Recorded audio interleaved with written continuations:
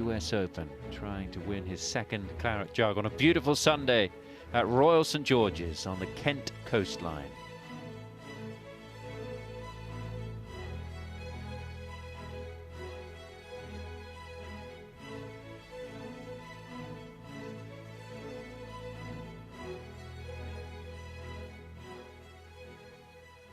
Go back out to the second, and Joaquin Niemann was fortunate. He saw his ball pitch in that left rough. It's really thick to the left and right of the second. There's a lot of spots out here where it's juicy. Slight downhill lie for Joaquin with his second, and that just didn't get any stop. Just looking at the weather forecast, Tom, too. I mean, at the moment it's northwest, so that breeze is to the right. It's going to change, right? Yeah, it's still not going to blow very hard, but Right. at least it potentially should switch to the east. It's going to go. Well, I thought it's going to go all the way to the south, I think, by this evening. So you're looking at what, 180-degree switch for the last few groups. And as we watch Schauffele here, it's going to move as they play the final round. Yeah, well, if it does, that means they would obviously play, you know, if they turn and play 15 in, or 15, 16 will be then left to right, but 17 be back into the breeze. 18 will then be a left to right breeze, which that'll be very different because they've had it the same direction basically all week now. It can be a caddy's nightmare because as the wind switches, it's not going to be the same as it was on a previous hole or two where you've made notes as this is the way the wind is blowing, right? Oh, Adam Scott tried to catch that ridge and missed it. Mind if it landed hard on that ridge, it might have gone off the front edge. So the tide changes 12:25. Okay. So is that when the wind starts to switch? It kind of did look like that on the that's good. the forecast. That would be. Well, there we go, across the golf course. So I just noticed that how that third, because they've been playing the third basically into them left to right all week. And that was looking like it was a little down. Here's the fourth. Himalayas, you can see what Bryson's gone left. Semi-blind tee shot, they can see left edge, and you know you've got to fade it, get it over that right-hand side as far as possible. Even though the right-hand cut is a great angle. Flag pushed all the way back right corner, you know, guarded by fall off, all down the right-hand side of the green. 85's playing. 85's playing 75. I think it's probably just a little over that.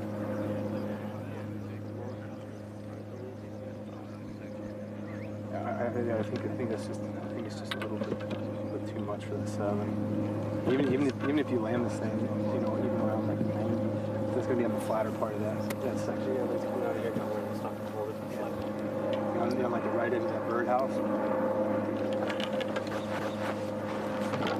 So Nick, you're right. Third hole is playing downwind, which means this one is also downwind for Reevy. Decent lie in this first cut. Sounds like he's allowing for about 20 yards of bounce here. Good. We're going to get our first look at, if the greens have firmed up a smidgen, this one will be, that's going to be a good shot. That'll be a good play. Just if you just go off the back edge, I would take that. It's much better than messing around with anything at that front corner.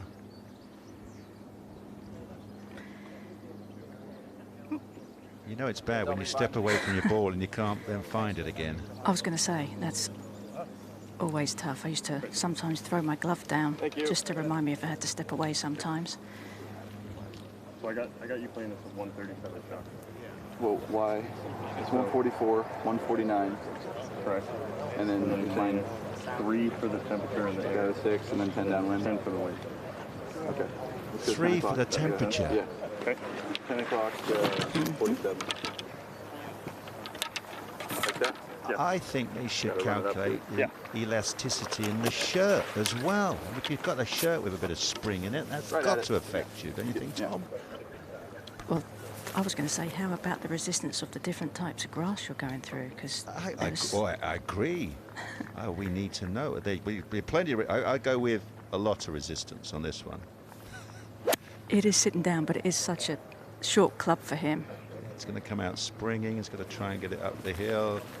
And it's, wow, look at this fella run. Well, there we go. That was that. That's nearly 40 yards of run. So that's Royal St George's is coming alive. I need to bulk up a little more to have my shirt hold me back. To feel your shirt so you flexing. can, Well, yeah. yeah. Yes, I think you do. Yeah. English with his second at the first, playing alongside Jonathan Thompson, who's knocked it into the greenside bunker.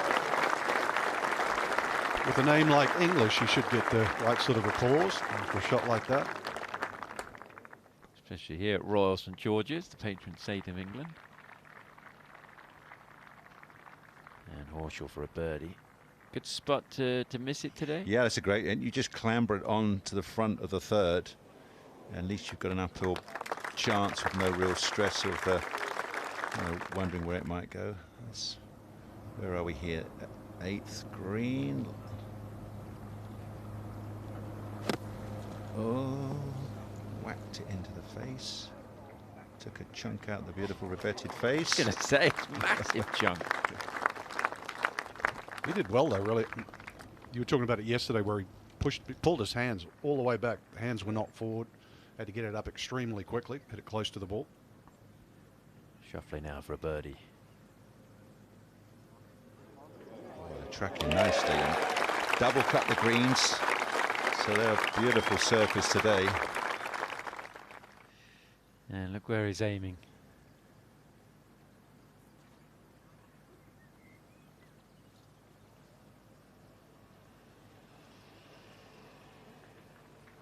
He can have enough pace to get down to the hole.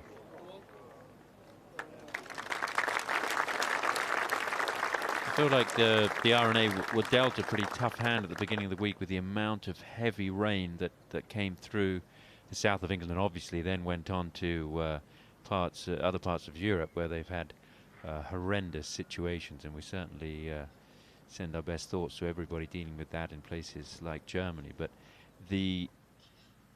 now you feel like they're getting the golf course to kind of where they want it to be. Yeah, they were fighting for a long time. We wanted to get the rough nice and wispy. So you've got long fescue, but it's kind of playable. And after 2 months of rain, they've obviously got a good 6 inches, even to a foot of green, thick green. Shambo's third. Obviously quite fancying that one, having taken the flag out.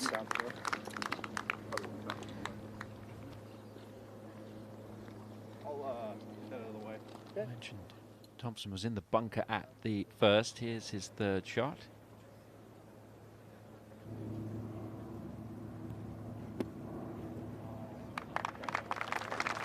What a great week he's had with the hole-in-one, and now he's chipped it in on the first. And a big roar, not quite as big as it was at the 16th when he made that hole-in-one on Friday. And he said after the round he thought his phone had broken. There were so many messages that came through, and just a wonderful week so far for him. Lovely, little lazy. Don't have to go thrashing away. You just use the absolute minimums on that one, wasn't it? Beautiful.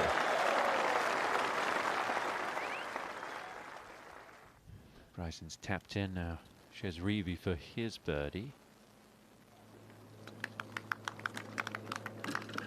Still haven't had a birdie today at the fourth. Only had, what, 15 players now with Reavie tapping in, playing this hole so far.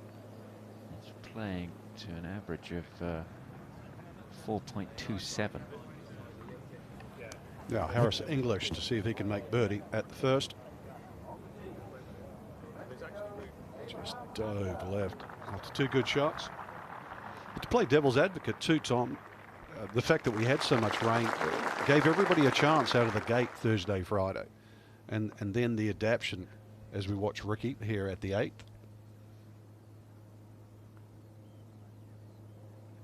Do you feel like links golf only suits certain players then, when it's playing firm and fast?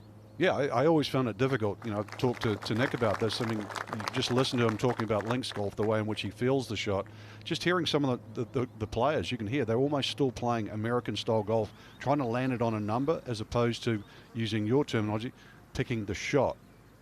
Yeah, it's very important. Obviously, you can do so much with one club. You can cut the ball against the wind, or you can ride the wind, so you get a huge disparity between what you're trying to do. So obviously, picking the right shape, understanding the slopes, what it's going to land on, that's very important. Sometimes, obviously, it's landing short of the green.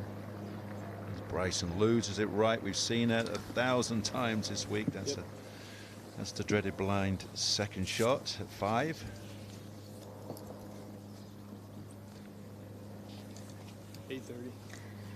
It is. I mean, down that right side, it is completely blind. Really do have to buy into your target and the club too, because even though a lot of these players are player by number, there's still an element of feel involved, and if you don't buy into it, it's almost impossible to hit a good shot.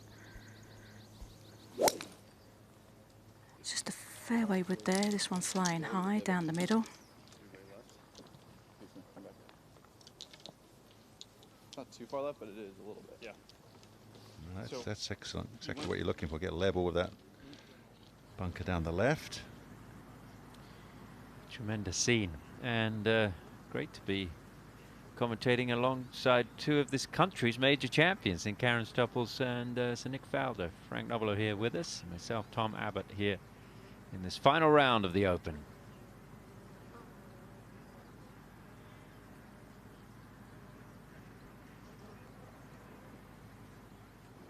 McIlroy getting his day started off in just over an hour's time.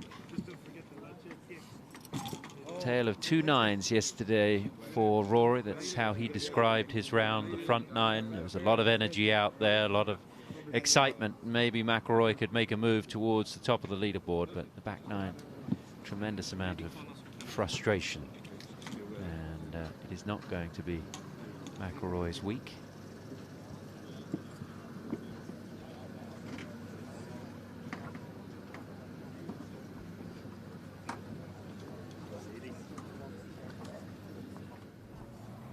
Now at the first, after a good tee shot, Abraham Ancer. See if he can hit one close. This has been very gettable so far, especially off that little upslope.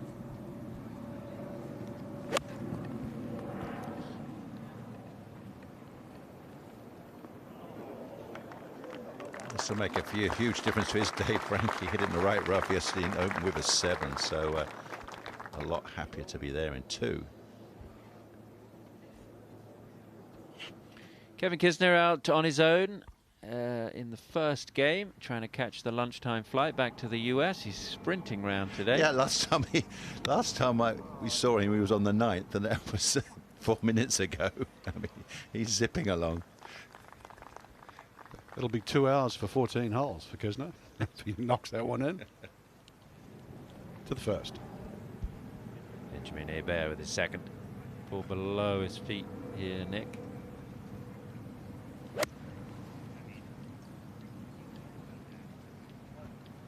Sometimes quite nice to be in that first cut. A little bit of softness under it, but you can see if you, gosh, you just land it on the wrong spot, catching these subtle little down slopes. That's the best you can do. Here's the 25-year-old from Rotherham in England. .69.65 to qualify for this championship at Hollingwell. Finished second in the qualifier. There are 4 venues in the final qualifying, 3 spots in each. And it's still a tradition for this championship, but the qualifying has changed over the years with the qualifying series, but still that chance for club professionals, for example, to get in. They still get over 2,500 entries just for that through the various stages. So you pen landed 5, 6, 7 short. 5, 6 short.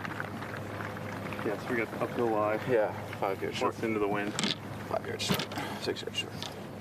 I like 6 So, short. okay, so that's 74. Yep. Then the wind. What do you I give wanted me? a 10 o'clock shot. Okay. And for -3 for all the temperature stuff, 171. And then what about for the uphill lie? It's gonna play like 12, 13 yards. Okay. What's that? What'd you get for wind? That's what I was saying. 13 in total. With For the wind and hill? yeah. 184. 10 o'clock 7. Oh, no temperature reading this time. Oh, I feel he hasn't fully prepared. I think he's got to concentrate more on this upslope more than anything else, and what you have to do to try and control the trajectory a little bit here. Otherwise, you end up ballooning into the wind. Down. The 10 o'clock shot. It's what, about 6 minutes past. It's a bit late for that one, but it worked out okay.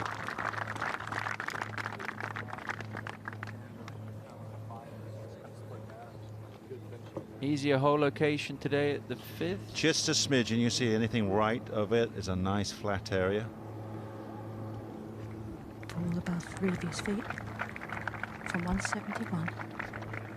Anything left, not as good. Clean strike there. Safely into the middle of the green, and a couple of birdie putts to come from this 2-ball.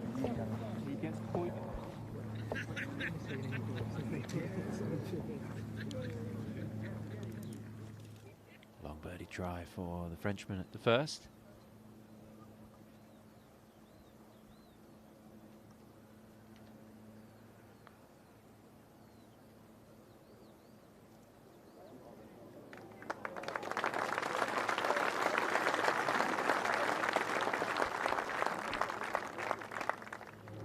English with his second to the second. When you're out of contention at a championship, obviously there's a lot of money on the line here and world ranking points, but what are you trying to accomplish on a day like this when you know you're not going to win? Yeah, when you're out of it, when you at a major, you're definitely still trying as hard as you can, because you never know. If you had a 64 or something, boy, you'd leave here thinking, well, that was great.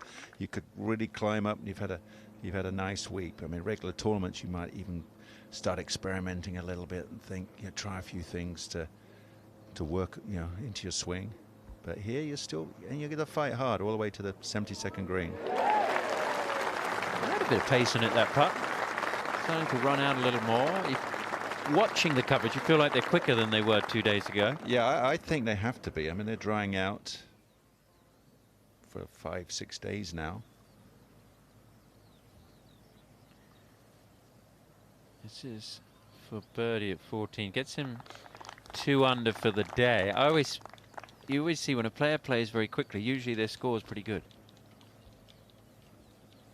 It tells you something about needing to spend tons of time figuring out every single shot. Well, this one's going to be hard to figure out for Lynn. Up and over the hill. Does it break? Does it go in? He's still got a shot at the low amateur. Started the day 5 back from Schmidt from Germany.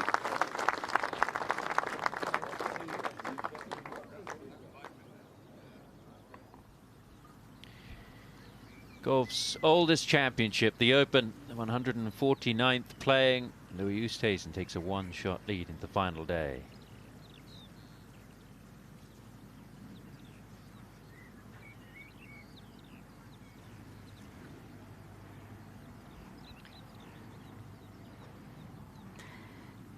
Reevy here, a little downhill towards the hole, and I mean, this is a great opportunity for him to try and get one of those shots back that he dropped at the second.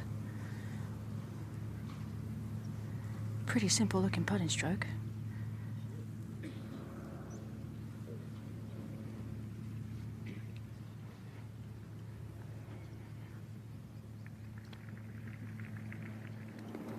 Rickie Fowler has this for a birdie. Nice approach in here at the 9th, battling to get it back to 4 over.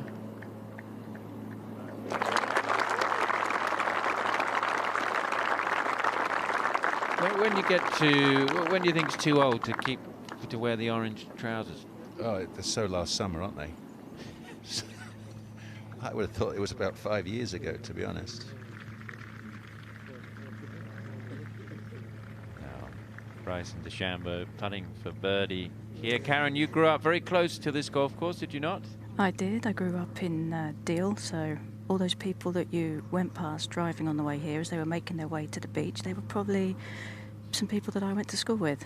That was always the big thing. Head down to the beach as soon as the sun came out, even though it is pebbles. It's not very comfortable. But Bryson should have a good idea on what this putt will do from Reeves.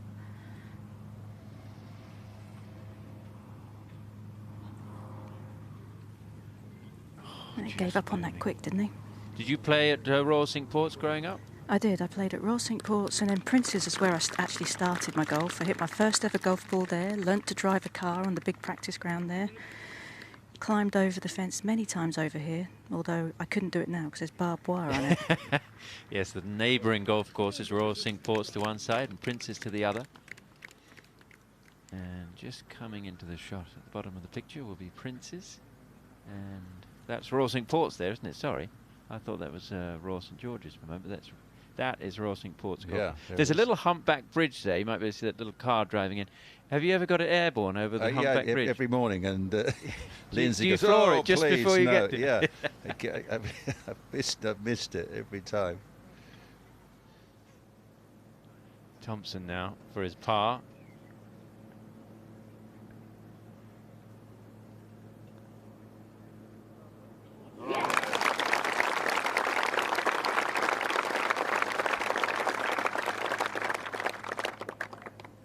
Man who plays his golf on the Challenge Tour, so this is a big stage for Thompson. Now Adam Scott for birdie.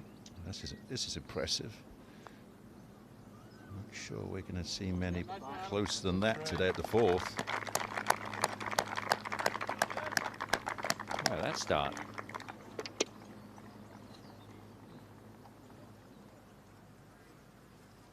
Now Harris English for his birdie at the second.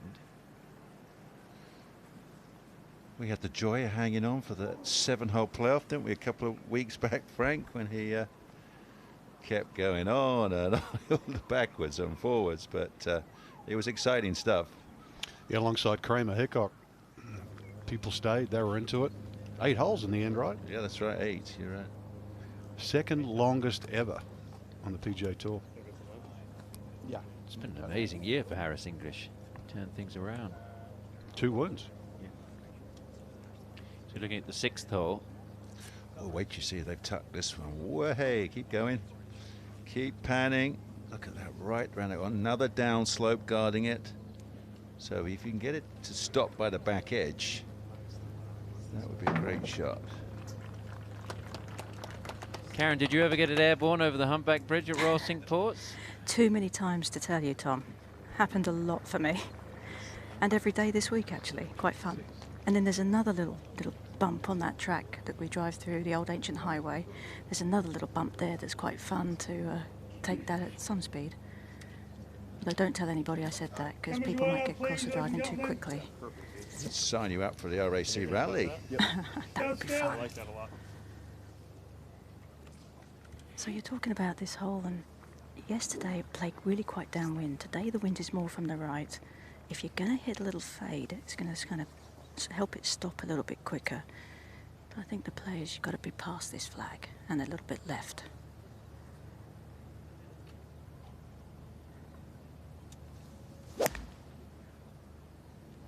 Go. This is really high.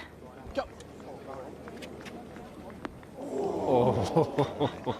Only just.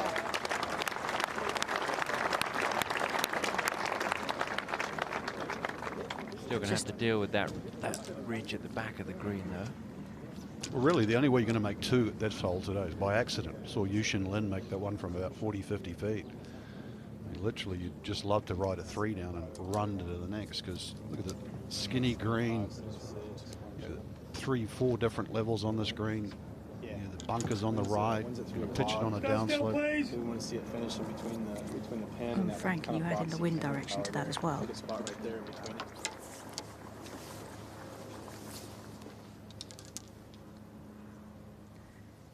And this is a 9-iron. Really?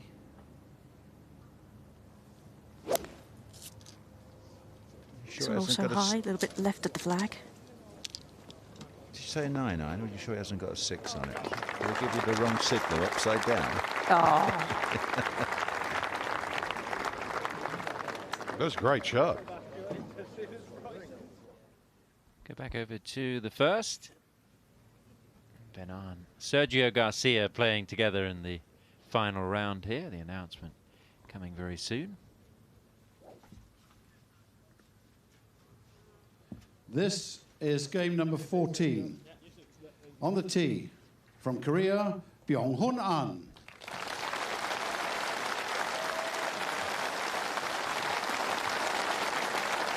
Benan had played quite a bit of golf on the European Tour before focusing more on the PGA Tour. So familiar with golf over here.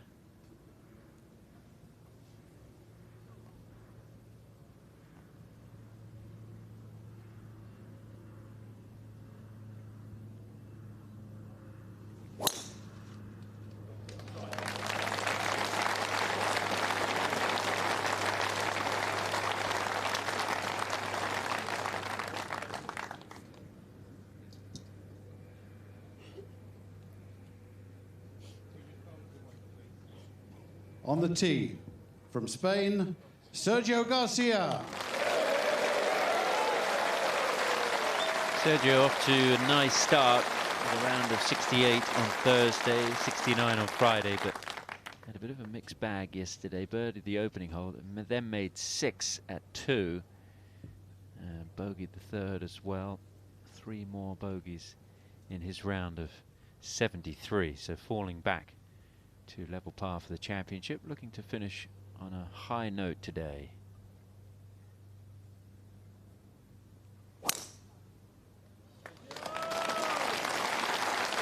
Kind of a signature for Sergio, the re-grip, fiddling around.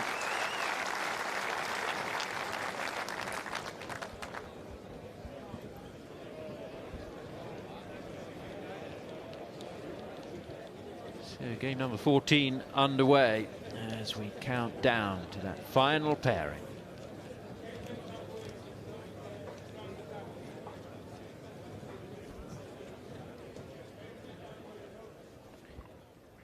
Up ahead on the first, Armitage had a birthday on Thursday.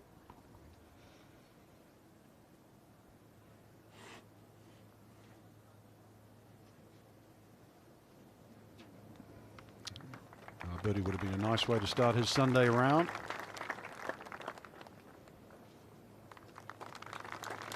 Leaderboards have changed over the years here. Not too long ago they were all manual. Now it's just the 2 on 18. Sit proud, rest are electronic. We'll go forward to the 6th, the par 3. This putt here for Bryson is going to move a bit to the left, but in his feet he's going to feel it want to go to the right. So initially a little bit right and then back to the left.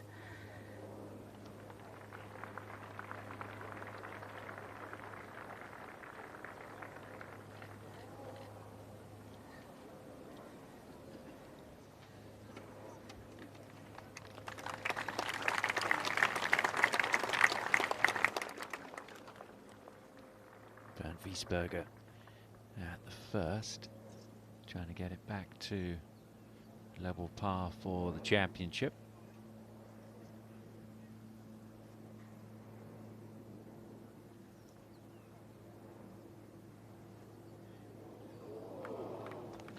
Man who's had great success on the European Tour with 8 wins in his career, going all the way back to 2012, and then successfully defending this year in Denmark. Nick, the signal was for a 6. My interpretation was incorrect. Happens sometimes with me. This is a great opportunity here. I'm not sure too many people will be able to get it too much closer. Should break left.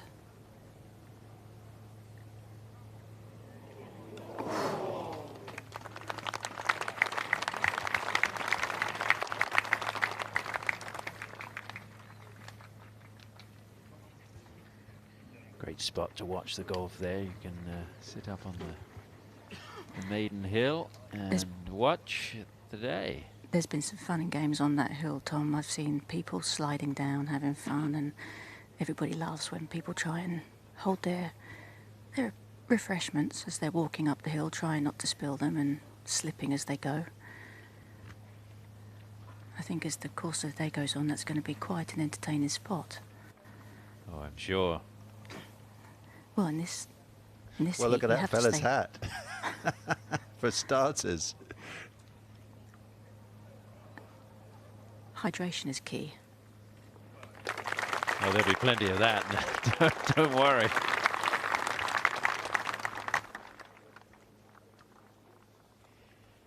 Solid start for Bryson.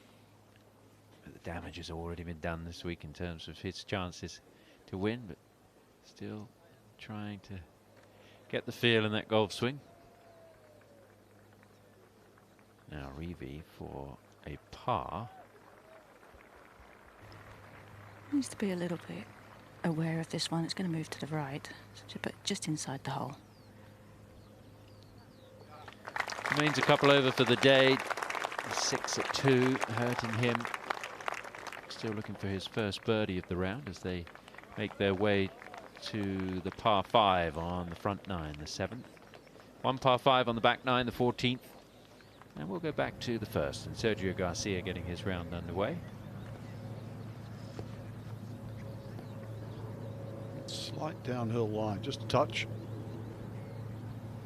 But I see the amount of loft on this club, so it's one of the wedges. Just shot out a little right. Not too bad.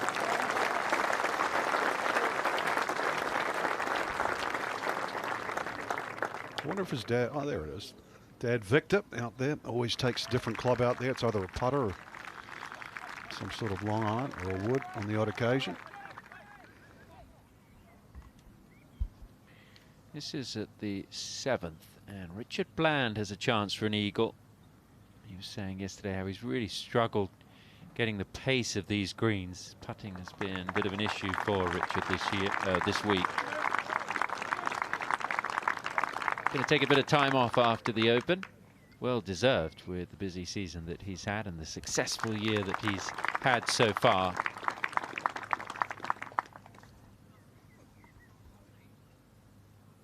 Now back to the first, Bernard. He and Sergio actually played together yesterday.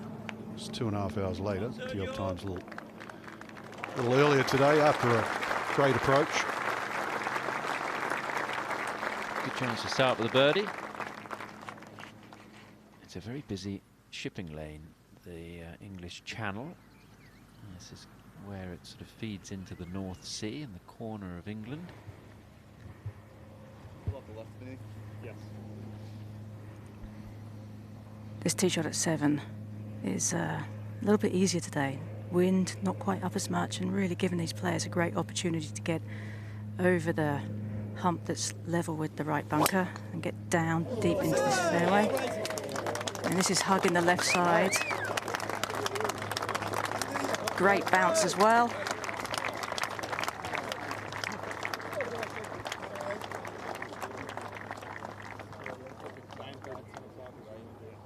Quiet, please. And even when we've seen Bryson with the driver, he's not giving it the full Monty. It still looks like he's trying to swing within himself a little bit, even with the club. Reeve.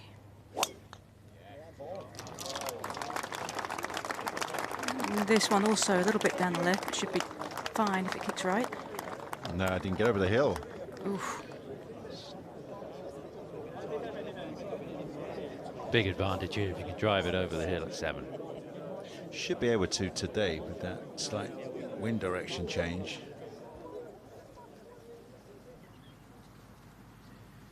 First page of the leaderboard, 2:35 local time. The final pairing will head out onto the golf course, and it will be a fascinating watch.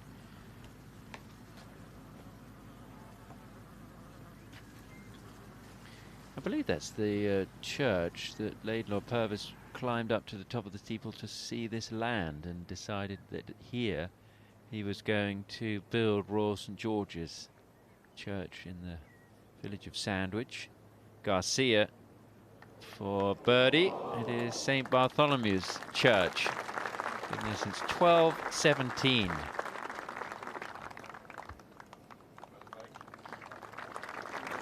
Does that make it a Viking? Is that the square top? The square turret top? I believe so. Yeah, I Brendan Steele, 3 under for his round so far, his second in the night. See if we get the right bounce. And the roll. Keep going. Keep going. Chance to go out to 31. Now Banan at the first for a birdie.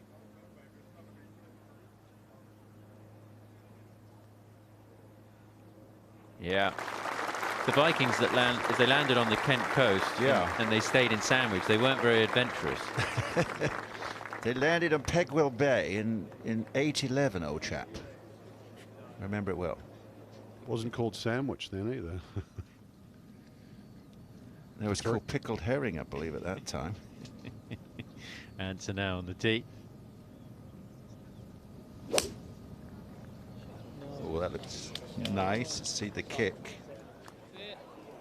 It's a feisty one. Will it go up? Don't you dare. Come on back. Here we go.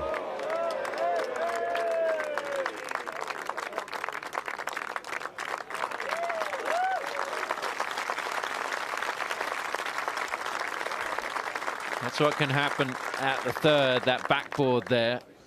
Usually you get excited hitting a wedge into a hole with a backboard, but when you're looking at almost 240 yards, it's a little bit different. Westwood off in just under 10 minutes time, just trying to get some feel there with the putter.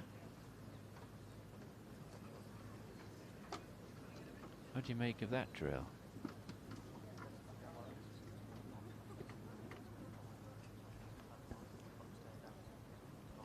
Well, it's kind of the opposite to what you then do with the claw, because the idea of the claw is to maintain your right wrist at the same angle. You don't have that little flip. So I guess he's just messing around, killing time, just warming it up.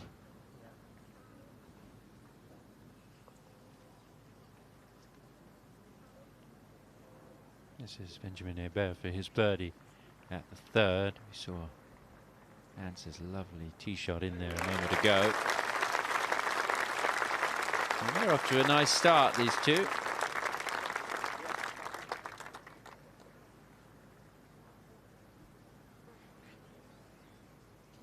Brendan Steele. This is a nice, good approach in here at the ninth. This is to get it back to 1 over par for the championship.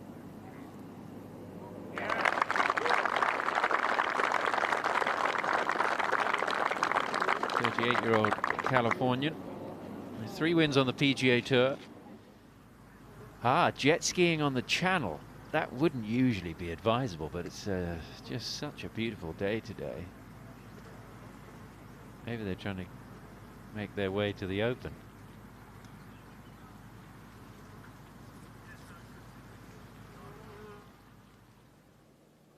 Answer for his birdie now at the third. Got a feeling this could be the only group. He had that for the half.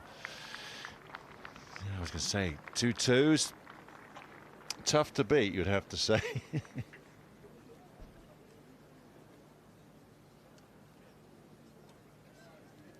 When you get a day like this on the links, you feel so fortunate. I agree, it's gorgeous. I mean, there we go. The fans are here, they're loving it as well. That's the hospitality area, all the good old fish and chips. Got the merchandising tent as well. Was doing a roaring trade yesterday.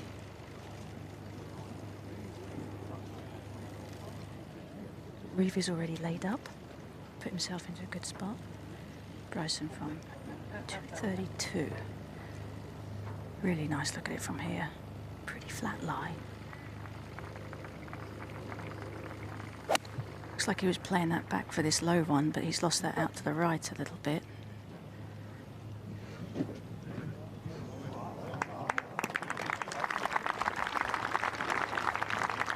Going to give himself an eagle try.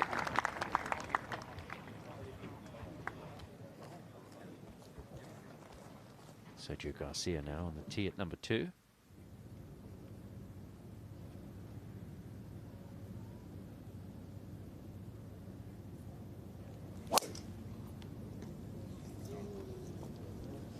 A few groans from the folks standing behind him there, and we saw Joaquin Niemann get away with it, and Sergio's kind of gotten away with that one. You can see a lot of the golf ball, but he won't know where exactly that is. Oh, Jack Senior's hit it in the thick stuff down the left at number 1. Yeah, just chopping back into play. Literally, oh, that's still in it. Make it to the where it helped. Just avoided the dreaded thick stuff. See how quickly that just turned the club over.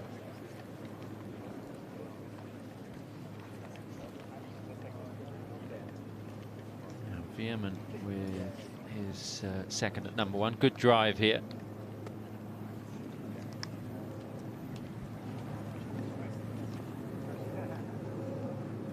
Wow. Yeah. 1.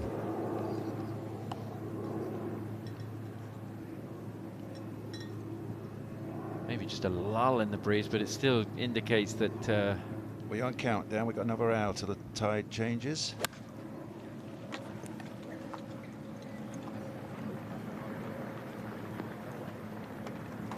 but it's going to be a gorgeous day out there, that's for sure. There's a busy day of sport here in England, as you mentioned earlier, Frank, of the British Grand Prix, which is a big deal in this country. They said they might get 100,000 people out at Silverstone today. 120 they've got. As Westwood makes his way to the first.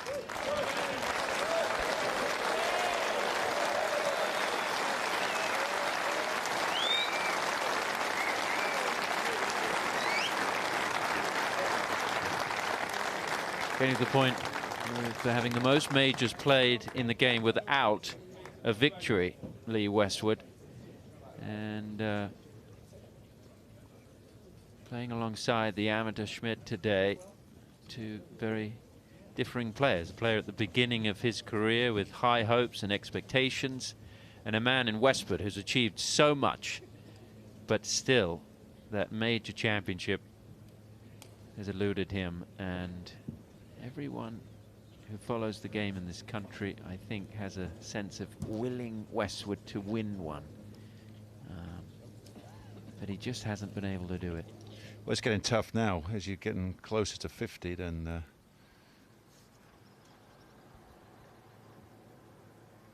so stopwatches at the ready. 2 hours 30 minutes. Well, they have a tradition here at Muirfield as well, Royal St George's, where they play a lot of foursomes, obviously. And you play for 2.5 hours in foursomes, alternate shot, for those of you that know it in that way. Then you go in and have lunch for 2.5 hours, maybe a couple of bottles of wine. And then you come back out and play another 2.5 hours for foursomes. If you can remember anything. Foursomes are always quicker, though. Here's a man that's pretty good in foursomes, Garcia. His record in the Ryder Cup. Oh, lovely.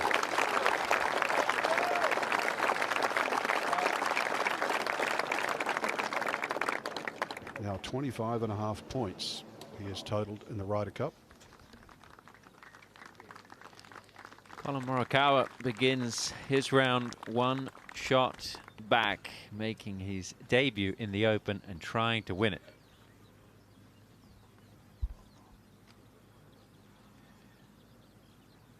Which is exactly what Ben Curtis did when he won here in 2003. It was his first appearance in a major championship. And it was a surprise victory, that's for sure. We will write another chapter in the history of the Open and the history of Royal St George's as the day unfolds here, as Lee Westwood gets ready to play. It's been problematic this week, this whole slight dogleg right par 4. If you took a straight line down the left side, 322 yards to run out. Just majority just continue to miss this to the right.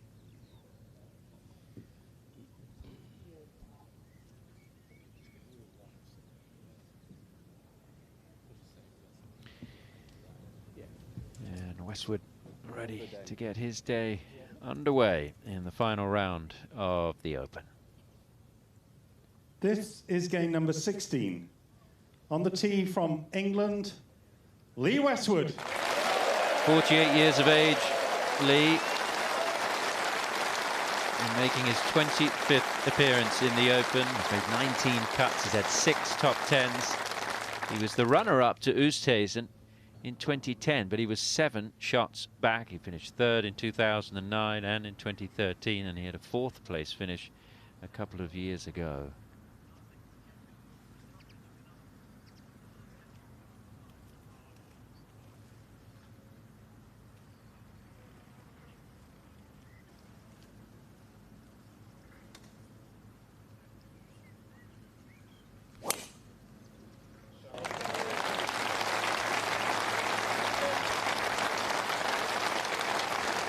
Oh, it's a beautiful tee shot.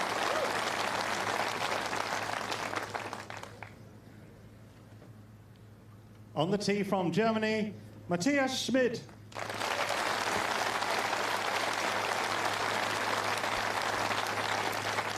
Matthias Schmid has been very impressive so far, finishing up his senior year at the University of Louisville, and now on one of the biggest stages in the game. Played in the Arnold Palmer Invitational, played in the European Open, the US Open and the BMW International Open this year. Made the cut in Germany there, finished tied 14th. And he's made a cut in the major now with an incredible round earlier in the week, 65.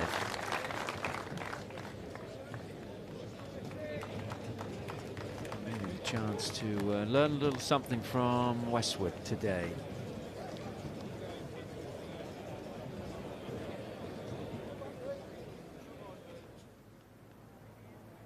Jack Senior has missed his par putt here. Still has a bogey putt to come. Now Veerman for birdie. Going back up the hill.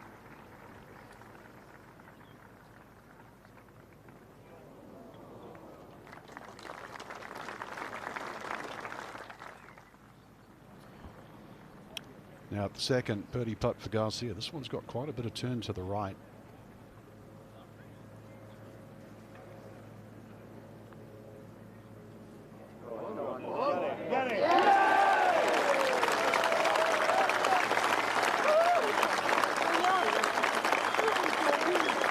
Birdie of the week for Sergio, but just too many mistakes out there for the Spaniard.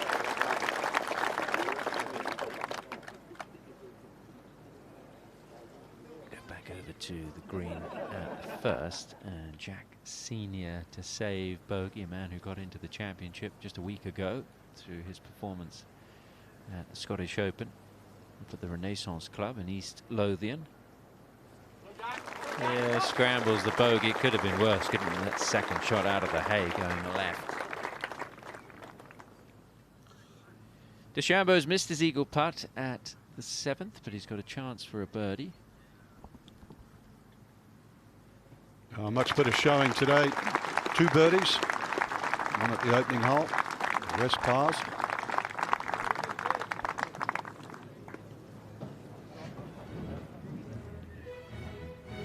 So we're just under 4 hours away from the final game going out onto the course. Louis Oosthuizen and Colin Morikawa here in the final round of the 149th Open at Royal St George's.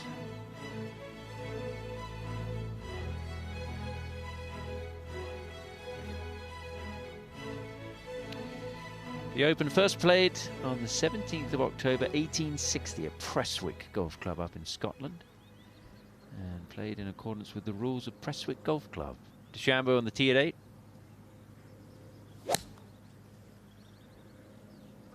Digging it out, that bad lie on the tee. Wasn't the prettiest, was it? Make the game hard for yourself and you give yourself a bad lie. Oh, gosh. Just following up on the Hogan discussion, good friend of mine, Mike Clayton, was saying it was actually Merion where Ben Hogan, it was a 7-iron he did not put in. There was no 7-iron shots at Merion. Mike Clayton, of course, has become very well known in the golf architecture world. He's excellent. Reeves tee shot at 8. Yeah, a couple of bunkers down the right. And actually, they're going to turn back slightly into the breeze, so 8 would be playing very different today. It's barely a puff, though, isn't it? Yeah, it's only you're out of puff after all those candles. I mean, it's just. Well, with COVID now, you know, the government said you're actually not allowed to blow your candles out. You have to just suck the air in. Oh, they must be still burning then, if that's the case. You could start a forest fire. Do you realise that? Well, they're all spread Yeah, around. but all the trees on this golf course, Frank, we're safe. We're starting any forest fires here. Well, Westwood could start a fire. Whip one in close. Birdie the next. Never know. You got it. Starts here, right? Correct, Frank. This is the first. I'm feeling a 3 here. Oh, it's a good strike. Oh, wicked kick away from the flag.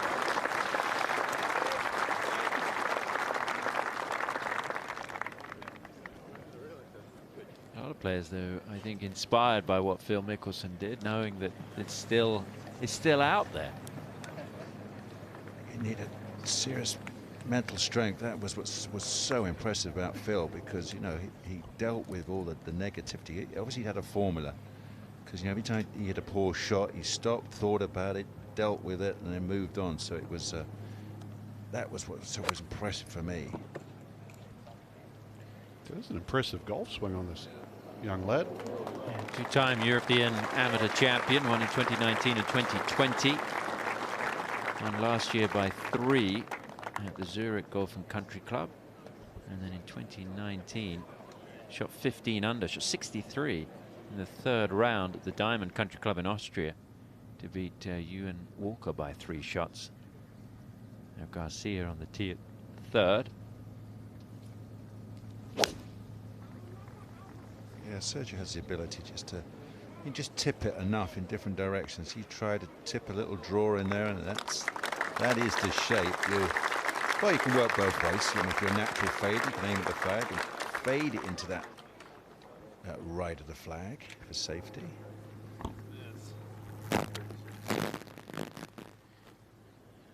DeChambeau getting ready for his second shot. Karen Steffels texted me. We were talking about 2.5 hours, 2.5 hours, 2.5 hours. Here, foursomes, lunch, foursomes.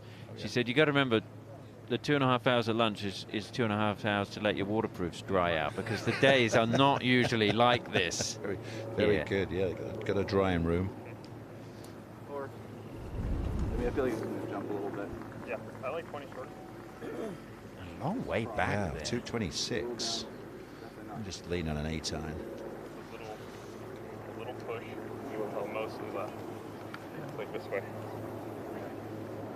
I'm going to try and do a little bit of a cut there. So. Okay. So we're taking 20 off that number, so 196. For land and jump. 196 shot. I like, no, 1037, because then I'm trying to run it still. Perfect. I think cutting and landing it right on the right edge of that 8 tower is perfect. Yep. 10:37. Do you think he's got the train times as well? Does a lot of clock face work. This is what he talks about. How, you know, imagine 9 o'clock is parallel with us, 10 o'clock a bit longer, 11 o'clock. So he's trying to feel. That's what he does. Tries to feel using the clock face for the length of backswing. That knuckled. Sit down. That means it's come out hot. And he's going to get a beautiful kick to slow it down. You'll have the train times figured out at Troon for any wake turbulence from the train going by that might affect the golf ball Velocity, in the air. quite agree down that 10th and 10th tee. What are you guys talking about? Sorry.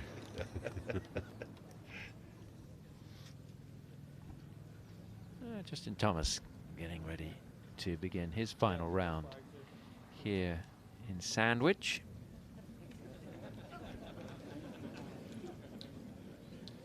This is game number 17. On the tee from the USA, Justin Thomas.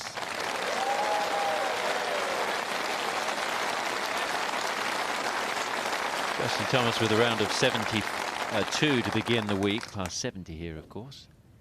And then bounced back with 67 on Friday, over par yesterday, a double bogey on the third, and then turned things around with 3 birdies, but made 2 bogeys over the last 4 holes. So back on level par for the Open. And look at that temperature, 26 degrees Celsius. If you don't use Celsius in your home country, you're getting close to 80 degrees Fahrenheit.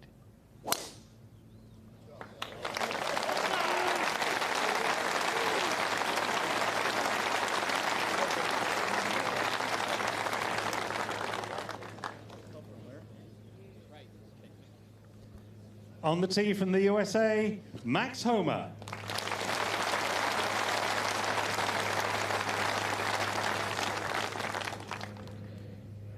Max started the championship with a double bogey on Thursday on this hole.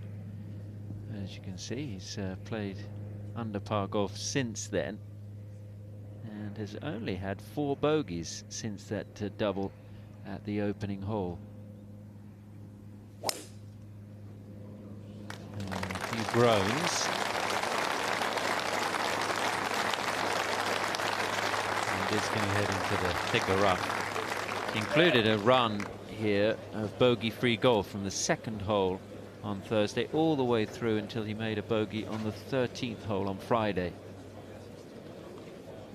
So Justin Thomas and Max Homa heading out for a beautiful day here at Royal St George's.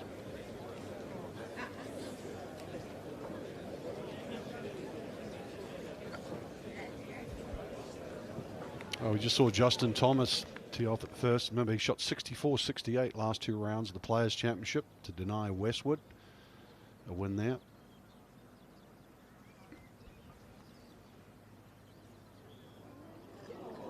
Yeah, Lee had that incredible run, didn't he, with the performance at Bay Hill.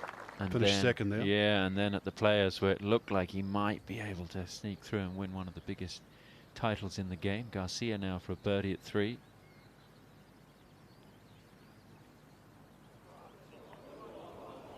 Yeah, it took a great performance by DeChambeau to take him down at Bay Hill. Obviously, Thomas, that stunning weekend performance. TPC Sawgrass. I thought it showed the character here as you watch Garcia tap in of Westwood, that he had made a commitment to play the Honda Classic, and he knew that he was out of steam. His game was not going to be there. He took his son to go and play Augusta National on the Monday and Tuesday of that tournament week, then jetted down to West Palm Beach, and but he said, you know, I made the commitment to be here, and I'm going to honor it, even though, you know, I'm pretty much exhausted from those 2 runner-up finishes. And just kind of showed the kind of guy he is. This is a birdie at the first for Schmid.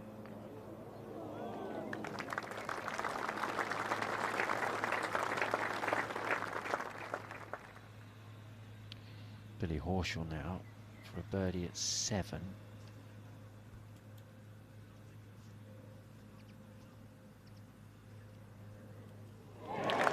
Yeah, caught enough of the hole.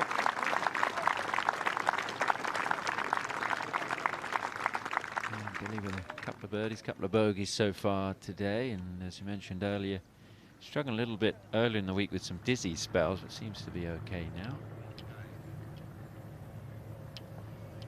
Jack Senior, the 2nd at the 2nd, looking to bounce back after the mistake at the first.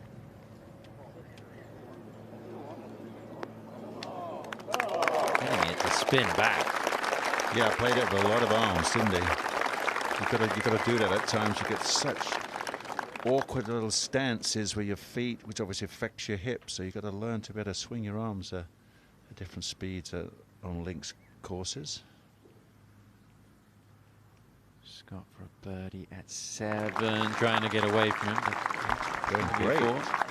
It was a good camera angle there. You could see the top of the grip was at least an inch away from his chest. So cannot anchor if you're using that method. Can't touch the chest with the top of the grip. There's the 1st and 2nd. As we zoom into the first.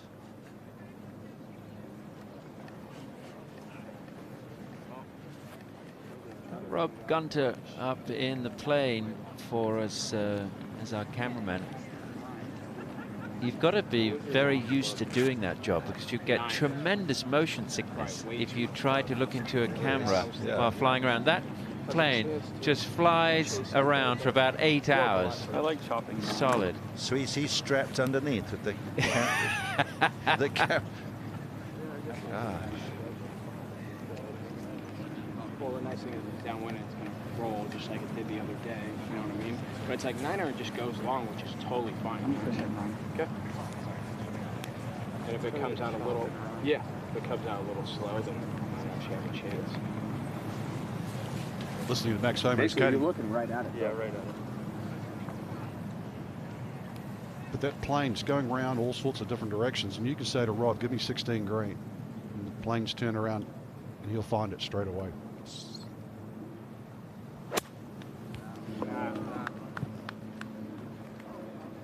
So when I first played here, you thought those 3 bunkers at the front of the green are too far back. But as soon as you touch the rough, how do you get on the green? You've got to fly those bunkers onto a downslope, and that's exactly what happened. So it's, you know, beautifully placed, those 3. And they've actually tweaked some of the greens too, brought them even closer to the front to sort of garner a few more hole locations that are even closer to those now. Justin Thomas with his second. Yeah, lovely. Right on the high point.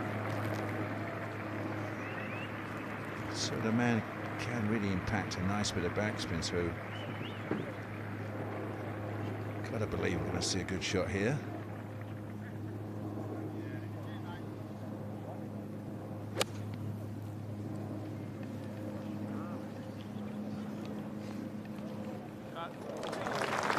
I had the chance to play hickories for the first time earlier this year, which was a great experience. But the one thing that I learned was it gives you an appreciation for the way these old golf courses were designed and the way they used to play the game back in the old days. And boy, do you have to swing with tempo, don't you? You pull down too hard, your time is completely gone. That's why you have to wait for it. Missed opportunity there after a bit of fortune from the second shot at 8 for DeChambeau.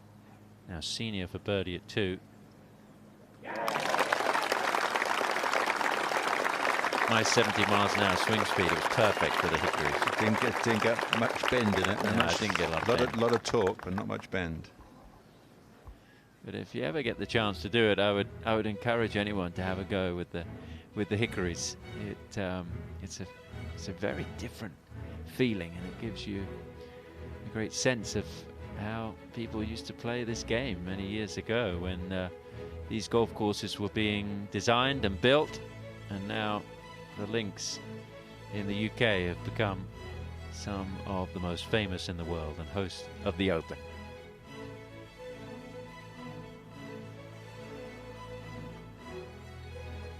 Take you through some scores as all of these players begin to get ready for their final day. Some of them will be watching the coverage here. Others will want to keep their minds clear and be focusing on the job at hand, because as we get down a little further, you may say the chances are gone, but the likes of Brooks Koepka would love to throw in around in the low 60s, maybe put in a record number today and see what could happen.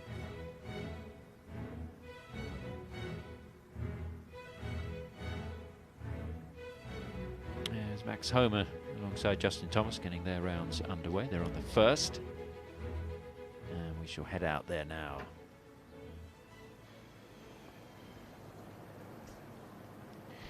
As opening holes go, where does this rank, do you think, in difficulty at an Open? I think it's pretty up there. I mean, Birkdale is pretty harsh, isn't it? It's extremely narrow between the 2 bunkers, left and right, and like the saddle of the dunes. But this one, as we've seen this week, you know, anything left, anything right, the rough is obviously the major hazard, and always having a forward hole location, so they're landing it on a downslope. So this is up there. It's got their attention. It's an awkward start how one as we're seeing, 2 turns hard left to right, and they've played it, so right to left on a left to right wind 3 days of the week. And then we've got the pretty brutal third. 4th green is really awkward, and then 5 has really sprung up this week to being one of the real toughies. So you finally get a break down 6 and 7. Zayden Hurt has been announced on the first tee as he gets his day underway. 68, 72, 70 over the first 3 days for the South African.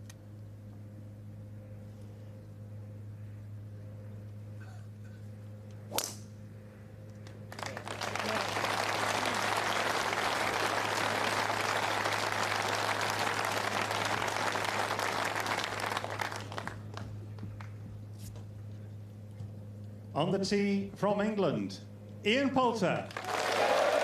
Always gets a big cheer here at the Open. Coming off the 4th place finish last week at the Scottish Open, and this his 19th start in the Open. 3 top 10s. Of course, 2nd in 2008 at Birkdale. Really humid this morning. You see from Poulter's worked up a bit of a lather.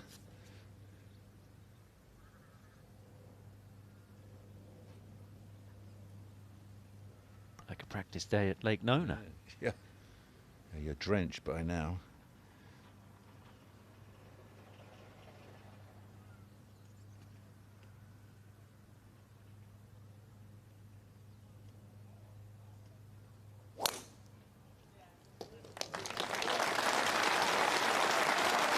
Poulter making his US base at Lake Nona in Orlando. Both of you. Well, Frank, you still have home there. And Nick, you lived there. Yeah, I lived there for a while. I'm on the north side of Orlando now, up in Winter Park.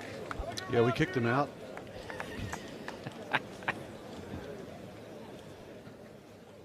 Now Thomas for birdie. Nice way to start the day if he can slot this home for a 3 at the first. No. Well, we could see the break from here. I'm surprised he couldn't.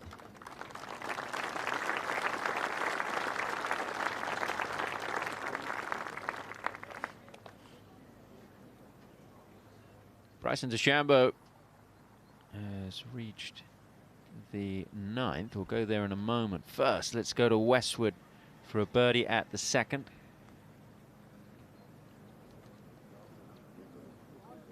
Actually, a question to ask, Nick, too. The Faldo series, have they been compromised by COVID? Because no, we haven't.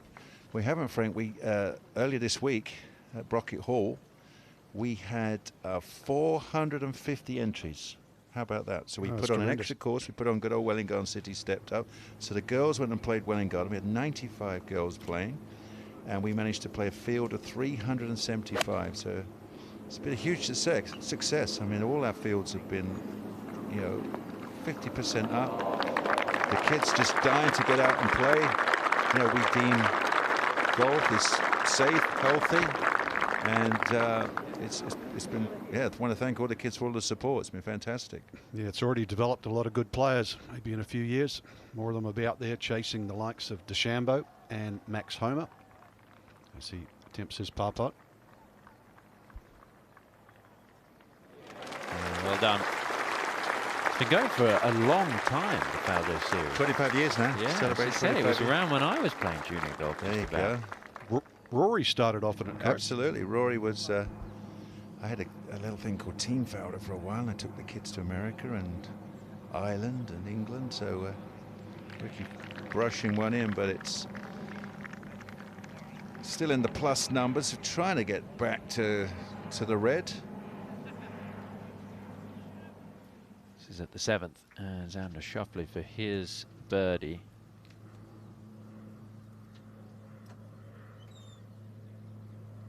Try and get a sense of how the golf course is playing today. So far, it's averaging 68.13 from the scores that have been posted. And bearing in mind, not all the holes have had much play. Kisner's the only player to have played the last 4 so far. As we go to the 9th, and Ches Reeves 2nd.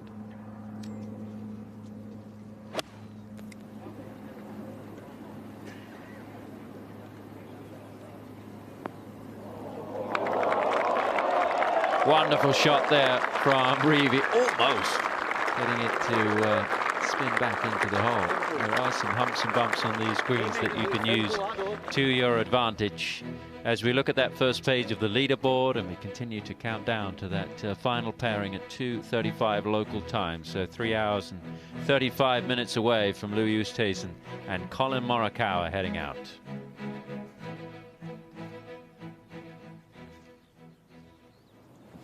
And as we go back out to the first, it's time to welcome back Alison Whittaker to the commentary box. And what a glorious afternoon it is. Oh, it's still morning technically. Been here a while. Second shot for Christian Bezuidenhout at the first. I've never seen so many short sleeves at an Open, Nick. With golfers' tans on them as well. Yeah. It's a fantastic day. I mean, anytime England gets up into the 80s, close to the 80s, that's actually too hot for us because we don't have too much air conditioning. So just have to open up the windows, but it is a glorious day. The fans are going to love it. The players are going to love it. It's a kind of a, hope you have a great day on the golf course, inside and outside the ropes. It's a special memory, this spot of England. The front of that track, the left track, which is where you're going, is level with the front of the green, right? Which is I think this is right. I think you got to do this, mate. You're just hitting the other one too hard. 42 pin. Yeah. Okay.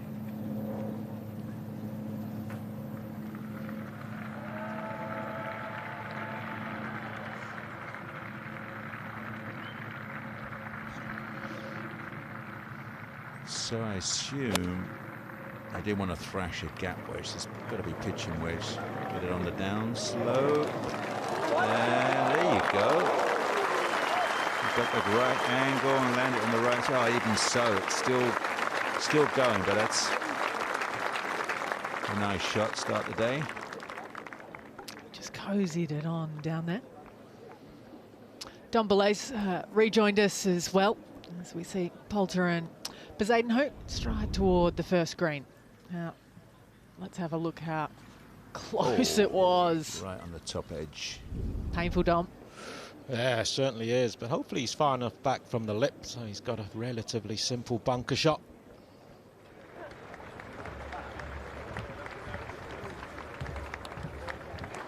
Yeah, Roy's got a bit more spring in his step today. Got the wind knocked out. It was going great. 4 under through the front nine. Hit a magnificent shot into 9. Really brutal hole location. Made 3 there, but then the bogey 4 on the 11th, in his own words, said just knocked the wind out of his sails and came back in 3 over, which was a shame. Just has so much more spring in his step when he's playing well. I was talking to a friend of mine that's a journalist about it last night, and I'd love to get your thoughts on it. That, you know, you talk about priming in sports. You see someone like Eri Jutanagarn who smiles before she putts every time. You know, whether he could use that body language to try and spring himself on. Do you know, the only thing I could offer is when you're on the golf course and things aren't going great, is to play. If you imagine you're playing one hole and it's a playoff, then you'd never get down on yourself. Of course, you want to hit it down the fairway, but if you neck it in the right rough, you're not going to go, oh, you're not going to have a tantrum, are you? Like, okay, right rough. And then I've got to get it up to the green, and if it goes long, doesn't matter, I'm still in. So, you know, as we know, this game is totally mental. So you've got to just, in more ways than one. But that's sometimes a good trick to get you in the now time rather than, here we go again. I've seen this and felt this before. Birdie miss there for DeChambeau. He's still 2 under par for his day. And it's Rory McIlroy up alongside Sam Horsfield, the American-based Englishman. And with the new scheduling now, it's a long wait for the next major championship. It's now 9 months, isn't it? Whereas before it was only 8 months before. So still, for McIlroy chasing the Grand Slam at the Masters.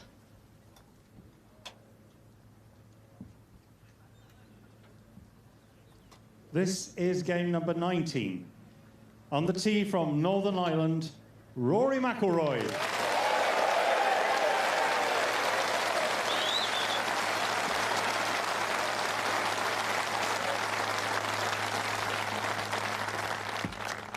winner at Hoylake in 2014. You can see pretty consistent rounds of 70, 70, 69. Made the cut by one on Friday, went one better here on Saturday. But he had us going for a while.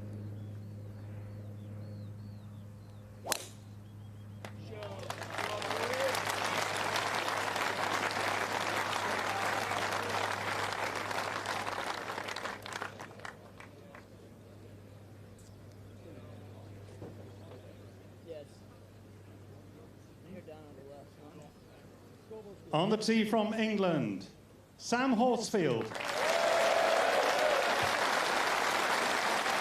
This will be a thrill for the 24-year-old. It's his first Open and out on Sunday with Rory McIlroy. Identical scores through the first 3 days.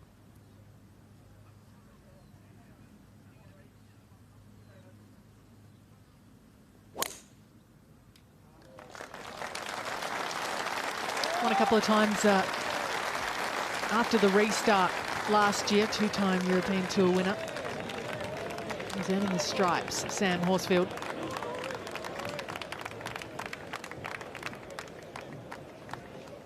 Made the cut at Kiawah Island. Looking to go 2 from 2 in the majors this year. They're up and running, and you'd probably think some crowds might go with them.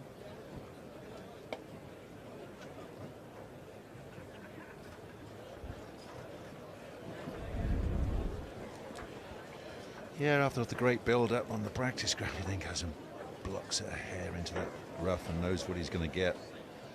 We've seen it before. It's seriously athletic, isn't it? You like the changes he's making?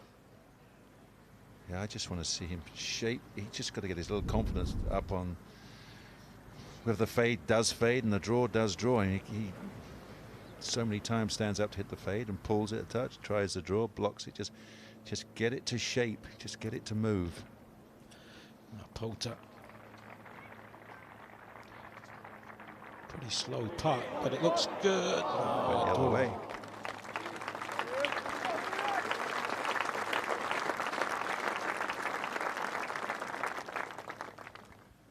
So an opening 4 for Ian Poulter. That's the third, the par 3, pinned down on the front left today.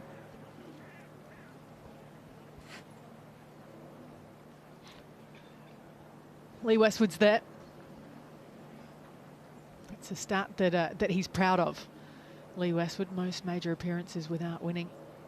Tied with Jay Haas at 87. He said that means I've had a really good career. And I've been in contention a lot. Said that before his opening round on Thursday. This for birdie.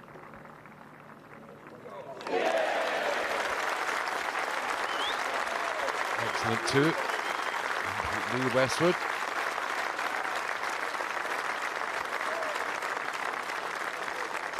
Very close to making the Ryder Cup team this year. They will be considered by the captain, Harrington, for sure. Well, didn't hit a particularly good bunker shot. That's a good 15 feet, maybe a bit more. Oh, that wasn't anywhere near it. One of the most consistent players. Hasn't missed a cut all year. Now, Ricky Fowler, not far from the OB. It's going to go a little old school, a little bunt and run.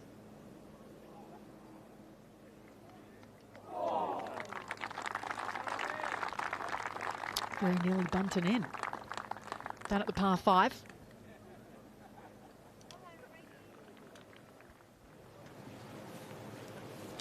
Back down with Rory McIlroy at the first. Yeah, hands on hips. You can tell he's not happy with that straight up. You know, oh, because he knows, yeah, he can give him a stiff neck, the thought of it. He knows that the best he can do is get it on the back of the green.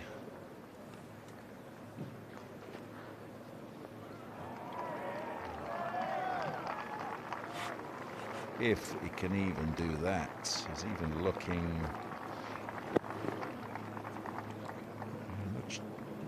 I'm not sure exactly where he's. Maybe he's just waiting. Sam.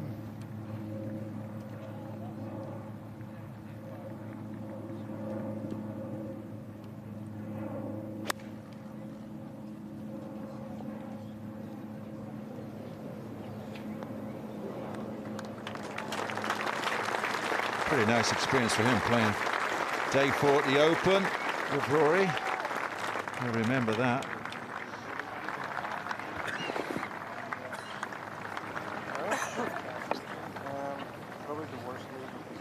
He has to avoid the cross bunkers here, that's imperative. Yes.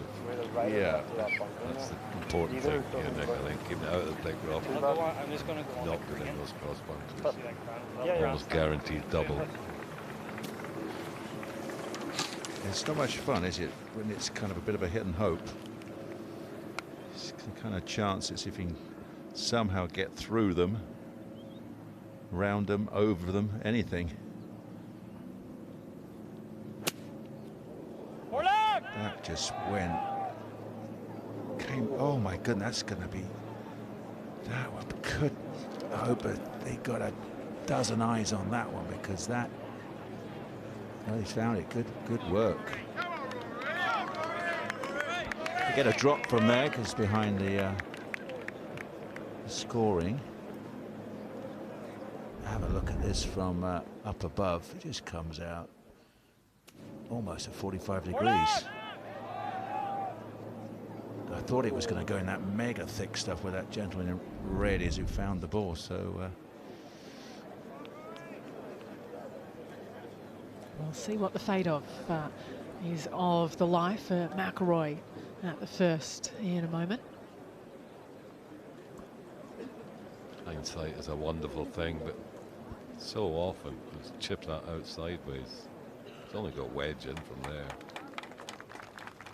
Anyway. Yeah, it's just tough to put the reins on yourself, Sam, isn't it? When you've got a wedge in your hand, you think, wasn't expecting that was going to happen. Pulch has to throw himself at this one to get it over the bunkers at 270. There you go, beautifully done.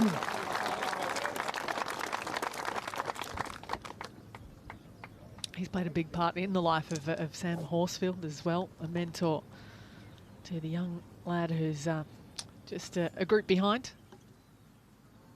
Up ahead on the 4th, Westwood with the driver.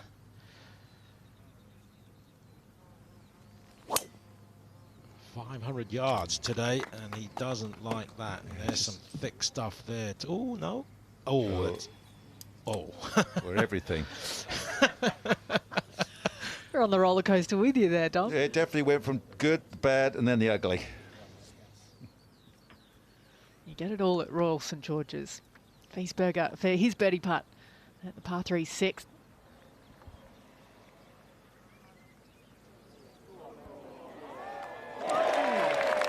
There it goes. A bogey at 2. Gets the shot back there just 4 holes later.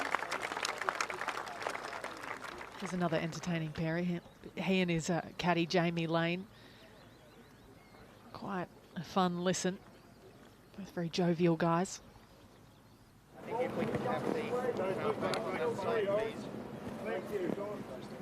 Back down to 1. Goodness. Wow. Well, assume we've got. Yeah, he's going to come round, fortunately. It's for the immovable obstruction, the scoreboard. So our man here for our rules from the R&A is David Bonsall. Can you talk us through this one, David? Yes, I can. The leaderboard left of the first green is a temporary immovable obstruction, TIO in our terminology, and he's able to go to the nearest point where he has no interference, and then we have what's called a one club corridor, and he then drops in the next club length away from that corridor. So he will have no line of sight interference at all from that leaderboard when he's playing to the hole. There you go. It's like the voice in our heads, David Bonsall, when we're in situations like that. What you don't appreciate when you look at it from the air, you think, oh, Rory, it's a flat lay. But then you see Rory's 6 feet down in a hollow. It's got to come over that, almost semi-blind. There's Mum and Dad watching. And unfortunately, Rory's got to land it, if he can, on a downslope.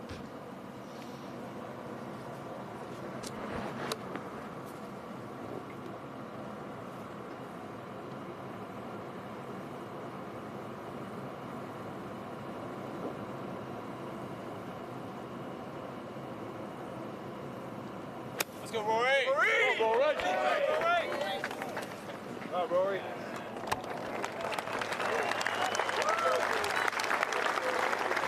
I just can't believe he's left it short of the hole from there. Fortunate drop. Able to get himself a way better line than where it was. It will be a par putt to come for McIlroy. This is Johannes Veerman. Doesn't get more difficult than this, is it? Downhill lie. Hopefully you know all about this green. Green's really getting like rock, but he's got it onto the up slow to slow it down. Oh, tremendous. That's pretty outrageous, to be honest. Yeah. Give a little pat on the back for that one. How did you do that one, Gov? He spent a lot of time in the gym over the last 6 months. I know that. His wife bought a gym in Houston, and he says he's been teaching there and doing a lot of workout himself. Yeah, a couple of hours of coaching there a day.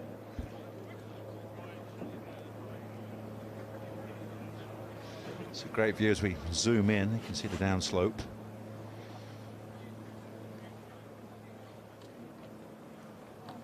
So it's probably the quickest putt Rory's faced this week.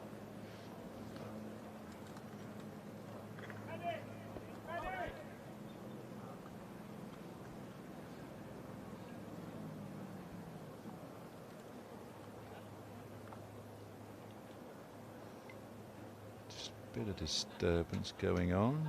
Just get settled.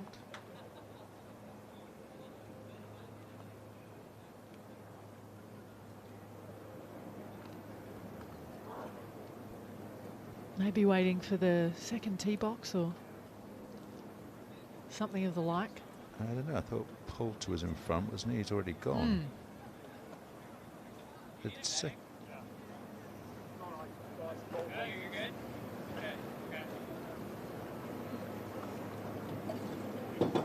Saying there, are you good? Maybe someone had fallen or not well. Very respectful of McIlroy.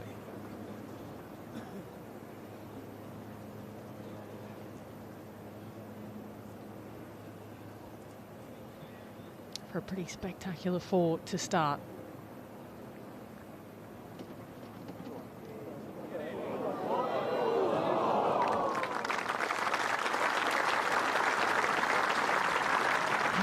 On head behind him.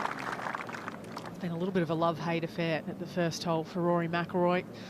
Birdie, bogey, birdie, and it will be a bogey again today. Chez Reavie. Couple over par coming up the hill, and then it comes feeds back the other way. Look at this. Oh, straight in the middle of the hole.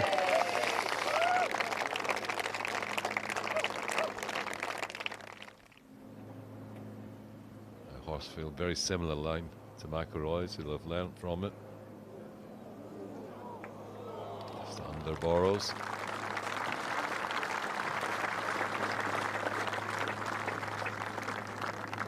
Wouldn't have played in front of too many crowds this size. Sam Horsfield. He's an established winner on the European Tour, but this is that's a bit of a notch above.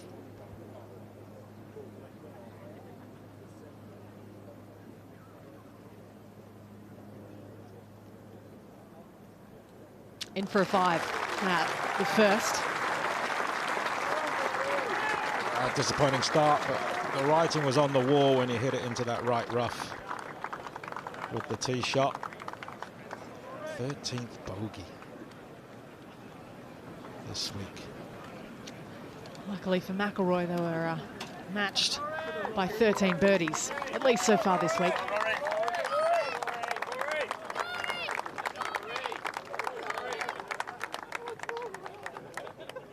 Great to hear the young kids out. So many of these players, you know, in their 20s, 30s, and a long way back as well. They came, they watched the Opens. Some of them would have caught the bug here. 134 left for Finau. Sand wedge for Finau. Oh, that's a beauty. Coming out the rough. He's done well to get it that close. Your birthday today, Nicholas?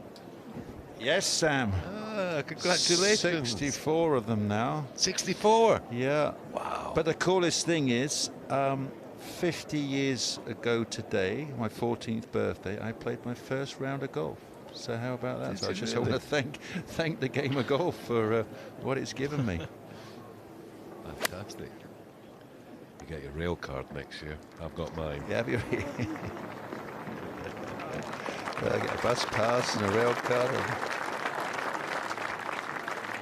Pension. Well, I don't mind that. Oh, it's a good two. It's a good two next year. I think the one from America might be a wee bit better, though. Van Tonder finds the great birdie putt now for Johannes Veerman up at 4. There you go. They've had quite a transient life. The Veermans, his younger brother was born in the Philippines. His younger sister was born in Thailand. He was born in the US. They've lived in China and Malaysia. And now he's based in Texas. No doubt. Part of the reason why he started his career on the Asian tours. Up to the second tee, Sam. Horsfield.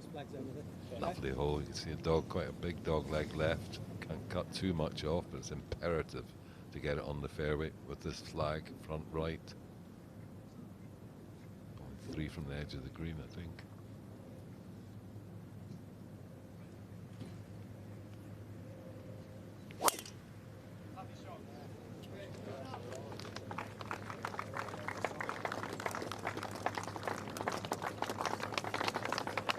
Like all the youngsters now, he's got so much speed through the ball.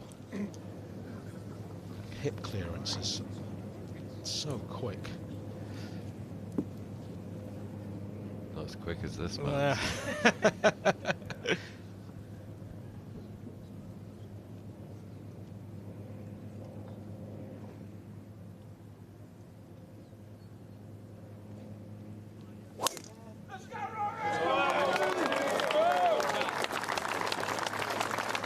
Launched. It's not as quick as it was going to be. Remember, he went back about 12 months ago, got right into his speed training, and that's kind of where his game took a little bit of a turn, trying to chase after more clubhead speed. We know who to blame for that. Now Poulter at the third. Quite an accessible pin today. It's right on the front. This is right at it. Yeah, delightful shot. Beautifully played.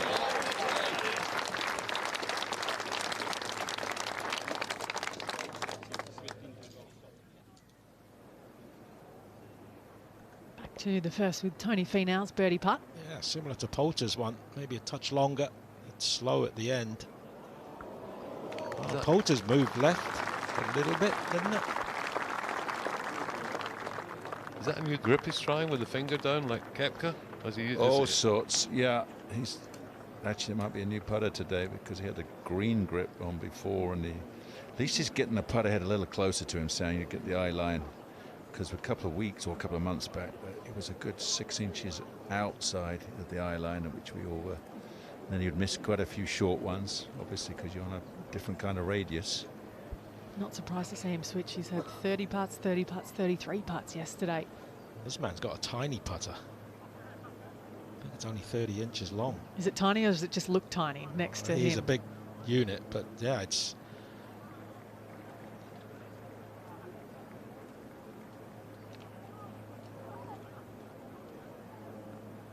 Van Tonder from 12 feet.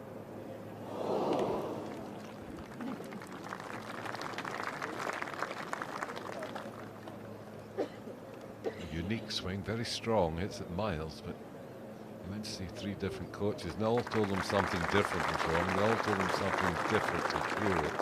And he just said, well, you know what, there's that much wrong, I'm just going to teach myself. And he has done ever since. And doing a very good job. Ben on. Haven't seen much of him this week. Oh, good start to the round.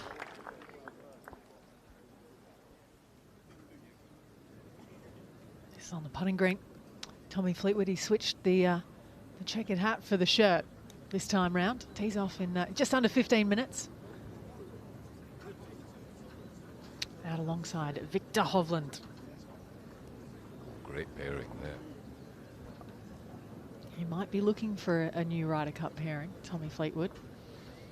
Not sure Molly Wood will be making another appearance at Whistling Straits in September. Both of them just such versatile players, though. You'd think, Nick, that you could almost put them with anyone. Oh, absolutely. I mean, Tommy's a great character, so you're right. He could play with anybody in the team.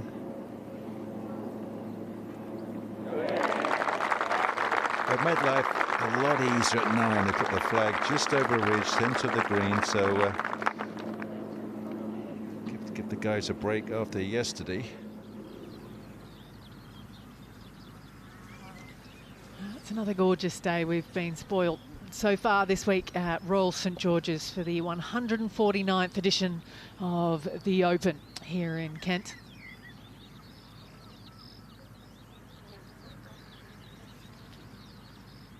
Just coming up to 11:30 a.m. local time.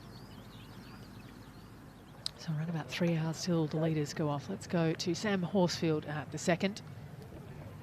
Just flicking it onto the green. Still got to be careful of that right edge. There's a couple of yards right at the pin. It's going to run off.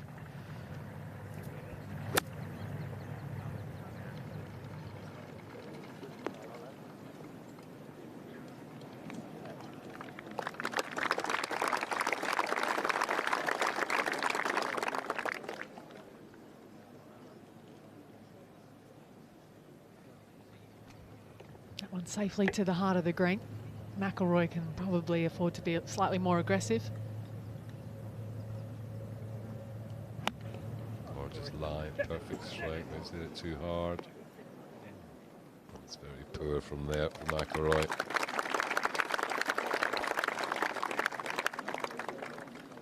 He's hoping that it's just not quite happening for him. Problem is, it's been going on for too long, Sam, with the wedge play. It's now 8 years once this tournament's over since he won a major. It's a long time for a man of his caliber. Ian Poulter at 3 to get to 2 under par. Poulter's still a great putter. It's really simple, lovely square stroke. Making it a little bit more right hand as he's getting older. The evil right hand. Yeah, it's just steady down, boy.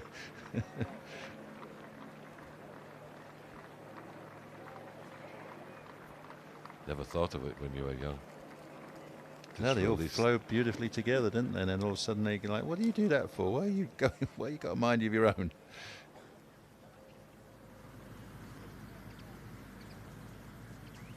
Is that how you got here this morning, Nick? Now I came past Dealsing Ports and had a little bump in the road, a humpback little bump, which obviously I didn't realise how famous it was because I kept hitting it every day. Even though you're doing 5 miles an hour, you can still get airborne. That Port Saints looks a beautiful course as you drive past it, doesn't it? Yeah, I played it early in the week for actually very first time. Played it on Wednesday. It's gorgeous.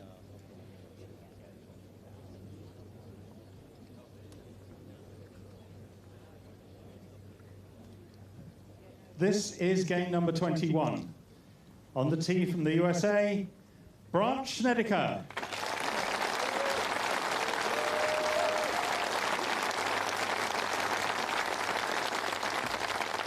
Another 40-year-old with rounds of 68, 68, 72.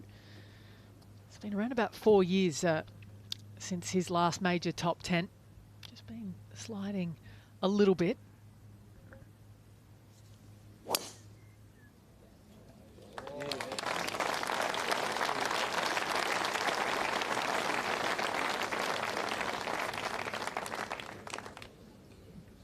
On the tee from South Africa, Dean Burmester.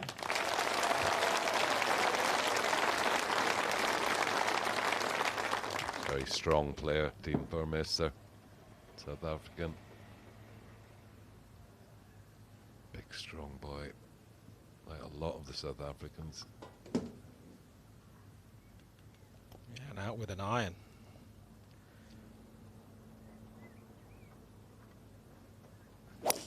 One mile an hour wind.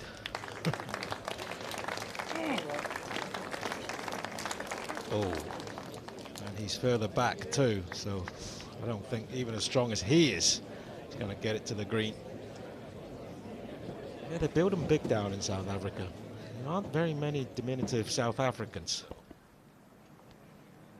We saw this putt earlier, huge swing left to right. McIlroy certainly looks like he's giving it enough swing.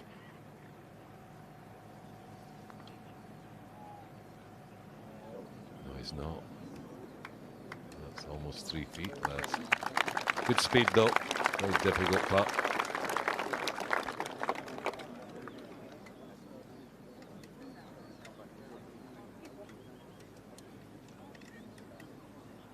So around about 2.5, 3 feet left for his part.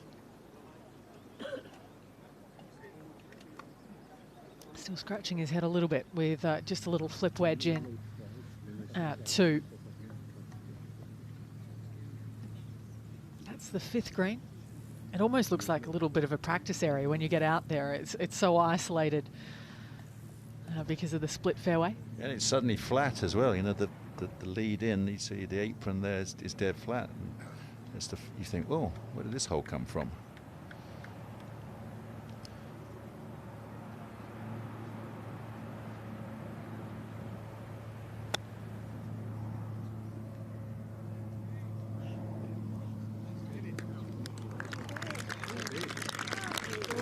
Found the bunker off the tee, that's why he was there for 2 westward, but lovely little pitch. Should get away with his par 4. This is no tap in.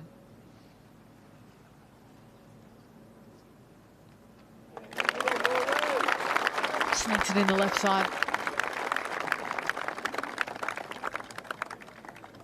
Can't be easy playing a major championship when you're fighting your golf game a little bit, Sam. No, absolutely. And he's mid-change as well with Pete Cowan. Just waiting for it to bed in. Trying to take his hands and arms out of the game and just swing with his torso. Let the arms follow.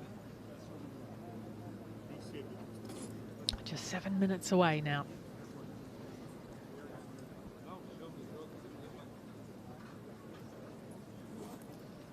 I've seen a couple of people wait until just the last moments to get over to the tee. I could never do that. I just start to freak out a bit. Yeah, you calculate your time. You know it's going to take you a minute to get across there. Yeah, but yeah, you're ready. Yeah, just a hair, mate. They all have their own little routine when they start their walk to the first tee.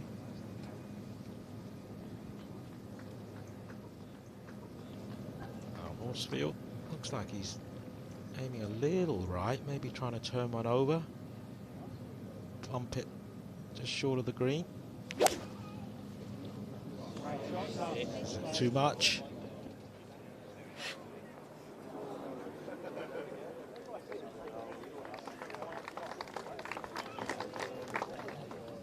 Played its longest yardage yesterday at 245, today 227 yards, the 3rd.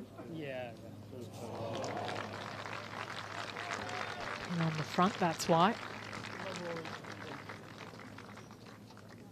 I wonder if Rory will maybe try and fade one in there, because if it doesn't happen, it will at least kicks to the right and you've got a better angle for your second.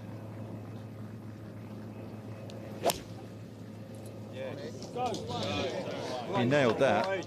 It's got to be good, isn't it? Oh. Sure is. Go up, come back.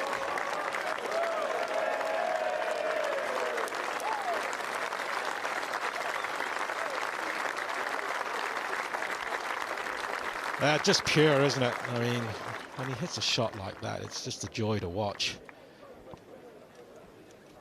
Does he have a stock shot at the moment? Good point. It was always the draw, and then he's worked the fade in a little bit more. Bottom line, he likes to work it both ways.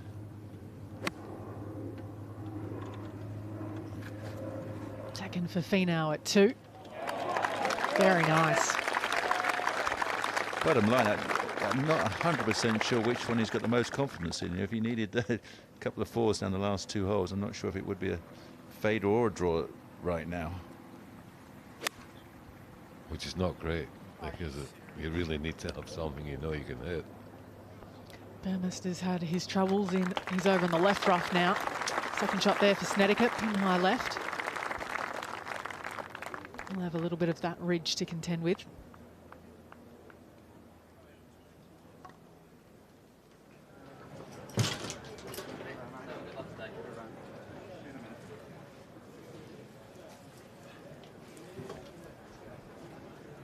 I wonder if they know we're watching. It's always dangerous, especially with someone like you, Sam. It's the bunker cams that I hate. That's the one I hate. First time I saw one was at St Andrews and the rod on that I so wanted to hit it with my club. How dare you watch me in this bunker? I'm suffering, leave me alone. But they're great for us. Fantastic to watch. It's just such a big production here. When he said you made your career, playing against the local talent, the likes of John McLaughlin. I guarantee they don't know we're listening. No, that's what I was just thinking. I'm sure they're not happy there's a mic there also. You've got to be careful, haven't you? If you play with somebody you don't like, I can't believe I'm playing my hand today. Could be quite revealing, couldn't it? There's the putting green. It is not far away from the first. Victor Hovland coming through now.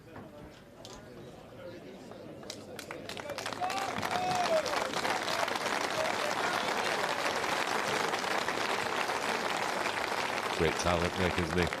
Yeah, amazing, really is. And you know, we talk about learning fast.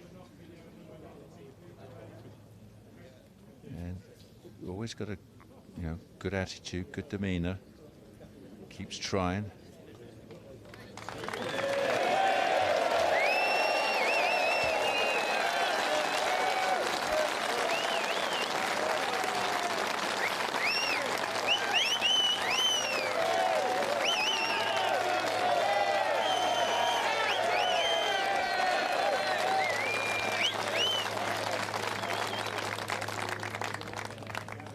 Great appreciation from the crowds. Putting back for birdie now is Tony Finau. Feels like it's been a long week for Tony. He was a couple of under day one, and he's been on that whole journey and still just a couple under. No mistaking who this is. Look at those arms. It's rigid. But it's a beautiful stroke. He's getting a lot of help with the putter strapped to his arm. And having a severe look at that, the rules people. Third birdie of his day. Back to level par for Bryson DeChambeau. And here we have the world number 14 in Hovland alongside the world number 35. And last time's runner-up, Royal Portrush, Tommy Fleetwood. Both start their day at 2 under par. This is game number 22. On the tee from England, Tommy Fleetwood.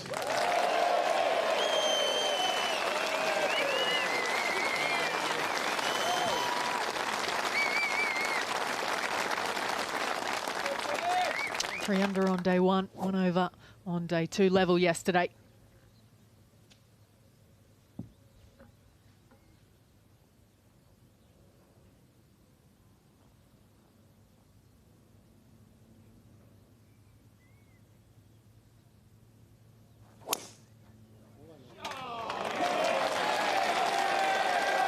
It looked like he was going to be a contender 2 weeks back at Mount Juliet at the Dubai Duty Free Irish Open. Ended up just inside the top 20.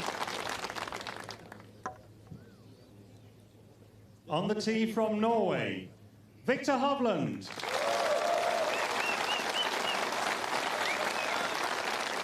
The first Norwegian to win on the PGA Tour, the first Norwegian to win on the European Tour. That happened by a 2-shot victory at the BMW International just last month.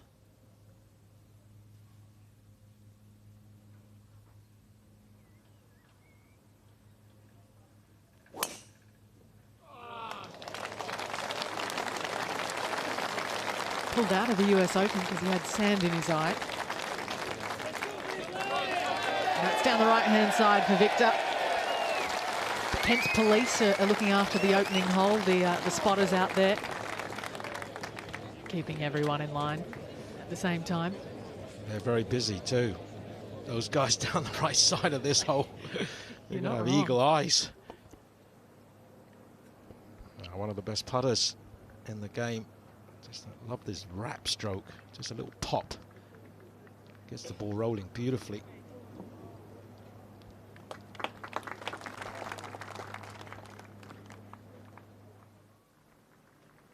Another birdie chance for McIlroy, this time at the 3rd. Saw the shot in. He steps it in.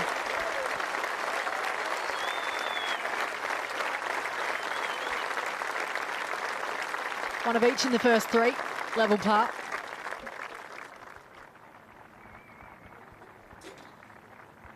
So Burmester in the rough on the right, then the rough on the left. Got it to here in 3. So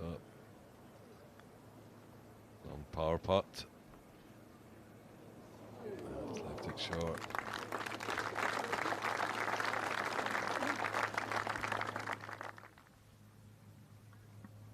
Sergio Garcia for his birdie at the par 5.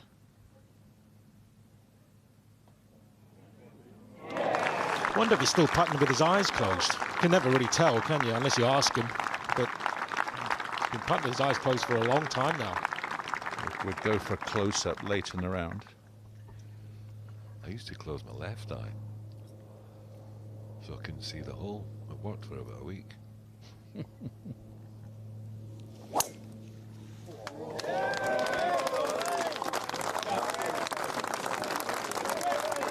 So why did you not want to see the hole? Because I actually made a much better stroke with it. When I saw the hole, I kind of turned and looked at it. Yeah. But when I got within 2 feet, I could see the hole even with my right eyes. I had to turn my head and look over here my somewhere. Goodness. You can see why I went to the long putter. You got to face your fears, Sam. I tried, trust me, I tried. Louis Oosthuizen, he's going to be doing that today. Our winner here, 11 years to the day ago in the Open, and that was at St Andrews. 6 major runner-ups since then.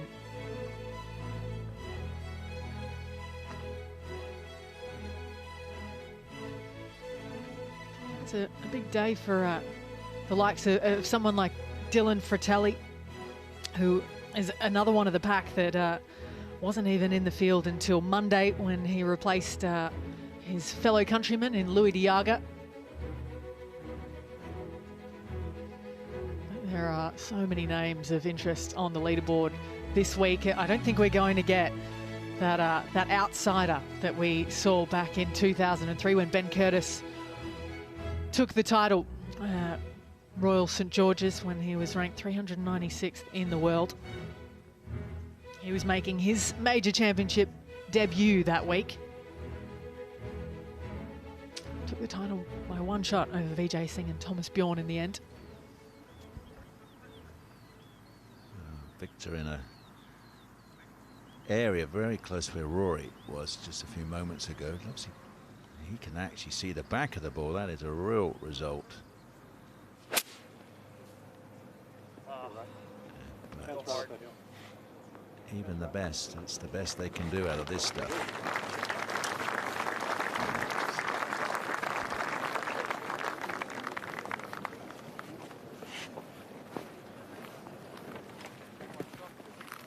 Pretty long drive from Tommy. I think it's the longest we've seen. Where are we? We're still this morning on countdown to noon here in England. And look at that, we got a heat haze. Wow. Maybe Tommy can have a hot day. Definitely can get some spin. Oh, and he busts it. What a flyer.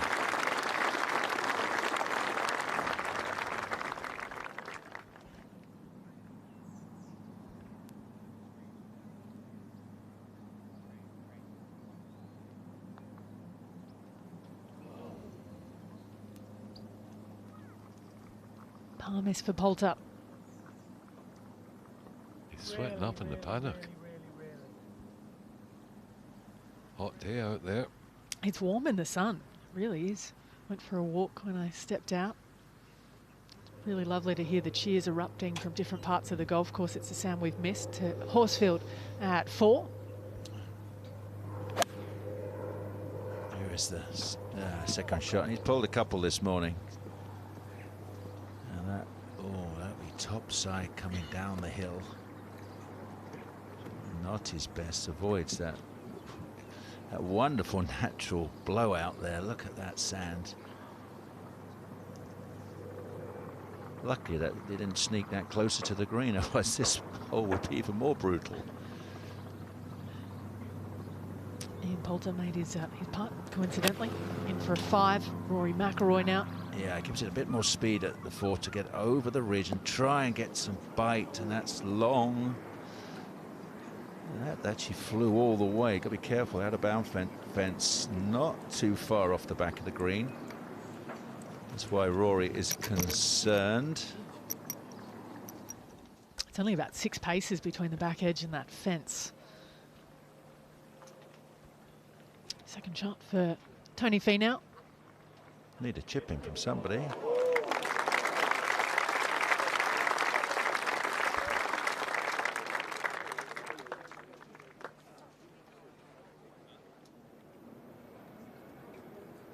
I love Victor's long putting routine or his cadence to the stroke. Lovely tempo, lovely. Always gives it like a equal amount. Backswing, follow through.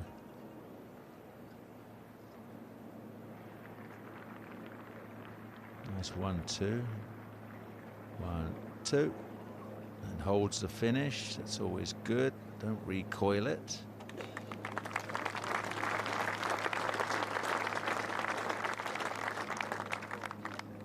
He's got a pretty good record in all 6 of his majors so far. I think he's been inside the top 30, 35 in every single one of them. There's Mackenzie Hughes arriving at the golf course. Around about 2 hours and 15 minutes from now.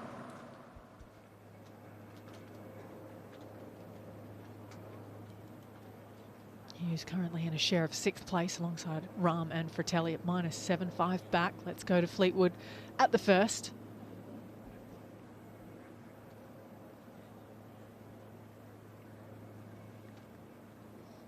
You can see the ripple in this green. It went down, up, back up again.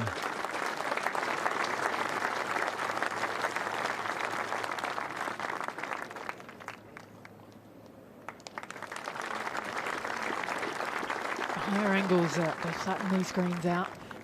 When you see it once, right about sunset, when the sun gets low, it really shows it off. All of the undulations on the fairways and the greens, to be fair. Some of them are quite severe. I'm trying to decide whether that shirt would bug me on my backswing, if I saw all those... Now, seriously, because you look down and you get your left shoulder come under your chin, you suddenly see all those checks and stripes, and I don't know what... If I was having a bad day, Frank, I think that would put me off. You know, I think I'd have a... No, nothing would put you off. No, don't be silly. You wouldn't wear it. What about those Lowland? Was it Lowland, Scott? Oh, no. Pringle. Oh, Pringle. that's Sorry, harsh. Pringle. Oh, a dagger to my heart. Oh, I was Pringle of Scotland. It was great with my intarsias. Oh, I look grand every day. Frank Nobilo back in the commentary box. Thomas Bjorn as well alongside Nick and myself for the next little while.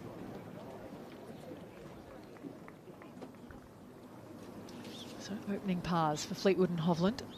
Let's have a check from the International Space Station where Rory's ball ended up. We zoom in. Not far, was he? Only had a couple of yards to spare. Oh, and he's in the cabbage again.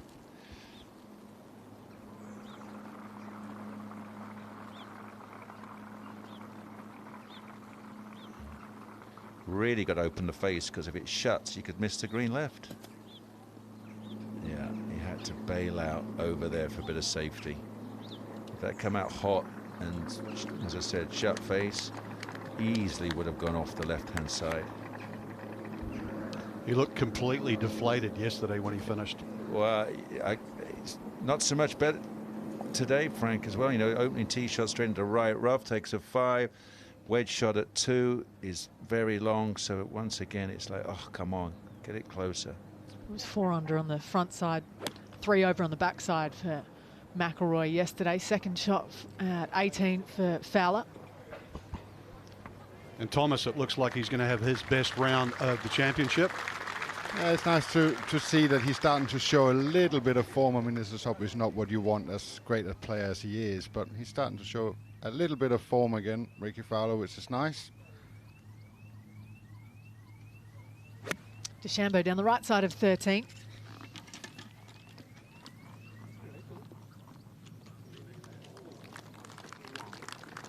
Pretty handy. Looking for back-to-back birdies. He's maybe getting back into red numbers for the first time in a while. So Sam Horsfield, you saw him pull that second shot high.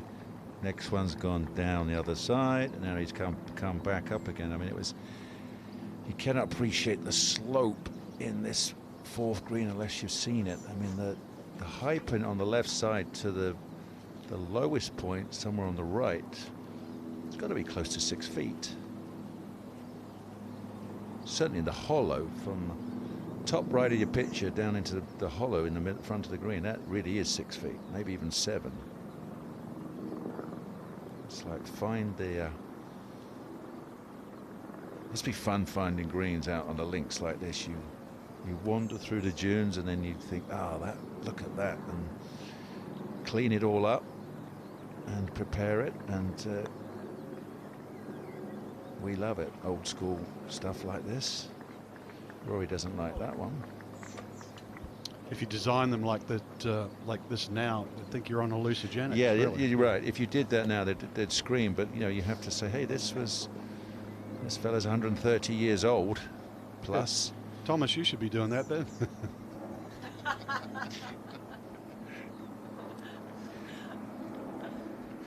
Do you want me to kick him or hit him? Yeah, I can give him. I can start give him with a kick, and I then can we'll give him a see where we go straight from there. Straight left jab for you. Oh! I'll be the bouncer. Down the second is Victor Hovland there, iron off the tee at the par 4. So he takes it back a smidgen on the inside and comes back a smidgen on the outside. That's how he gets his fade. Unbelievably strong. You should go on YouTube and see some of his leaping about exercises and then go and try them. And then you might be recovering for the rest of the day. But he's another bent left armour at impact. McIlroy makes his 5. We're seeing more patterns amongst the golfers, the bent left arm, the bowed left wrist. I remember Sam Torrance said went back here in 2011 when he saw Dustin Johnson, he said that guy will never make it.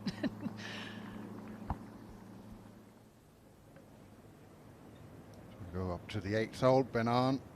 This is for birdie.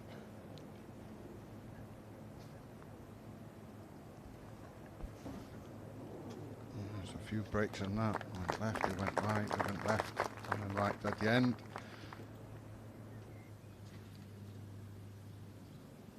Ricky Fowler at the last. This for 64.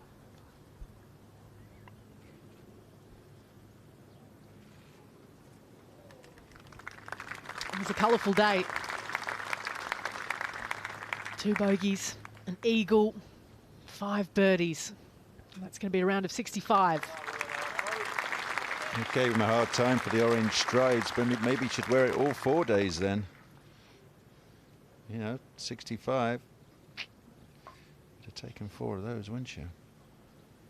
Best round of the week came on Sunday. I don't want to say it, but Nick Faldo was my fashion guru when I was a kid. I was wearing those Pringle jumpers as well. Wow. Nothing wrong with that, were they? 2 peas in a pod, used to. I wish, I wish. As Vernon makes another birdie. Yeah.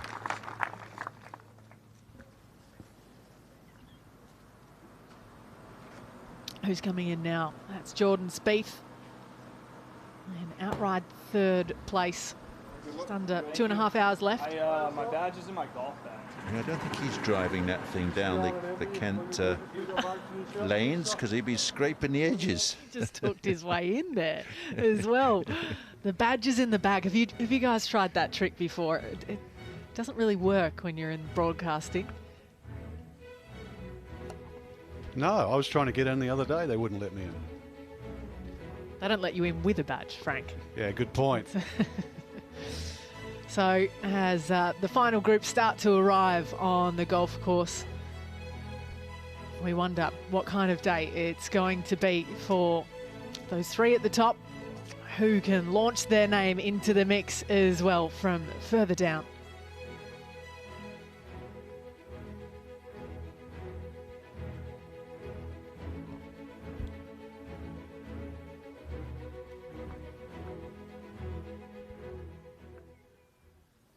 .50 McIlroy. He's just going with the iron here. Really, no chance of carrying the dunes in the middle. So just iron into the fairway. There's a little plateau there you want to get the ball on. That's about the only place you can see the green from. A little more. A little more. It's gone down the right. That's perfect. It's a cool little hole. Over there on the 5th, they've redone the wasteland over on the left side of the approach at 5. There's McIlroy and Horsfield in the bottom right. 2 ahead, Westwood and Schmidt. Fleetwood and Hovland back on at the 2nd. And that's where we'll go now. Cannot go right here, otherwise it'll fall all the way off the green.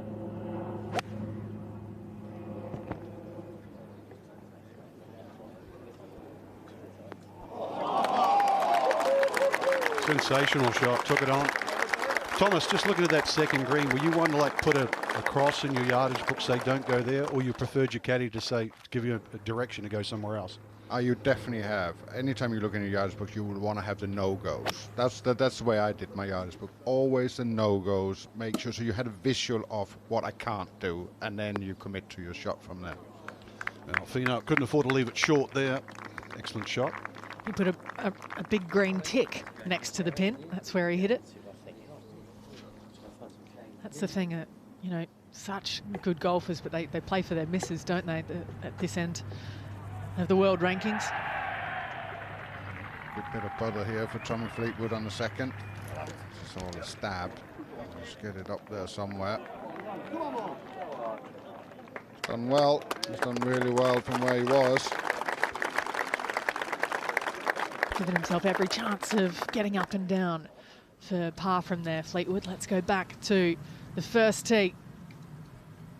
You heard the roars, they were arriving on site. This is Brooks Koepka out alongside Ryan Fox today. This is game number 24. On the tee, from the USA, Brooks Koepka.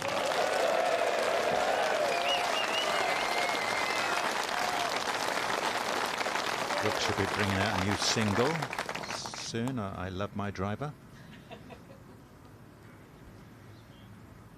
the remix.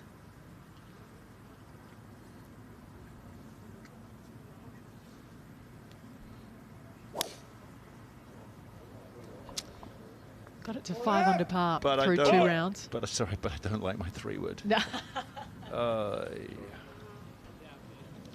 That's the second song on the album. B-side. On the tee, from New Zealand, Ryan Fox.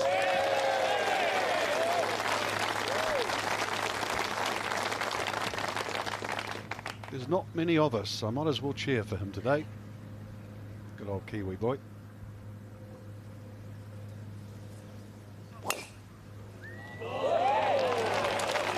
Wow, this is going to run.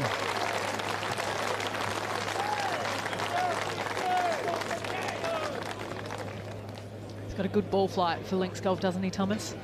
He really does. I mean, he's really had a tough year off the golf course with all his COVID restrictions. He found it extremely difficult, but he's got his family over in the UK now and in a much better mood.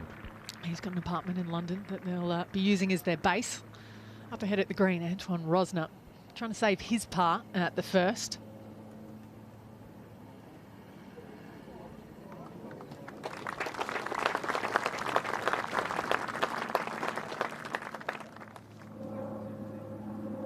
There's trouble off the tee for the Frenchman. McIlroy now at 5.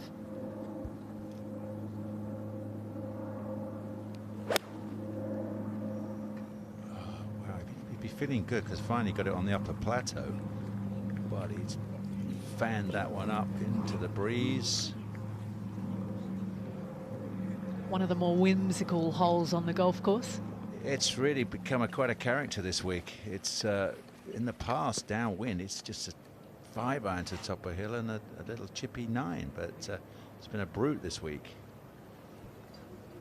Taylor Gooch to get to 3 under par, just misses on the left side for an opening chance. Down short of the green at 2. Tommy Fleetwood hacked it out to here.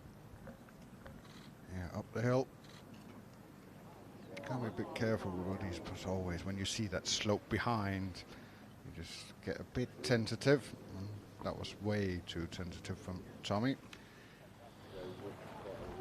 Now at the par 5, 7th, 48 years of age. Still got the firepower to reach the par 5 and 2.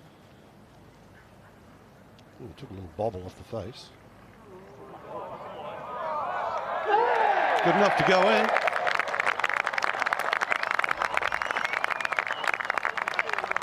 How about that from Lee Westwood, an eagle.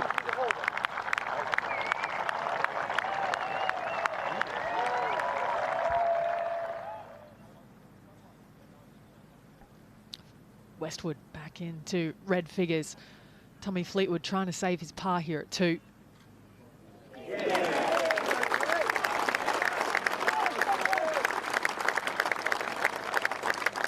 Good 4 in the end, given where he was, given the lie he had.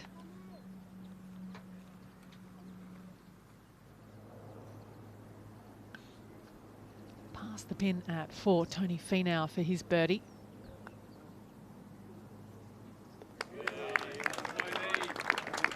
Assertively done.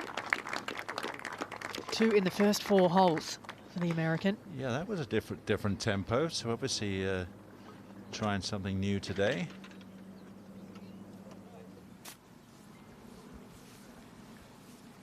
Now with Brooks Koepka at the first. This is when you find out how useful all those 225-pound bench presses have been working for you.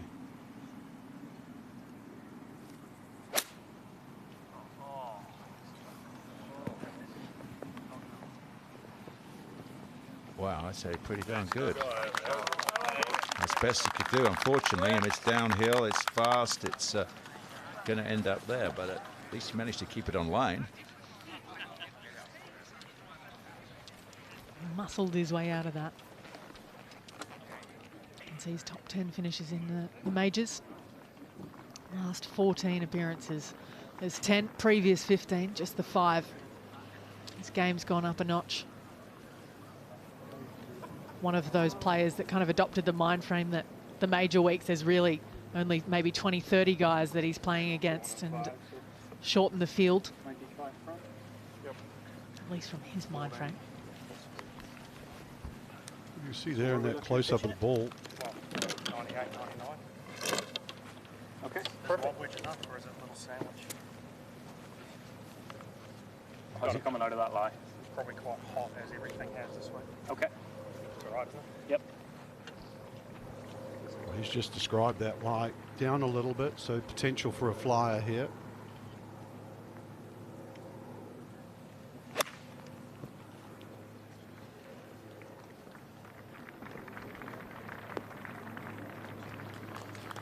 Difficult to create any spin there. Going for safety for the middle of the green.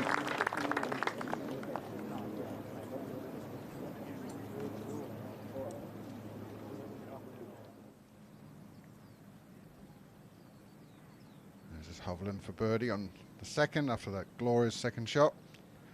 Bit left to right on this one. Up and out of it. So important to stay in those pots, never get your head moving up. The blade just goes open and you missed it before you even started. From across the green at 5, Rory McIlroy for his birdie. An unlikely one. It's got the pace.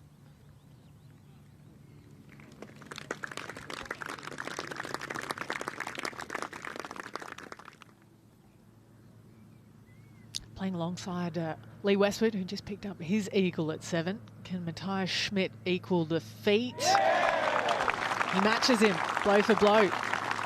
Both 1 under par for their rounds, both 1 under the card for the event. Well and truly getting that drop shot back at the 3rd. Nice there from the German amateur.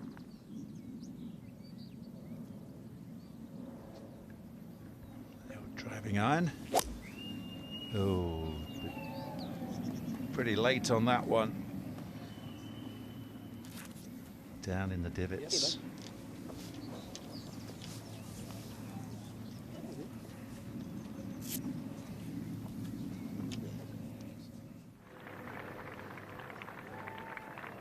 Back to the first green with Fox and Koepka. Brooks has gone long into that little gully.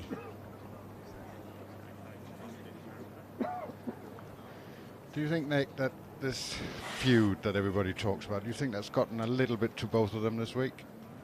I don't think it got to Brooks, to be honest. I think Bryson's probably the one who's felt it a bit more than he compounded it with his own comments about the driver. So he's been kind of walking around gingerly trying to make friends with everybody. But I don't know how it's either good entertainment. It's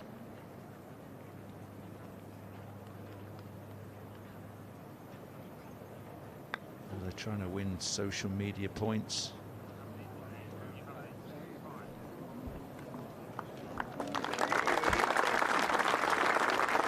But to be brutally honest, I mean, there's mutual respect amongst all the players, but it's just unrealistic to think that everybody's going to get on. I think, you know, we've got to stop deceiving people and, you know, just say these people are trying to compete.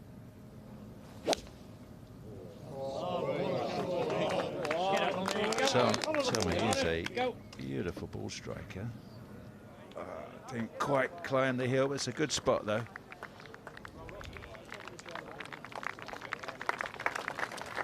Finds the front edge of the green at 3. This for par for Rory McIlroy at 5. In it goes. He stays at level.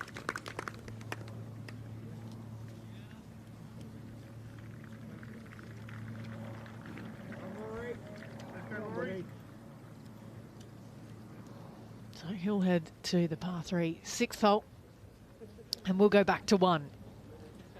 The game of Brian Harman and Justin Rose, both at 3 under par, ready to get their afternoon started.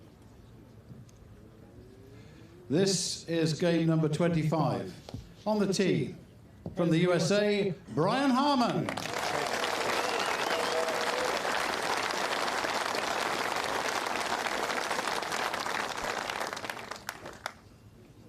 Got off to a hot start in the first round at 65. 2 rounds of 1 over par 71 since then. Finds himself currently 9 shots back.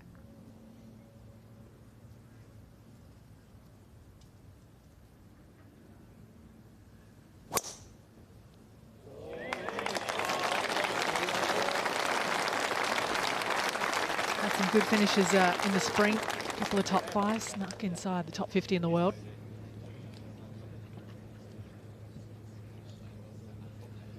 On the tee, from England, Justin Rose.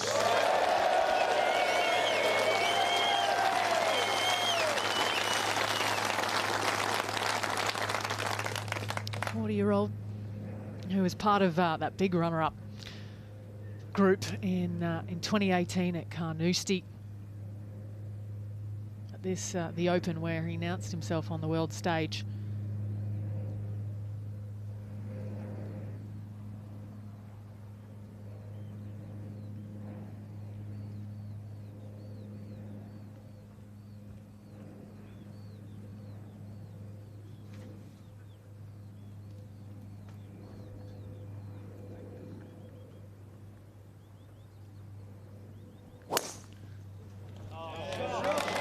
Just saw that wind direction. Things are changing quite considerably. First hole was basically playing left to right all week. Now it's slightly right to left into them.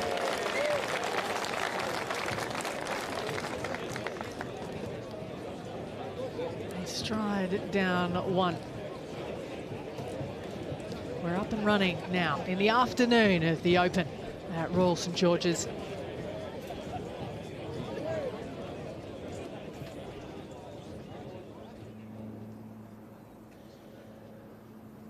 Up on the first green. This is for par for Koepka.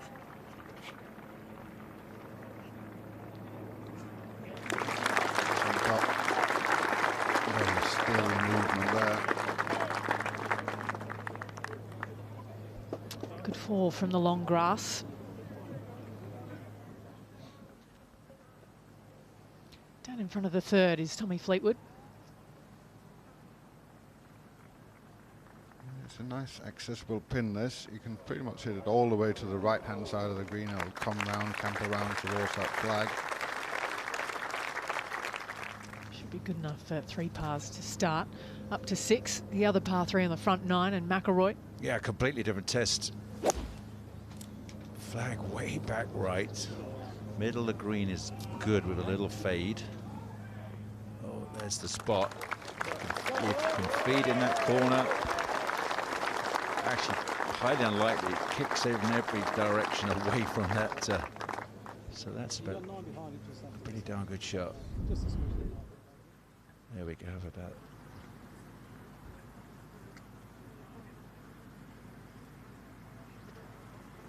Hang on to that right wrist angle. See how we call that holding off.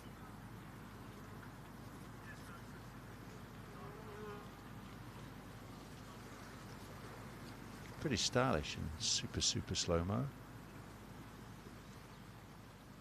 Not bad with the pine forest of people in the background as well.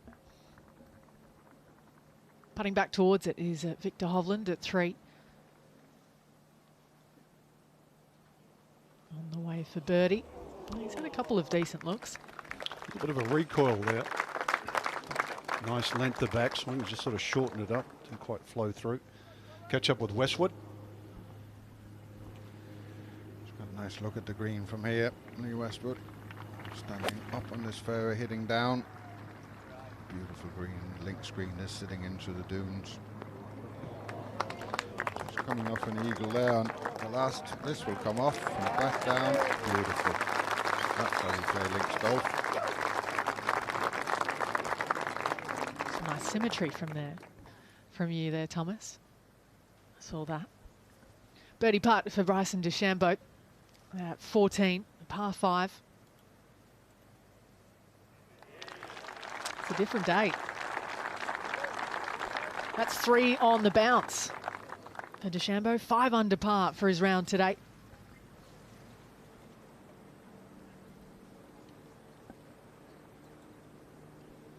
Birdie putt. Now for McIlroy at 6. He's made his way down to the green, stalked it, ready to roll. They're ready to cheer behind him.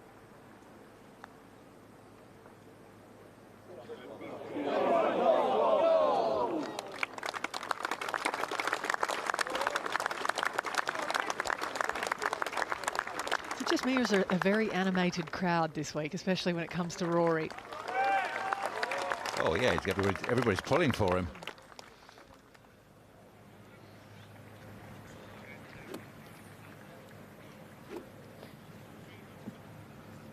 Second shot for Brian Harman at the first. Found the short grass on the right side. Well, that wind direction's changing. This should stop.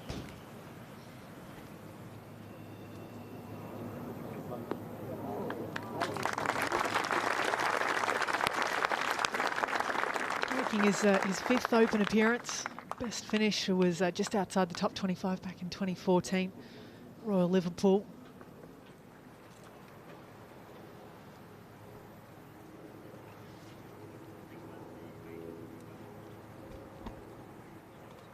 Nearly 2 hours before that final group tees off.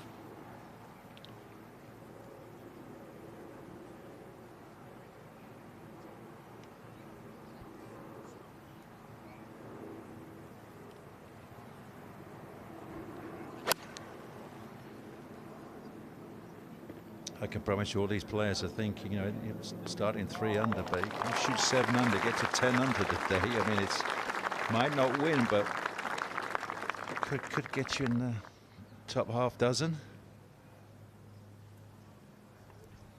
Now Yushin Lin will have to knock this in. So he'll stay at +6, and at the moment Schmidt is 1 under. So it looks like he will not win the silver medal. Round of 71 to finish for the 20-year-old from Beijing. Still a major weekend for him. What a buzz. Koepka's found the second fairway. We talked about it earlier, just want to go left of this flag. There is nothing to gain by going right of it.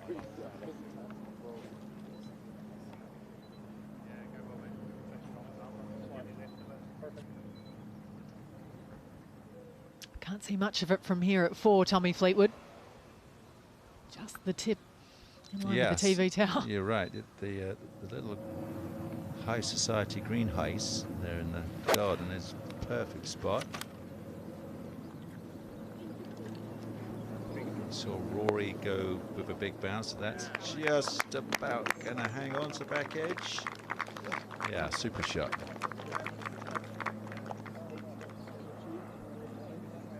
In a little stretch of the golf course where you kind of need to walk up some hills to see the lay of the land, then go back to your second shot.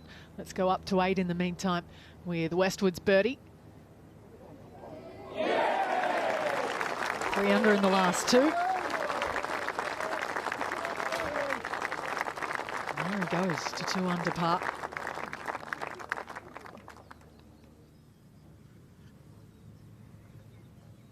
Chip from the back edge to hear Tony Finau.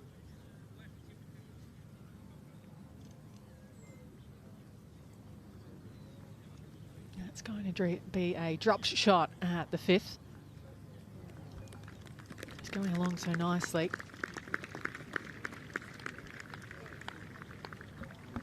Still 1 under par for his round so far today.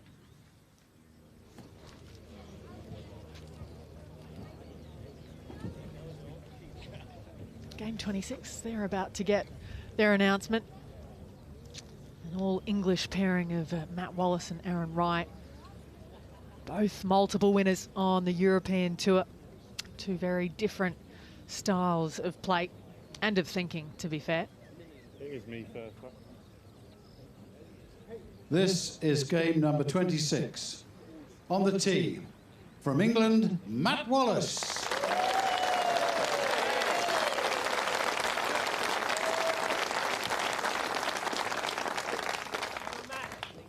Rounds of 70, 68, 69.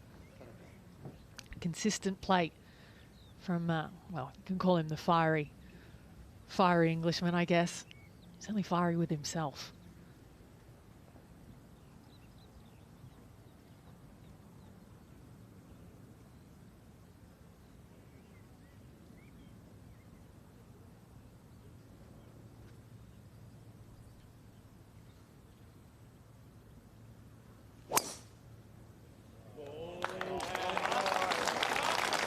He's a bit of a late bloomer, Matt Wallace, playing in his 3rd Open Championship.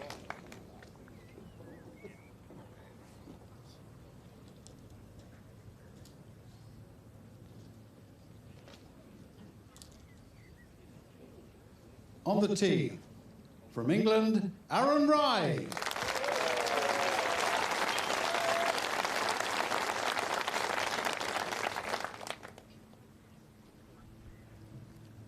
A 2-time winner on the European Tour. Steady progress through the scores, 70, 69, 68. The man that took down Tommy Fleetwood at the Aberdeen Scottish Open in October last year.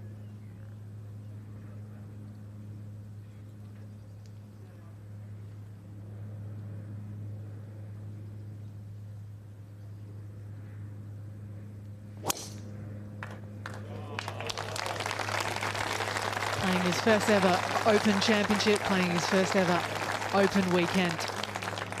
He finds the fairway at 1. They'll set off nicely, these two. Difficult to come across two harder working gentlemen on tour than these two, that's for sure. Aaron Rai might just outdo Matt Wallace on that front. Which is saying something. Brian Harman up ahead at the green for his birdie.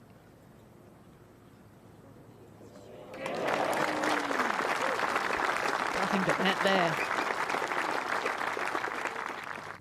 He moves to 4 under par.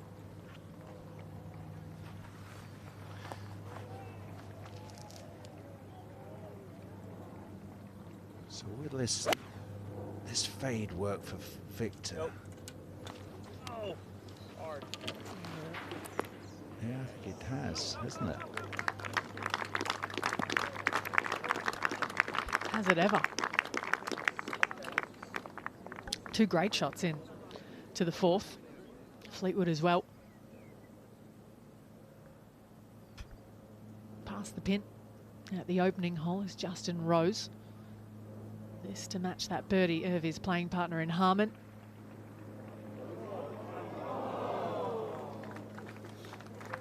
How do the greens evolve throughout the day here, Nick?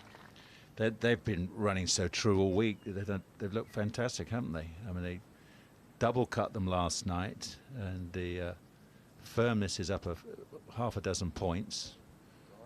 So actually to 1, 2, 3 on their scale. So yeah, and you can see that the colour is just changing a little bit. I mean, this is perfect link setup right now. Xander Schauffele going along nicely today as well. That's a birdie at 13. 4 under par. -2 for the event.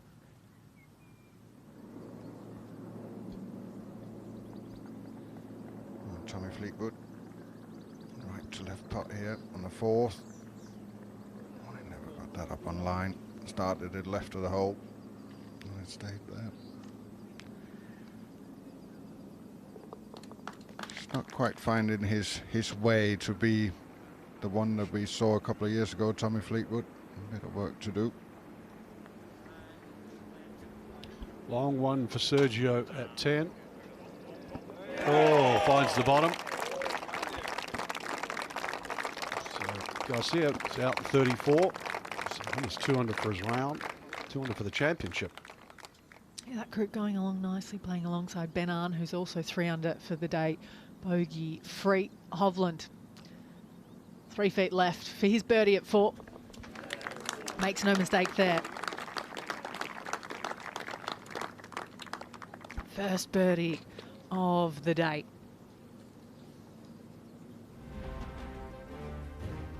Well, the man on top, he's already got a claret jug back in, I think it's back in Florida at the moment. He took it back to the farm in South Africa. He says he's been quite boring with it. He wouldn't mind another though. Louis Oosthuizen, he's had a runner-up in every single major around the world since that win in 2010. Can he get across the line today? He's going to be playing aggressively, he says. We'll wait to find out.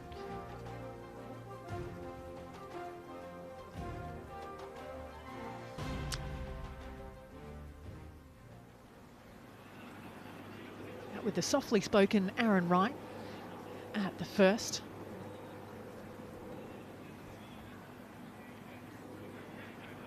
Just on the right edge of the fairway.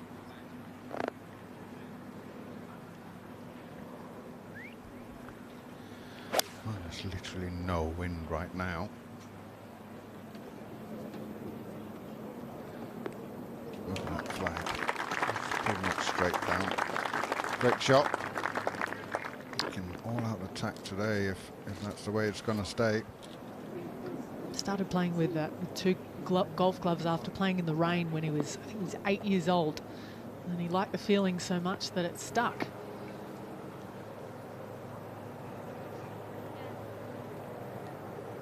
Matt Wallace from the first cut.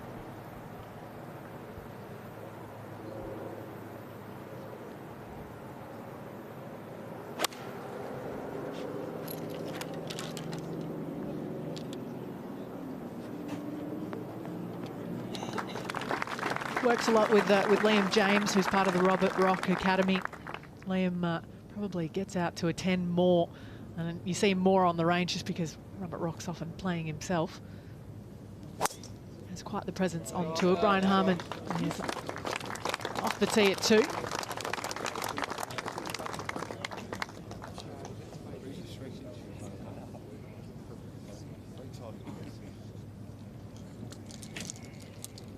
Position A1 at the corner.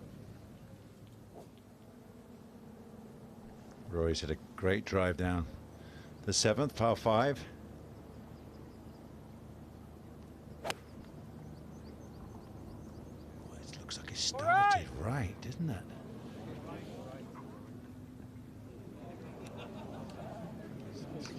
Somewhere around there in the gallery. Here's some jostling over there.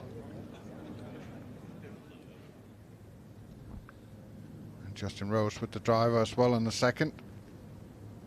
270 to carry those bunkers down the left. Just having a little look down the right-hand side. It's going to hang on. That's okay.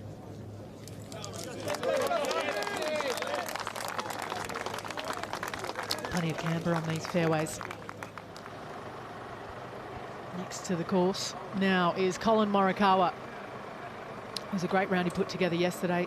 He was 2 over through 5, but came home with 4 birdies and a 68 in the end to draw within 1 of his playing partner today, Louis Oosthuizen. Well, that's a first for the week. Got one of those in your backyard, Frank? I've got something pretty close, but that one can, what if they can get to France? Wouldn't be that long, would it? You can cross the English Channel? No, I think you can actually see it from the beach some days in this part of the coastline. Might get a bit bumpy out there. Yes, hubby taking his missus out for a little one there in the harbour there. Have a look on a beautiful day like today. Go around Pegwell Bay. Nice, bring the sunblock out. Gorgeous. A good day to be on the water. There's a good hole to be on the fairway though, the second, especially with a flag on the right. Just got to keep it where we got this breeze now, a little right to left. So if you want to be really brave, but take it down the left-hand side of the TV tower.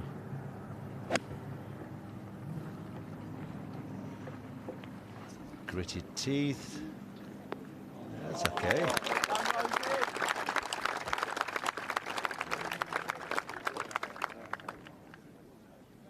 Number 27. On the tee, from the USA, Lanto Griffin.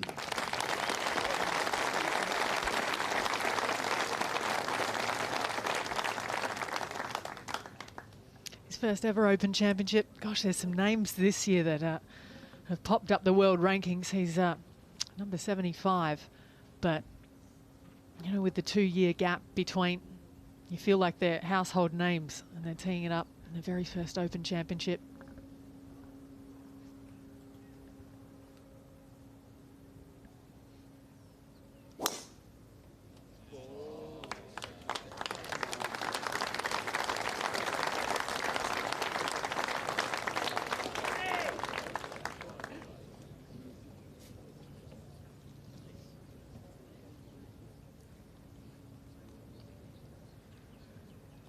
On the tee, from England, Matthew Fitzpatrick. Oh, hold the phone. We had a press release. He now wanted to be called Matt Fitzpatrick.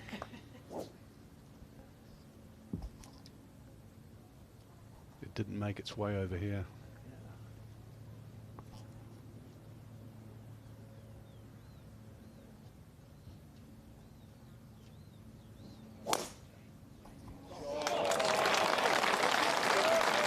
Stripes it. But Alison, a lot's changed really over the last 18 months, 2 years. I know we talk about COVID, but what it did in this game when it came back, no fans. So it allowed some younger guys that came out of college or that had turned pro really to play in the same environment, which was not having the hoopla and the energy, and actually starved some of the household names of what, as we watch Matt Wallace here, starve them of what they train to, which is playing the intense cauldron of people all the way around and under that. So a lot of guys benefited from that sort of last 18 months. Morikawa is one of the few guys to sort of win in that environment and then win when the people coming back out of the younger brigade. Very true. One on his debut performance over on the Californian coast, trying to do the same here. No man's ever done it. This is the ball of Rory McIlroy. Make it to the gallery. Maybe they just shimmied back. Oh, that was inside the ropes. Back on the first. Down right for birdie. He's very methodical in the way he does things, how he goes about his work, reading putts, how he does his work on the greens. I mean, watching him in Scotland last week, practicing. I mean, he takes more time on his practice putt reading them than he does on the golf course. It's quite an interesting way of going about it. Here's Dustin Johnson. Gets his day underway in 7 minutes. And there's, well, plenty of mouth-watering groups, really, to come. He's up alongside Emiliano Grillo. There they are. Next out is Cameron Tringali. He has the company of Danny Willett, Jason Kokrak, an All-American grouping with Joel Damon. They're at 4 under par. Andy Sullivan 1 ahead of Robert McIntyre, the leading Scot, the only Scot in the field. Shane Lowry and Paul Casey out together. Same goes for Daniel Berger and Webb Simpson, the 2012 US Open champion. It's getting closer. Almost exactly 2 hours until that man tees off in the final group. Louis parked his tractor in the car park. He's a tractor fanatic. We've got to know him a lot in the last decade or so since his win at St Andrews. Not a bad lip reader as well, a singer, Oosthuizen. Shame there for Rory McIlroy. Greenside in 2 at the par 5. He's going to walk away with par. Brian Harman down the green on the second. Down the slope.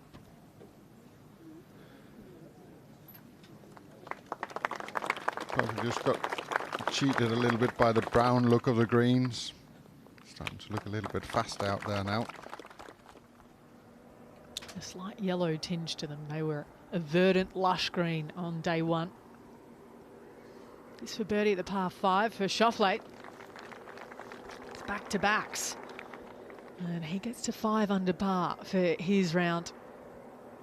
Finally making his move. He's just left it a little late.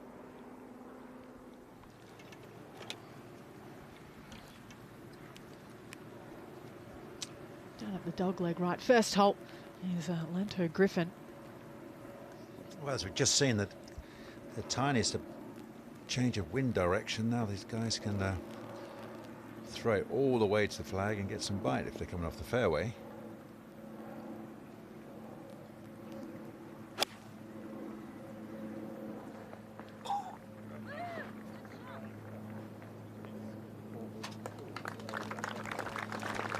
Winner at the 2019 Houston Open in the wraparound season to 2020.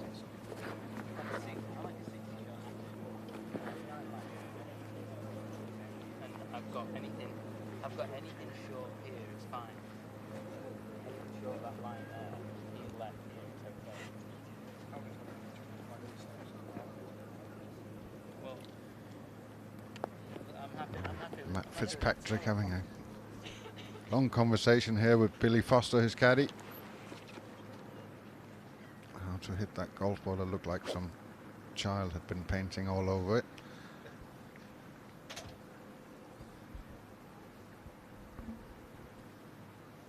It's obviously working on a little fade. When you cut across this one, get some, chop it against the breeze to get it to sit down even more. Which is pretty good.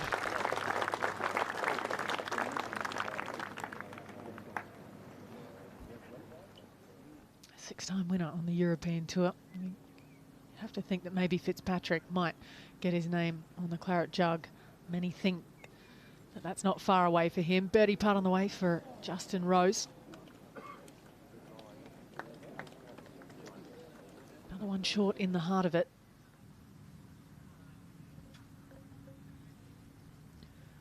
Tommy Fleetwood missed the green right.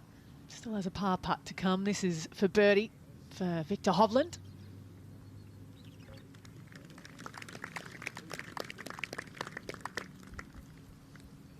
Just cozied it on down there. For better or worse, back to 8. Yeah, Roy with his driving iron. So he's holding his neck again. He was playing with that right off the first tee, wasn't it? And he just grabbed it there, so feeling a little tight there, and it's affecting him. His follow through a touch. Fleetwood, a little bit of bother here on the 5th. So this is for par. Just slips by there, down the hill. It's one of those that surprises you a little bit. It gets quick when you get those kind of slopes. Well, the greens here at Royal St. George's have slopes from the outside of the greens into the middle. So being in the middle of the green, you're always putting uphill. Last to the party is John Rahm. Good afternoon, everyone. Hey, John. Morning. Have a good day, man. Yeah, have a lovely session today. Good afternoon, John. Will it be a great afternoon for the Spaniard?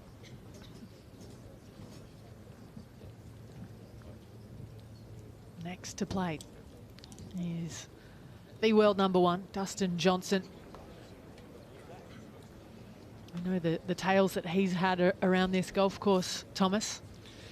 Yeah, he obviously has a little bit of a disappointment from 2011 when Darren Clark won, when he hit it out of bounds on 14, his second shot, and kind of played his way out of the tournament. I thought it was a very strange day for him yesterday. We all expected him to step up a gear, get to the golf course, be ready, and he was 5 over after 11 holes and just disappeared. It was very, very strange and unusual for Dustin Johnson. Only hit 7 fairways yesterday and 9 greens, so 50-50 in each. Perhaps the explanation. This is game number 28. On the tee, from the USA, Dustin Johnson.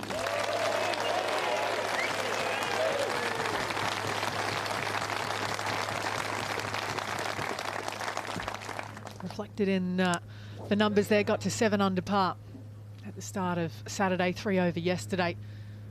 Dropped him back.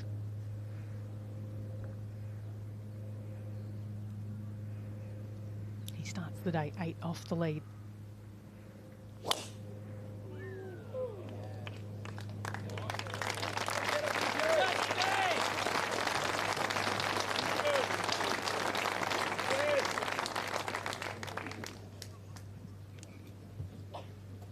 On the tee, from Argentina, Emiliano Grillo.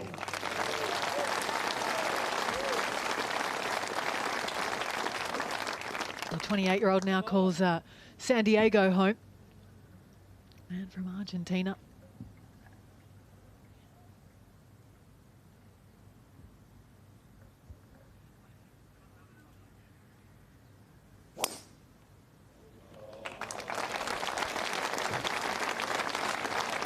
Much easier drive today.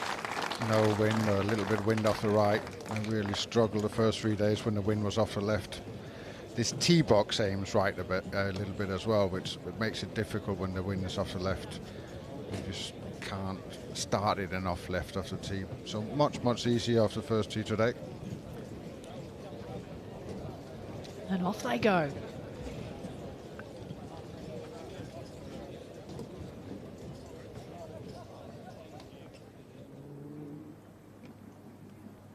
So Lanto Griffin has a little bit of work to do for his par. This is for birdie for Fitzpatrick.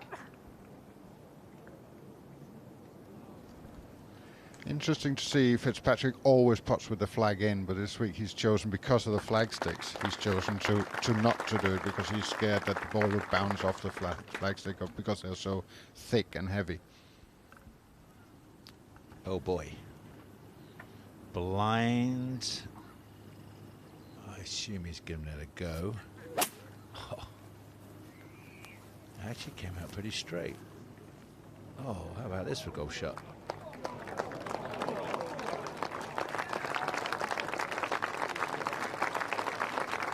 That's definitely the one you don't try this afternoon at your local club.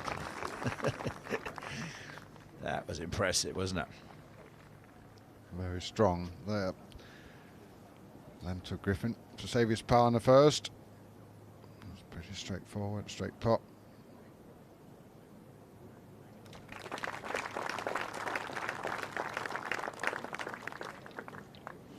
No trouble at all.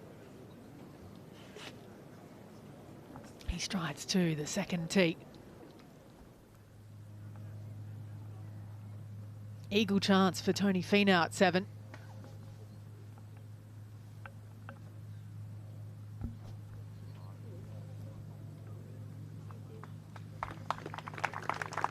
Only 2 par 5s on the golf course. One at 7, one at 14. The two-time Open champion Padraig Harrington's come to the last. Ryder Cup captain. This is for birdie. He's 50 in August, Padraig. It's great to see the older brigade still play 4 rounds at these great championships. Ever popular figure. 3 bogeys on the front, 2 birdies to come home for this year's and last year's, technically, Ryder Cup captain in Harrington. Well, as far as we know, I think they're all here. They're all ready. And I wouldn't be surprised if they're all just a little bit amped for this final round of the Open. It is the 149th edition. And look, there's some big names trying to vie their way to the top. And there's one of them, the defending champion golfer of the year, Shane Lowry. It was a 6-stroke win in the end.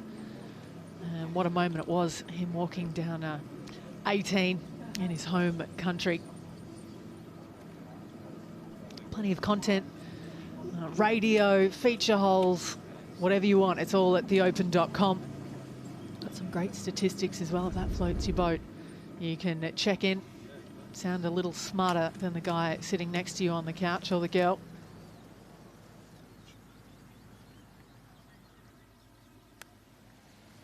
Down to 1. Second shot on the way for Grillo.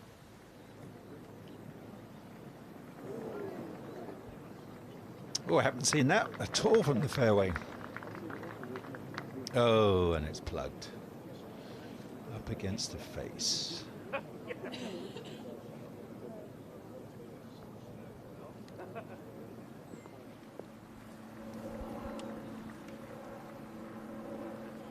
Dustin Johnson. He'll be looking straight at all the flags early on, I think. Try and get something going. Try and move up that leaderboard. Excellent. Try and move up that leaderboard, put a little bit of pressure, saying to everyone, I'm still here. There is some decent scoring out there today. DeChambeau -5. Schauffele, he had a run going, 5 under par through 14.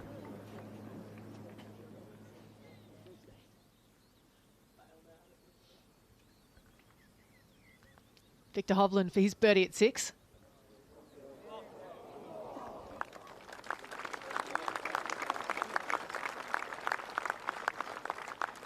What do you like about his game, Nick? It's a whole approach to it.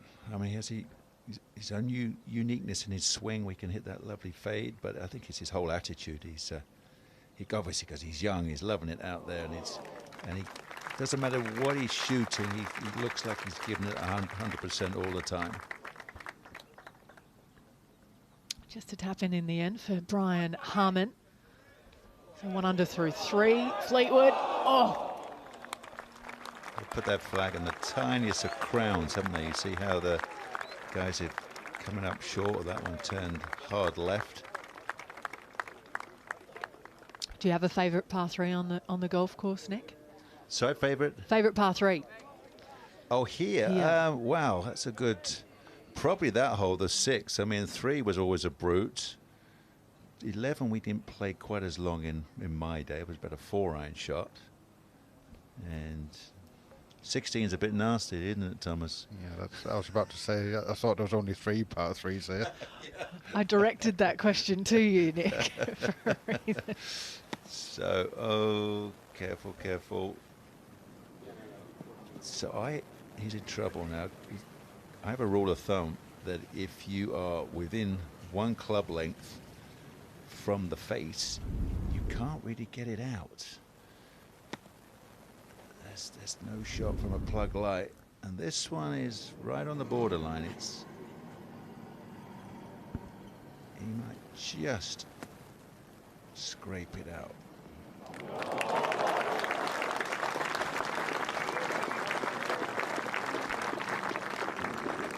Yeah. This slide up to Sergio. This is what happens if it falls in off all these gathering areas. It just pops in on the wrong side, and you cannot get your feet in there. And that actually really well.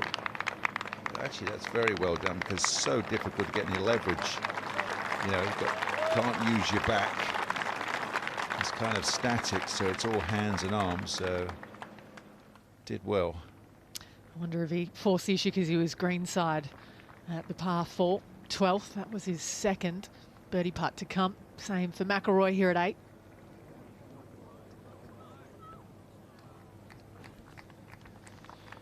It's all a bit not to be for Rory this week. Just still trying the search continues, as we like to say sometimes, for that golf swing that makes you believe and trust.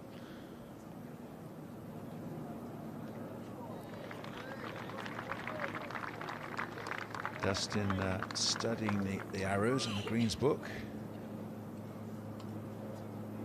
which may get banned. Some talk about that. I'm not sure how they're going to implement that, because technically if you've got a book the year before, you get a new book with a clean page. Can you just put your own arrows in, or are they asking you to do all your work in practice rounds? They started regulating the size of the squares for a little while as well, didn't they? Because a lot of players, I think it was Justin Rose, had A4 pieces of paper out of the greens. Exactly. Yeah, well, that's what we do for television. We blow that up, so at least we can see it. And Otherwise, I have to grab my reading glasses, and by the time I've done that and looked at all the, they're on to another hole. You see, so I missed everything. Perfect timing as another year ticks over as well, Nick. This is for birdie, though, for Dustin Johnson to make an early move. You just never know, do you? If you get that really great start, you just never know. You might just get your name in there by the end of the day. Well, he's done it numerous times, so it's not like... So all these guys know that having an incredible day. I mean, the weather's this good. Bryson, is Bryson the best on the golf course at 5 under right now? This is game number 29. On the tee, from the USA, Cameron Tringale.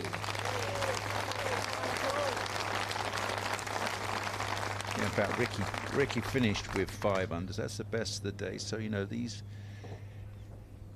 It is possibly very doable or possible. And one of the top half a dozen or more could shoot maybe a record 62 today.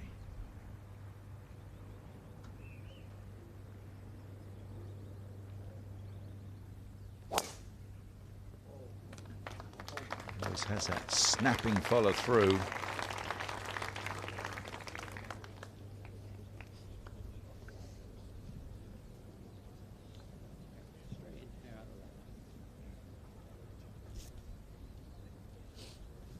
On the tee, from England, Danny Willett.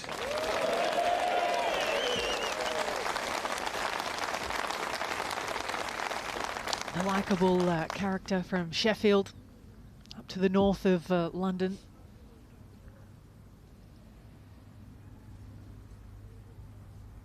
Good couple of hours up there. The 2016 Masters champion.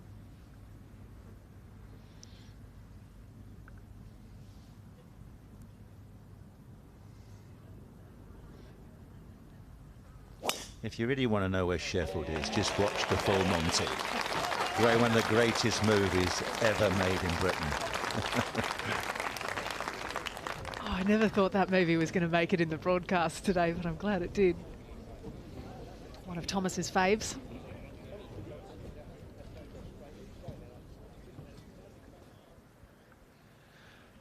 Xander Schauffele has reached the 16th. This is for birdie. For 3 and 4 holes. There you go. Coming into a nice finish. Because he would have wanted a lot more when he started out this week. Dropped his only shot of the day at 15 and gets it straight back. Just a hole later there at the par 3. Wow, this looks like it's even a putt along the dice sling, dangling along the edge of the green.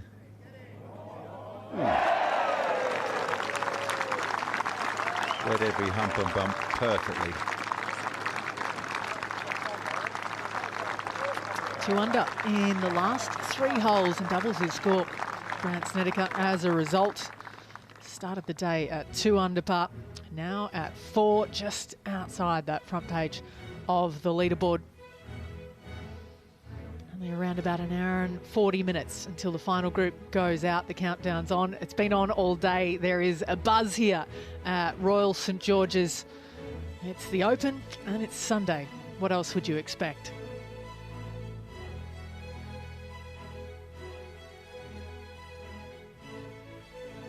Dustin Johnson there, up to 5 under par, 1 under through 1. Xander Schauffele going along nicely, as we've said. He's 5 under the card for his Sunday's play. Victor Hovland, he too, is enjoying some nice golf. Bogey free so far today, the Norwegian. The name of Bryson DeChambeau, he's popping up. He's had 5 birdies, no bogeys today. And this is where everyone is at the layout here at Royal St George's. As we looked from overhead, you can see Dustin Johnson and Grillo out on the second in the top left corner. We head there now. Yeah, Dustin out with a big stick. Just got a feeling that somebody might get out of the pack today, as Nick was saying early. And Nick, you've been on the receiving end, and then you also handed it out on days like this. Yeah, Greg caught me here. I was leading. Greg shot 67, and Greg shot 64. So there we go. Incredibly athletic. I mean, how he clears the waist, that belt line through, and look at the extension.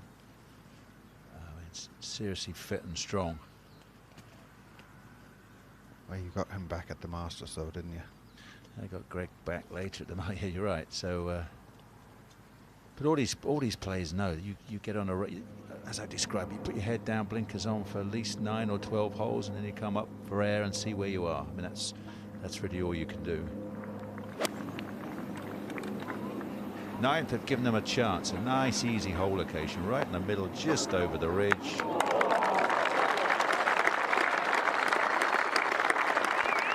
It's been reflected in scoring, reflected by that shot of Rory McIlroy. One of the 3 holes on the front 9 that is playing under its par. Well, it's a good thing they're not playing together because they're dressed in the same clothes. Paul Casey and Rory McIlroy.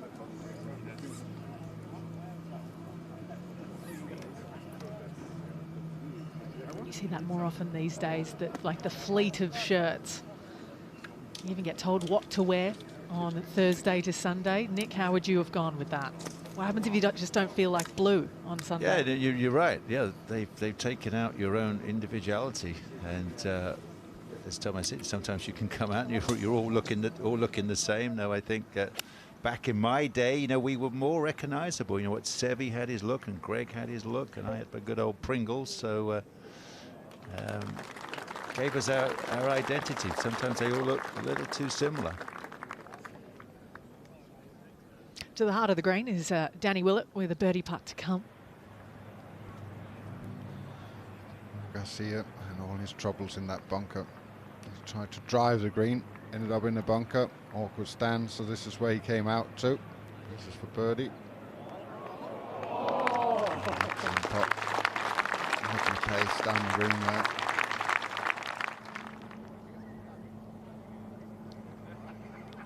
Forward to Fleetwood, or backwards to Fleetwood on 7. Middle of the fairway, just with an iron. Just trying to hang it out to the right, draw it in off that bunker into the middle of the green. There we go. That's better. That's how you want to do it. So a nice eagle chance there. Yet to have a birdie so far today, Fleetwood. Could he bag a 3 at the par 5? Up 1 to Finau at 8. Yeah, it is a brand new change of grip. Got ditched the, you could call it the chopstick grip before. Change putter grip, and probably needed really just to clear the mind.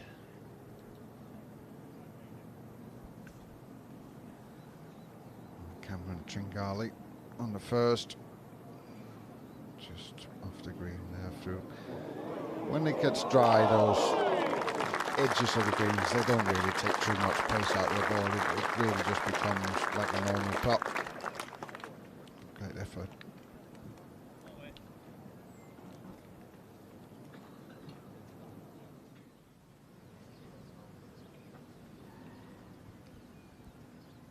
Bryson DeChambeau to finish with a birdie for a round of 64.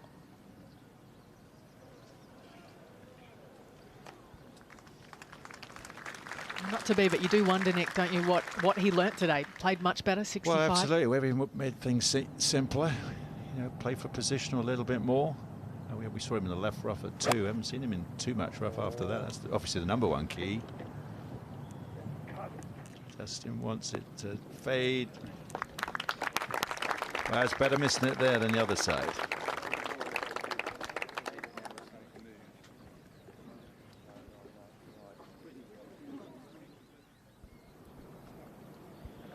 Danny Willett. He'll be looking for a low one today. Getting himself, maybe not winning, but right up there. He's starting to play a bit of golf. Just slides by. Just ran out of pace, really. He's had his health battles this year, hasn't he? as well, appendicitis. Joel Darman.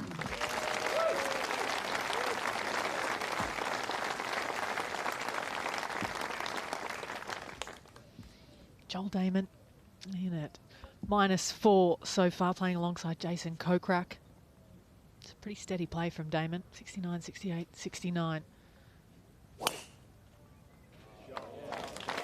Another one of those late bloomers. He spent a lot of his career caddying as well on the side in the early days.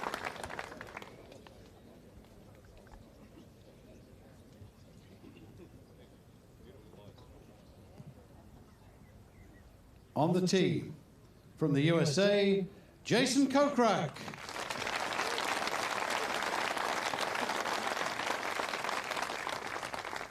Good round of 66 yesterday. Made the cut by 1 on Friday evening. Moved in the right direction on Saturday.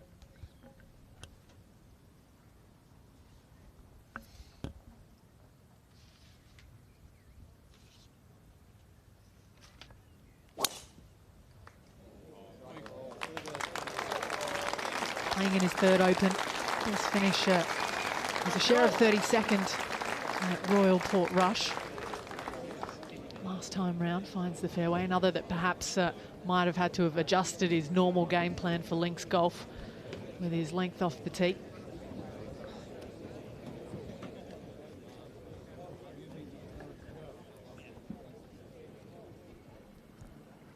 Tringali, saw him lipping out there on the first. He's left for this for par.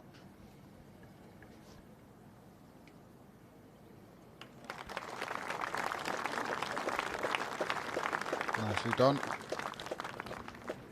In it goes, and sadly, off Sir Nick goes. It's been lovely hearing your insights with this morning, and a joy to have you here. I hope the rest of the birthday goes nicely. Thank you all. I've loved it. It's been a great 4 days to be with you all, and enjoyed it. This really exciting afternoon. I have no idea how this is really going to pan out, so should be a great one. It was a nice Sunday as well for Bryson DeChambeau. Perhaps he cracked the code a little bit out there. Final round of 65 and creeps him up inside the top 40 as it stands.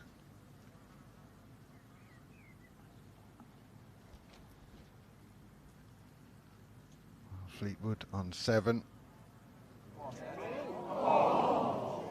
It's just not been the week with the putter for Tommy. Another one slides by. It's only a birdie. Only, I guess. But when you're looking that much at an eagle, you'll be disappointed with it. It's like trying to start a fire with wet wood on the greens sometimes for Fleetwood.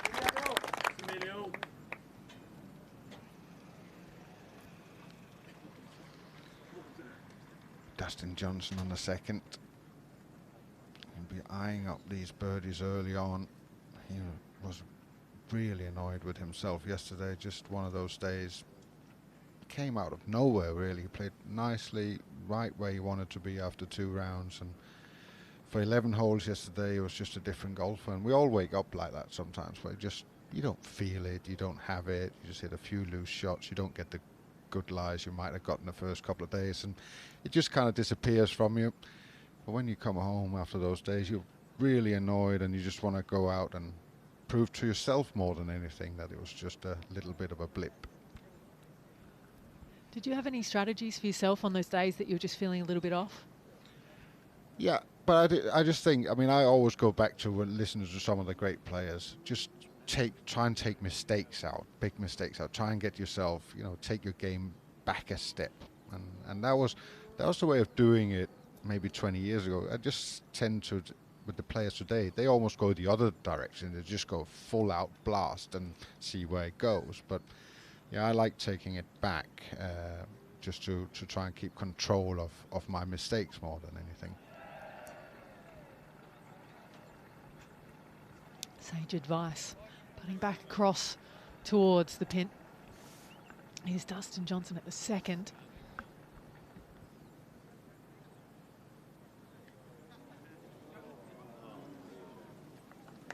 Not birdie at 1. Had the read right there. Just not the pace on it.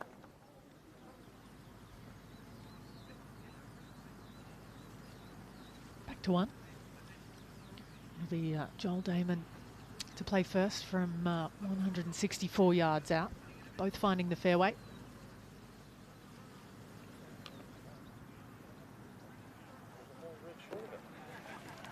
All you have to do is hit over the bunker. The entire thing, if I get it past the bunkers, it's perfect. Correct?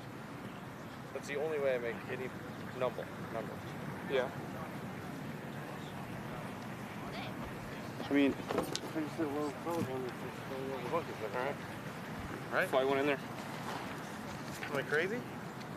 No, I just, there's nothing wrong with one pitching around the whole house. Do you think this will go in the bunker? Oh, I don't think it will. Okay.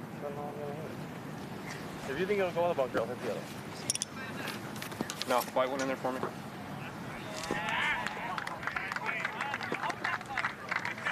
Some brilliant audio there.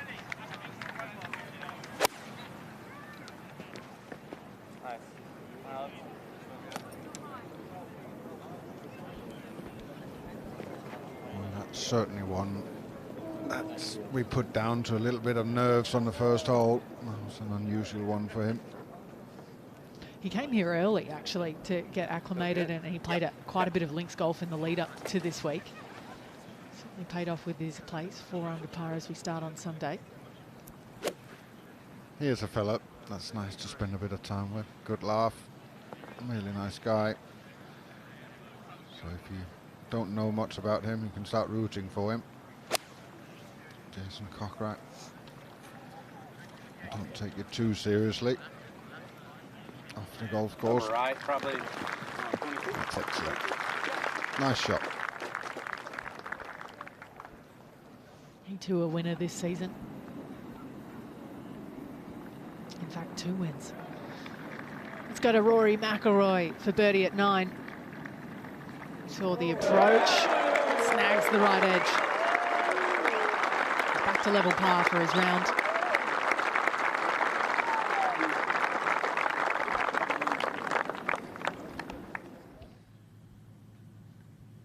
So how'd you guys see it? There's 2 nice shots here in on 13. So this is for birdie, a little bit left to right. Right in the heart. Are you watching, Padraig? Are you watching? He doesn't miss much. Up to 3 with Dustin Johnson.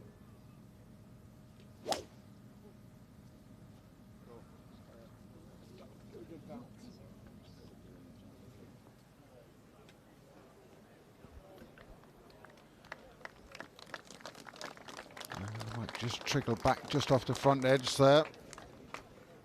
Didn't quite get the strike to get it back where he wanted to. We're getting to the pointy end of things here on Sunday afternoon on the coast of Kent. Louis Oosthuizen leads by 1, but what a leaderboard it is. We've got a lot to look forward to. Who wouldn't love the trio of Oosthuizen, Morikawa, Spieth? They were all up alongside each other yesterday, but things have stretched out a little bit from Saturday evening. Harman and Wallace 1 under, and they're at 4 under total. 65 for Bryson DeChambeau, nice move for the American, the long bomber, the US Open champion from last year. Good 66 from JC Ritchie today.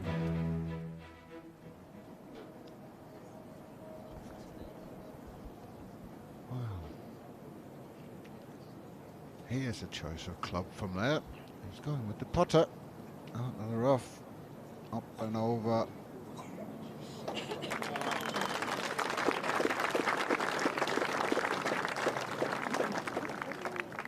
I don't even know if that was a good shot or a bad shot. I'm also shocked by the choice of club. It was something.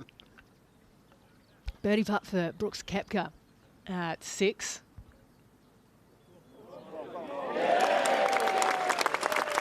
Done with speed. First birdie of his day.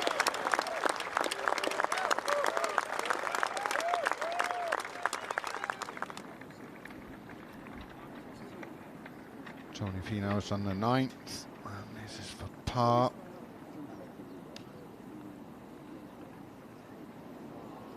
That was a bit of a stab from Mr. Finau, that.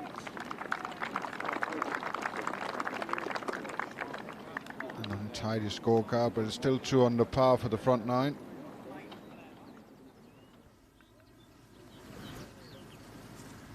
Jason Kokrak, who is known for his prolific length off the tee, but he's actually inside the top 5 in strokes gained putting as well on the PGA Tour. I don't often see those two go together, but the big man has good hands on the short grass. This is for an opening birdie.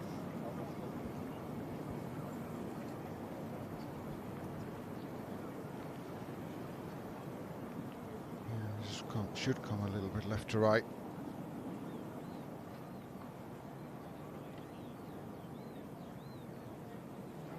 Just never hit it. That was a good line.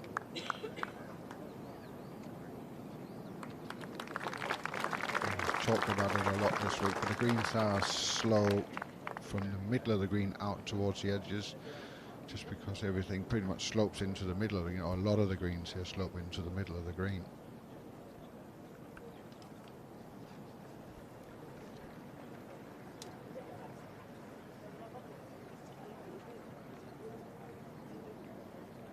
There are a lot of bowls and raised edges around the greens. It's quite a sight when you come to Royal St George's for the first time.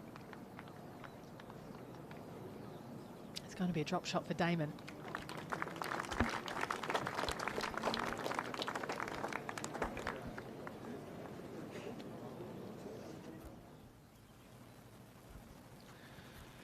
Yeah, you see that Dustin Johnson's ball came off the front of the green, so now he's putting right up there. This one's going to be really, really slow.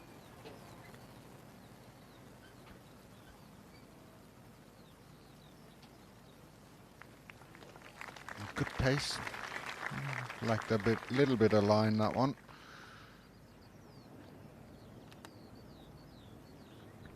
Picked up his birdie at the 7th. Just for an outside chance for birdie. Oh no, photo score correction, it is par. Much to Fleetwood's dismay. And the fans of his.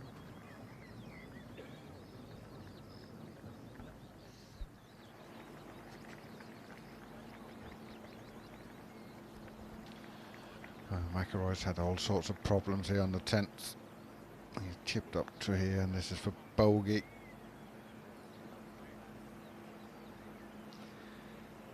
You just wonder what goes through his mind at the moment. It's just not working out for him. But with his talent, his ability, he'll be back to his best soon enough, I'm sure, but this really hasn't been a great week for him. There's Dylan Fratelli. He's out in just under an hour. He's making the most of an opportunity that was afforded to him when Louis De Jager pulled out of the event. He's missed 9 of his last 11 cuts, Fratelli, but you wouldn't know it from the way that he's been playing. Starts the day 5 shots back. It's a round of level past 70, but 66s and 67s on day 1 and 2 got him right into the thick of things. It's a nice birdie as well, the final hole to finish on Saturday.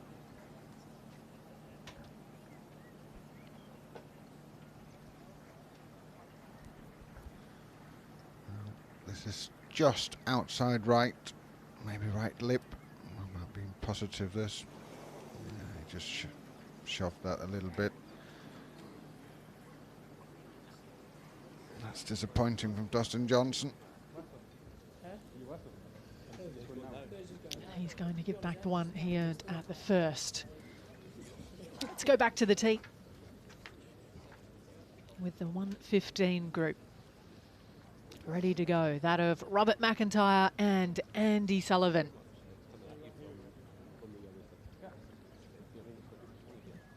This is game number 31. On the tee from Scotland, Robert McIntyre.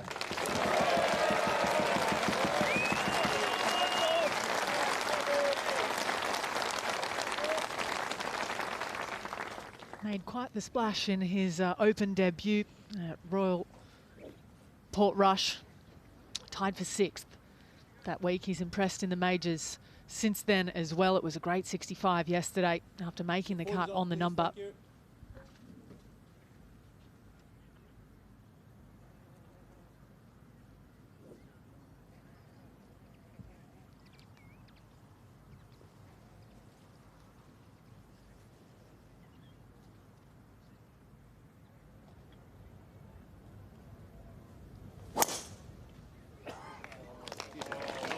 The young 24-year-old yet to miss a weekend in the major event.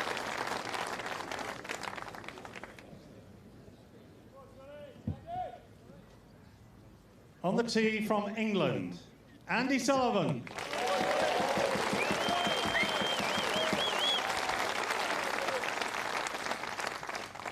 The likeable 35-year-old, former Ryder Cup player. And a winner on the UK swing at Hanbury Manor last year.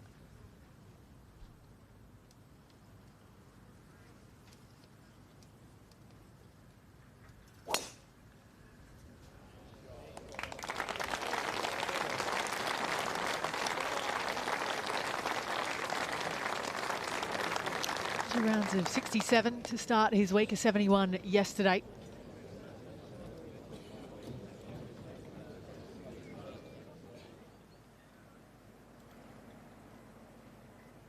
At 14.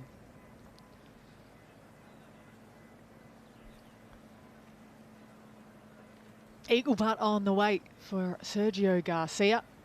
That one just drifts on by.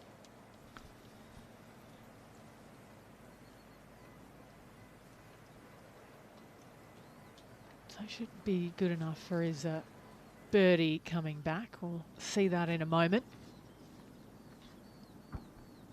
Trying to make 3 birdies in 5 holes is Garcia. Let's go to Matt Wallace now at 4 from off the green. Through the back, in the heart. It's a great birdie there.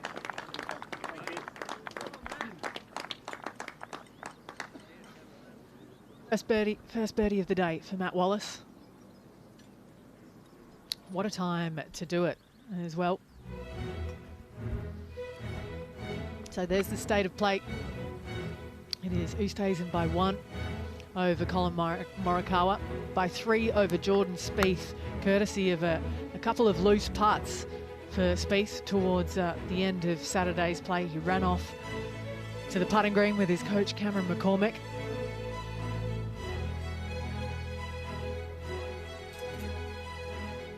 John Rahm, he's said in his presser last night, he is going for it. He's going to be going at all the pins. He's going to be playing aggressively wherever possible. Good play so far from Sergio Garcia. You can see he did tap in for his birdie there at the par 5. He's 4 under par for his round today. We'll change up in the commentary box. Ali Whitaker alongside Sam Torrance and Frank Nobilo now as Koepka sets up for his eagle putt at 7, Sam. Thank you, Alison. Well, that's a nice time for me to start. It's an easy game, this, isn't it? Just knock it on the green, knock it in for eagle and get to 6 under. He didn't have a good day yesterday, and he's looking to have one today. Had a nice putt at the par 3 just a few moments ago. We're in about 10 minutes now. So 3 under through 2 holes. And Schauffele gets to finish at 18, not quite the Open Championship he expected or wanted, but that round of 65 is something for him to remember as he goes forward. I just want to say thank you too. This is my last stint. It's been great rekindling friendships. The team over here has been tremendous. Everybody's worked so hard, the cameraman, audio, and hopefully the people around the world have appreciated all the effort that's gone in. No, same for us to you, Frank. You fit it in like a glove. You think?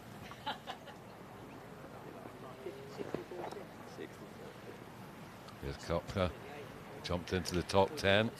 Well, you fancy it's getting over the front, wouldn't you, with the 8? Yeah. You How see far that? on is it? 14. There's a massive downslope to it. Yeah, that's what I mean, mate. What's the front? 50. Yeah. Yeah, I'm happy with this, mate. This is good. You happy? Yeah. It's coming down on it just right a bit, huh? Yeah, exactly. And I'll just go straight bull bud.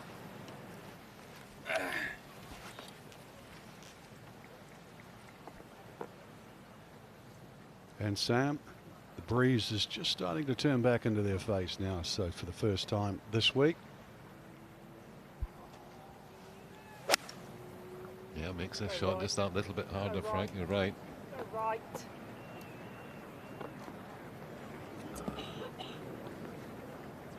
Not much chance of it getting up later, though, you know, to make it really difficult and somebody catching up from 6-7 shots behind. And beautiful all week. No sign of it changing.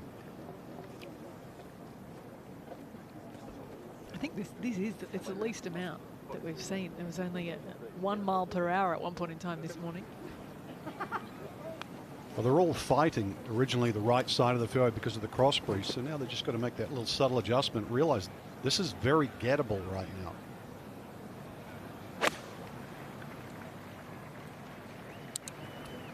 Wonderful follow. Shot equally as good.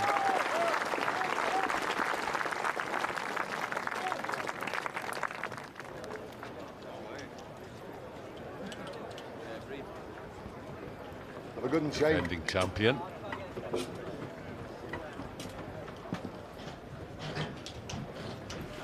Sterling defence. Still giving himself a glimmer into today.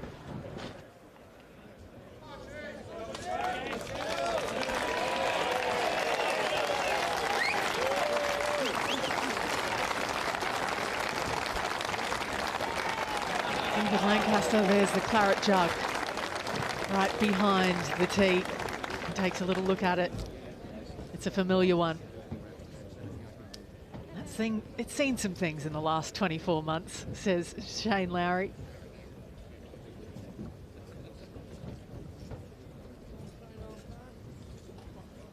It is quite magnificent. They give you a smaller replica when you win it. And Odukade Harrington gave it to my dad. And it's just a beautiful little thing. What a lovely gesture. I think you can actually buy them. You don't need to just have one if you've won it. Rory at 11, that's better. A double bogey at 10. It's not his time. Frank, it was you that said, Frank, it's now going to be 8 years since he won a major.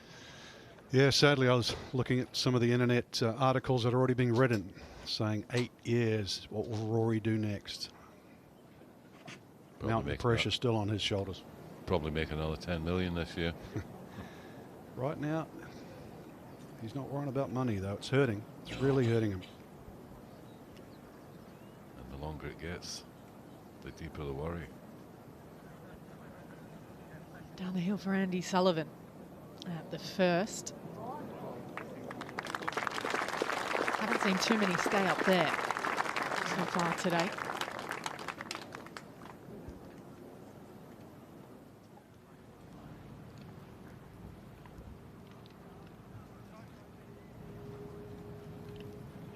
Around about 2.5 feet left for McIlroy's par, a good one on the sand in the end at 11. It's not much consolation though at the moment. It is the hardest hole on the day, however. Wonderful amphitheatre back there on that first tee. Another look at that little claret jug for Larry. I mean, it's amazing over all these years, you know, the quest for that jug. You know, it's broken so many hearts. It's made men. And those immortal words too. Someone's going to hear at the end of the day, as Larry did 2 years ago, champion golfer of the year. Still makes the hair on my arm stand up.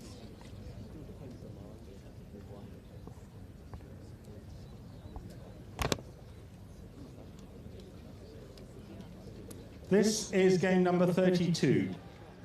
On the tee from England, Paul Casey.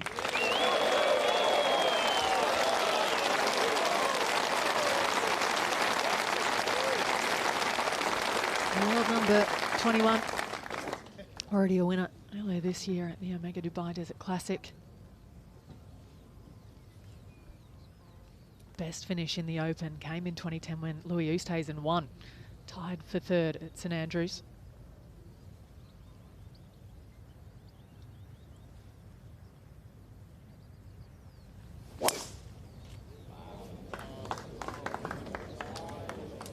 Straight right, I think.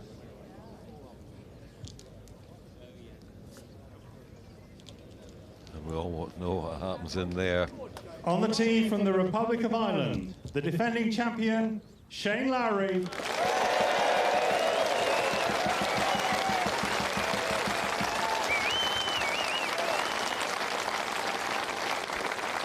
Perhaps to Shane from the compound as well. Yep. He loved it on Thursday, but it feels a little better to hear it on Sunday. He's worked his way right back into the event, -5.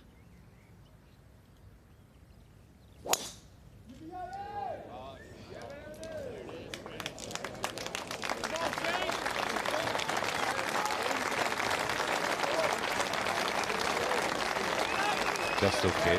Probably won't be accessible to the pin, but we'll get it on the green easily enough. It's tough to control your ball flight and spin from even the first cut of rough.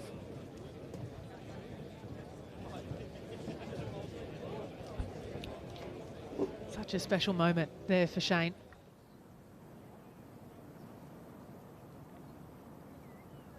Birdie putt for Robert McIntyre up at the green.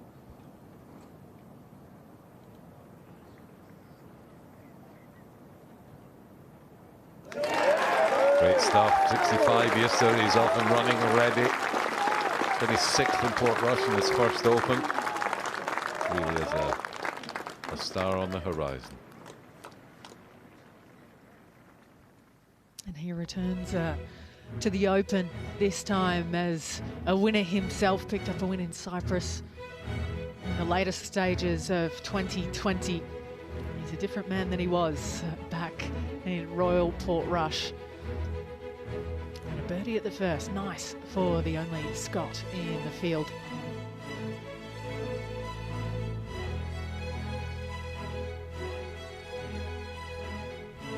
Brooks Koepka, 3 under through 7, 3 under through the last couple with the eagle to follow the birdie. It came at 6 and 7. Good move too from Sergio Garcia. He's crept his way inside the top 20 today. For now.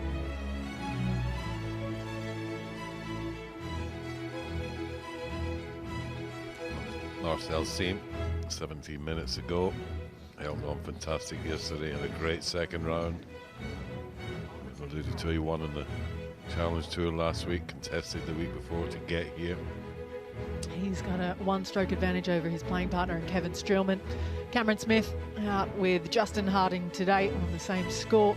Dylan Fratelli alongside Mackenzie Hughes. Scotty Scheffler has the company of John Rahm.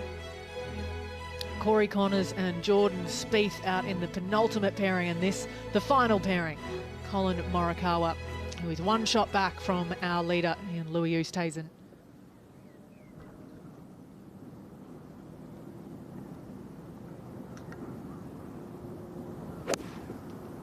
Koepka looking to continue this fantastic run. Birdie eagle the last two. Oh, it's a cracker. It's a cracker. Oh my goodness, don't go in. Well, that for 4 under and 3 holes. He's making a move. And he's not too far behind. That will be to get within 5 of the current lead. Now McIntyre, the left-hander, using the left side of the tee, which normally means he's trying to cut it.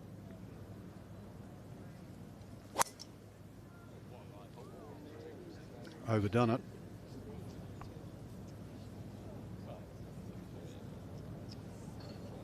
Should be all right. They've got it there. Top of the hill. The guys from Royal Cinque Ports, they've got it. We drive through that every day, don't we? And it just looks beautiful. It's a lovely stretch of golf. You've got Prince's up to the north, I think. If I've got my ways around. Cinque Ports to the south of here. Royal St George's sandwiched between them. Lovely shot right over the top of the flag.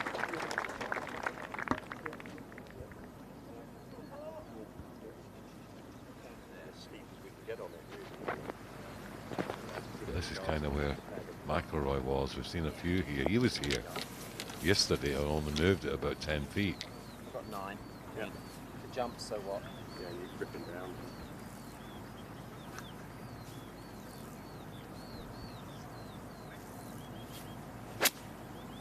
Better lie today, as long as it's got to miss the cross bunker. Unfortunately, it hasn't. You'll have to get up and down from there. Not easy. Very close to the face too. His game's gone up a notch in 2021. The win, aforementioned, but also a top 5 at Kiwa Island, a top 10 at Torrey Pines for the US Open. Poulter at the short 12th. Slight dog leg. He's played it nicely. Another birdie.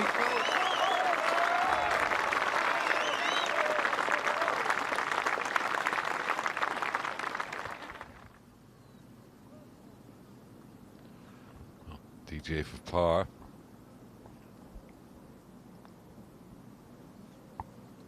That halts the run. 2 bogeys in a row. Birdied the first, but now goes 1 over for today. And back to -3. Matt Wallace for his birdie, picked up one at the 4th, a very good one at the 4th, this at the 6th.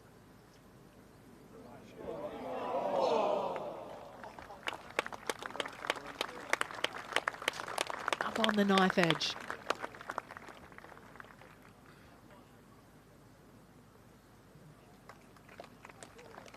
Still he's one under the card for his round so far. Down to the first green. Well, not quite.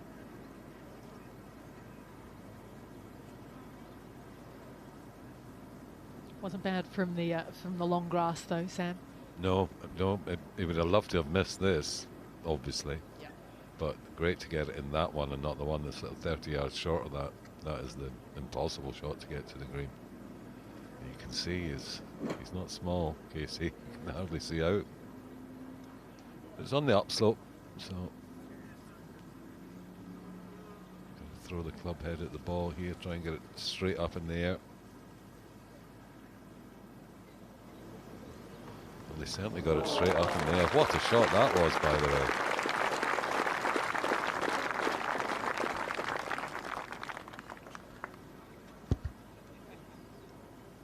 It's just been the putter that's plagued him a little bit this week, but having said that, even despite those numbers, 2 days with 31 putts for Paul Casey, he's 7 shots back and a chance to make a good par there at 1. Another birdie chance for Koepka at 8.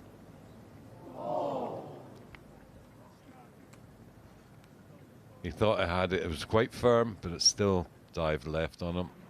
So just a disappointing par for him. Rory McIlroy trying to make his 4 at the short 12. Knocks on the side door and it's answered. 2 good pars in a row, really. The up and down at 11. And a good 4 there at 12. Probably would have been expecting a good look at birdie though. It's certainly an attackable hole on the back 9.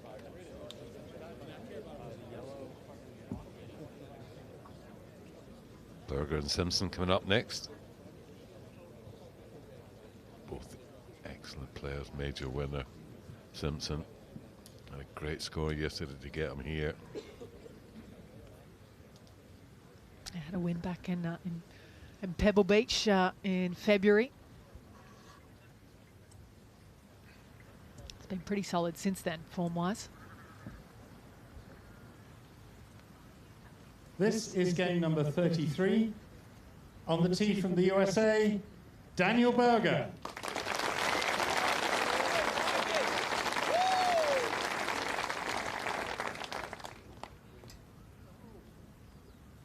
Some good play the last 2 days. Level par on Thursday. 5 under for the last 2. Making his 4th appearance here.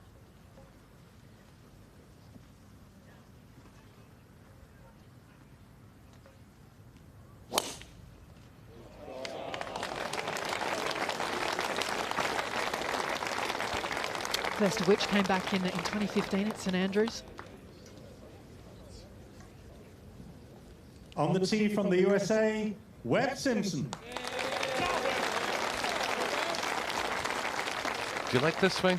I mean, it's so effective in such great positions, but the follow through just, to me, I'm not sure. Yeah, I think he stays on his right foot, his back foot so much. That's why sometimes it looks like he's got a broken hip. The way he gets through the ball, I think, is what you're saying. But the thing he does so well is he actually knows where the grip and club face are. And more often than not, it produces sort of a flattish draw.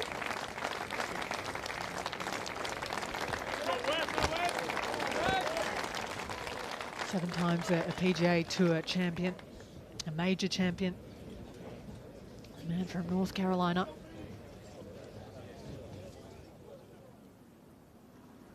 A long putt for Lowry. We saw his second to here. A swing off the right here. That one's going right. That's weak. Not what you want on the first green, to not get the pace right. Doesn't augur well for the week. Now at the second, McIntyre was in trouble off the tee, so now his third, full length of the green to work with.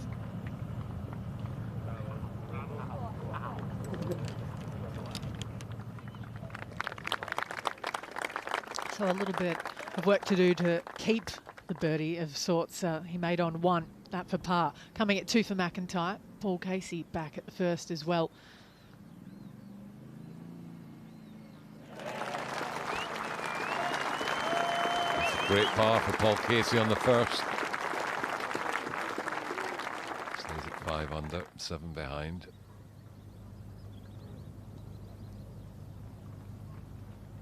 On the tee at 9, Koepka. There's one bunker just down the right side. So you either hit the iron, let it skip through. Exactly that. Or challenge it with a driver. Really the two strategies there at 9 off the tee.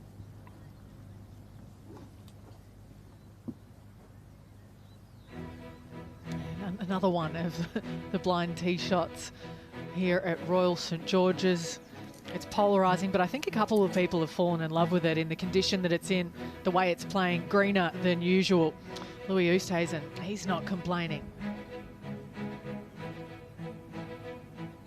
Rory McIlroy said he thought this was the best it's ever played in terms of the bounces, felt like it was a little bit more fair.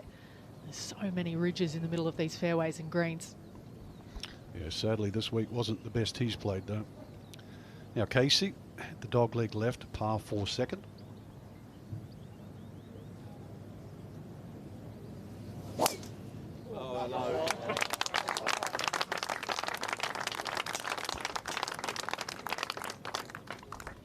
It's rather warm outside now, which is good to see. Really, temperatures have got hotter and hotter each day out here, Sam. I mean, it's just wonderful. It's stunning. Able to compress the ball more, hit it further.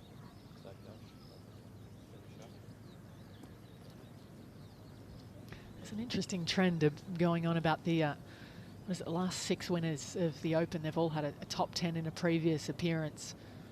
Quite the pattern. Shane Lowry did back in 2014. He missed 4 straight cuts and then 1 at Royal Portrush.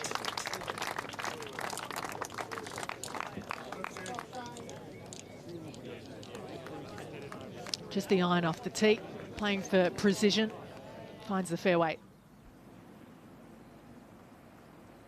Tommy Fleetwood. This is the 10th, and this for birdie.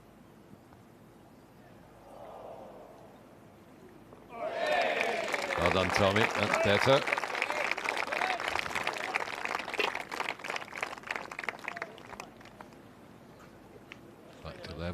day. But I say right at it from here. You said straight in? Yes. A hair out of the left. This shot is a little tougher for Webb Simpson because what we were talking about, very shallow through the heading area, so he's liable to get a little bit of grass before the ball, which takes away some of the spin that's required.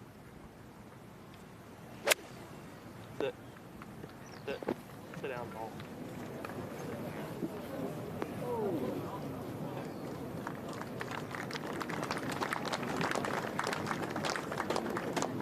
That trundles its way up onto the back plateau, right around the back edge of the first green. Perfect tee shot from Berger. This may be very aggressive for this one. Probably just a 9-iron. Excellent iron player.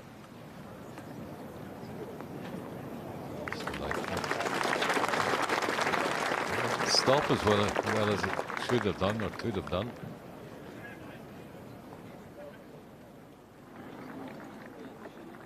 So why don't we check in with Brooks Koepka? Found the fairway at 9 with the iron off the tee. This is second shot.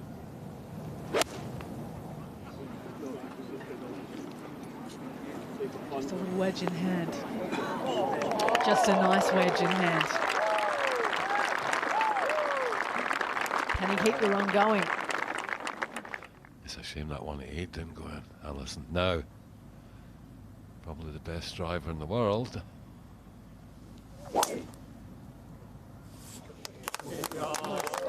Magnificent.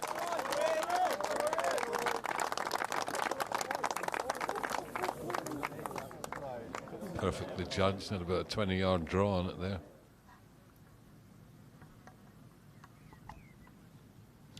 Now, second shot, just splash it out for Poulter.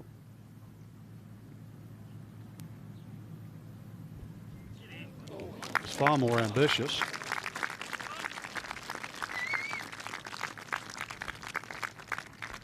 He doesn't just try hard enough, does he?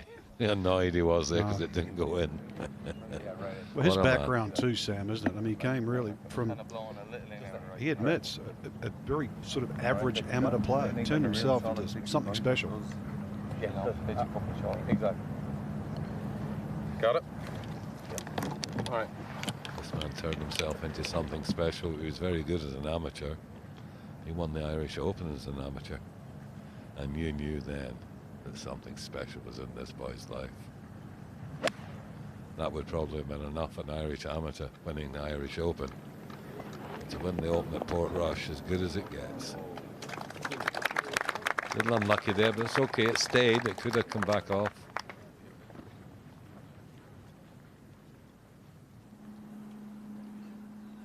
So birdie at 6, eagle at 7. As Sam said, just the par at 8, but still is to go 4 under through 4 for Brooks Koepka. From 6 onwards.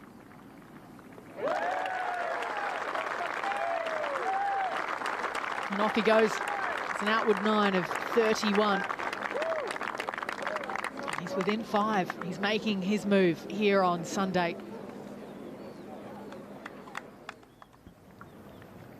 See how important posting a score is. It's so hard to finish it off on very, very tough golf courses. Long putt for birdie for Simpson. Seems to have got the speed. No, he's going to come up short as well.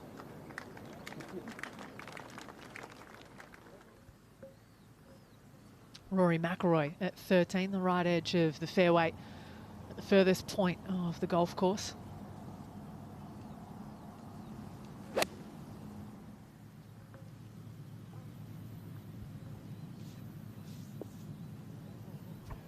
Super shot. And it tilts a little to the left from the middle of the green. Just got it to sit down softly. Back to the first. Next to play, Kevin Streelman and Marcel Siem. This is game number 34. On the tee from the USA, Kevin Streelman.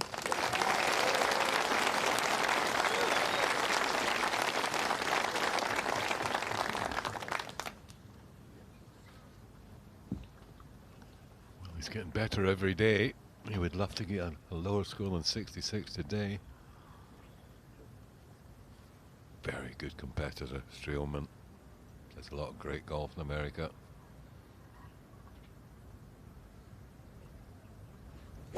Very straight.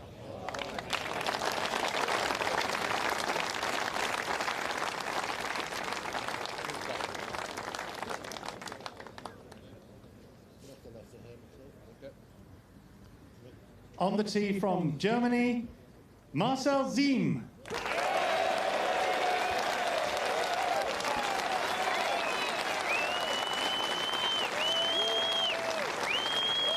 I think a couple of those crowds have jumped on the bandwagon, and rightly so. Marcel Ziem won last week on the Challenge Tour, made his way here, played his way into contention.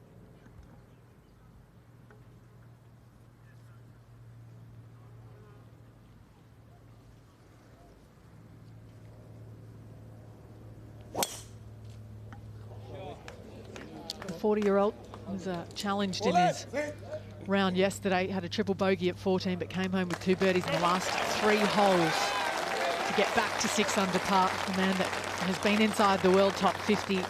He was outside the world top 1,000 at the end of 2020.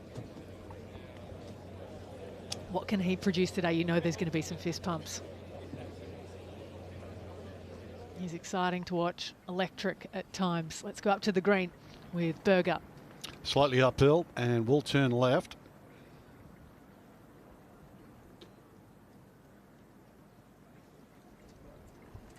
If only it was right on line.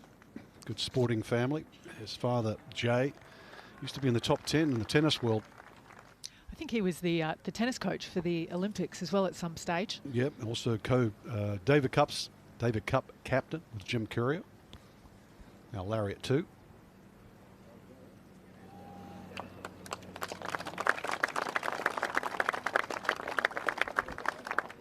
Pin high, you don't want to hear that on a putt though.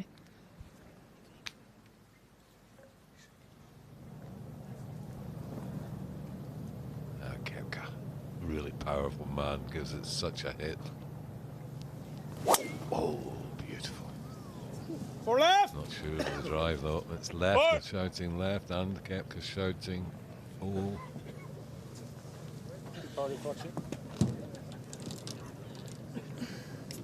She saw it in the end. She got a little bit of a fright by it. Casey at the second.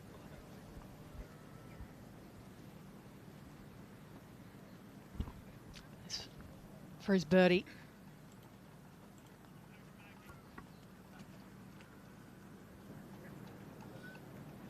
Not quite. Hold a wonderful putt for, well, it was a wonderful putt. It was only 10 feet. It's only got a great bunker shot. First hole to make par.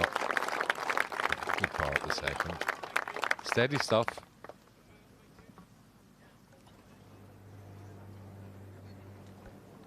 Webb Simpson trying to save his par at the opening hole.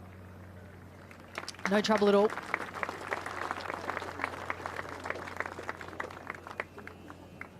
So he will stay at 5 under par.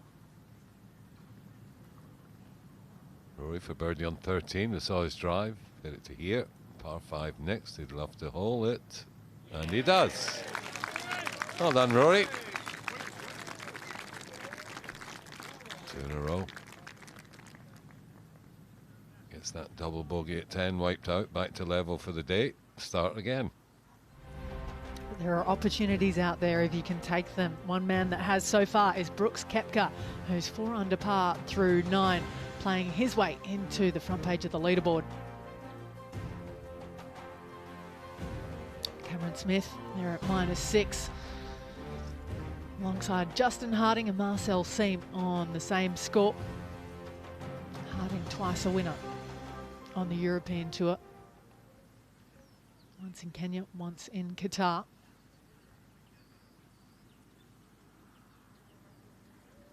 .168 yards the number.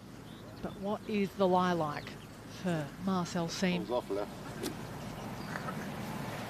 It's just hurting me off the left slightly. Look at 150. Flag on the TV top. Yep, perfect. Well, Ellison, the flag's on 14, so it means to cover that front is 154. Will be the number.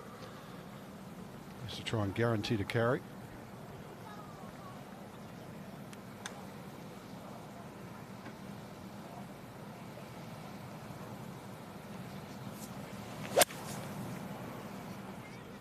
Very good.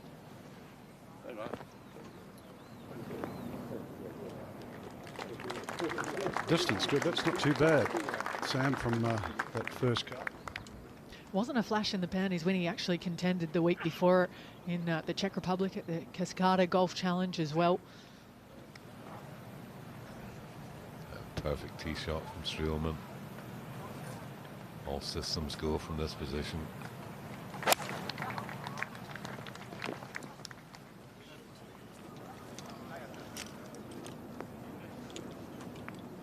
It's pretty average from there, but it's okay.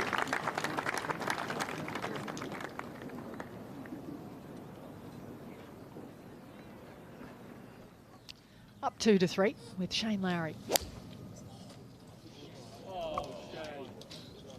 Currently the second hardest hole on the golf course, but this is, just one kick forward over those sprinklers. It could have been close. Only 5 birdies here so far today. There it is, down by the ball of Paul Casey, popular spot. There's a 2-iron for Rory. Driving iron. He does hit this a long way.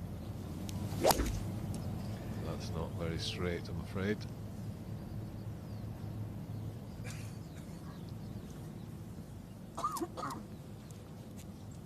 McIlroy, like no flight at all. There's in the thick stuff.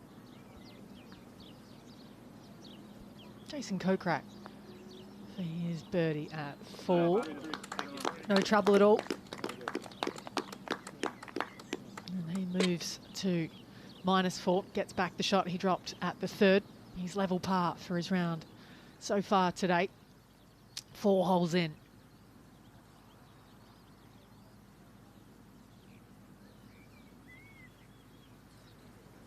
It's almost a rite of passage coming to the Open, watching the golf. If you can get here, hopefully this time next year we'll be able to welcome more international fans. There are 32,000 people out there lucky enough to see what unfolds this afternoon.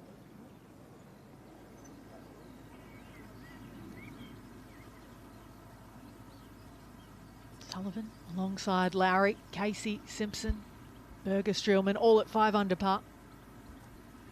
Good day's work for Sergio Garcia there. He's 4 under par through 17.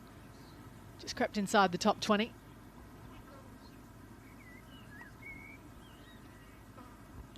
No one's complaining with the 65 in the final day here. Xander Schauffele just wishes that it came a little earlier on in his week, but it does match the best score of the day with Fowler and DeChambeau. He might have got really lucky here, because all around the bottom there's no way he could get it out straight and up at the green, but that's a remarkable shot. Just a remarkable shot, let me tell you. Fantastic, a chance to get to 9 or 10.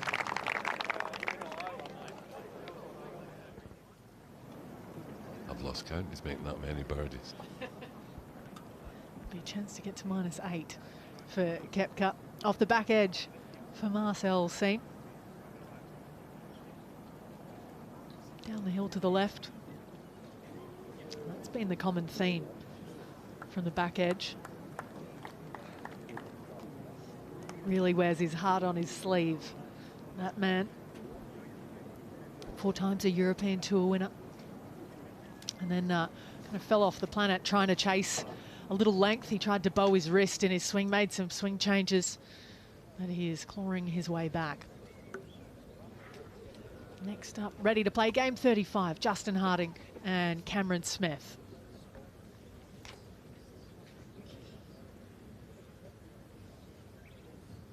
This is game number 35. On the tee from South Africa, Justin Harding.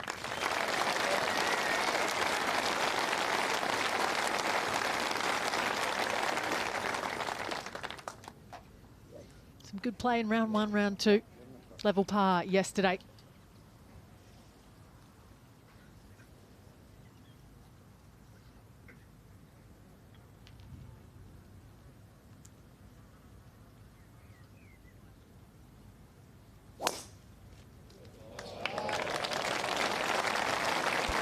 Do you like his play, Sam? I think he's a fantastic player, Harvey.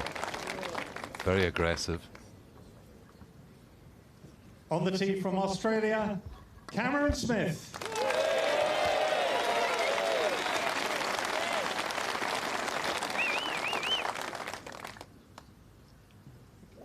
A 3-time winner on the PGA Tour, Cameron Smith. I love this guy's game. Such a good player. Never seems to get stressed or upset. Takes everything in his stride.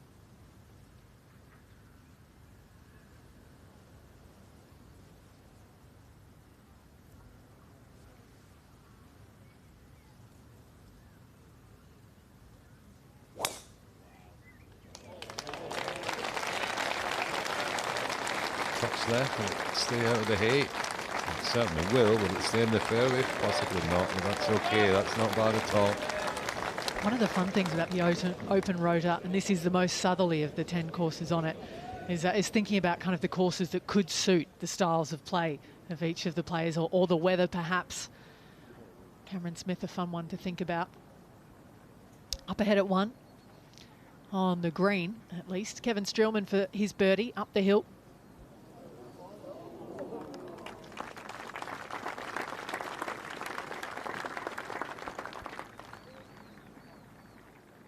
Lowry missed the green left here after with a really good looking shot. Just come up a little shy, ran down the hill.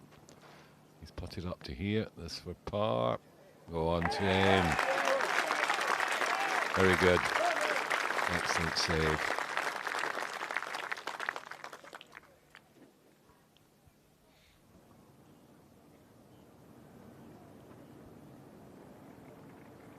Par putt for Marcel Siem. Just a little left with this, short with the first.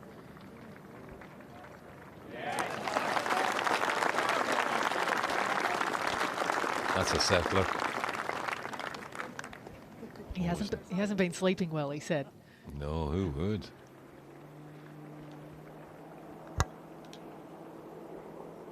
Birdie putt for Koepka. Oh, how did it stay out at 10?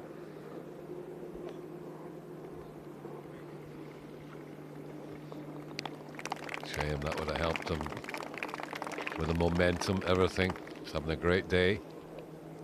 There you see him, 7 under, 1 shot behind 4th. All the each way backers will be getting excited. A little turner here for Finau at 13, long par 4. Keeps turning.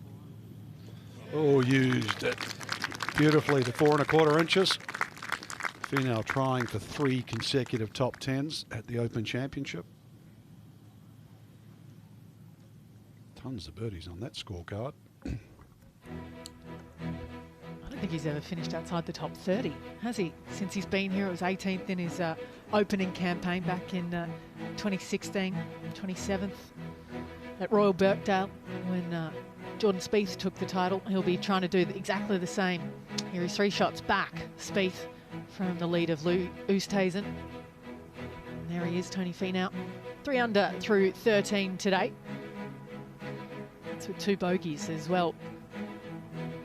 Victor Hovland has moved to 4 under par. What a joy it is to be here just outside of Sandwich at Royal St George's for the 149th Open.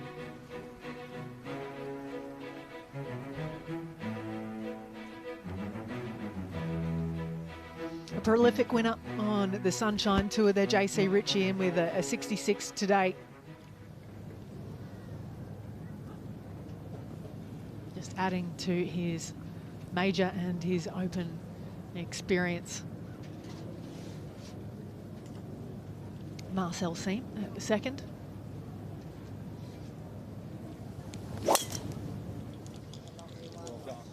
That's better. Straight down the middle. tough pin at the second, so you've got to get the fairway, give you a nice easy second shot.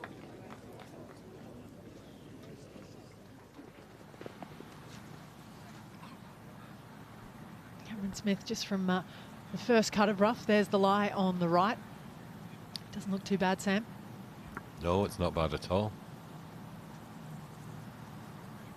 Just not able to get the sort of ultimate spin on it. Only 20 feet behind the hole would be a good result.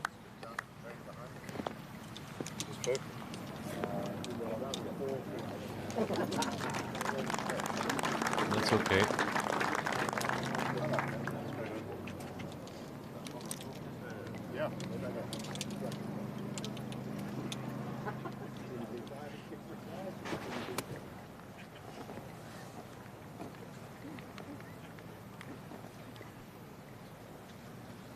Just 14 paces on at the first 9 off the left edge.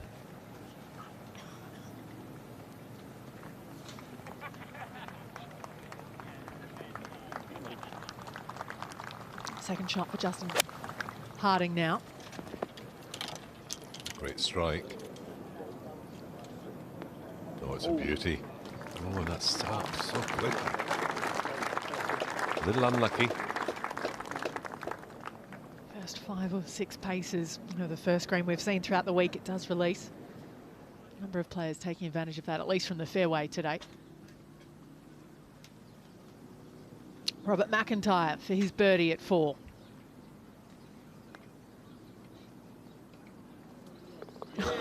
Rattles it in. Second birdie of the day. You can see the drop shot at the second.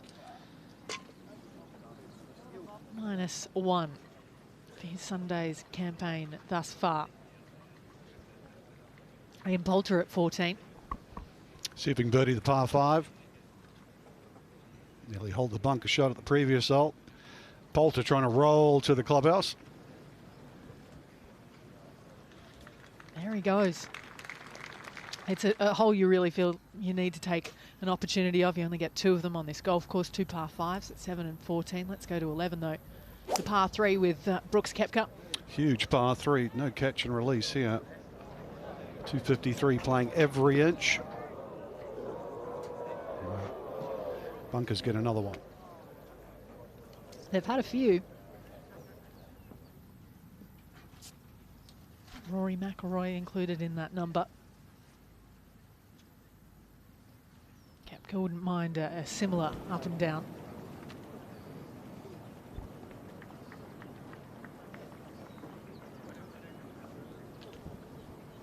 As Cameron Smith sizes up his putt at the first, we say goodbye, alas, to Frank Nobilo. It's been a joy to have you here.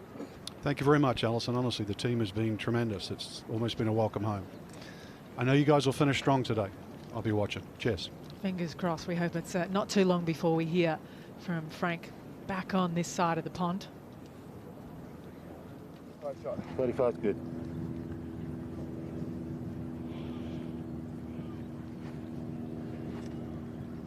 Marcel Siem with his second. You can see the pin just to the right of the number 2 tower.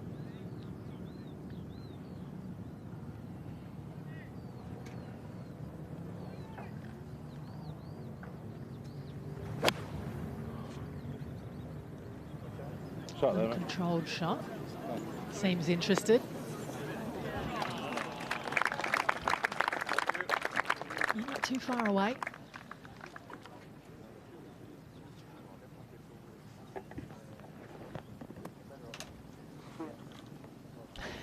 He's been caddying for himself a lot in the last year, he said on the Challenge Tour. Old habits die hard.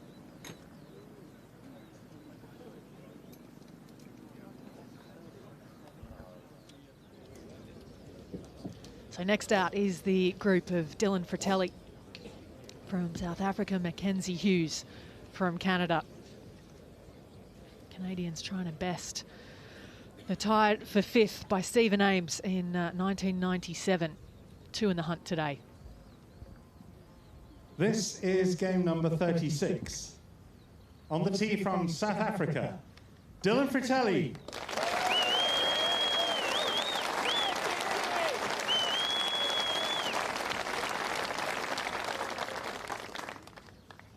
Started with a bang, you can see there, 66, 67, level par round of 70 on day 3.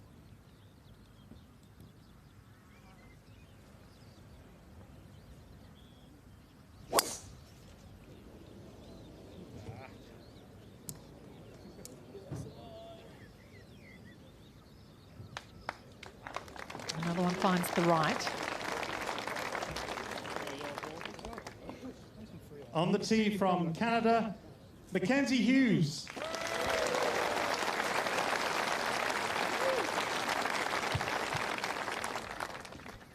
Years of age, making his Open debut. It's been a good one, 3 rounds in the 60s so far. Starts the day 5 shots off the pace.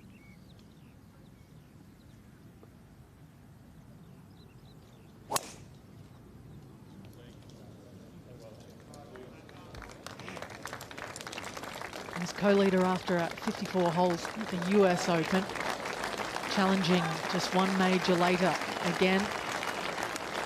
It's in the thick grass on the right.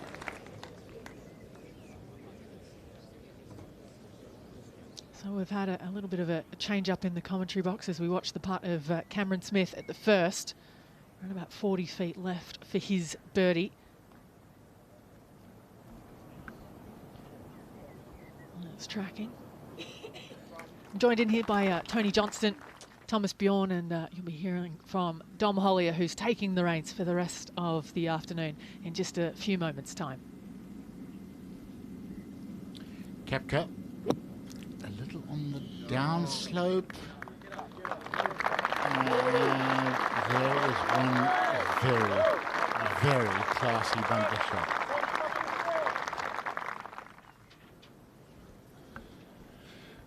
Back to the first. Justin Harding lining this one up. Break right to left. Quite slow. And just one of those that you often start the day with. A little bit of an outside 20-25 foot chance. You don't quite hit it. It's okay though. Par on the first is always good.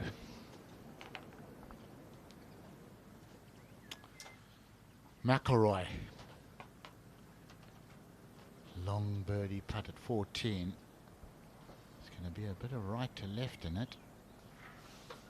And will it get there? Will it get there? Oh, you little devil. What a great try. But he'll be bitterly disappointed not to have birdied 14. It's just 2 iron shots to get there for him. It's just a medium length par 4 really. Koepka out from the bunker to here, so yeah, he's one of the few ones out there that's really lighting it up today. I wonder if it's maybe a little bit too late for Brooks Koepka, but playing great on a Sunday in a major championship is what great players do.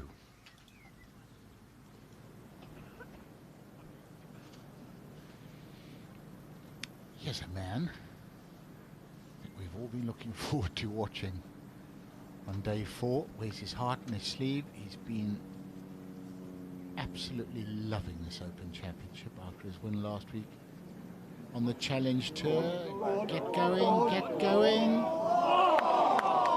What a great try. We just keep, Thomas, we keep wanting to hold putts just so we can see the reactions. Yeah, he really is enjoying himself out there. It's fantastic to watch. He was fun yesterday, and he should be proud of himself as well with the way he finished yesterday. Sergio Garcia's Open Championship comes to an end with a beautiful round of 66 shots, 4 under par. Not quite to be this week for Sergio, but he's in nice form. He's playing some nice stuff. I wonder if we won't be seeing him in Whistling Straits in September. Grillo. Okay, with a putter. Oh, bring out a new flagstick because that one's broken. Man, that went in serious pace. Shrug of the shoulders. You have enough bad breaks in the game. When you get the good ones, just enjoy. Back on the first, Frittelli. It's a good lie there. You can see a lot of the ball. Just snagged a little bit for him there, yeah. It was a good lie, though. It was just a poor execution. And he drove it poorly yesterday, Thomas. You know, when he played in Europe, I thought of him as an extremely accurate driver. He was all over the shop yesterday. Yeah, but he's one of those guys that really gone for the length. Mm. Like, he Yes. made a decision to really add length to it.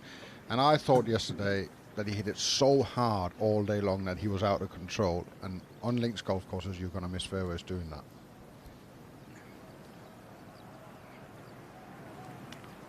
Mackenzie Hughes.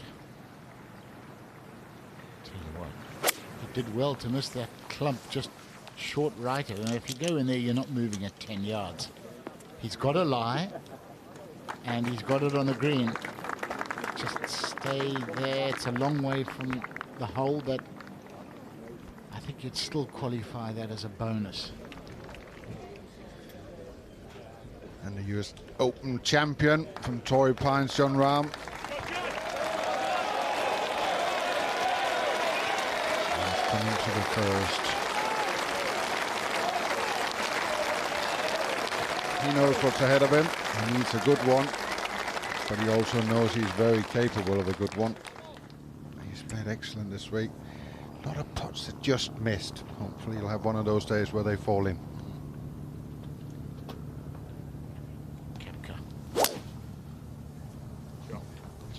Just making a little point today. How good he really is. Okay, not in any divots, that's spot on.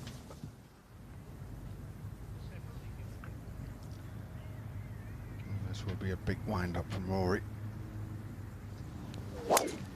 Full flow.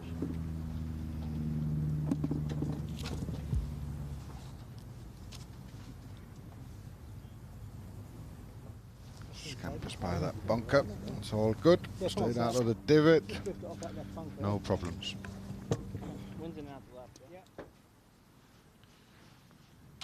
Robert McIntyre, who prefers to be known as Bob. Birdie putt at 5. Close. That's just a putting stroke to die for. Yeah, it's remarkable that he is the only Scotsman in the field this week. Well, there you have it. Brooks Koepka's moving up the leaderboard nicely.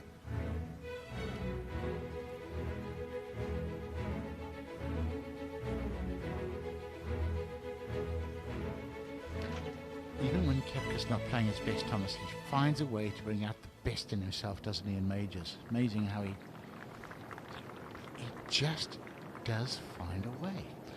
Yeah, I thought him and Dustin Johnson were the disappointments yesterday, but Brooks has certainly come out with a point to prove today. Fratelli opting to just chase it down the slope, let it run all the way out. And that's excellent touch. Big surprise there, South African with a good touch, isn't it? They all have it. They all seem to learn from the great master Gary Player, arguably the best bunker player of all time.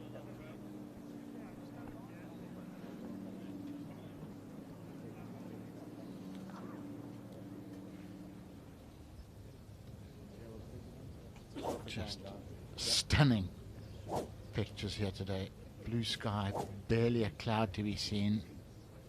Golf course set up stunningly well this year for the Open Championship here at Royal St. George's. It really has been magnificent.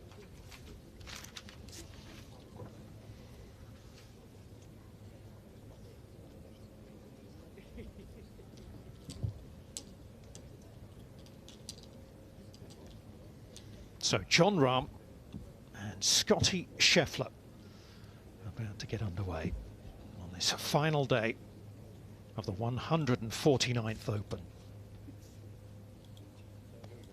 Have a good day, guys. This is game number 37. On the tee from Spain, Jon Rahm.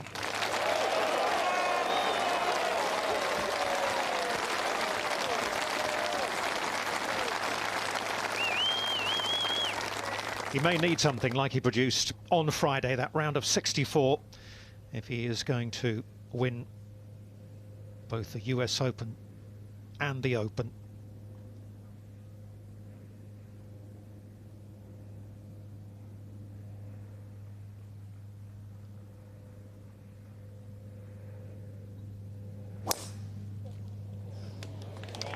Those eyes was with a mixture of focus and desire.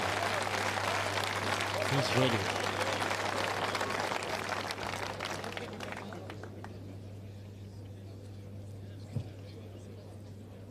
On the tee from the USA, Scottie Scheffler.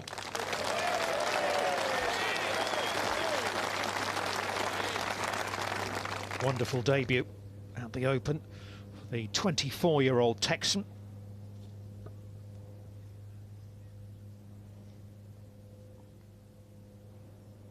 I think he likes the links.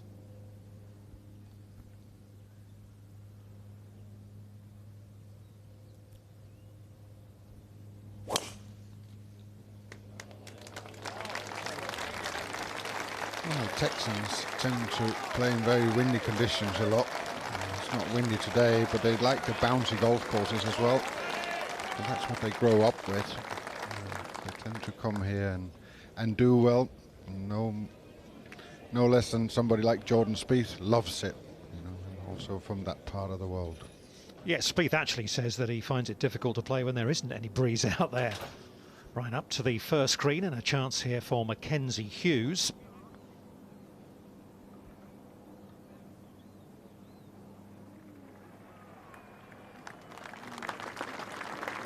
It's okay, he may have got the line a little wrong, but the pace over multiple changes of elevation were excellent. Here we go, Koepka. 7 holes to go, and he'll be wanting a bunch of birdies to finish. Oh my, just glorious. He'll also be wishing, Tony, he could play yesterday's round again. 72. Yeah. Left him with an awful lot to do. Turns professional tomorrow. Matthias Schmidt, exciting young German. He's going to turn professional after winning the silver medal here at Royal St George's as well. Kind of reminds me of a young Henrik Stenson, physique-wise. Strong young lad. Tony Finau. Oh, burns the edge.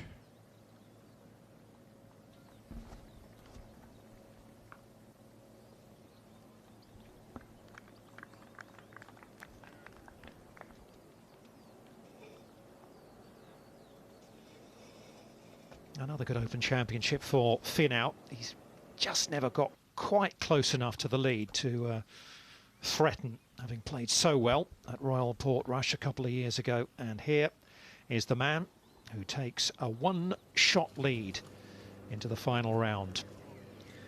Yeah, it's a nice place to be walking around on your own there.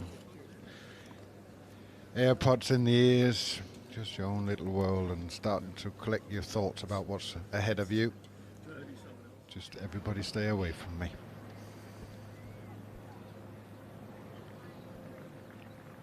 Delightful approach shot. Followed by a pure putt for Koepka. He has 3 birdies and an eagle today so far to get to 5 under. He's on a mission, isn't he?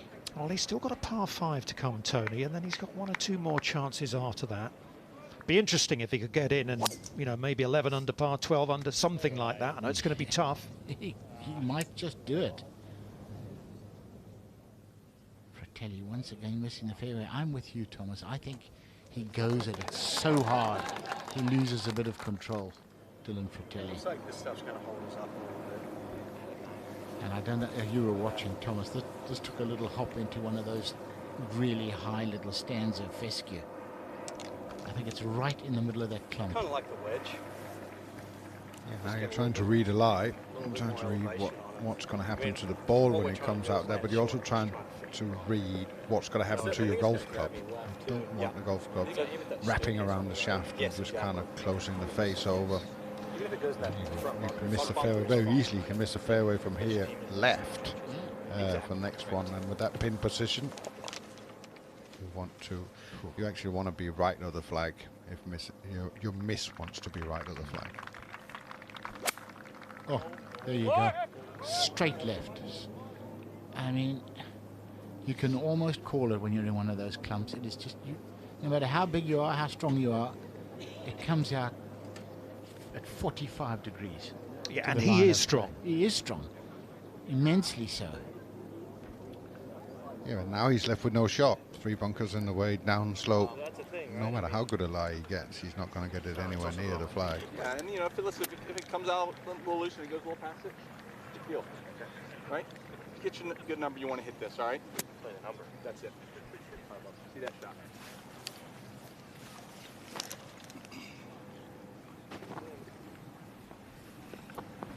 Jon Rahm, when you get to spend some time with this guy, you start realizing, yeah, he has the desire, he has everything to be a great player, but he also has so much respect for the people and the things that's gone before him. I always tend to mention the great Severiano Ballesteros and everything good he does, and he's a wonderful guy to be around, John. He oozes wanting to be the best that's ever played the game. Dedicated that US Open victory, didn't he, to Sevi?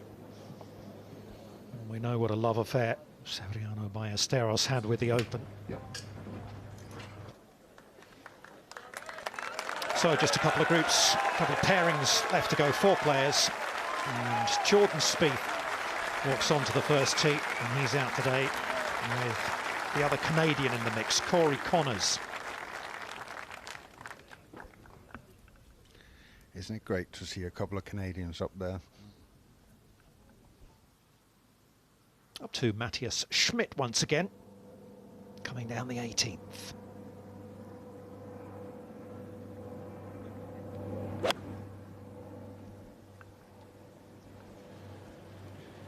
One of the great things about this championship is that you get to see all these amateur players that have done something remarkable on the way, winning the British Amateur, the European Amateur, or whatever tournament has taken them here. But you get to see them, and they are the future of the game. The INA does so much good for the young players of the game to bring them into the professional ranks, which is always great to see.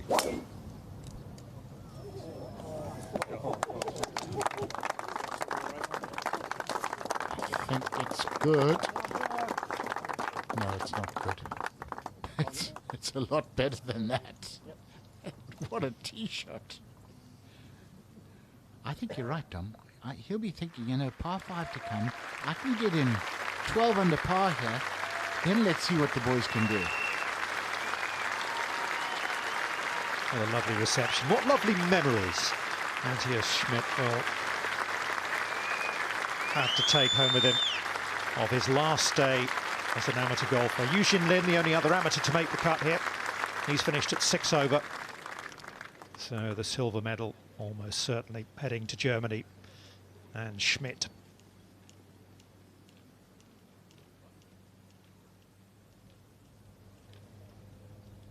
What an experience for a young man to come up to that reception on the final hole of the Open Championship. Magnificent.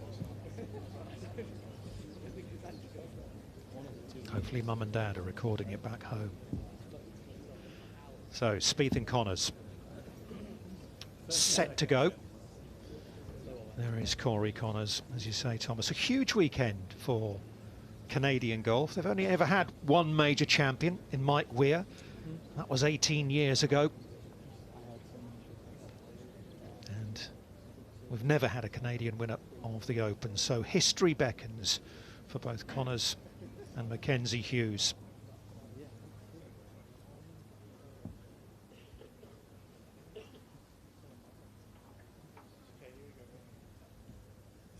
This is game number 38. On the tee from Canada, Corey Connors.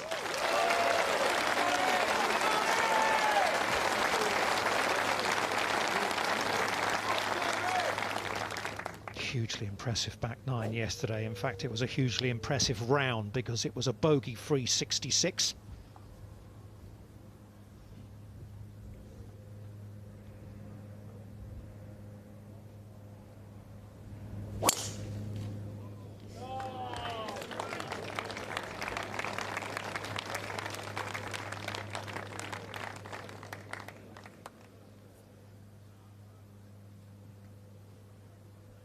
On the tee from the USA, Jordan Spieth.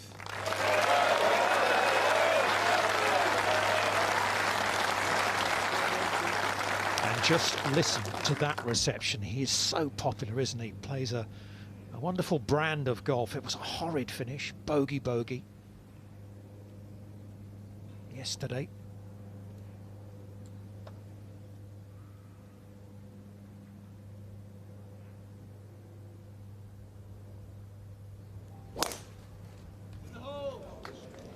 Needs to drive it better today. He drove it beautifully on day 2. Yesterday he only hit 5 out of 14 for the race. And with a combination of some lucky lies and great execution, managed to get away with it. But you keep doing that in this rough, sooner or later it will take its toll on you. He did get some fortuitous bounces, no doubt about that. He was on the putting green at least an hour after he finished yesterday, after missing that short one at 18.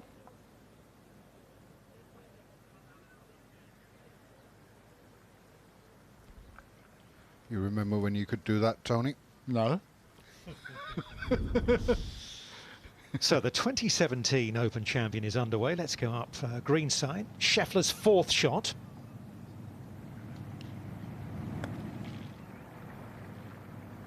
Oh, it's got away from him. Oh, the last thing you want to do is kick off with a double bogey.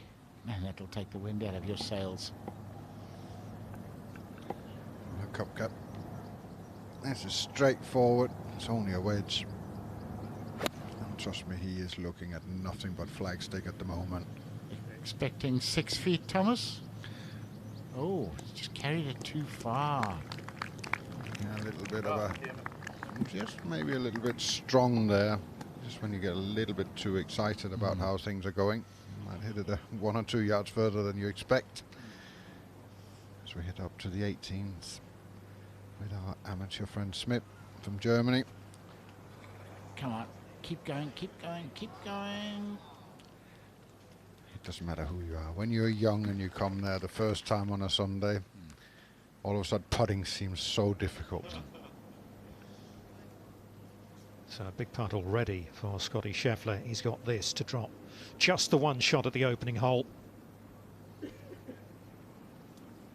Oh, brilliant. I'll tell you what, he'll walk off there feeling cock-a-hoop, actually, with a 5. Feel like he's gained something with a bogey. Ian Poulter has reached the par 3 16th. Good tee shot. This to get to 3 under.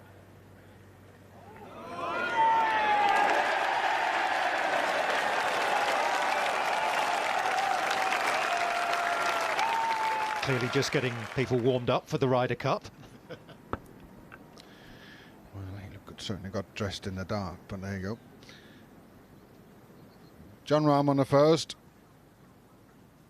These are the ones that were slipping by all day yesterday. Ooh. A bit heavy-handed on this one. And there is Louis Oosthuizen down the steps. Do you think he has a little look at the claret jug on the way past and says, "Hello, old friend"? Let's have a look. Come on, give it a little glance. You know you want to.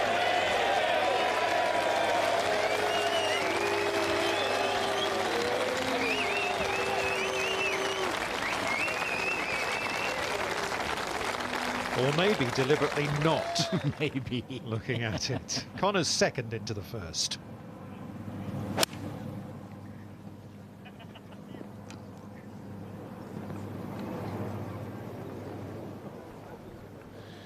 I think he was expecting it maybe to come out a little bit hot, that one. Just never got the flight. Strike looked all right. Jamie Spence is going to be following Corey Connors and Jordan Spieth. And how's Jordan's ball lying, Jamie? Yeah, afternoon, everybody. It's not too bad. It could be a lot worse. He can get to it from 152, but he's going to have to smash it up into the air, let it breeze, just hold it a little bit.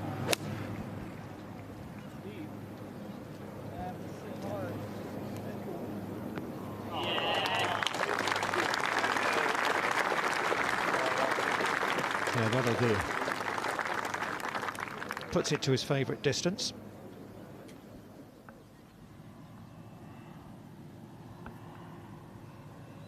Well, not the easiest of putts here for Brooks Koepka. It's up and over this ridge you see in the middle of your screen. So up it goes, left to right, and then down to the hole. Yeah, not his best wedge shot in there. Should make his par, and then he's got one of the most fearsome tee shots in open golf. Next up at 14, a par putt for Lee Westwood at the 18th.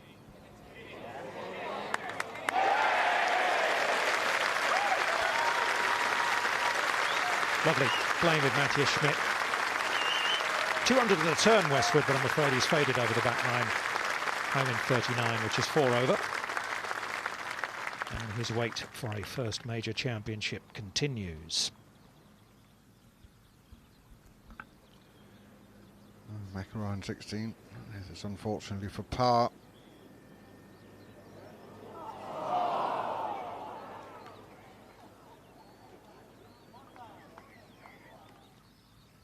He's going to slide back to level par for the championship, which is only just inside the top 50. Schmidt.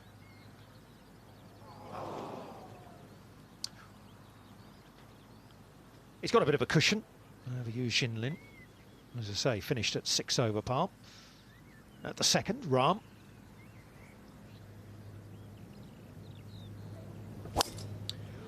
Hold the return putt on 1. Too far left? A little left and ooh.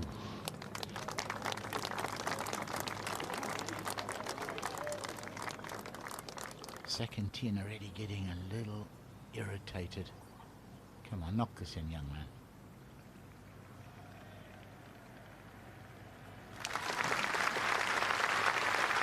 Lovely. Well done to Matthias Schmidt. Managed to make an eagle at the par 5 7th. A few drop shots on the card, but that doesn't matter. And as I say, that is enough to secure him the silver medal for the leading amateur at the Open. And nice of Lee Westwood there with a few words, and I'm sure it's just all about what's in front of him. It must be a lovely day for the young man to play with such a great ambassador of the game. And a lovely touch from Corey Connors from that green side bunker, very close to making that one.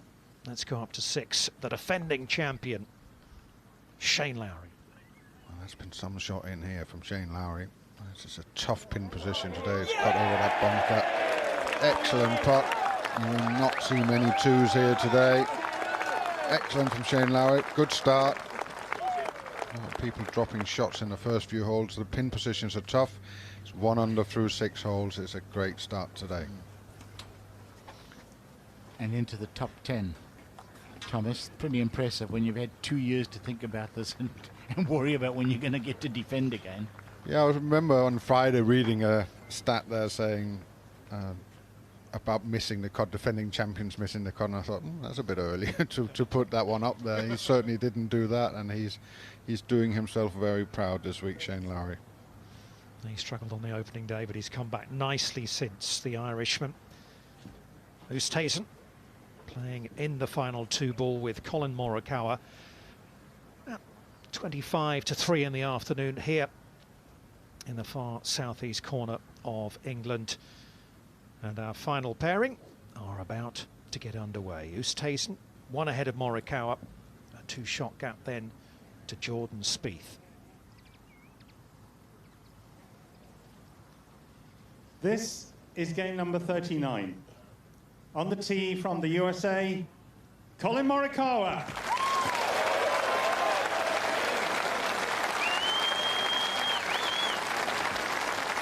Well, the highlight of this week was that Friday 64, which was absolutely wonderful in tough conditions.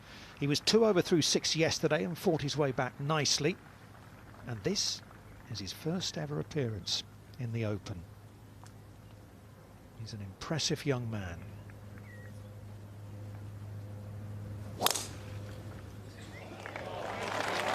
Seriously impressive striker. Leads all the stats with iron play and approach shots in the PGA Tour. What a drive that is. It's gone miles. On the tee from South Africa, Louis Oosthuizen.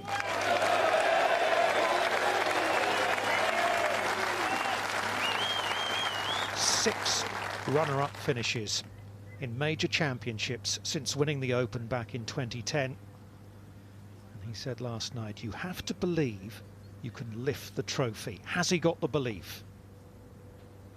Nothing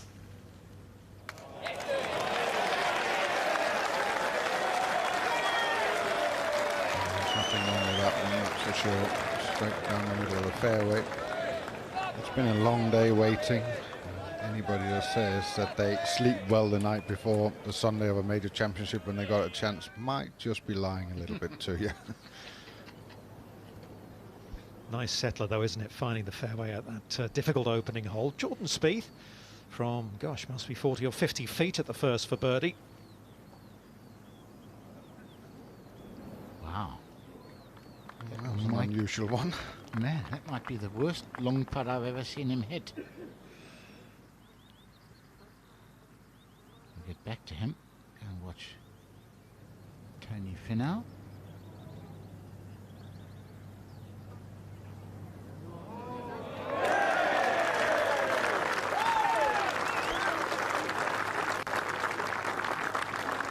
Two birdies on the homeward stretch so far for Finau. That one at the 15th hole. So he's in pretty good shape at 5 under, just outside the top 10. Now to the par putt for Spieth. It's all happening a little bit fast here. Just strong belief. Yep. Very nice. After the one he missed on the last yesterday, it was a little bit better. He was back to his usual kind of quickest routine, I think, where he's just determined to hit the putt.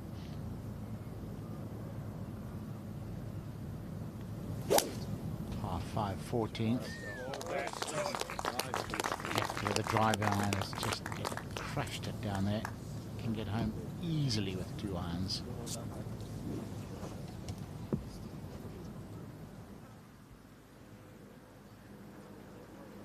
Corey Connors splashed out of the bunker to here, so he's got, what, about 2 or 3 feet for his par at the opening hole to stay 4 behind. Oh, no.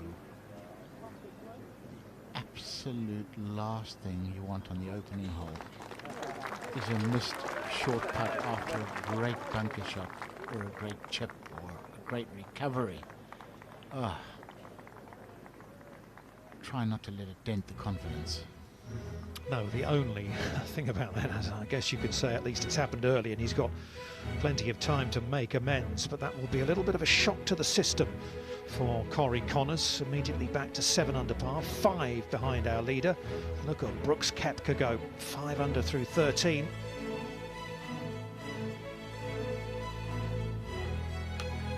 Will it be too little too late? We shall see.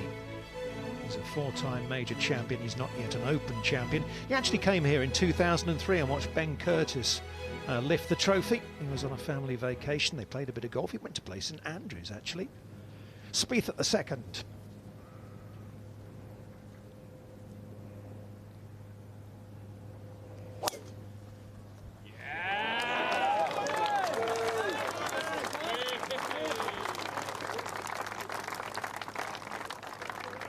Much better. Yes, I love that.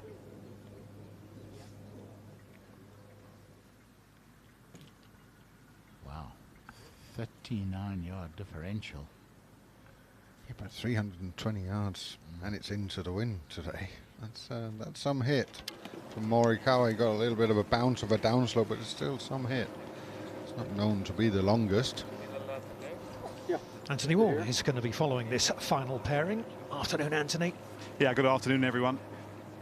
What an afternoon it looks like. It's going to be beautiful out here. Hottest year so far. Probably a clubber breeze, slightly different angle actually, hitting into the first for Oosthuizen. 154, so probably just a good strong 9-iron. And into the breeze. There's plenty just short of this pin, so no real issues here.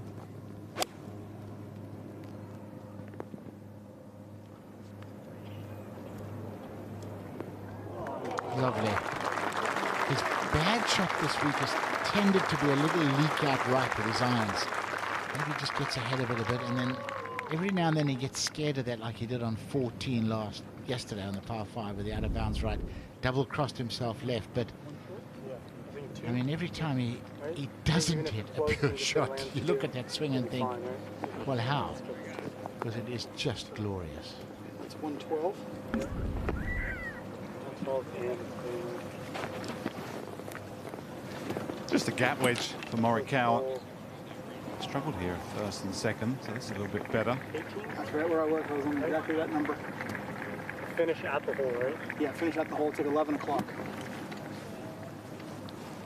See the guy in the blue and white stripes? Yeah. Love it. Right at Finish, it. finish it right on the hole. Landed 12, right? Landed 12. He can go straight at this. Ideally, maybe just right of it, leaves the uphill putt. Looking to get off to a flyer. Soft, soft, soft.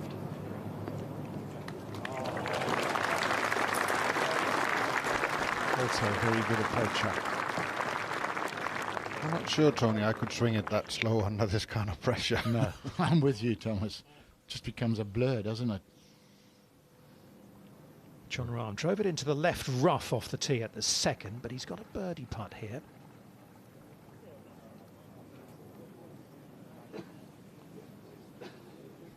Whew, that was just about as tough a putt as you could get out there today. Mackenzie Hughes, meanwhile. Poor start. Drop shots at the first and second. But, oh, nice comeback there. Well, they'll feel better after that.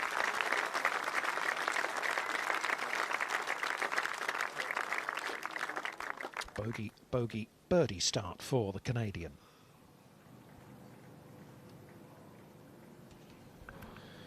Well, Jon Rahm, these putts are big. You just don't want to lose any momentum. All week it's been like that. Hitting lips, staying out, just sliding by. Not the best of starts for Jon Rahm. Brooks Koepka has reached the 14th hole. The best round on a golf course. Just taking aim at the number 14 on the TV tower and cutting it off there. Not the best of shots. What's it gonna do? I don't know, Tony. Would you rather be in the bunker?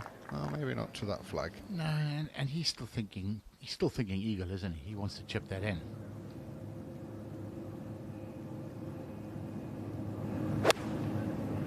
That was from 132 for Spieth. Bit of fresh breeze into his face now. Oh, that's right. Oh no, stay there. Just right in between clubs, made that uncomfortable off the upslope. It's trouble, isn't it? There's nothing right with that flag. Louis. Tentative. You know, it's understandable. First green, final round with the Open Championship. It doesn't matter how good your feel felt on the practice putting green, Thomas. That first green, you feel like you've got boxing gloves on, don't you? Yeah, it's a different kind of feel getting down there. You just kind of want to roll it up to the hole and knock it in and then go to the next and try and settle into the round. Frittelli for par.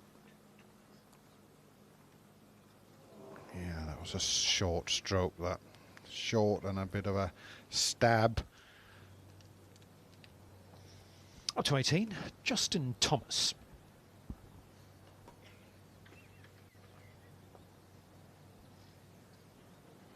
Oh, didn't scare it.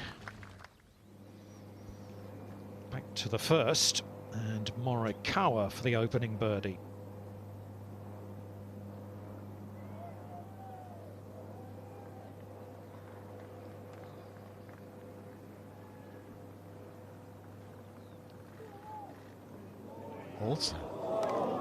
Also shy. Okay. No blows traded on the first.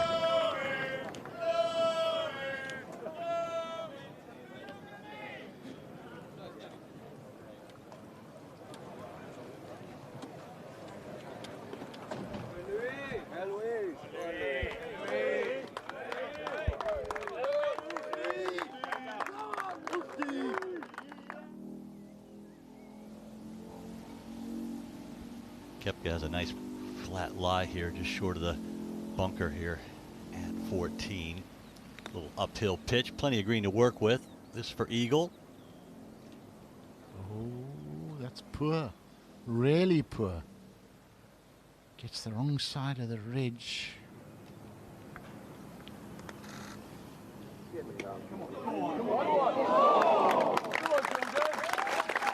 Pretty good from down the bank there, Tony. Yeah, absolutely, Jay. That was awkward, wasn't it? And a couple of different ways you could have played that. I think that's good enough. Jay Townsend has joined Tony Johnston and myself, Dom Hollier. You'll be hearing more from Europe's 2018 Ryder Cup captain Thomas Bjorn a little bit later, and it is Jamie Spence and Anthony Wall out on the course for us. Nice little view there. Ball almost outside his right foot. Hands ahead. Just giving it a little stab. Get it running forward. Rahm at the third, 227, as you see up there in the top left. Tough hole location because there's not much green to work with. Good safe play out there, taking the bank to the left out of play. There's some hole locations that you see, you know they're there, you want to shoot at them, but you shouldn't. To 2. Well, Connor's played out of the bunker. He's here in 3, across the green left to right for his par. He can get away from you in a hurry round here at Royal St George's. 2 shots gone in 2 holes for Corey Connors. So he's back to 6 under. 6 behind Oosthuizen, our leader.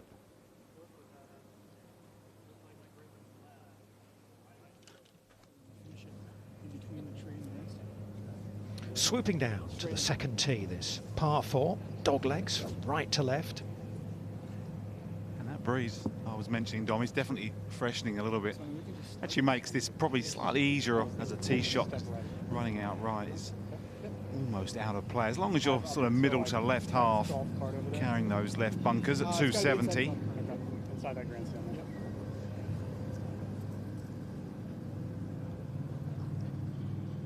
And it's those left bunkers you're trying to avoid, so driver's the plate for Morikawa.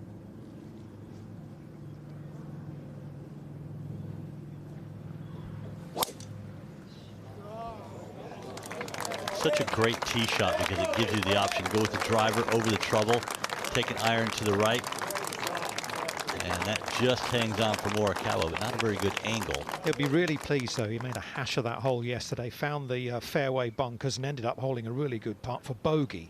This could be telling right here after a short miss on 18 yesterday. No problem right there. Spent a lot of time on the putting green. That looked pretty confident. As opposed to, you know, sometimes, Tony, I'm sure you've done this, I've done this. You have the hit me, wish me, watch me stroke. Just hoping it goes in. Driver for Oosthuizen looks solid on the first tee. Can he repeat it? He's picking the tee up. I think he has striped it. 2 lovely tee shots from the final group.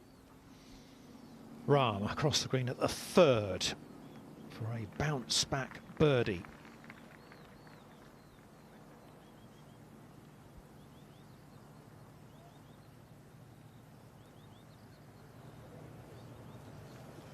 that is going to seriously annoy him.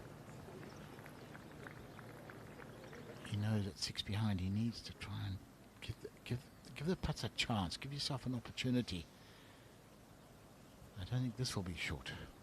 And has to putt up a ridge there. That's going to be disappointing for Koepka. Green high in 2 and a very indifferent pitch shot. Now an eagle putt for Shane Lowry at the par 5 7th. Again, up the slope, over, down and round.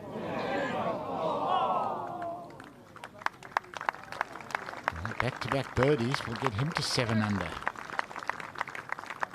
And just 5 behind for the defending champion. Yeah, he was asked last night, you know, how much of a chance do you think you've got from 5 under when 12 under was leading? He said, well, probably not much, but if I can go out there, shoot maybe 65, get in at 10 under par, you just never know. And you do just never know, because there's an awful lot of pressure on the shoulders of those guys who are ahead of Shane Lowry on the leaderboard. And there are going to be plenty of twists and turns over the next 4 hours or so.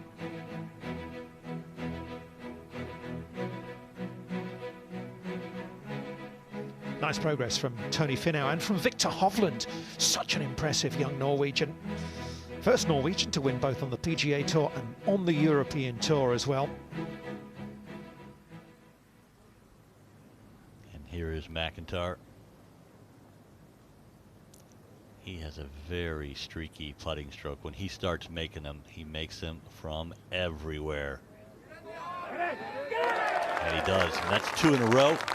3 in the last 5 holes. A couple under par through 8 for the only Scot in the field.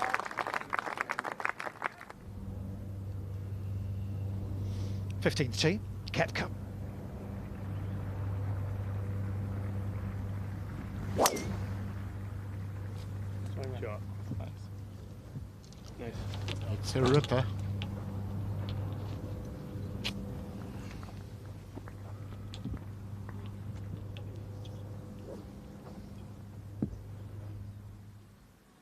Looking back towards the 3rd tee. First of the par 3s at Royal St George's. Yeah, it's a 3.5 really, isn't it, this one? This 3rd hole? Yeah, you're not far off. 227. You got nearly 250 for the 11th, so it's a tough hole, this 3rd hole, 227 yards. Flag on the front of the green, but ooh, it's a tricky one on that left-hand side. Wants to drill it into the bank, 6 paces past the pin.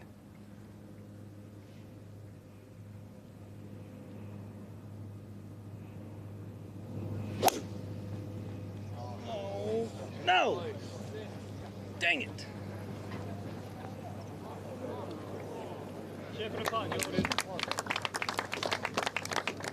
Okay, stays in the short rough, but not an easy chip.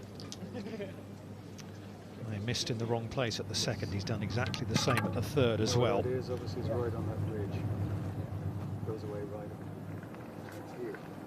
Yeah. Okay. Got it. Well, Oosthuizen at the 2nd. How far, Anthony?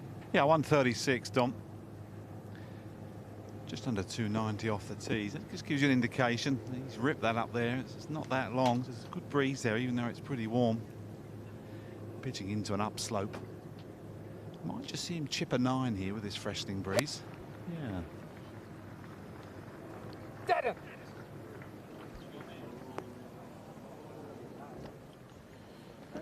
that's the one that's let him down a little this week. That little leaker. Yeah, there you go. Just a little leaker off to the right. Driver for John Rahm at the 4th. Overall, maybe around that big bunker.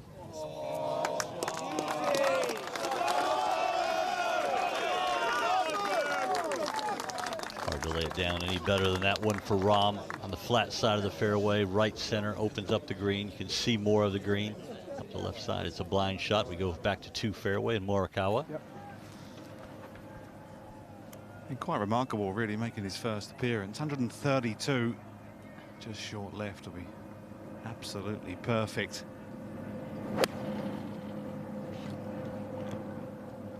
Right. Beautiful shot. Lovely shot. Just making, he wants to make a little statement. Oosthuizen's missed the green. He just wants to let him know. Look at me. Morikawa showed a lot of maturity yesterday. Got off to that bad start and really fought back bravely as we go to the defending champion. Lowry, 2nd to 8 from 216. He's been laying up off the tee a lot this week, leaving himself longer shots in, albeit from the fairway most of the time. And that is a bad miss right there. You can see there's a bunker over there. A lot of green to cover.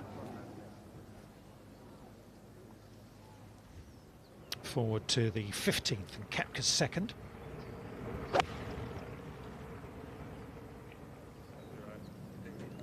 Asking it to be right.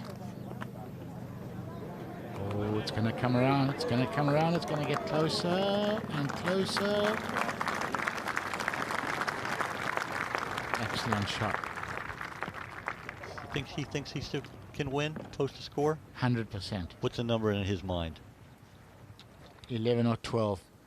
Proper alpha male, isn't he, Brooks Koepka? Well, that chip on the 2nd was, I reckon, 9.5 out of 10 in terms of difficulty for Spieth. And this one's 7.5 on the Richter scale. He's brilliant. I hope I'm not going to curse him because, honestly, that chip on the last, I think Connors is going to play first. This is a chip all day long for Connors.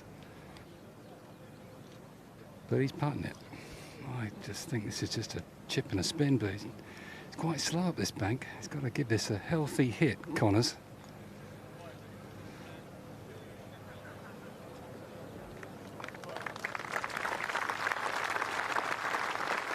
Pretty good.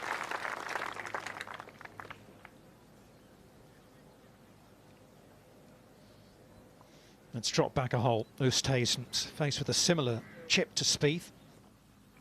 Actually quite nestled. I think he's got the right play.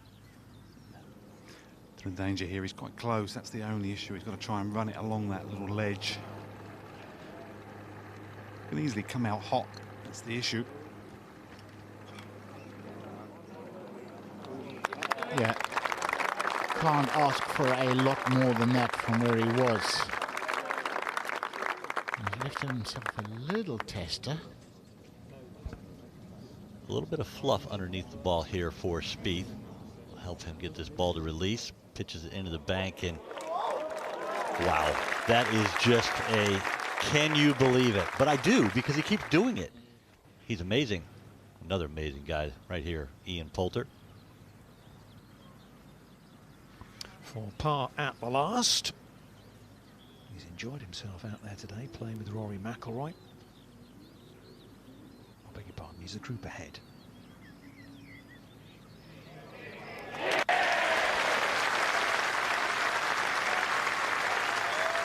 .68 to round off the week for Ian Poulter. 2 good weeks, played nicely up in Scotland as well. He'll be delighted with that. Nice way to sign off.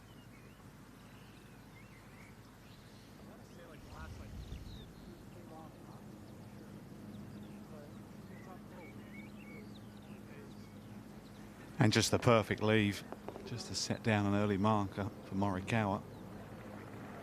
Just inside the hole, pretty firm mind.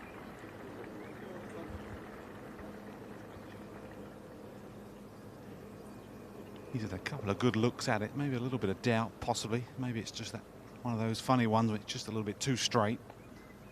Looking for something early on.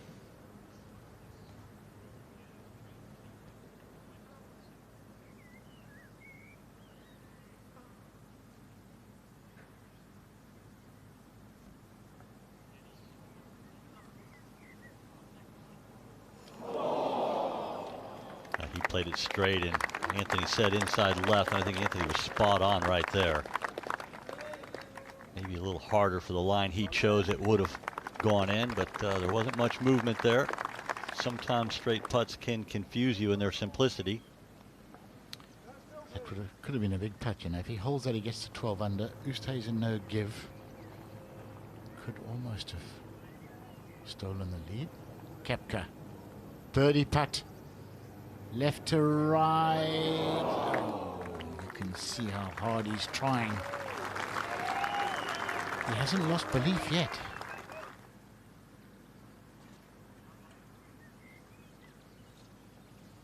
Huge putt right here for Oosthuizen. Hold it with confidence. Good speed. Routine never changed. If you're nervous, a putt like that, it can show your nerves. I didn't see any there. Nothing, Jay. And that's just a nice length putt to hold early on. To 4. Confidence builder. Second shot for Jon Rahm. 195 yards to go. Back right hole location, getting aggressive. It's so easy to go over the green. There's also a bank that it can feed off to the right, but Rahm plays a brilliant one right there. It's hard to look past Rahm and see many that have hit it better than Jon Rahm as we go down to the 4th tee. And Jamie? Yeah, 500 yarder today, and it's got some teeth at last, this 4th hole, heading over Himalaya bunker. It's into this freshening breeze, in off the left for Spieth. Big fairway though down there.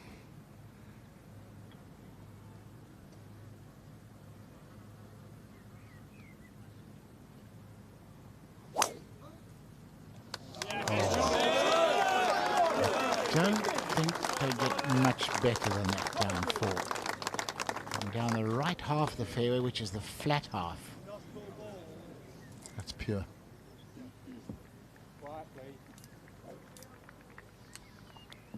So it's as you were at the top, because Oosthuizen still leads Morikawa by 1.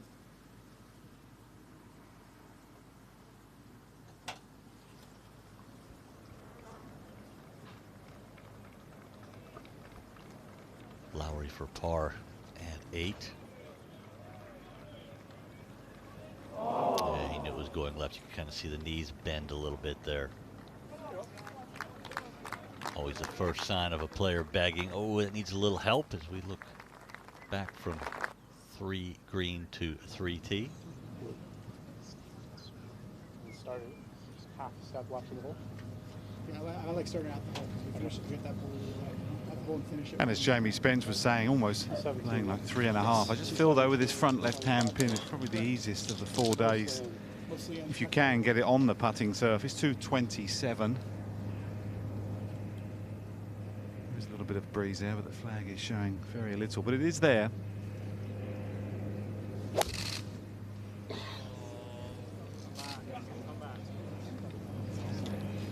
Really bad. I've seen a lot of golf balls down there, well below the level of the green. And our camera's really flattening it out on your screens at home. Dustin Johnson has reached the 10th hole. Horrid day yesterday.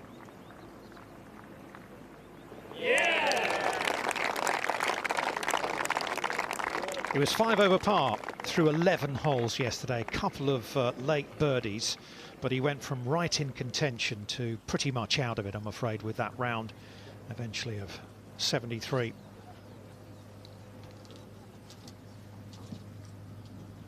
And it really suits a draw the 3rd. Plenty of green down the right. Everything kicks down towards that pin also. TV Tower's a good line behind the green. Just taking his time, rightly so. Might be in between clubs. Quite a tough start here, 1 through 4. Not easy. You miss these fairways, you're going to struggle to get anywhere near the pins. Great set of par 3s at Royal St George's.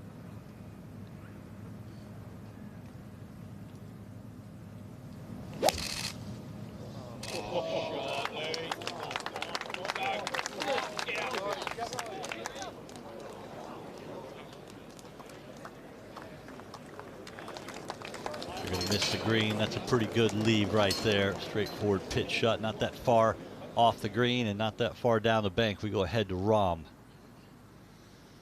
Yeah, 4 birdie. Get back to where he started the day at 7 under. And Rahm and Dustin Johnson have a little mini event going on themselves. Whichever one finishes ahead of the other today will be world #1 tomorrow. Part the last for Rory McIlroy, winner of the Open Battle. Royal Liverpool in 2014. And he signs off his week with a 1 over par 71. He'll be heading to the Olympics with Shane Lowry. Koepka, 16. 155 today. Cut over on the right side of the green, just left of a slope that takes it down to that right bunker. You want to be aggressive, but you know better. That's a good shot. Most of the players will be aiming right there where Koepka's ball is.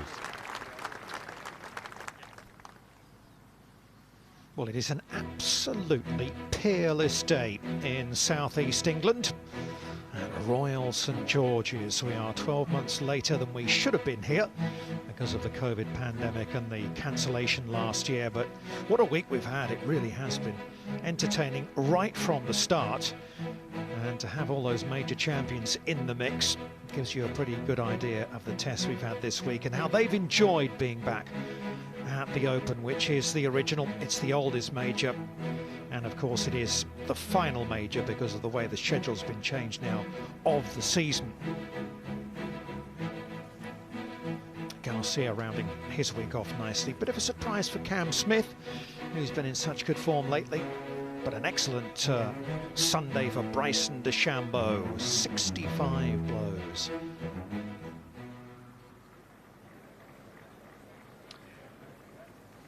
Koepka, he's just thinking birdie, birdie, birdie to finish, get to 11. But got to make this one first, and gets it completely wrong.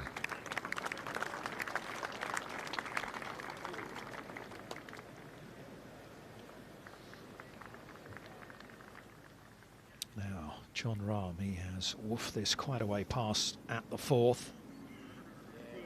Just about grabs enough of the hole for his par. Good thing that hole wasn't just slightly smaller, because it would have been another lip out. And as I was alluding to earlier, he's striking the ball so well, probably better than anybody besides maybe Louis Oosthuizen. Yeah, he drilled his tee shot into the third here, which is where we go. There's Morikawa.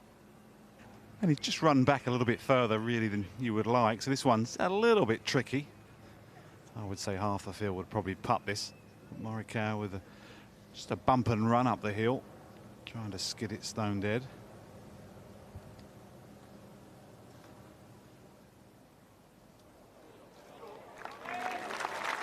That's pure class.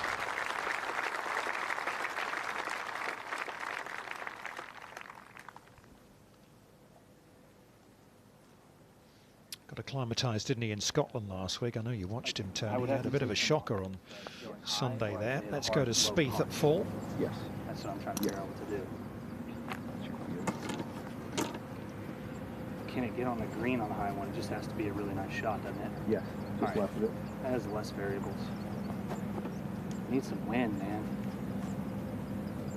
Otherwise, I'll hit one less, can't I?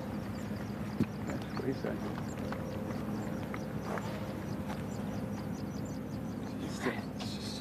It's still up there. Just have a drop on that little putt there. Want to pitch it, what? 95? Yeah, 95 is playing. 202. Just past where a 6 would go here. Yeah. I'm gonna play the punch, buddy. I feel like I can commit to the punch versus having a kind of soft flick up in the air. Okay. I just want you to, because I don't like to fade into this hole. Yeah, I just want you to feel that in your face. Yeah. Yeah, I mean, regardless of the punch, it doesn't make much of a difference. Just left it, huh? Yep. Well, he's got 199. Connors is short. He's got to putt up over that huge mound, and that's where you do not want to be. Jordan Spieth, all the chat, back edge. You've got to be brave here at 4. You've got to get it up there. It is a nightmare 2-putt from the front of this green up that mound.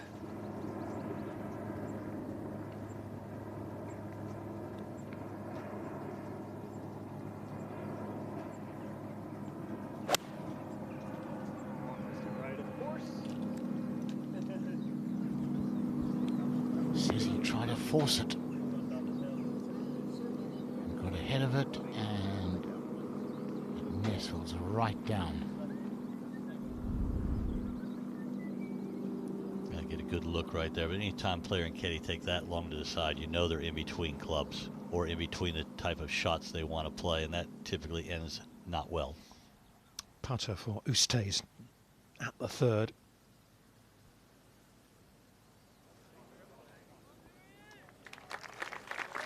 Okay. Pretty good. Mackenzie Hughes for birdie. Got off to a horrid start. Has yet to make a par and still has not, but the good news is that was a birdie and not a bogey. Bogey, bogey, birdie, bogey, birdie for the Canadian. At least he's moving in the right direction as he heads to 6. We go back to 3, and Oosthuizen to clean this one up. Good up and down at the third. Yeah, it's pars all the way for the leading 3, Oosthuizen, Morikawa and Spieth. Here's Rahm with a long iron at 5. You really want to get it up the left side, but there's a couple of bunkers up there that are just menacing. He gets it up on the Campbell's table, and he's going to have a view of at least some of the green. Very well played tee shot.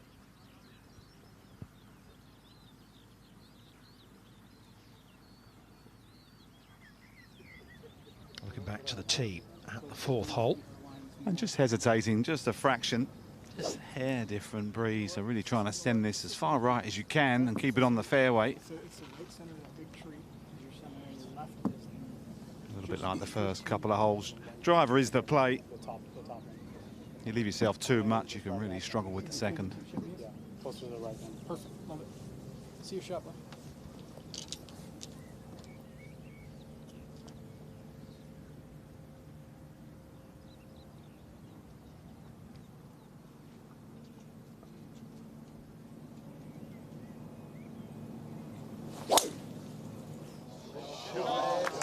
That is fantastic. Launches it way beyond the yawning Himalaya bunker.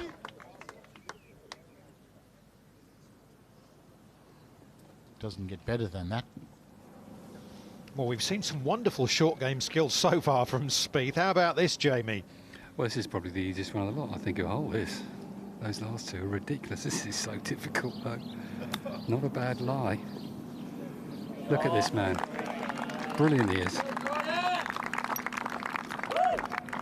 Jamie says the shot that goes 7 feet is brilliant. Just goes to show you the difficulty that he thought it was, and Spieth makes it look fairly simple. He can't keep doing this, though, can he? We said that yesterday, and you wouldn't think so. Back to the tee. Oosthuizen.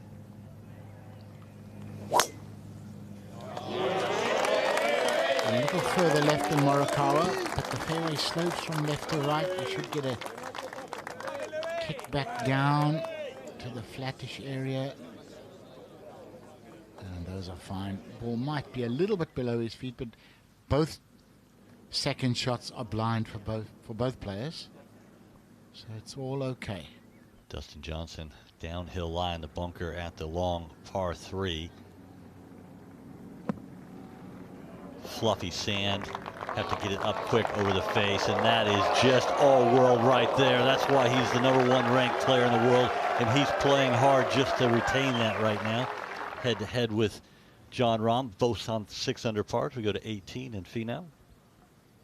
Where was that yesterday from Dustin Johnson? That's the question. Finau will not close out with a birdie today, but it's been another good open for him. 67 to close out the week for the very likeable American. And 5 under par, just outside the top 10 as it stands. Rahm second at 5.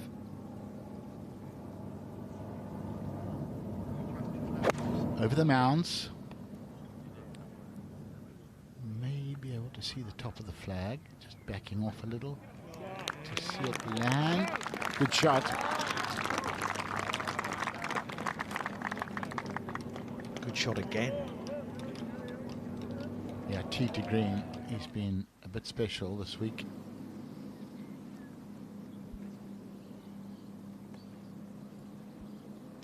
Well, you're absolutely right. He's got to start hitting greens You've got to make it as easy as you can. He's only hit one, and that was on the first Spieth, so putting himself under the pressure. But I sort of want to see him chip more, but I'm willing him on. Does that make sense? Yes, because it's fun to watch. Oh, he's brilliant. This is downhill, right to left for Spieth for his par. Vital. No. That was pretty casual. It was, but he's just tempting fate by forcing himself to get up and down all the time. He's going to have to tighten up his ball striking as he falls 4 shots behind the lead. They're going to the 5th tee. We'll go up to Koepka at 17, 420-yard par 4. Interesting going with the driving iron here, laying back to this front left hole location where he can spin it. We had a great discussion last night whether you drive it up there and pitch it into the bank for your second, or do you lay back, play a full shot. Shane Lowry for a birdie at 9. Left to right, down the hill. Oh, yes. Catches the side door. Excellent front nine of 33. Climbs to 5th with 9 holes to go. 5 back, but only 4 in front of him. Could he? Could he do it? Could he successfully defend his Open title? Lowry is up there.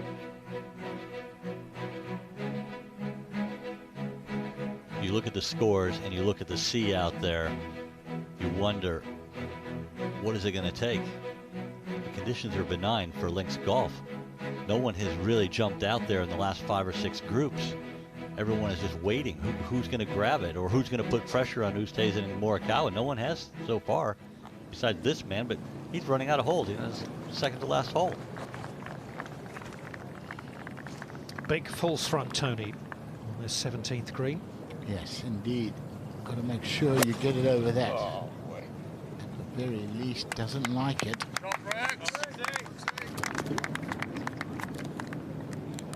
Yeah, I think trying to hit it very hard to carry the false front and get it to come down softly, and just launched it a little right. That's a long putt, isn't it? Yeah, it's a big old green, isn't it? Oosthuizen, left center of the fairway, 205 yards, has to land it. Ideally, well, that's going right, so we won't even talk about what ideal was. Now he needs to get lucky and get a lie. It's going to kick over into the rough. There's that shot again, though. The weak, kind of short right one. Is that what you've been talking about, Tony? Yeah, that's exactly the one. His bad shot. Nearly every time it's that one. That's where I was. And he'll know what's causing it, but he's just trying to iron it out. You can get a Trappy 6, a good full Trappy 683. Do you not? I think so too. I mean, it's hotter. It's okay. Have to have Six is probably going a little more than 190, right? 100%, yeah. So we hit a good Trappy 6. I think it's perfect. Takes long out of play. I like it, dude. I'm right there with you. Good committed golf swing. Where are we finishing this one? Yeah, I'm excited about that. So it's gonna be like a Trappy neutral one. Yeah. So a slight draw of it. Okay. So let's just start with the green umbrella then. Okay. So you're gonna hit a slight draw. It'll fall basically there then, yeah. Okay. Yep. Okay. 3 really good drives for Morikawa. It's probably not quite as good an angle, but actually it's probably clearer mentally, the picture you're trying to draw to yourself. 191, looking long left, trying to catch the camber.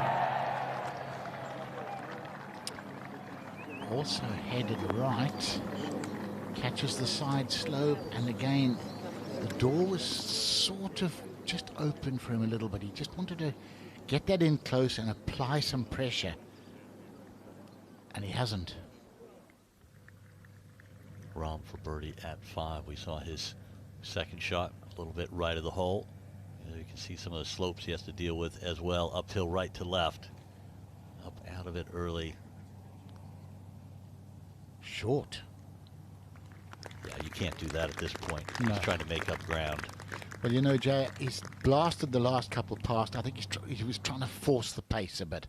And he's realised that, and then suddenly gone soft. Back on the tee at 5. Spieth. Driving iron here, aiming right, trying to play a little chaser up there right to left.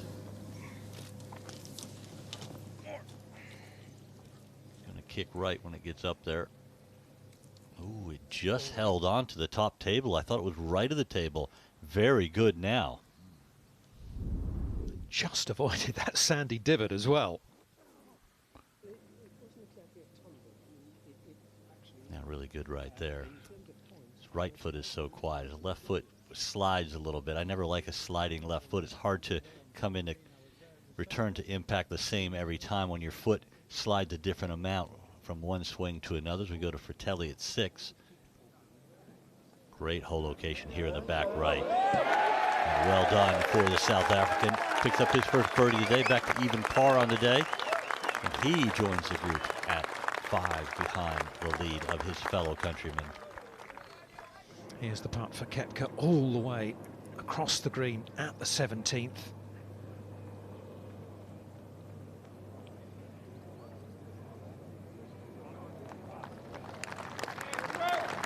From that range, that's a really good effort.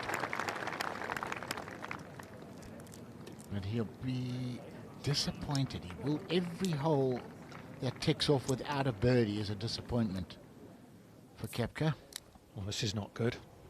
No, but Shane Lowry's pretty good at these, but he's going to have to dig. No. Ooh, there's a couple of really deep bunkers short and left. And that is where he is. Not only are those bunkers deep, going around the course looking at every bunker on Tuesday morning, the sand in those bunkers is flat. Unlike a lot of them from the middle, it kind of comes up to the face, so it will roll back down. Those two bunkers, short left of 10, the ball will roll right up to the edge and not roll back. Right here. That girl there. I mean, it's going to finish pretty similar with taking all the risk out of here and going that way. Absolutely. I'm thinking if I threw a ball there, it would get pretty close to it. If I go straight that way, You can't stop it. It's all running away, isn't it? And it is an interesting conversation, really, because I don't honestly believe you give him 10 balls. I think he'll struggle to get it inside 6 feet. So maybe using the back bank is an option. Guaranteed a 5, run it down, leave yourself 12 feet. Let's just have a listen, see where we go with it. He's definitely looking up there, isn't he, Wally? It's not a bad lie, Tony. It's just a really, really difficult shot because he's coming across such a steep ledge, any sort of bounce, and it's actually probably at Morikawa's feet. So I don't blame him for going left, trying to get some momentum on the ball and run it all the way round. But there is a little bit of luck involved. Yeah, look where he's headed. Way left. Use that slope. With the hole cut over in the kind of right side of the green, you've got to really tempt fate and get it almost all the way up to the rough to get it to come back. No way that comes back all the way. He hasn't hit it high enough, has he? No, you had to hit it up into that first cut, which is very severe, but almost to the rough to get enough momentum to get it within 8 feet of the hole. To gather the pace required to get it back down. So Oosthuizen will have that for his par. Let's go to Spieth and his second into 5, 169 yards.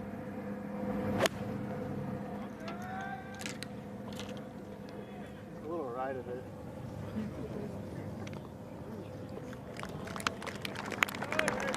But it'll do. One putt range for him. Yeah, there's nobody on this planet better from 20 to 30 feet. And a worse lie for Morikawa, but an easier shot because he's pin high. Only had one go at it, really. And that was nicely played. It sounded like he played an explosion shot, kind of like a bunker shot with a lot of club head speed. Difficult tee shot here at 6, 183 yards. Just should perfectly suit his little cut shot in his back right corner of the green. Exquisite. Is this where Jon Rahm starts making his move? Needs to. Hasn't made a birdie yet today, Jon Rahm. So he needs to start moving forward. Well, there's a 3-shot cushion between Morikawa and Koepka at the moment. Morikawa 11 under, Koepka 8 under. Oosthuizen is 4 clear of Koepka. Interesting. I just looked at the the leaderboard and the groupings, the last 14 players to tee off, no one is under par. Pretty amazing that. Those are the guys that are playing the best this week. It's a Sunday at the Open, I guess.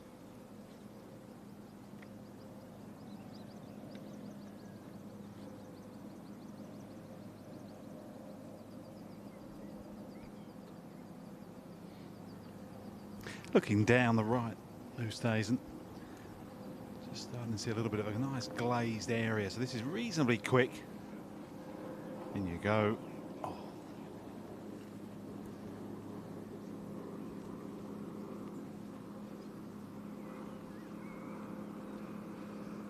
All about the second shot, really, wasn't it? Yeah, absolutely. Well, both of them set themselves up beautifully with their tee shots. They were both poor.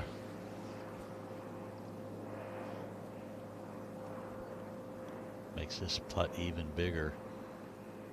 Morikawa knows that Oosthuizen's going to drop a shot. Only one.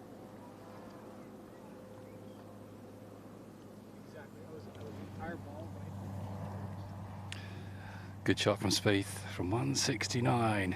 Got it pin high. This is just straight down the green. I can't see anything. Don't leave the hole. Looks a little bit of both, but overall, you can overread them here. If it says straight, hit it straight. They've got to get moving though, these two. 4 behind now, Spieth.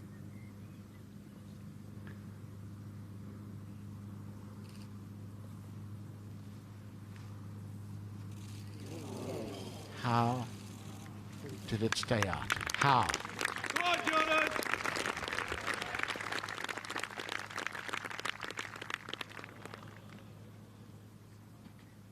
He won't know, of course, what's happening behind him to Oosthuizen and Morikawa. How perfect is his pace on those 25 and 30 footers? He's not the only one that's surprised when he misses from that range. We are as well. He is a pleasure to watch, both for his good shots and his bad, because the bad shots, we know what's coming next, to right to left or for par.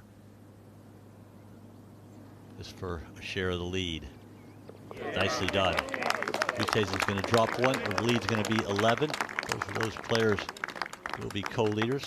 3 clear of Koepka and Spieth, but let's not forget Koepka's on 18. He's run out of holes, one would think.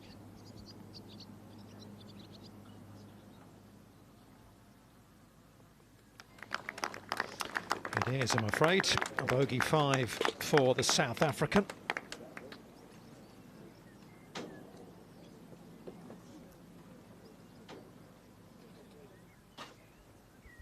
And that's what I was talking about. That's the flat bunker.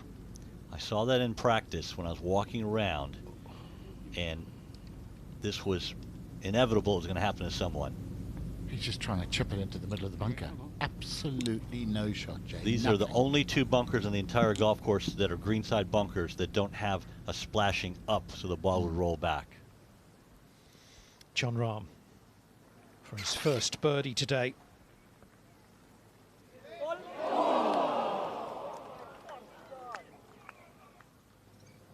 Amazing. 3-wood for Morikawa. Just trying to nudge this down the right. Maybe get a piece of the top ledge if possible.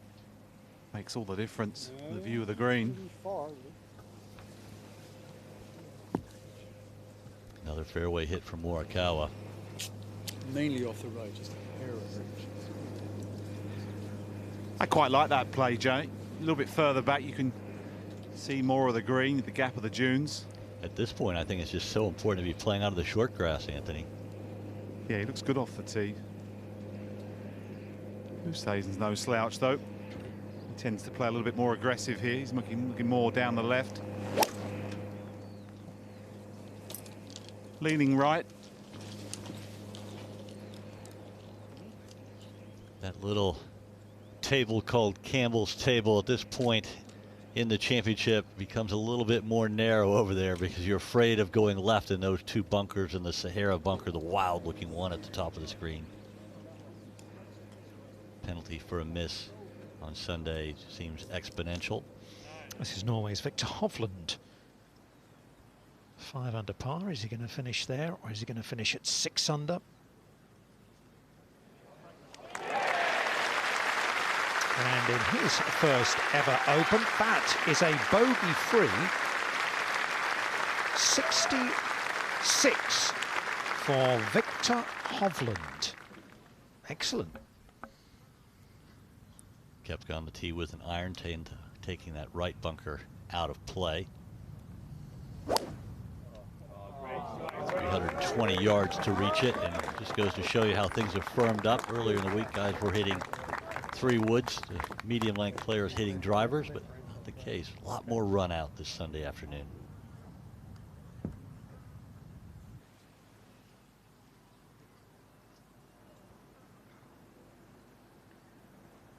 Second bunker shot, 4th shot on the 10th hole for Shane Lowry.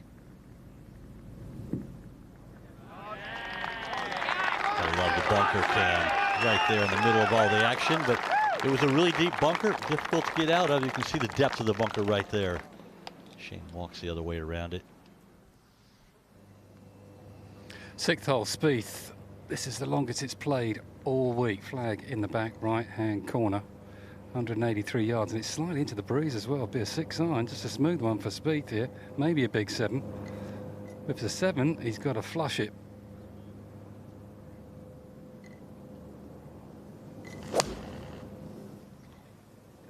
Get to the green. Proud of it. Go. Not only did he not flush it, it was a clear mishit, and now he's left with at least a 40-yard bunker shot, and not straightforward. You heard him say fat Lowry for his bogey. Huge, isn't it, in terms of momentum, this for Shane Lowry.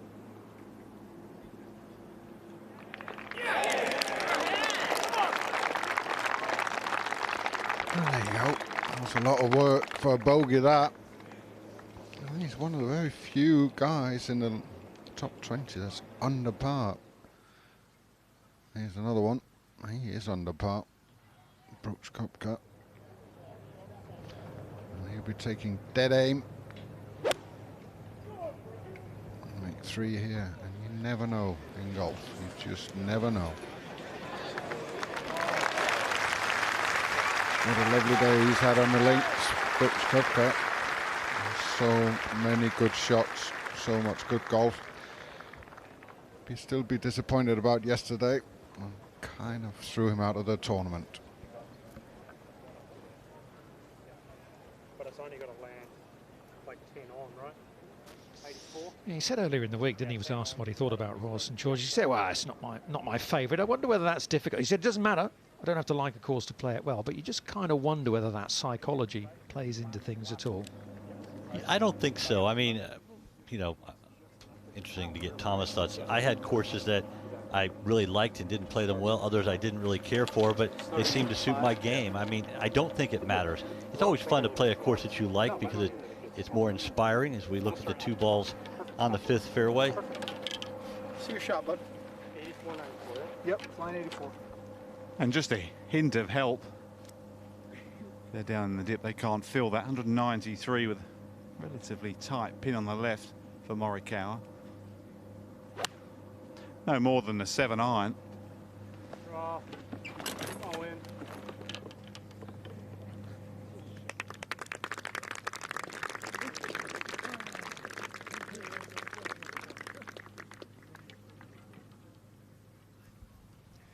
Well, what about that for Spieth? Can you believe it? Bounced short of the bunker. Total miss it. Got a good lie. Lip won't be a problem either, but get this ball close up the ridge and down the other side. It's the downhill after the slope that's a difficult thing. He won't be able to spin this. At least not much. I think he's got to play for a run. Really difficult, but let's be honest, he shouldn't be here.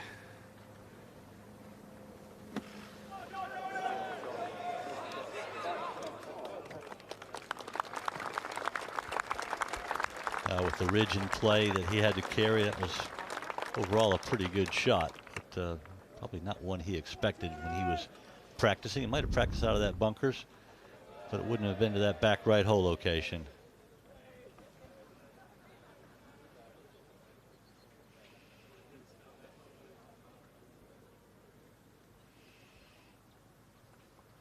people out there watching these great players. Go to 5, Oosthuizen.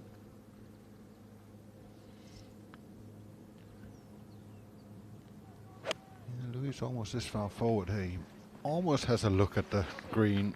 He's not liking this. It's going right. It's okay. He's just not quite firing these two yet. What is to be said when you look at the hole scoring is that the first 4 or 5 holes here at Royal St. George's are causing problems for pretty much everyone. And then the golf course opens up from there. Yeah, it's testing him, Thomas. It's testing them out here. Connors down the green, quick putt. Once it goes over the ridge, it'll start going right to left from about here.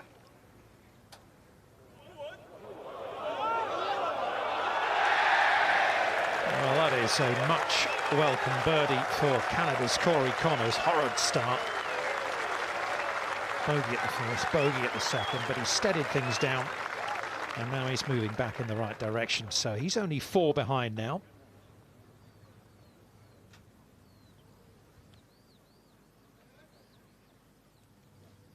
Birdie putt here for South Africa's Dylan Fratelli at the par 5, 7th.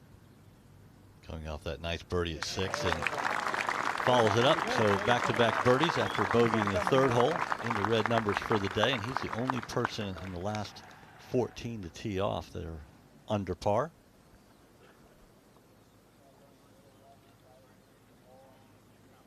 Spieth taking a long look at this one, as is his caddy Michael Greller from the other side of the hole. Yeah, and it's been a struggle, Dominic, so far. I'm going to say must make, but they're all must make on a Sunday, the Open. Down the right-hand side for Spieth. It's uphill a bit, needs a firm stroke here.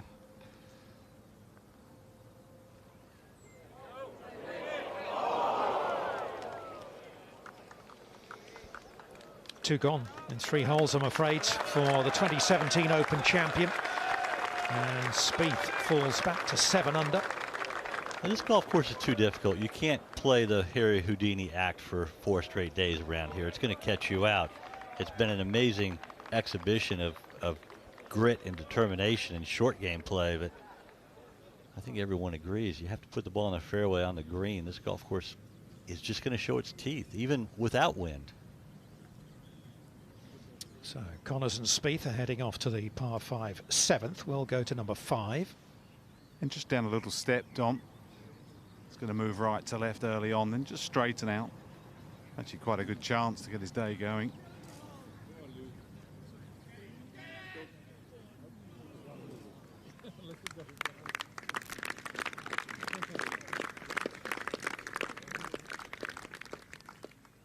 It's all a bit quiet in that group to start with, but Koepka on the last. This is to finish on 9 under par for the championship. If anything, that definitely needed to go in just to have a chance if it all unravelled for the others. Excellent round at all, 465. No bogeys. That lovely eagle there on the 7th. Good week's work for Brooks. He won't feel it like that because he only thinks about winning major championships, but a good week's work. Morikawa has had a little teach from Oosthuizen.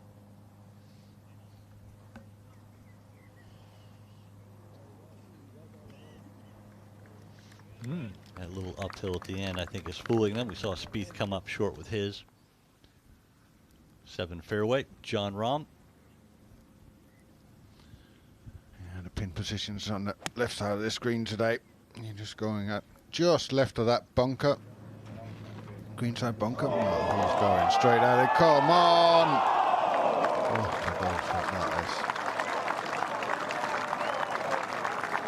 He actually thought it was going in.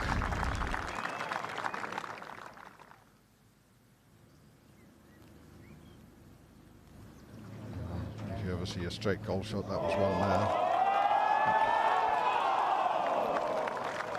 Excellent. Absolutely brilliant from Jon Rahm. He just pushed it a little bit, Thomas, didn't he? Spieth back on the tee at the 7th.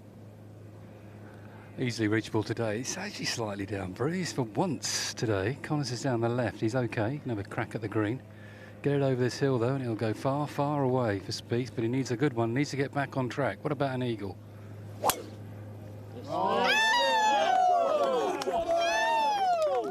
Well, he's hit the tee shot straight down the middle.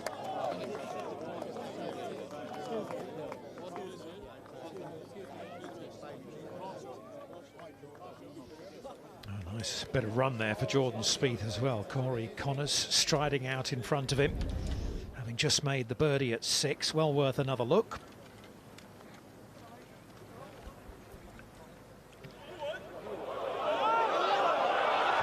Get everybody excited. They all gathered around there, and the natural grandstand that the 6 provide. It's such a beautiful little golf hole, that.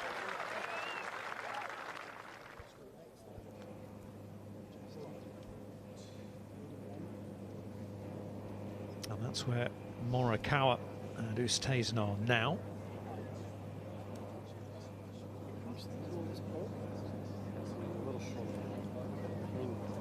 I realize I might put this in play, but like, just say it carries a little more like you're done. Talked about the fact that it was going to be a grueling 18 holes. Colin Morikawa. Also about just trying to stick to the process. It's a thing you hear a lot of people say. It's very much his mantra. And I have to say, Dom, I feel with a slight wind change, yes, I know the scoring is a little bit better today, but with the pins tucked away, it's a real hard grafting day. A little bit like yesterday, the scoring drastically changed. Hardest of the week, considering only half a field were playing. Greens have got a bounce in them. You've got to really catch the right slopes and just try and feed them down. Not tight cut, like. Anything long here, there's a bunker right, which might just catch it. Smash try, but to get 69 in the air out of it, yeah, I'm right there with you. So our 183. I think we need to just play this wind straight across. See how you kind of see like the little V in the fence? Two options, trying to pitch it really just over that first big ridge, or maybe just feed it off the bank at the back. Yes. So I got to start it on the. It's got to stay just left of where the. Okay. So I got to start it on the down, middle. Right on the down, middle of the down, yeah. Middle of the down, right? Bottom of the V, yeah. Yeah. And it's not helping, is it? Anything from a hard 8 to just a pushy 7. Just try and feed it and camber it round. Even if it is, and you get a little more, and it carries 76, I think it's fine. I feel it hurting now. Yeah, no, it's slightly hurting mostly on the left. Yeah, I love it. Let's see it. Well, it's certainly a great example of why these caddies get paid a lot of money to do a job. When you get to this Sunday afternoon at a major championship, you've got to know your job. All about adding value, Thomas.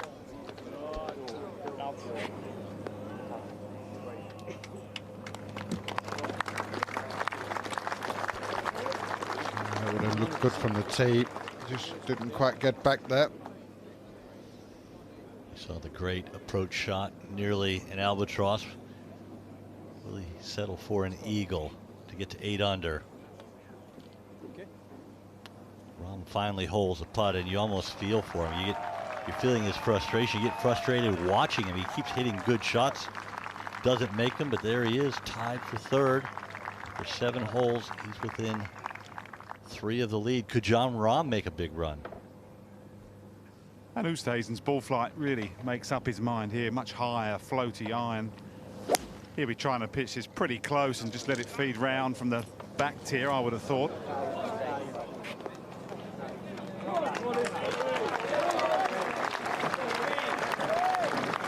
Yeah, that's what he was looking to do, giving himself 20-25 feet. Tough pin position on a 6. Still looking for his first birdie today.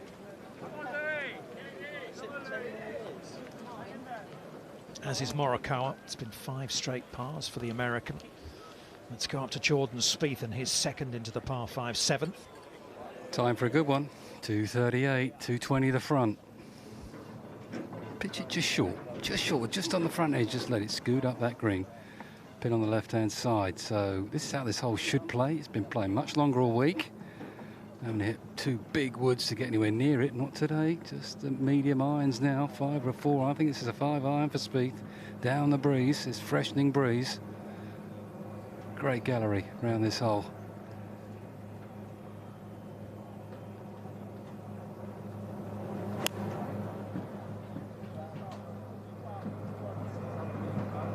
He's asking for it to stop.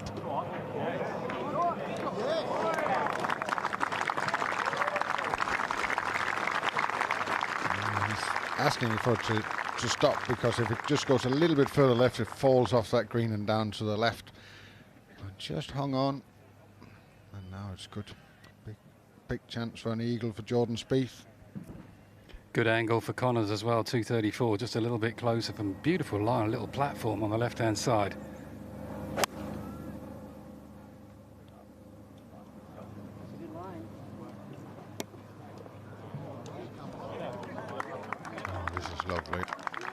Absolutely lovely from the players now, and it is about getting over the first 4 or 5 holes over with here at Royal St George's, and then some opportunities come your way.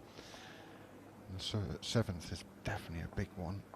Up to 14, Dustin Johnson, the hole that was his nemesis here back in 2011, cost him the championship when he hit it out of bounds.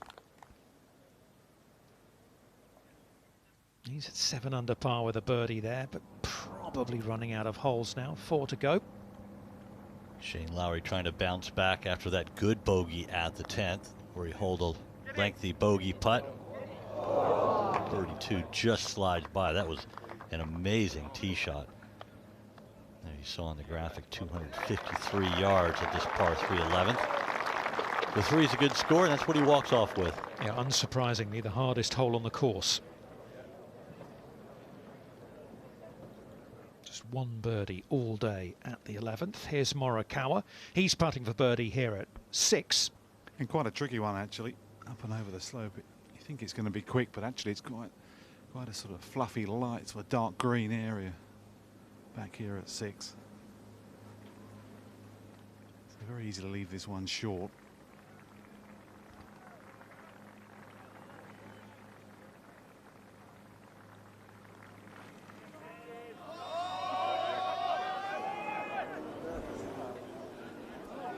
Well, he's not left it short. A bit of extra right hand on that one. He's snuck by a good 4 or 5 feet.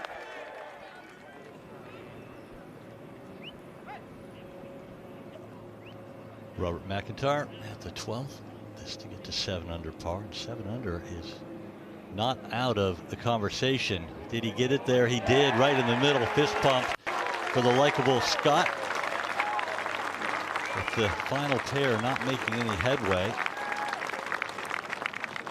7 under, 8 under, plenty of holes left. They have to be thinking like they have a chance. Back to 6. And a much clearer picture. Actually hit 7 iron, Louis, after he saw Morikawa's 8 come up short. This is right to left all the way.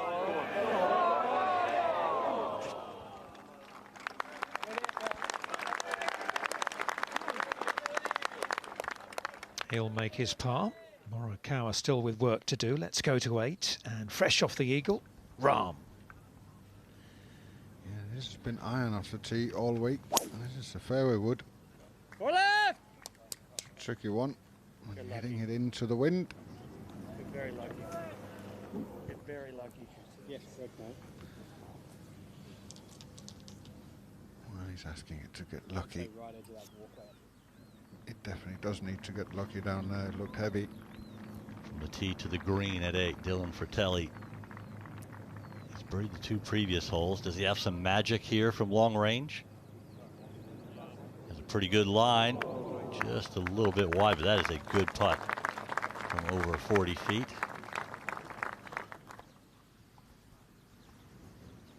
Swooping down to the 7th, the par 5, and some eagle opportunities here for Spieth and Connors. Oh, and they're holeable. They are holeable. That 2017 Open at Birkdale. That's the best 2 hours of golf I've ever witnessed from this man. We need a bit of that magic right now, Mr. Spieth. Come on. They're all cheering you on. He's so popular out here. It's just going to a little bit off the left when it gets halfway. Just going to dive it right.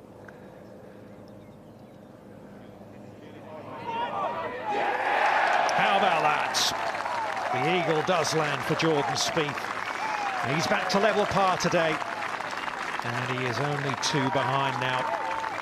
Thomas, I was looking at you after I watched that ball go in the hole, and you were shaking your head. I mean, how does he do it? Oh, he's just a great putter. He sees them, doesn't he? He comes up there, he sees them, he understands the putts, he picks his points, he believes and trusts. But Jon Rahm and Jordan Spieth both making eagle here on 7 will send a nice signal down to the leading group. If you don't pick up your game, we are here to take this trophy home.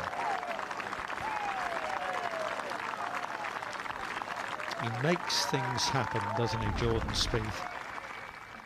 He really does. Connors, can he follow Spieth in? He can.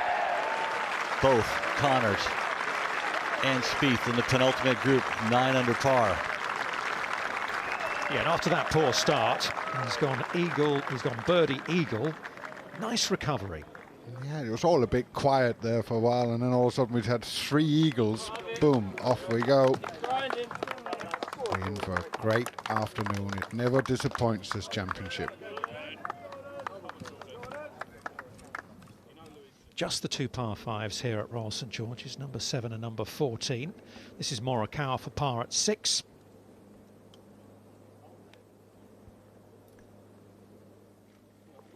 Nicely holed. And you had to wonder after his putting week last week, especially last Sunday, would he look fragile there? And he certainly didn't. Shane Lowry, good drive at the 12th. Yeah, this is straightforward for a great wedge player like Shane Lowry. Big bounce. It's all about the bounce. Just maybe a little bit surprised with how firm they're getting now. And we saw Rahm miss the fairway left at 8, and this is some nasty stuff right here. Unlikely to be able to reach the green. Probably be doing well to reach the fairway. Didn't even try to think about the green. As strong as he is, that was just a strictly back out and play.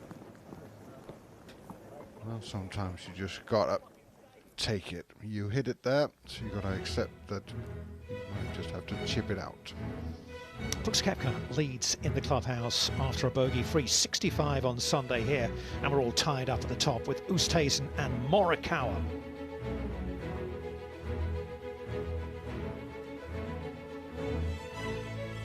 Things are changing though, aren't they, with those 2 eagles. Connors and Spieth closing in. Shane Lowry has a birdie putt at the 12th.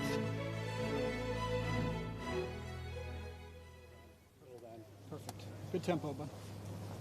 And that's the tee at 7, and that's Colin Morikawa. Yeah, and it's about 290 really to carry all the trouble, which is loads today. No issue really. They can fly it down the right, get the downslope as you've seen, have a good eagle chance.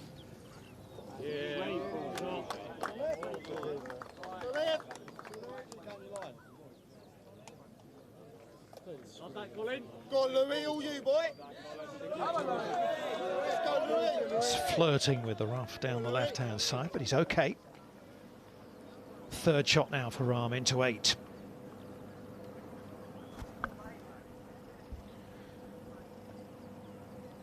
This will be an aggressive one.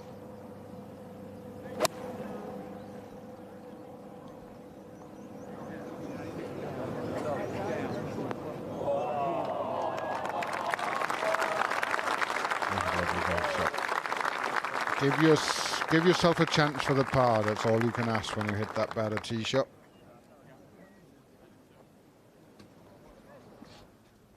Oosthuizen would like to just rip this one up the right center. And that is a perfect line right on the left edge of the right of the spectacle bunkers.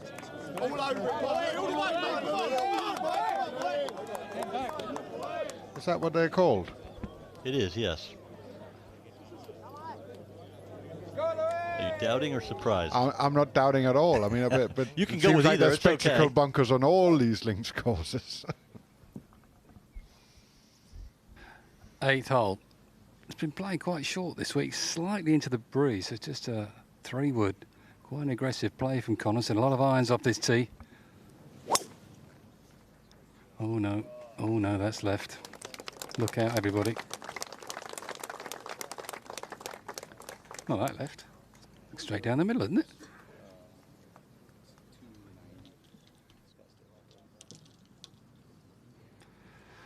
Way back, near the coast, near the beach. Jordan Spieth. Well, what a hole that was, that previous hole for these two. He's got the driver. Now, this is what I want to see down here. Get it down there, hit a wedge to this back pin. It's the only way you're going to make 3. This is an aggressive play, a statement of intent. They've been hitting irons here all week. Just the 2 bunkers up the right to miss.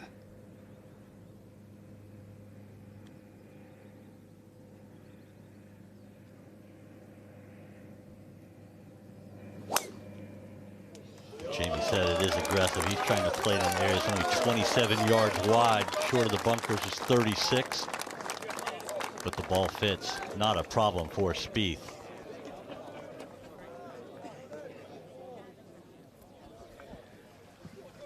It's always a lot easier to hit an aggressive drive after you made eagle.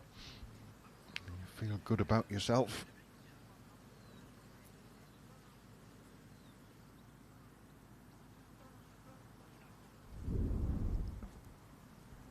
As the penultimate group walks off the 8th tee, the final group has yet to make an under par score on any hole they've played so far. Johnson at 15. That was a terrible position. He made it look pretty. He landed right on top of a mound that fed the ball down the hill. Brilliant shot. Some of the little pitch and chip shots he's played this week have been absolutely outstanding. McIntyre to get to 8 under and within 3 of the lead.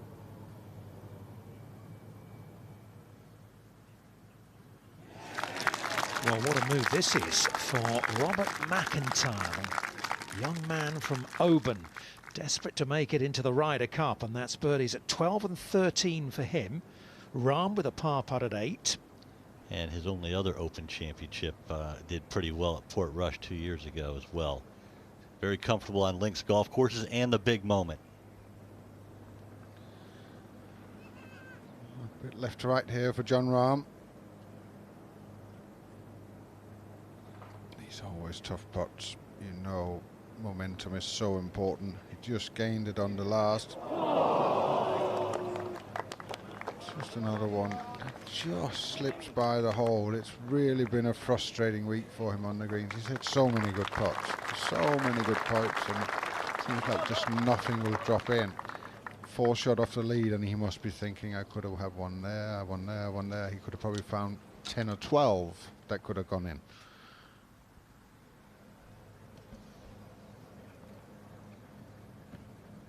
So it's going to be Louis Oosthuizen first to go with his second into number 7.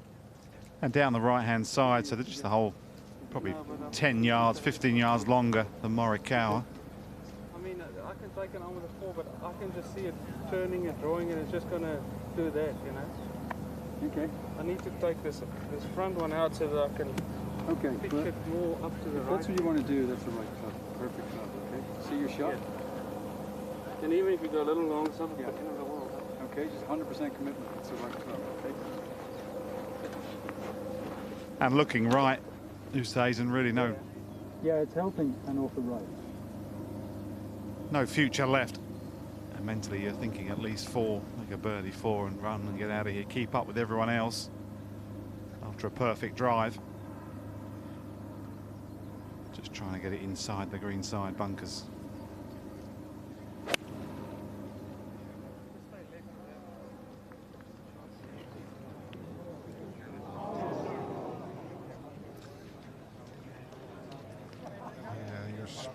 Trying to carry it over that first bunker there and just kind of roll it onto the green. Just stepped up and out of it a little bit. It's not the most difficult bunker shot in the world coming up for Louis Oosthuizen. As we move up to the 8th green, Scotty Scheffler. For as one slides by. Just got one back on the last after those 2 bogeys in the first 4 holes. But he gives it back to the course on the 8th. Need some good stuff happening now. Yeah, absolutely, Thomas. Got a little bit lucky, Morikawa. 229, just sitting down a fraction. This should have quite a bounce on this. Bunker 20 short is his only real issue.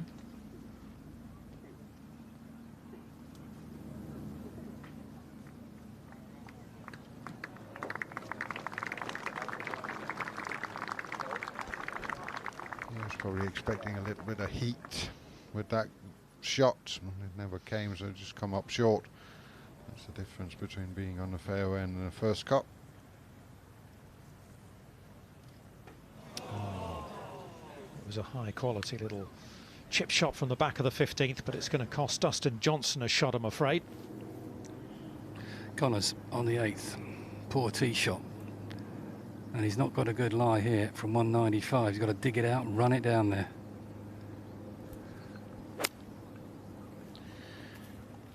This is dangerous, this, when you're in the rough, because there's so much to carry to get down there. But he got it there easy. He must obviously have thought, well, this is going to fly. Is it going to come back off? No, staying there. This is also a tricky one with the thick rough behind in the backswing.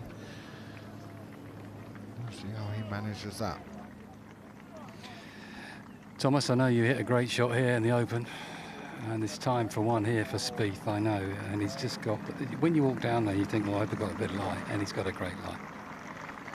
He's on the upslope. It's sitting up like a coconut, 174. Wind off the left, flag back right. It's all in his favour. He'll fly this all the way and stick it with an 8-iron. One of my all-time favourite golf shots. I had about a 5-iron, about 2 feet off the ground and into a 3-shot wind. About a foot. Camera clicked right at the top of his backswing. That's what he was saying. Wonderful timing. Wonderful. That's a bad break, isn't it, for Jordan Spieth? It was an excellent drive there, setting up a good opportunity, and now he's in a bit of trouble.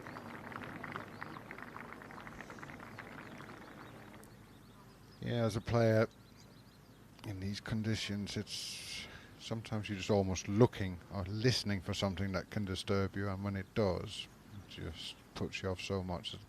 It's hard. And these players haven't played with crowds and a lot of things going on around them for so long. They're still getting used to having everybody back. Quite a lot of sand in the back of this bunker for Oosthuizen here. This is not as easy as I thought walking up. Very easy to leave this one. Oh no, oh no. That was the danger. It just felt like a lot of sand in there. Easy to duff it short. This is not good. That one's up against the back edge of that bunker on the other side. Got trouble here. He might not be able to hit the next one towards the flag.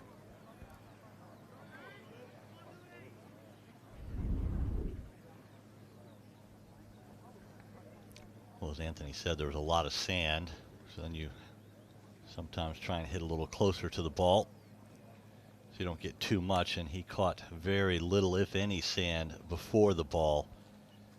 It just went sailing over the green.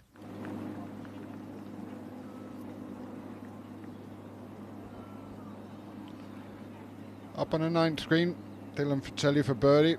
It's just a left to right putt. You won't really be able to see it. He was right in the line himself. He's giving himself a lot of chances. After a slightly slow start, back over to 7. Anthony. I just feel like I have better control. Yeah, indecision, Dom. Putter's been out for a good couple of minutes, changed his mind. Putting, I'm playing so much to this. Yeah. I'm right there with you. Give a one. Just coming up and over the ridge, it's quite a tricky one. He's the 5 foot further left. It was almost impossible. 5 foot further right, it was actually really quite easy. So in a nasty little spot. Picture the shot, huh? Pitching on the lower tier really and just trying to hop it up into the little bowl.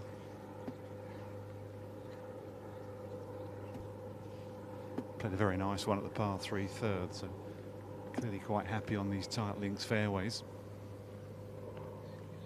All about visualisation, seeing where that first bounce releases to.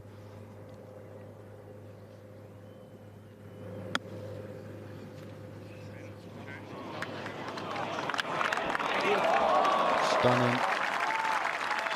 Just the perfect strike, pitched just before the hill. A little bit of check into the upslope, and then it releases when you get out over the top.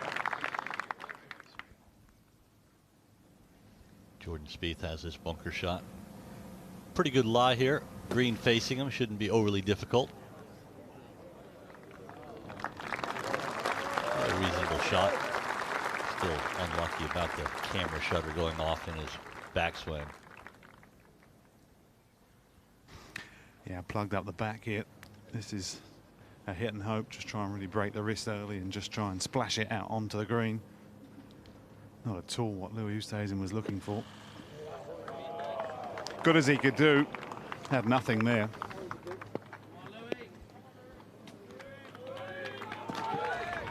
He's there in 4 at the par 5. Morikawa will have a tap-in birdie. We're going to see some changes here at the 7th.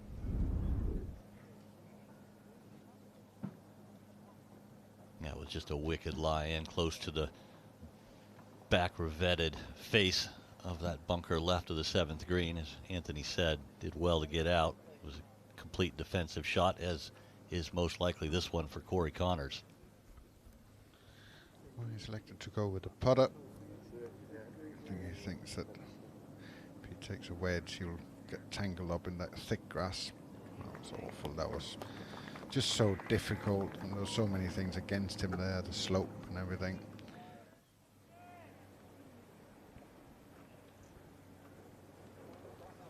Dustin Johnson at 16. Have to get it up the slope, and he does. Brilliant shot. Fantastic shot for the world #1, fighting to keep that position. 40 feet for his par Oosthuizen, just trying to get out of here with a bogey. Up and over the ridge into the bowl.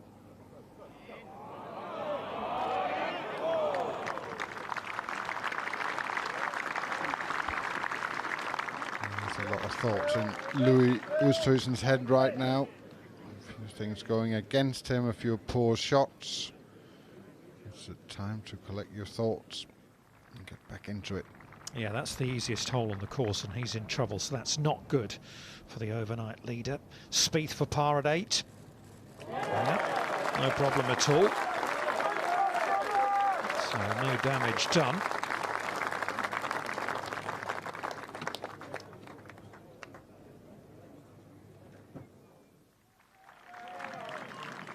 And he has tapped in for his 6.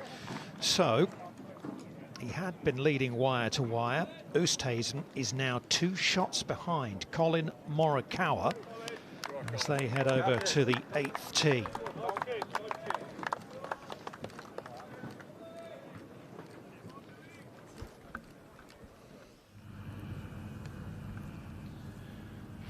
Well, we get to the 14th.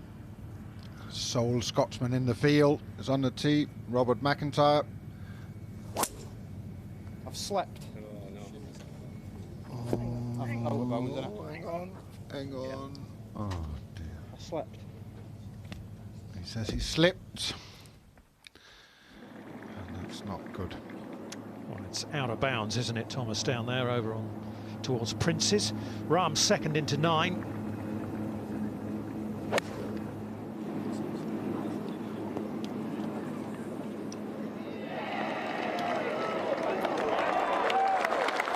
Another glorious iron shot from Jon Rahm.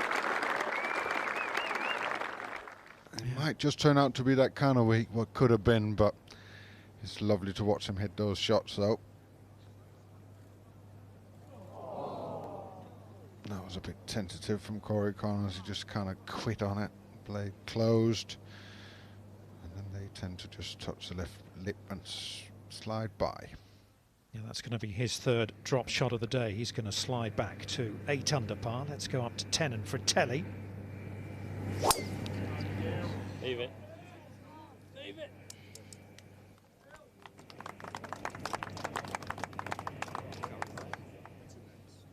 In the fairway, and nicely done for Fratelli, who is moving in the correct direction. Bogeyed 3 and is since 2 under par, starting with the 4th hole. Spieth has reached the 9th tee. Straight par 4, the 9th.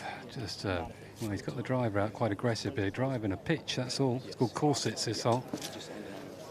It's pretty tight. Bunker down the right, but that should not be in play with this club. Just sail it past that and just pitch it in. It's a valley fairway down there on this night.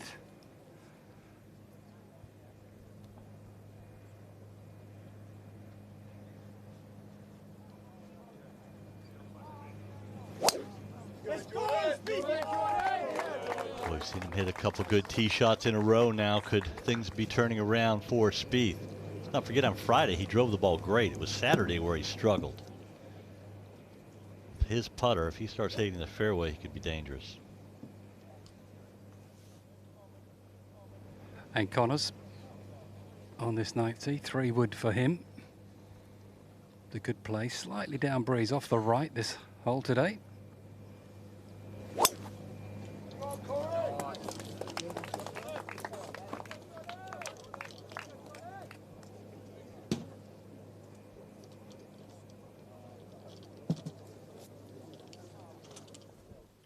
In the fairway as well. Go back to 18, Morikawa.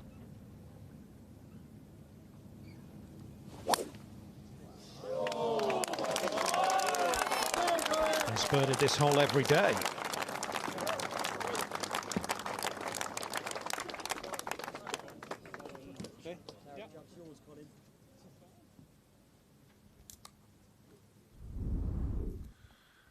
It's almost a little bit of a look of a Tiger Woods stinger over this one, the way he comes through and holds it.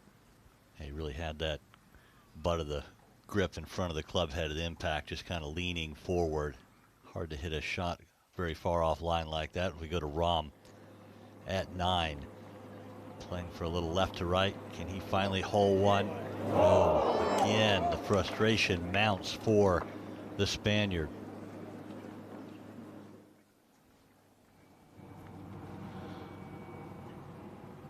Back with Robert McIntyre on the 14th. Saw him go out of bounds with his first tee shot. This is unfortunately his 5th into the green. That would have been some par, wouldn't it? Well, what do you make of 14? I just made 5. That would have been a heck of a 5. It's going to be a good 6 in the end. Oosthuizen going with the iron, laying up short of the 2 bunkers that guard the right side of the 8th fairway. Playing percentage golf. That part of the fairway is 36 yards wide. So playing catch up for the first time this week, really, Louis Oosthuizen. There he is, 2 over par and 2 back of the Open debutant Colin Morikawa, last year's PGA champion, leads the way at Royal St George's.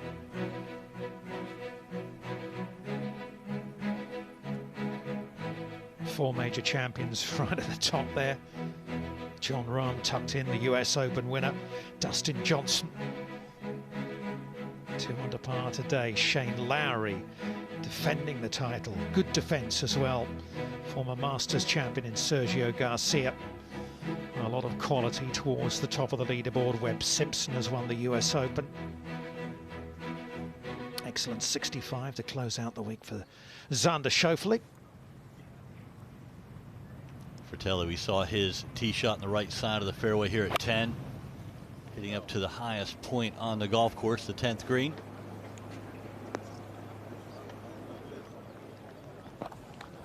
Not a shot he'll be particularly happy with. He's going to have a difficult mound just to the right of his direct line to the hole. It's going to interfere with his putt, make it a little bit more difficult as we look down where the balls have finished on the 8th. Oosthuizen to play first. He's got a long second in, hasn't he? He certainly has, Dom, yeah. On the upslope as well. Not ideal. It's not, you know, it's just a fraction. Plus, I just caught the tee shot a little bit heavy. I can't imagine he wants 227 left here. Especially after making 6 on a par 5. Not the time to make a relatively simple par 4 quite difficult. I like it, 100%. Okay. Good swing. Get into it. Time to settle down, just find the middle of the green. Get back into your process. Wind is quartering off to his left. Plenty of room down the left side just to drift this one in.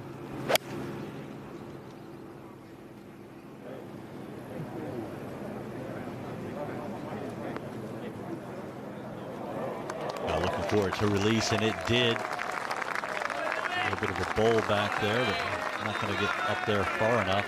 Difficult hole today. Only 7 birdies in the final round to this point.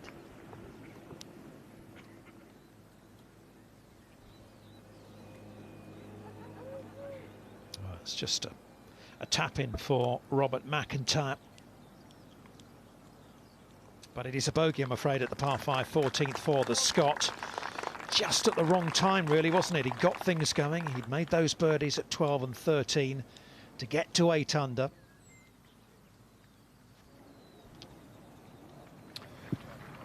Connors. Nice flat lie, left side of the fairway at 9. Only 100 yards to go. He would be expecting to give himself a serious birdie opportunity. Yeah. That's about a 3 out of 10, I would say. He'll be seriously hacked off with that.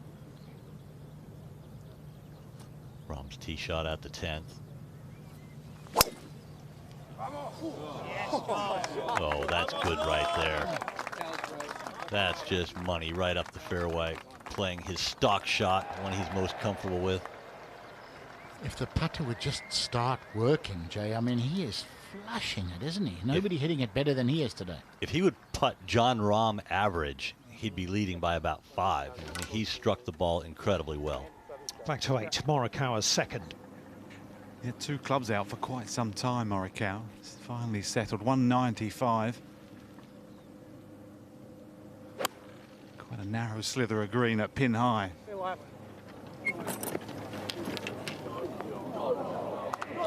How about this? How about this? What an unbelievable golf club. That's some kind of special. It is his strength, isn't it? The iron shots. As he's shown us so many times. Remember, he's only been a professional for a couple of years. He's already a major champion. He won the PGA on debut. This is his first appearance in the Open.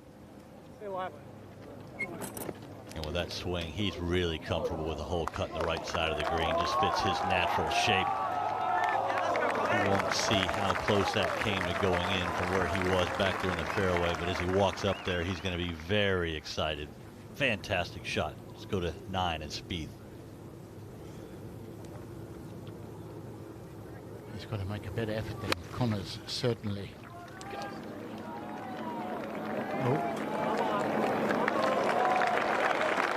That's fine. Give him 20 feet, give him a birdie. He's a freak of nature. There's a tough putt here, about 10 feet off his putter right here. There's a mound that affected that, pushed it to the left. Is it going to come back to the right? It's trying to. It's trying to. Whoa, sneaks in the back door. Look at Dylan Fratelli go. That is 3 birdies in the last 5 holes. He's 9 under, 3 shots behind. Only 2 players in front of him. And remember, he only got in on Monday because his fellow South African Louis De Jager pulled out. He was 11th on the reserve list. De Jager tested positive for COVID. And here he is on Sunday, right up there, 3 back at the Open. Connors. Such a disappointing second, and to be honest, a disappointing putt. You know, you want 100 yards from the flag, middle of the fairway. You just cannot make a bogey. You can't. Dustin Johnson at 17. Trying to pick up a birdie, get it to 7 under par. He was going really nicely until that missed par putt after a brilliant pitch at 15. So he'll go to the final hole of the championship, 6 under par.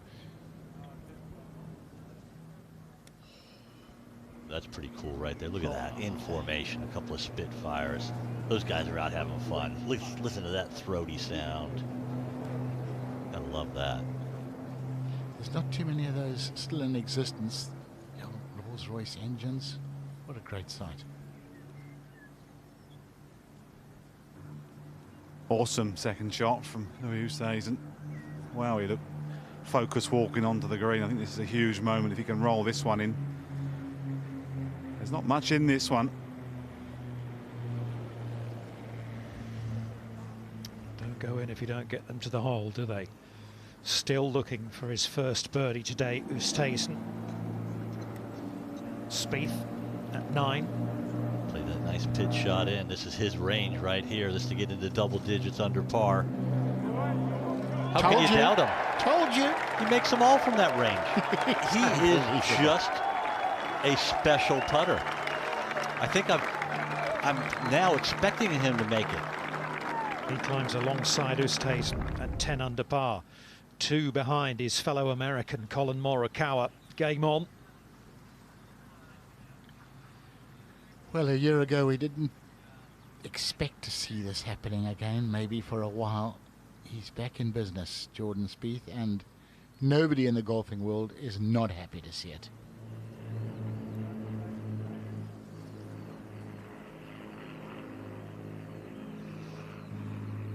Unusual to see a pro split a 5-footer in half, so clearly just slightly concerned, maybe putting through his shadow, not helping. Again, so little in this. Have one of these early on, they're difficult to read, they're quite subtle. Just a hair down the hill. When Rabi in form, there's not been many threes. The box will be able to tell me, but this is a great moment.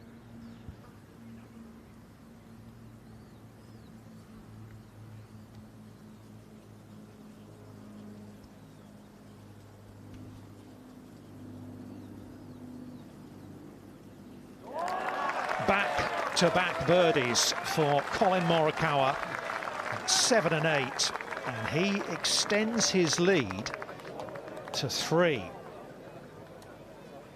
Things have changed, haven't they, over those 2 holes, and very much in his favour.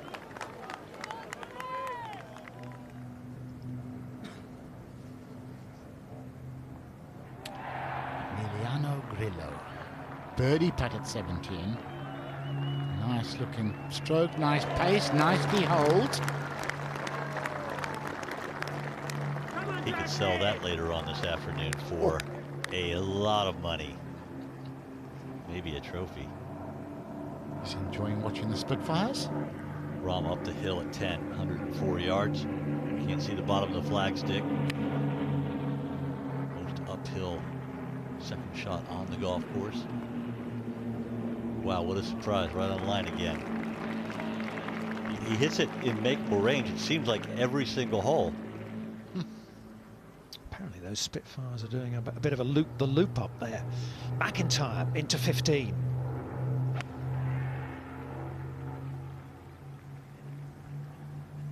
Hard second shot for a left-hander that likes to move it right to left. It doesn't really shape for the green shape.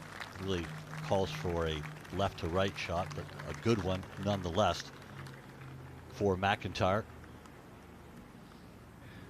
Spieth on the 10th with the Spitfires buzzing around. Brings the hairs up in the back of my neck, as is Spieth's golf. It's amazing 9 holes. 4 greens in regulation. Another fairway hit for Spieth. He's starting to stripe the driver. Ooh, a bad bounce. Okay, though.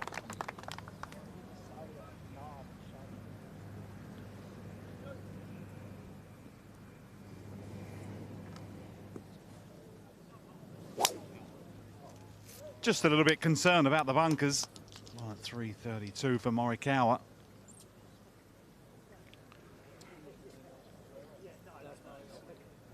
But you don't have to be. Just a superb drive. Just trying to whip this one down the right, Tony. Just catch the camber. You're looking at the right-hand bunker at 270. The far one's in the distance. So it sets up well for these two. Couple of 3-woods. Try and get one chasing, just nestled underneath that set of cross bunkers.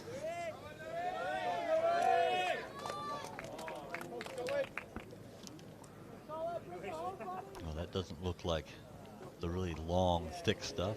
Oosthuizen might get lucky there. Certainly, you need luck when you start missing the fairways here at Royal St. George's. Rahm at 10 for birdie. Needs to get this putter heated up a little bit if he's going to have a chance.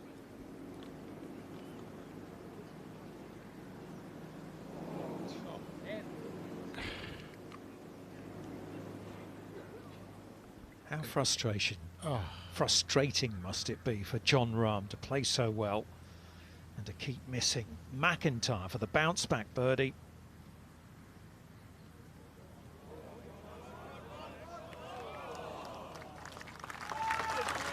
It's a decent try. Dylan Fratelli, what an awkward stance this is. Ball below his feet. Just got to be careful it doesn't bounce off the heel of the club.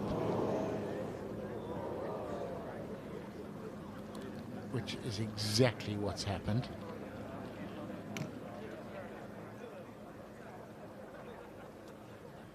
Just, I think that's zinged over the other side of the green. Coming down the 18th, Grillo.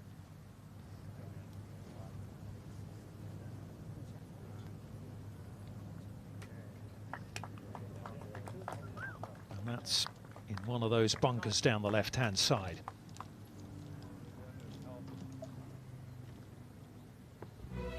Beautiful stretch of links land down in southeast England. You've got Prince's one side, you've got Ross Cinque-Ports over the other side. We're at Royal St. George's for the 149th Open, and we are approaching the midway point of this final round, and Collin Morikawa has forged himself a 3-shot lead at the top of the leaderboard. Louis Oosthuizen needs something to happen, something positive to happen pretty soon out there. 2 over par, hasn't made a birdie yet. And Spieth, well, we've had a little bit of everything, haven't we? As you do with Jordan Spieth. But he's right in contention as well for a 2nd Open title. DeChambeau earlier today, that round of 65. 66 from South Africa's JC Ritchie, well done both of them. Good tee shot at 14 for Daniel Berger. Going for the par 5 green in 2. You can tell the way he went through that one, trying to hit a scuttler up there. Out of bounds, lurking just right of the green. This is looking very good. Holes cut over the right side of the green. He'll climb the ridge at will. Berger with a short eagle putt to come. He's currently at 5 under par, even par for the day. Hasn't really gotten anything going, but that will help. Oh, look at this for Dylan Fratelli. From the green side bunker to here, and this is hit and hope. Didn't hit it hard enough, didn't hope hard enough. That is just underground. Up to 16, McIntyre. Hole's cutting the right side of the green, just to the left of that slope that leads down into the bunker. Tough shot for a lefty, because he's going to have to draw it in there. It's going to come in with a little bit more heat, and he had, because of his shot shape, to get close to that hole, he had to play a little bit more margin for error. Just didn't suit the lefty.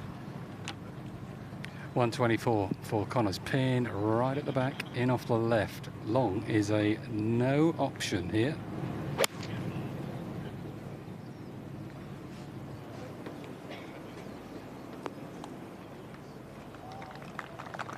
Yeah, he knew that too, didn't he?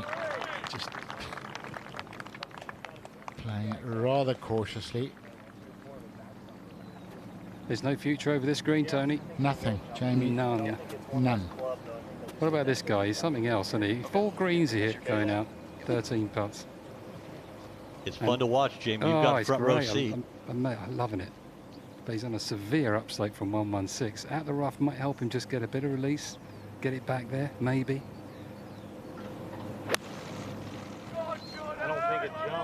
He'll tell us all about it. That was a great stat on the screen there. Only 2 Americans have won the Open twice before the age of 28. 2 pretty good ones, Tom Watson and Bobby Jones. I wonder if we can add to that. I wonder if he can add to that. Louis Oosthuizen has come up with an extremely good lie, considering how far left it was.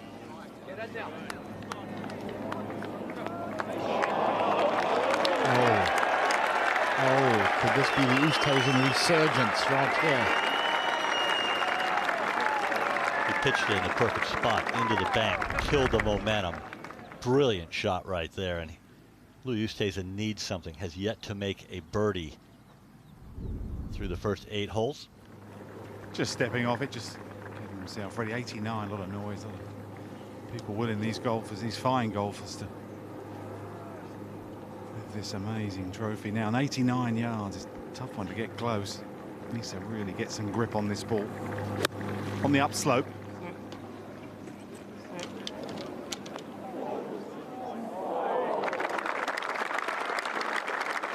Pretty good shot.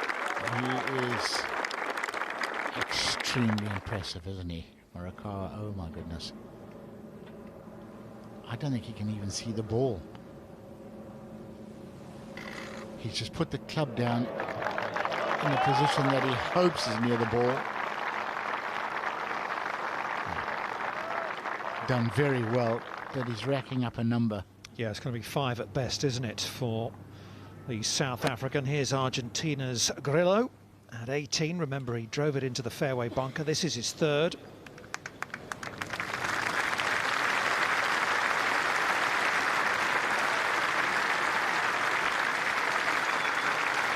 And he'll have that for a round of 67. Saw the approach shot of Daniel Berger. Can he apply the finishing touch for an eagle 3? Straightforward putt here. You don't want to give the hole away. He didn't. And a nice eagle 3 for Daniel Berger. Struggled with his left wrist, had an operation. Really has gotten back his world ranking, stature in the game. 2 under par for the day. He's at 7 under par. Rahm. 253 yards. Nobody better qualified to hit a long iron in. Oh, yes, please. He didn't look particularly happy there, Jag. I don't know if something had sort of disturbed him off to the right, but what a shot. Tony, I've seen you putt like him, and you never looked happy either, even after a good shot. Connors. Outside chance of a birdie at the 10th for the Canadian.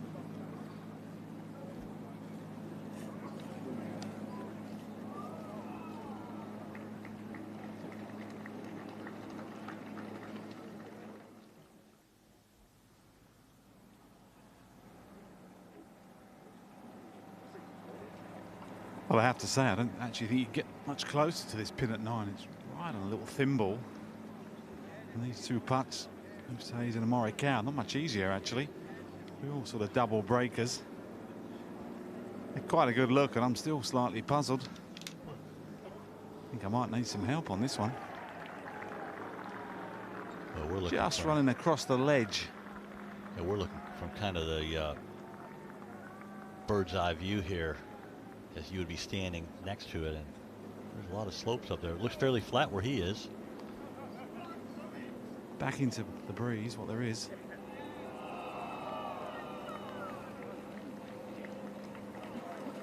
Oh, he pours it in. It's a 3rd straight birdie for Colin Morikawa, and he is turning the screw. He moves to 14 under. Oosthuizen has to hole to stay within 3. Yeah, that's amazing golf right there. He's going to be 4 clear with 9 holes to play. That's a big lead right there. Spieth won't know that. He'll have heard the roar. You have to always assume. He needs to start pouring these in. Are you surprised? No. He's like clockwork. They go in the middle. They go in with perfect speed. Spieth. I guess the lead was only 4 for a moment. It's 3 now. I wish we could tally up how many putts he's holed this week from 20 to 30 feet. It's supernatural. 16, McIntyre to get to 8 under.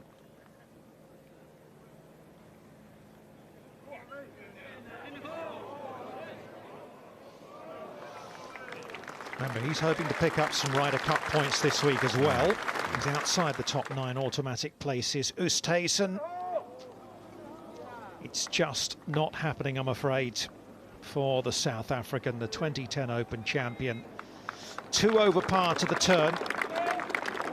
1 shot ahead at the start of the day.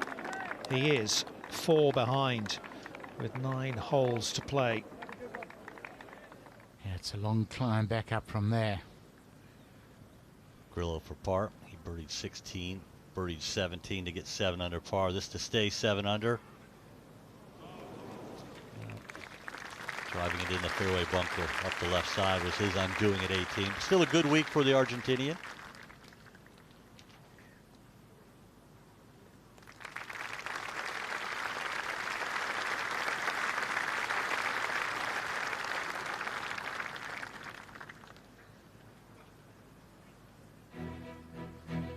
There it is right there, Morikawa with a 3-shot lead as he heads to the 10th tee, the back 9 on Sunday. On the strength of 3 birdies in a row, 7, 8, and 9. Spieth giving chase, 2 under through 10, 3 back. Oosthuizen 2 over through 9, just cannot get anything going. And Dustin Johnson, couple under par today. He's at 6 under par on the final green. Let's see if he can make this 4 birdie.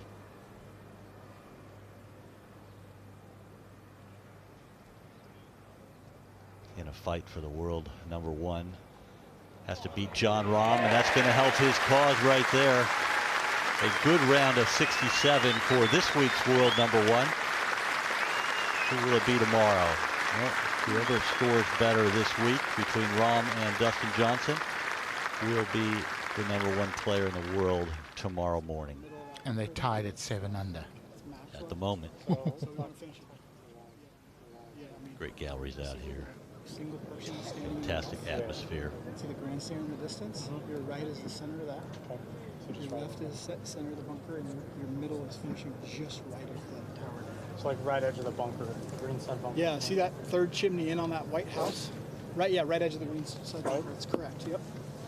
In out of the left? Quartering. Mostly at quartering. Yes, quartering in. I mean, I'm going to start it barely left of the tower then. That's perfect. Just heading across the fairway at 10. What a time to have 3 in a row.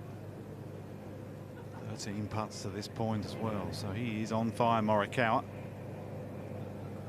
Got to find this fairway if you want a birdie, though. Tabletop green. Super lucky kick. Don't know if he has. Oh, just in the semi. It's okay. It's pretty close to where Jordan Spieth was. And let's have a look at the Morikawa putt at 9 from about 20 feet. Poured it right in the middle. There's leaderboards everywhere. Look at the fist pump. He knows, and he is certainly well aware he has a 3-shot lead with 9 holes to play in the Open Championship. Okay, Louis, driver in hand, time to go up a gear. Show us what you got.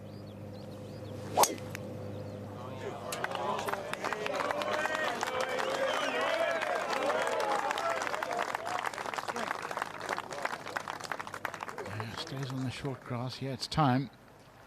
If Louis is going to turn things around, it's got to be soon. Jon Rahm. A good tee shot at 11, wasn't it a beauty? I mean, it's almost unbelievable, Jay, how many superb putts he's hit in the last 2 days, and they just won't go. His ball's In the last scared of 2 heights. weeks. The last 2 weeks. You're right. Last week was the same. Good stroke. Close shaves all day long. You can just see the frustration. It's taking him over, shaking his head.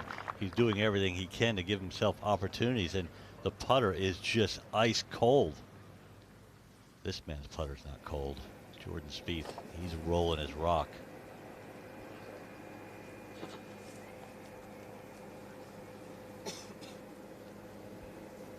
Yeah, they're just waiting for the bunker to be raked that Scotty Scheffler was in. So just hold on to your horses. Just hold on. He wouldn't have wanted to wait, would he, Spieth? He'd have wanted to gone straight on this tee and hit it. However, he's been there for 10 minutes. It's all clear now. It's a good picture. 253. It's in their group. I might let them just clear out, huh? Those guys, they're going to walk right behind the green, right? No? Yeah, just wait.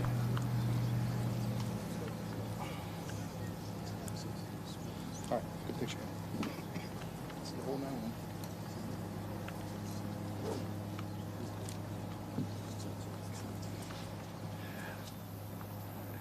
Got one of those driving irons in his bag, Spieth, and need all of it here at 253, slightly into the breeze off the right-hand side here.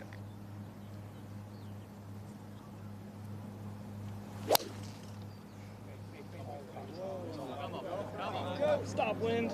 Nice flat trajectory. Will it run up? It's up on the top level. Well played shot right there for Spieth. 11 is a danger hole.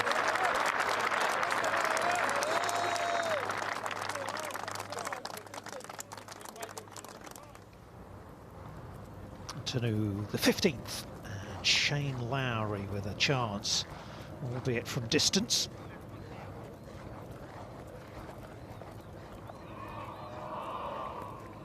Had a look.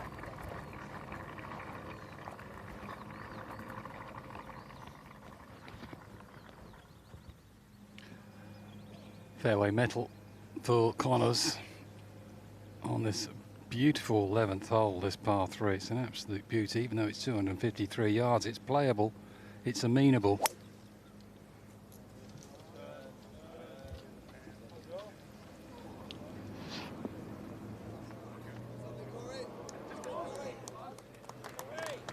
Well, he's in the middle of the bunker, plenty of green to work with, but a big slope from right to left on the green that leads down to the hole. Not a terrible position for Connors.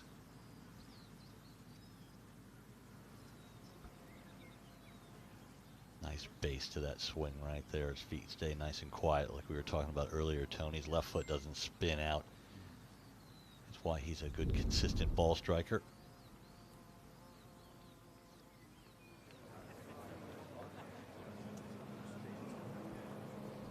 There's Oosthuizen in the fairway, Morikawa in the first cut of rough, and I wonder what his lie is going to be like for this demanding shot up the hill to 10 green. Two different lies, Jay, and probably two different mindsets for these two. 4 behind now. Oosthuizen, he needs to find something to this back pin location at 10. He's got the control up the hill. Can he find the distance?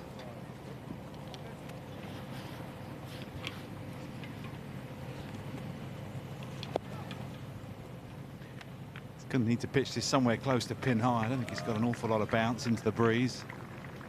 Big inch, just a little bit of an upslope also.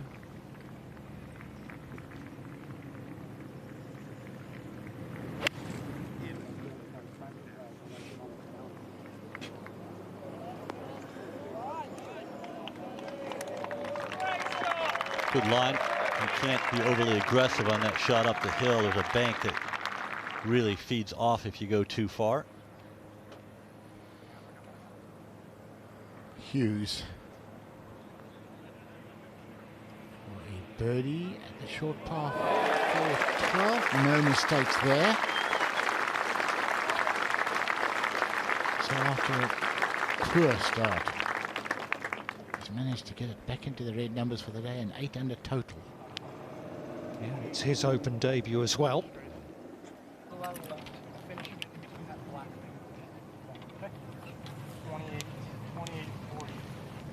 2 yards closer, 116. Good lie up to the semi. As I say, a different mindset here. Just wants to cozy this one up. No need to take any chances. 3 great birdies in a row. Doesn't like it. Unsurprisingly.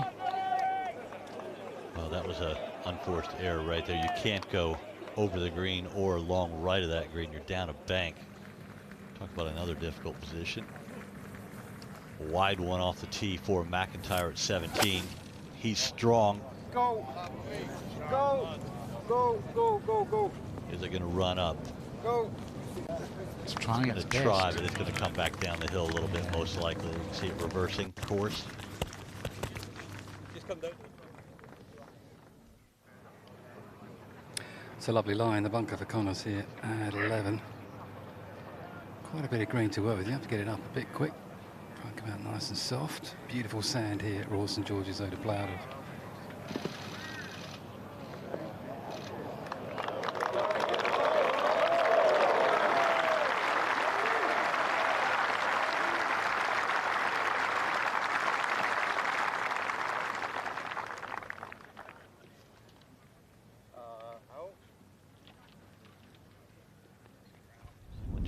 From a little bit, Tony. You can see the way the club enters the sand, bounces through so it doesn't dig too deep, splashes the ball out.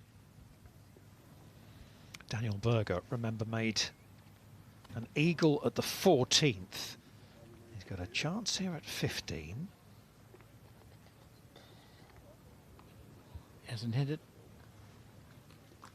Pity, because he did have the line.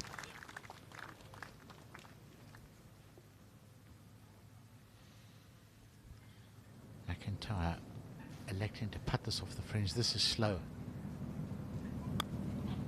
Look how hard he's hit that. And look how well he's judged it. Beautiful putt.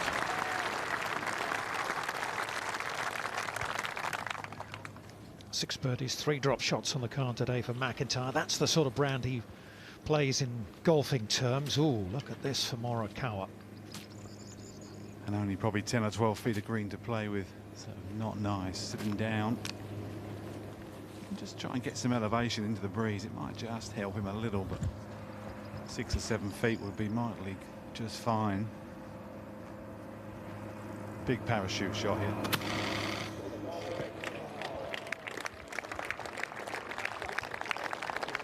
Yeah, he could not afford to get too cute there. Could have rolled all the way back down to his feet. He's done the smart thing.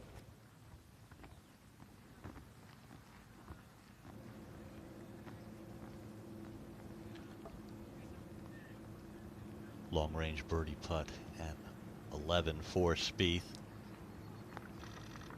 It is an uphill putt. He's walking early, asking it to slow down. That's a little bit longer than the camera angle tells right there. That's a good 4 feet, if not more.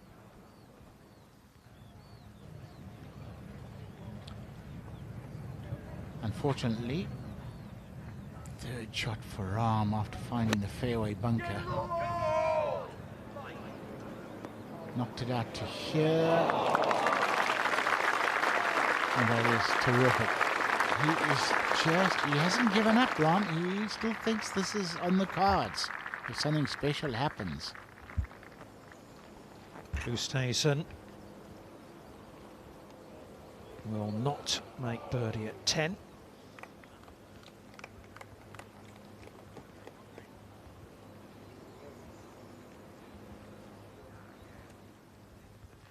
Robert McIntyre going with the iron, going to hit the stinger, the chaser here.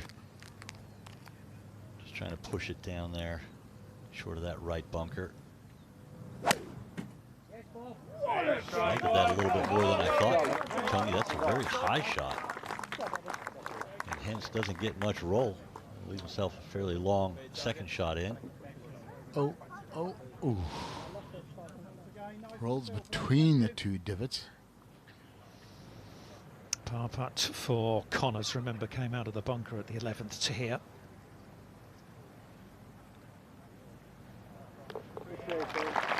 Good save.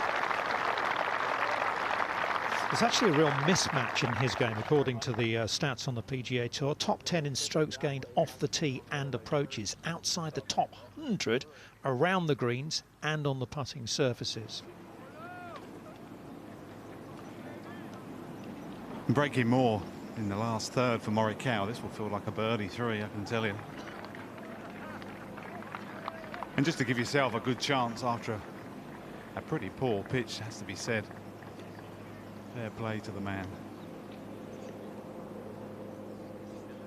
Greens are just starting to cut up a little bit. This is not easy. It will definitely break. Just trying to drop this in the right side. Oh, the man's made of tungsten or carbide. Just as tough and hard as they come. That was pretty impressive, as Anthony said. That's as good, if not better, than a birdie as we go to Spieth at 11, and this is not a straightforward par putt. Every bit of 4.5 feet. Once again, just grabs enough of the cup. And he does make his pass, so Spieth stays at 11 under, 3 back of Colin Morikawa. Just a little bit of breeze out there. Impressive stuff from Morikawa with that hat-trick of birdies to the turn, giving himself the lead over his fellow American Spieth and Oosthuizen.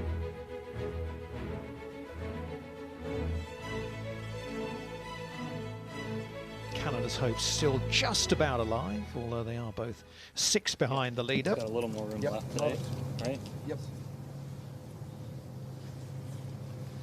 Just a fairway medal for Spieth on this 12th hole. He's down bridge. Could give it a crack, you know, with the driver here if you wanted to. He's playing for position down the left. Bunkers down the right to be careful of.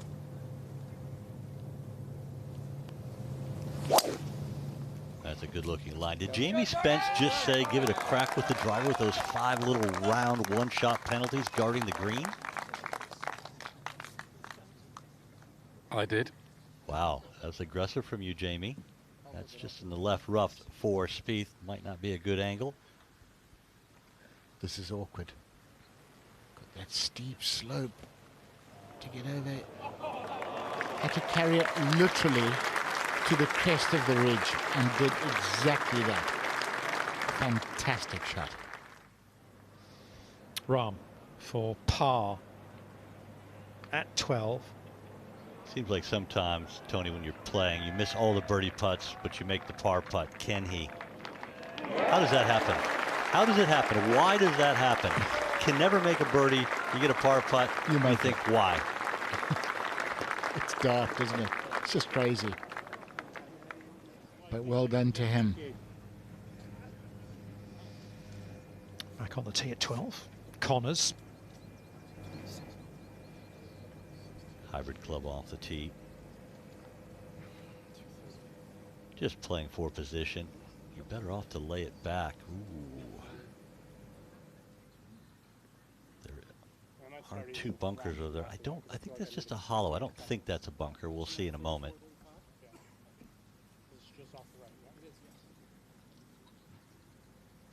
Well, what an up and down on Sunday of an Open Championship for Morikawa.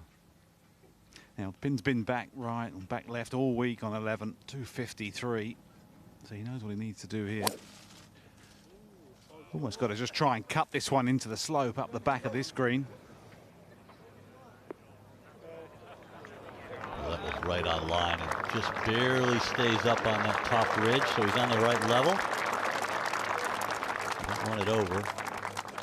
What a turnaround from last week, Jay. I mean, last week, it was the most abysmal display of putting I think I've ever seen by a top quality tour pro who didn't have the yips.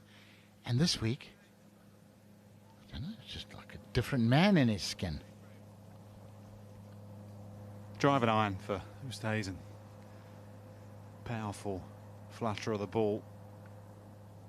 Looking down the right, just trying to chase it up, maybe just a fraction. Needs to grab this round and get going.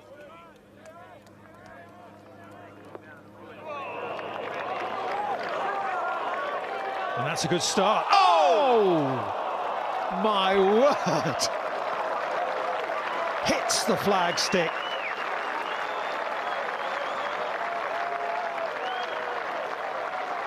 Well, that would have been some way to get it going, wouldn't it?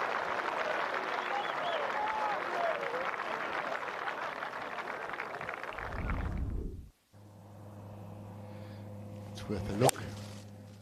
Our overhead shot from the plane.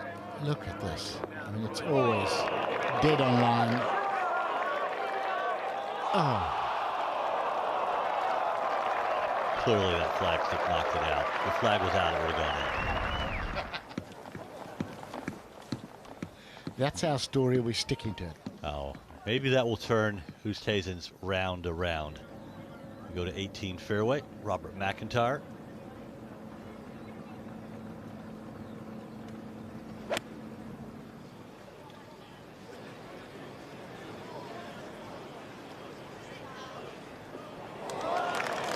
Beautiful.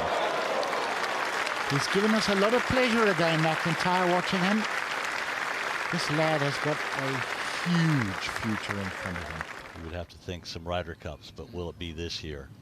Hughes for birdie at 13 to get it to 9 under. Just slides by on the right side.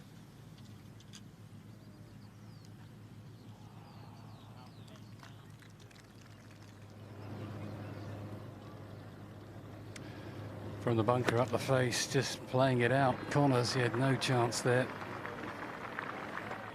Back in position for the Canadian.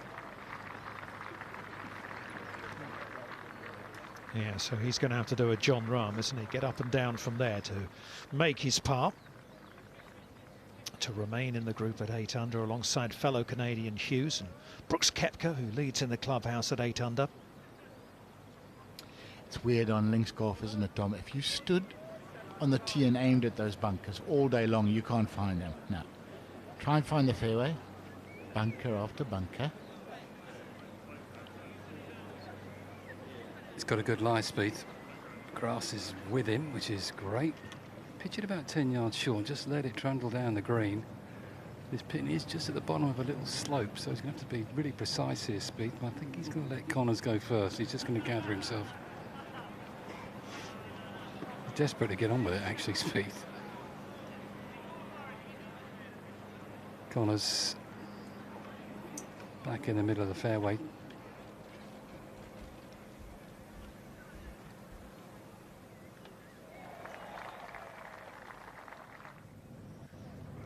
Let's catch up with Shane Lowry.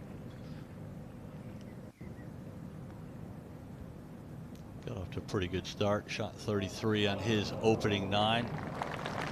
Bogey 10, and since 10 it's been all pars, and it'll be the same at 17 for the defending champion.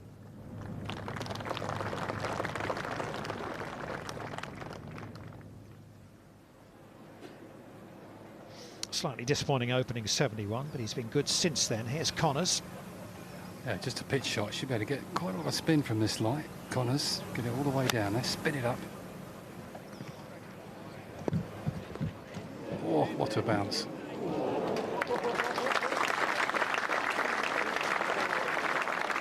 Yeah, you can hear the firmness, can't you, of these greens.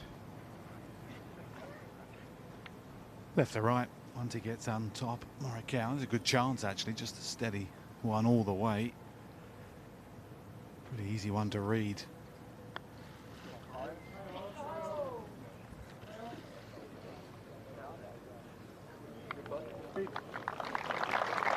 Okay, he'll mark that. A little bit of work there.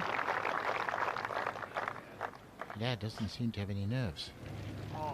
Spieth from a bad angle and a grassy lie here. He knew it as soon as he hit it. Got a lot of grass between club face and ball. No spin, releases down the bank. The good news about that is we get to watch some more Spieth magic. Funny enough, it's almost exactly where he was yesterday, albeit the hole was in a different position on that green.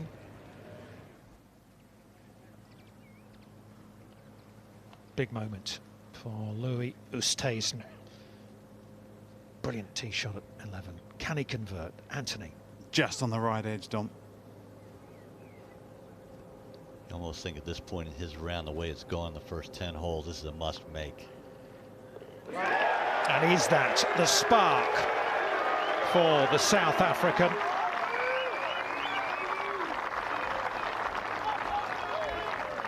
Back within 3, and Morikawa still with a little bit of work for his par. Colin Byrne, they're just trying to keep the mood light-hearted, keep them focused. And the top 3 in the leaderboard, Morikawa 14, Spieth and Oosthuizen on 11, have separated themselves from the rest. It's a further 3 shots back to Koepka in the clubhouse, Hughes and Corey Connors. Important putt here, nearly 3 feet for par to stay at 14.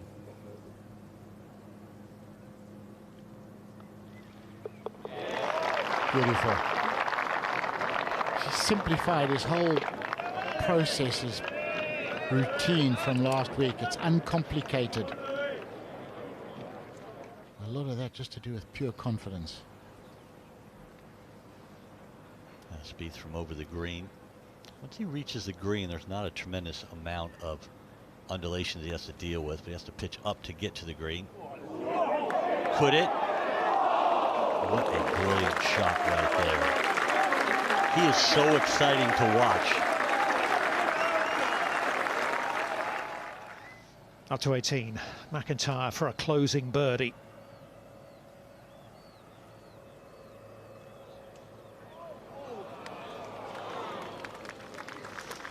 Well, it is exciting for Scottish golf, isn't it? For European golf as well.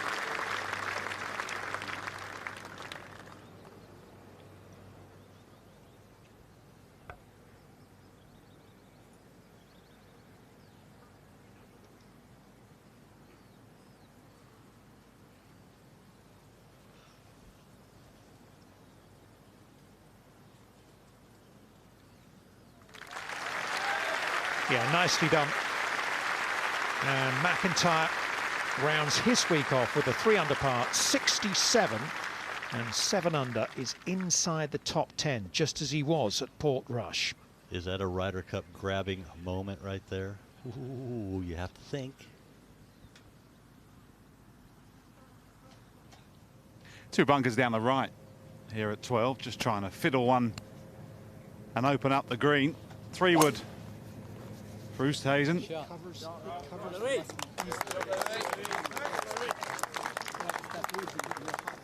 it's just again low, you know. I don't want to try and loft it up and try and... This has to finish inside the right edge of that tower, or inside the edge of that house for sure. He's got the look back in his eye, hasn't he?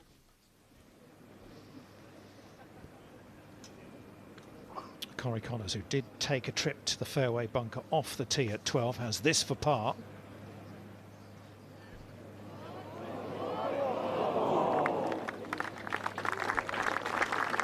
He hit it, he had it.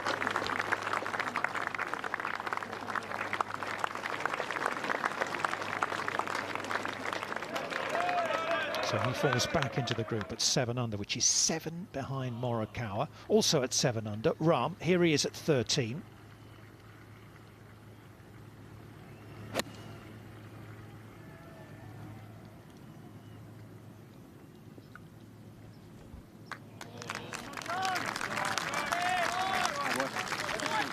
Another exhibition iron shot from Jon Rahm.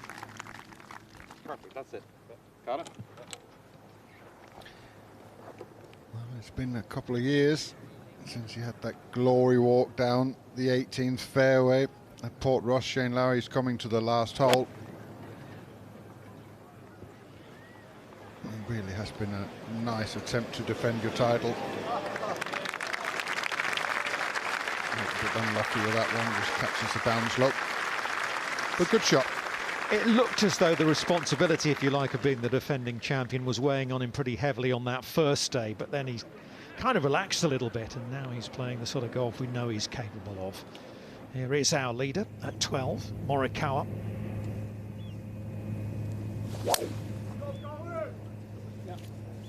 Go. Go.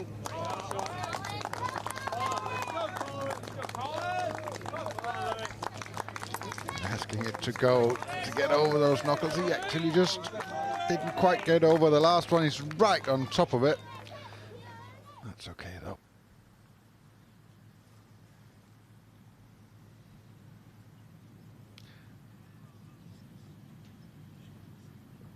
One of the most simple of birdies for Jon Rahm on 13. I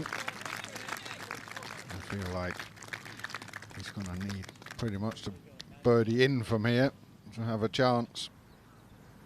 Yes, and even that might not be enough. We shall see. As Shane Lowry strides down the 18th.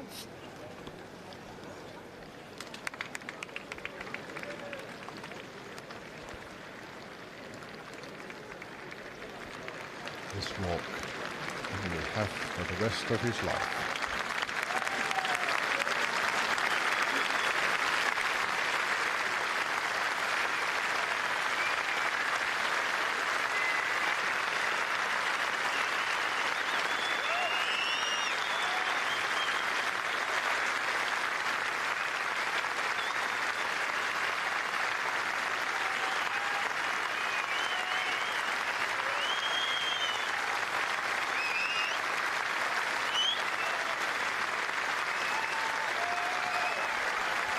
A lovely reception.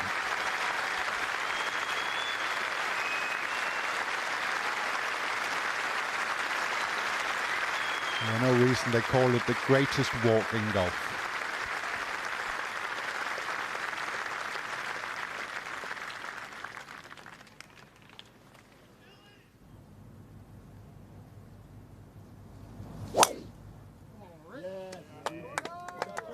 Tough par 4, the 13th. Playing under par, surprisingly, today. But a good tee shot for Spieth. Seems to have found his driver, consistently putting it in play now.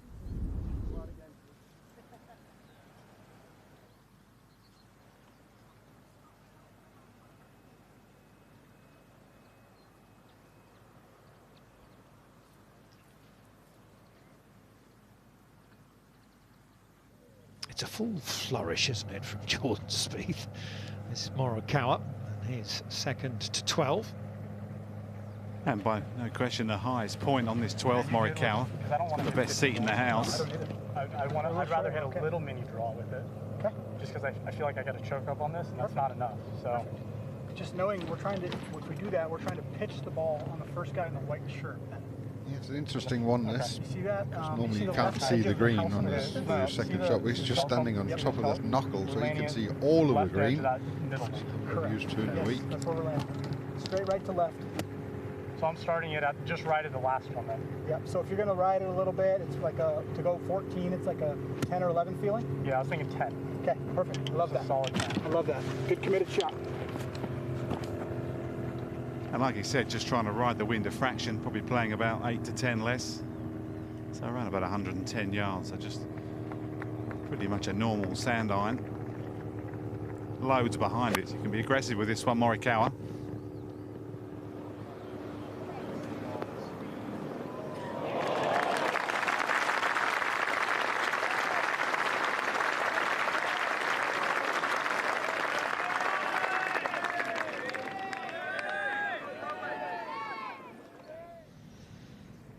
Daniel Berger at the 17th.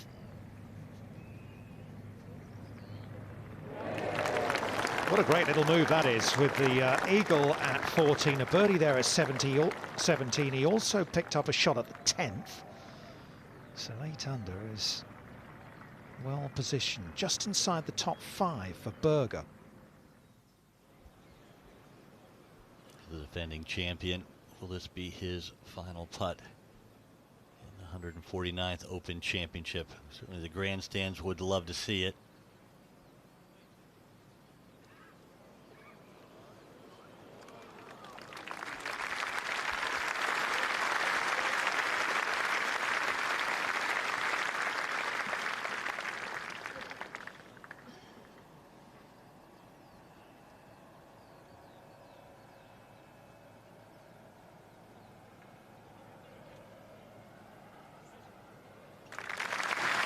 Three birdies, couple of drop shots And a closing 69 for the defending champion, Shane Lowry.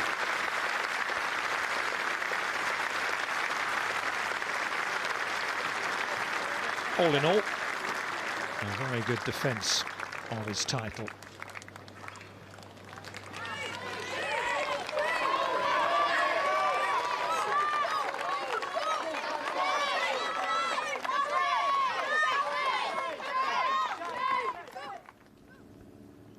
Corey Connors at 13. Great angle here. You can see the flag stick. The flag just hanging limply. Very little to no wind. This is good. 49 yards. Green light special here, and that was right on line. Go in. Everything is so flat out there. He thinks it's right next to the hole, and it's about 15 feet short.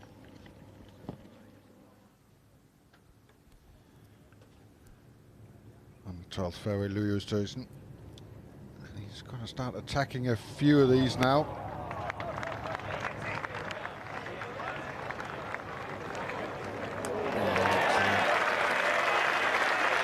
Great control, great spin control. Setting up another chance. Spieth not as good of an angle here. 124 gap wedge. Trying to draw it in. Oh, it spins in. Very good shot. A chance to close within 2 if he can hold that putt. Up to 18, and Burger with an iron.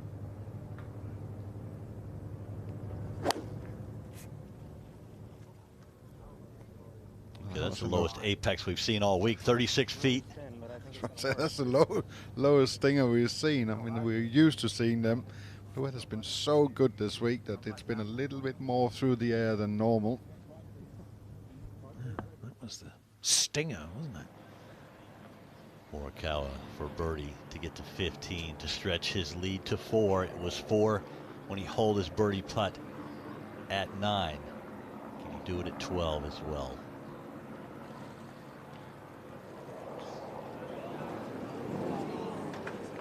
Right street, wrong address, came up short, right on line. 3 shots in hand. Par in the card, moving closer to the clubhouse, but a lot can happen between now and then.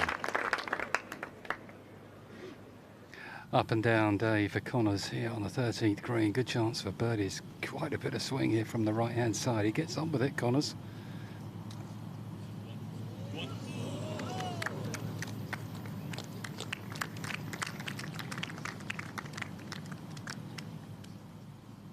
Oosthuizen for a second straight birdie and to climb back within 2.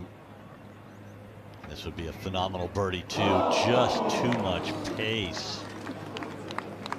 Gave it a good run right there after a brilliant tee shot.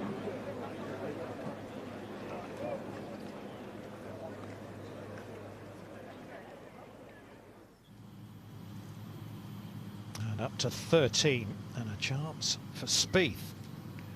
Bit of right to left. He's got a par 5 coming up. Knocks us in. Birdies are next. We've got a game on here. Just outside the hole, this one. Maybe a ball. Depends how hard he hits it.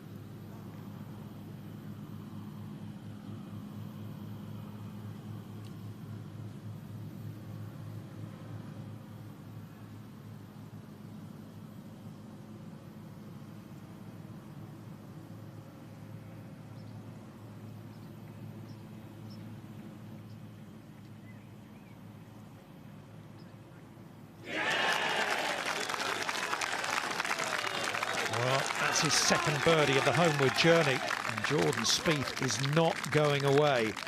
And we all remember how he finished off at Royal Birkdale. 5 under the last 5 holes. Off he goes to the 14th tee. We'll go up ahead on this par 5 to Rahm. You feel like this has got to be all the way flown into the middle of the green. Got to be aggressive here. The flagstick. What a beautiful golf shot. There you go. just magnificent from Jon Rahm. The iron play this week has just been first class. It really has. 2 bunkers, right and 2 left. Big moment here. Bit like that putt for Oosthuizen. Trying to belt it down the right and let it camber into the middle.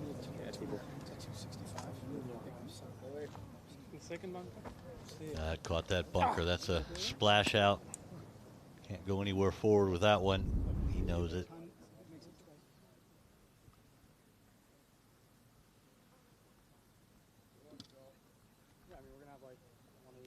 Even the bad ones look good with that swing. You 100% on this? Yeah, I'm fine with it. I am too. I need to know my lines though. Okay. I'm going to hit that like kind of draw. 554, 14, driving iron for Spieth, aiming down the left, winds down off the left. Left is. Make it Go on. Go on, Jordan. Excellent. Excellent tee shot. That's a good target. Yeah, I got it. Just left of the bridge. Perfect. I said earlier this week how much he loves links golf. Thinks less about his swing and much more about shot making. Yeah, a hole here also you need to shot make. Morikawa hits this fairway. Just a little bit of a gap appearing. 13 and 15, both very demanding tee shots. Oh.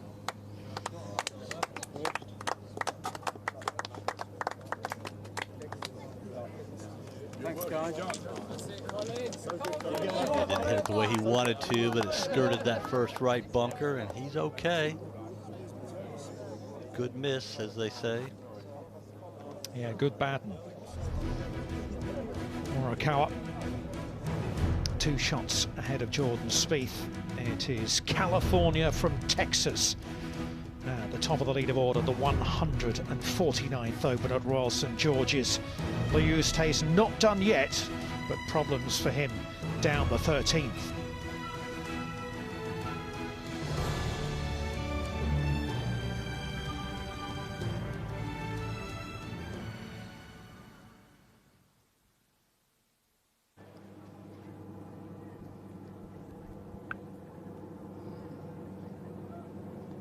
Daniel Berger's having a nice look at it here on 18.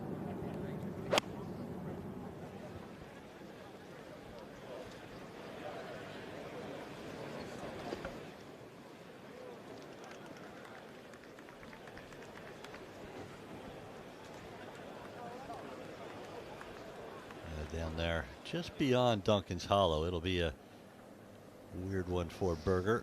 Let's go to 14, and Rahm has to putt up the slope. Pretty good slope to get to the level where the hole's cut. He's 8 under. Just to get to 10, within 4 of the lead, with 4 to play. Looks like he thinks the ball moved. It did move, and still moving.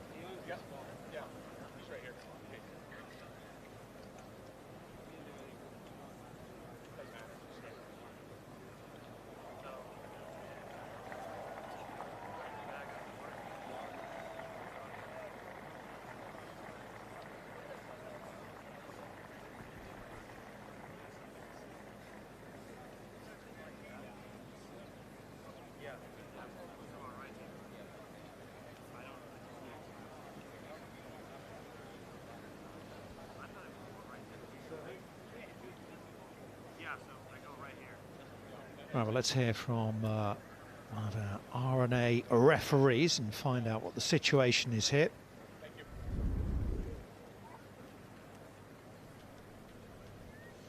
Okay, so Rahm's ball has moved there, and there's no problem. He can just replace it with no penalty.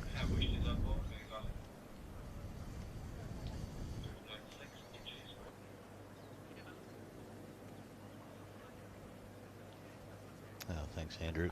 Now this for Eagle 3. Oh, not only did he miss it, he ran it 4 feet, 4.5 feet past the hole. He certainly wanted to make it, but if you hit it that pace, even if you hit the hole, it wouldn't have gone in. Yeah, I think it might just unsettled him a little bit in the mind.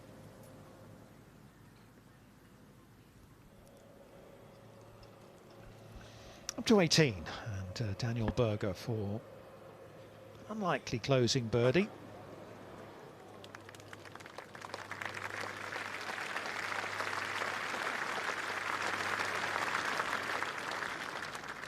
Not a ton of wind, so where are we starting it? See the group of guys that are like on the inside or whatever? Yep. The last guy there. Where the bicycle is? See Yes, the where the bicycle just bicycle, right yep. up? Start there and finish it. 3 guys in? Yes, halfway between them. Perfect. Because I think he kicks left. All right, let's see it. It's a good move for them. Yes. Playing the game how it should be played, just hit 3-wood and just took 3 of the 4 bunkers out of play. Morikawa here at 13, 187. Plenty of room down the right, no need to take this pin on. Hold, hold.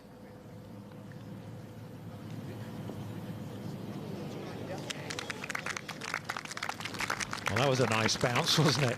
Wow, that was close to the edge of the bunker there. If that would have pitched maybe a yard short and left, it would have hit the bank and potentially rolled down into that bunker, but all is forgiven. A couple of good breaks on 13. We go to Rahm for birdie at 14. Ran his eagle putt well past the hole to this point.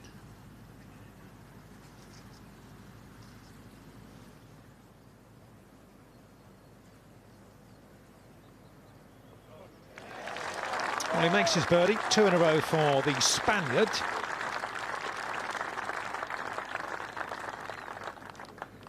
Nine under, 5 behind, 4 holes to go.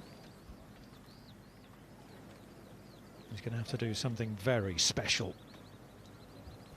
Biggest shot of the week here on 14 for Spieth. He's a long way back, 304. Tee shot only went 250. He's got that driving iron out. He's going to have to hit this out of his socks, Spieth. This is tough because he's sort of aiming more towards the out of bounds here, down the right-hand side. So he's got to flush this.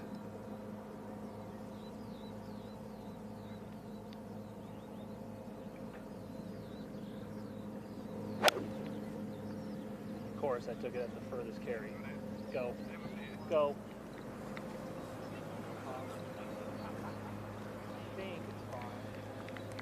Yeah, that was maybe a little bit too much to take on, but that's okay there.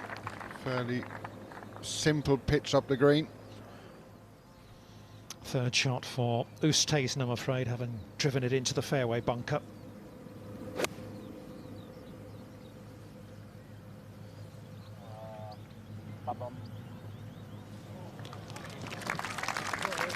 Smooth and nice.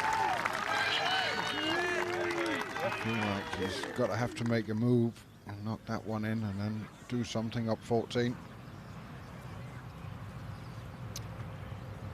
Second shot for Fratelli at 15. Really lost his momentum with the double bogey at the par 3 11th, but that is a beautiful shot, as good as we've seen all day.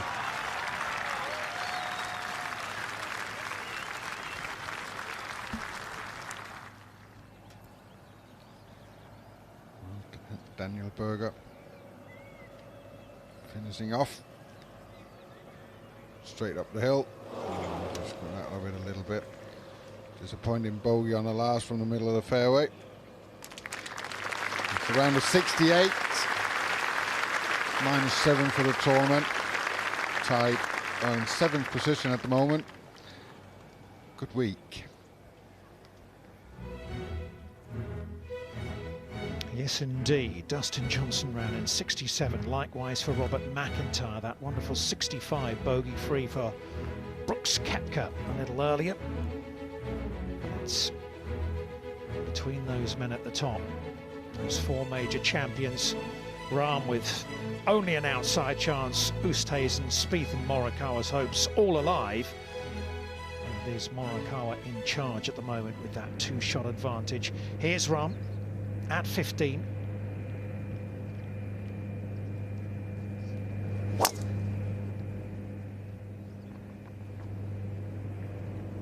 Two off the left. Yeah, beautiful drop. Very good. He was looking at it pretty intently as it was drifting right, but it's good now. From 15 back to 13. You've got to love the calmness Morikawa shows. Or is he going to wake up in a minute? He's playing in the Open Championship and he's just playing flawless golf. This is left to right, up the hill. Maybe got a little bit lucky with the second, but again, pin high. Makes such a difference on links greens. You get them pin high.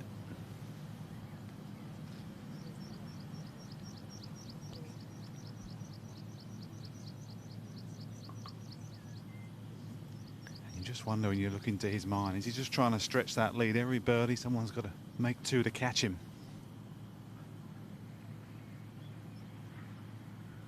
Just a hair up the hill. Excellent chance for a birdie 3.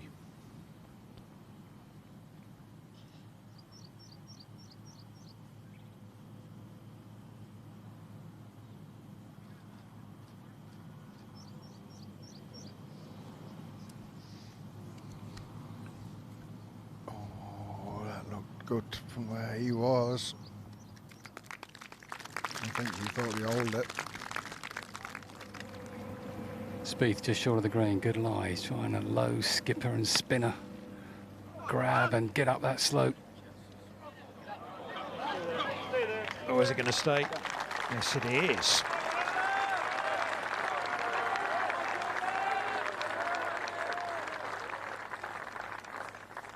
He's got that to go 13 under.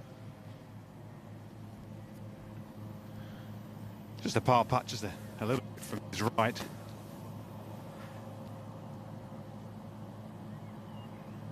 Right to left breaker here for Louis.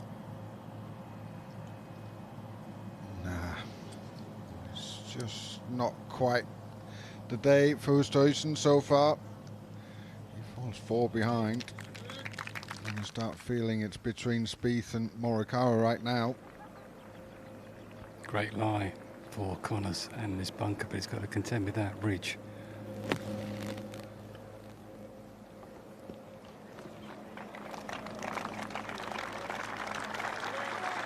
And he's got it up on top of the ridge. From one Canadian to another, Connors to Mackenzie. Hughes.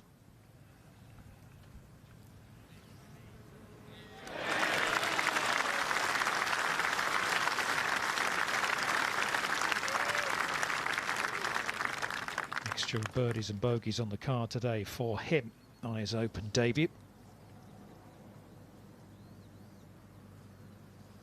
As Morikawa and Oosthuizen mount the tee at the par 5 14th, out of bounds all the way down the right-hand side.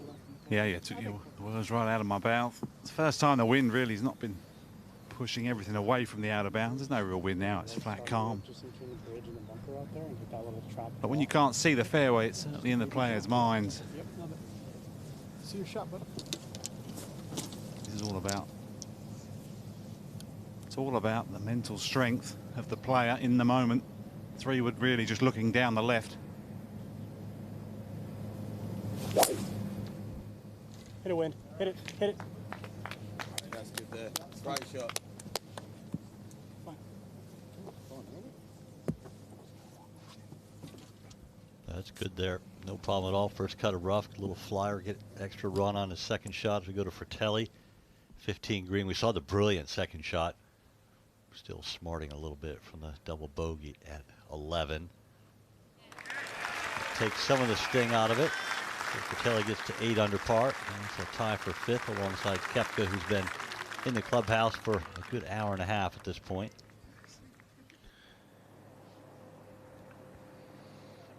Connors for his birdie. Strange way that Spieth has played this hole. It's not easy on this top shelf at 14, the whole putts.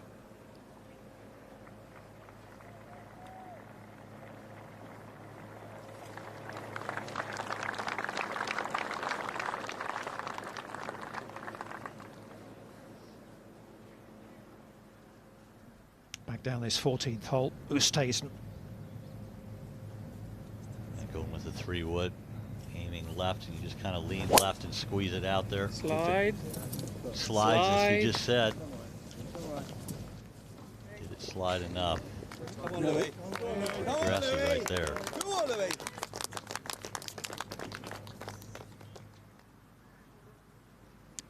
Touch a break from the right for Spieth. Not much though, just to go one behind.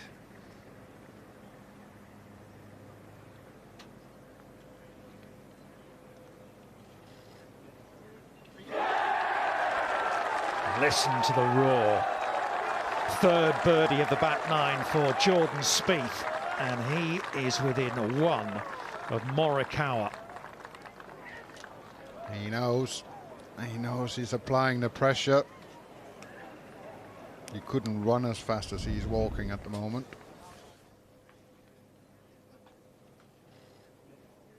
It's not like they lip in either. They just go right in the middle. Marcel Siem at 18 from the first cut of rough. It's been a great story this week for the German. A couple over par today, but 4 under on the championship. Had to win last week on the Challenge Tour to get his spot in the Open. And what a finish. I can't wait to see him make that putt. It will be a celebration of note. Oh, it has been lovely. He's been a breath of fresh air, hasn't he? Fratelli at 16. Fratelli might not win this golf tournament, but he's playing for a top 4 position at the moment as well to get him in the Masters next year. That's one of those extra bonuses that are here. You tell where that is? If you have a good week.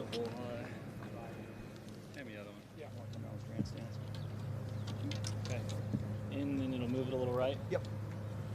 496 today, the 15th. It's a bit of a brute into this breeze, club of breeze. Bunkers left and right for Spieth to contend with.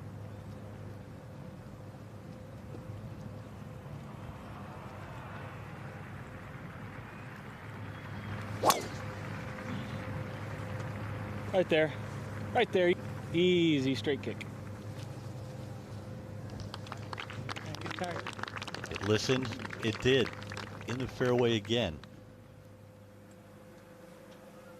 He's acting like he didn't hit it very well, but I think you want it over on that difficult tee shot in 15.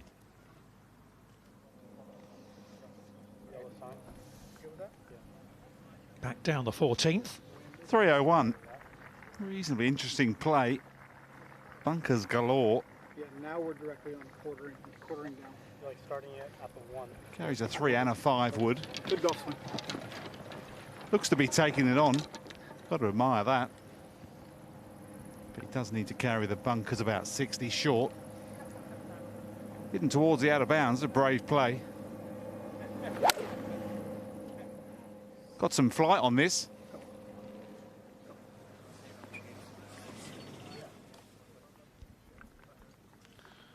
Well, that looks like a rerun of Jordan Spieth's second shot. Pretty much in exactly the same place.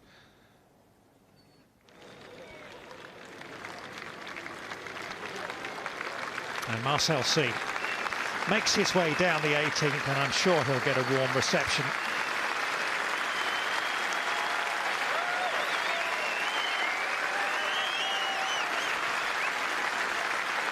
What a thing. Playing the Challenge Tour last week, and now you're doing this. No wonder there's a big smile on his face. It's been such a great week for him. It also shows what you can do when you come here and you take it in. Fratelli for birdie at 16. Safely played in the middle of the green. Just to get to 9 under. Never really threatened the hole, but had a good par chance coming. And to Jon Rahm at the 15th with a chance. This to get to 10 under.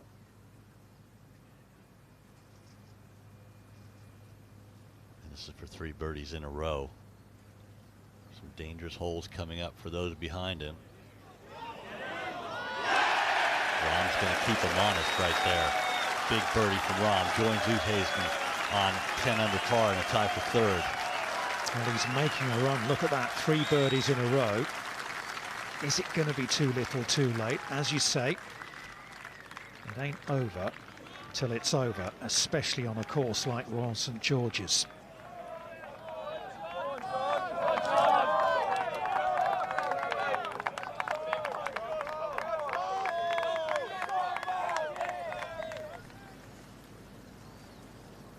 And up to 18.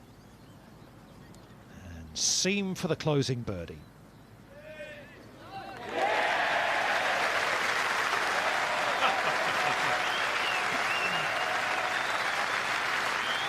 Well, it's his first birdie today.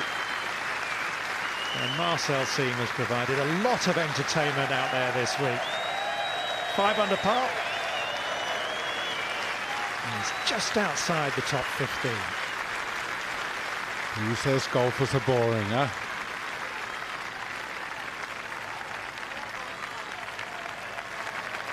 Well, let's hope it's the inspiration for him, what happened last week and this, to get back onto the European Tour. He's clearly got the game to do that. Rahm at 16. This whole location should suit his shot shape. Right side of the green. Aim it up the middle. Let it work to the right. How aggressive do you want to be with that slope just to the right? That aggressive. He is taking dead aim.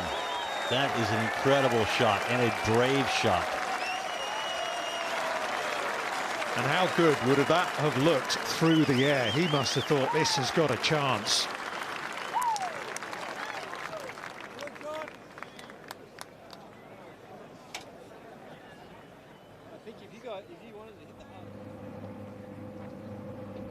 Well, this is what it's all about. Great course with great players, with the Open Championship on the line. 220 for Spieth into the breeze to this difficult 15th.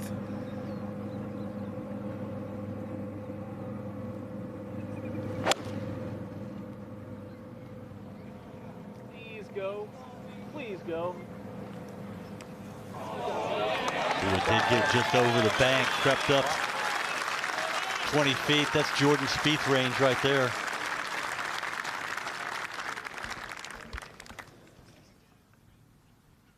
Back to Louis Oosthuizen at the par 5, 14th, and his third.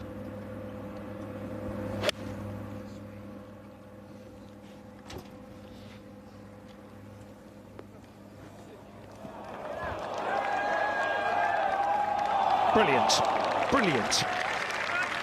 Very nearly an eagle 3.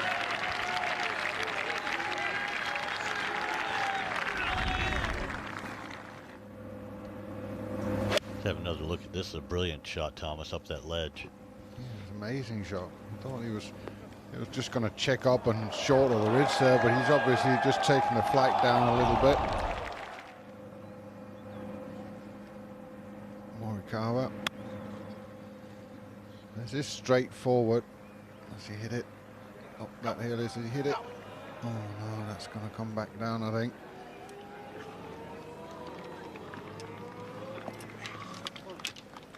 It just goes to show you how good Spieth's pitch shot was from a very similar position to get it up there in a makeable spot on the correct level.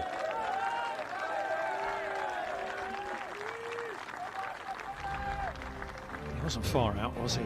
Only needed an ounce more and it would have made it to the top of the slope. And nestled in close. 3 birdies today, no drop shots for Colin Morikawa. Remember, on his Open debut. Mind you, he did win on his debut in the PGA Championship. Jordan Spieth just 1 behind now. And then it is Oosthuizen at, assuming he taps that one in, 11 under par. And Jon Rahm at 10 under.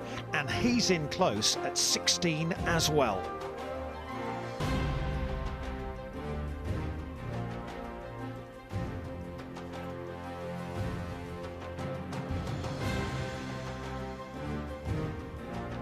Ian Poulter finishing off with a round of 68. He enjoyed himself out there today. Alongside fellow Englishman Matt Fitzpatrick.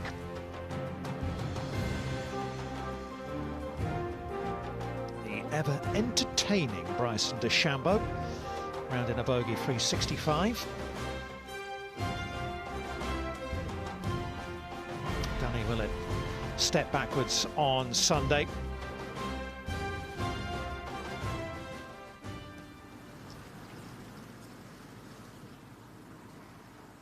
A little bit surprised Morikawa didn't quite get on top. He's left himself a reasonably straight one coming up the tier, and it's only probably about a foot. So it is a chance, but not easy at this stage.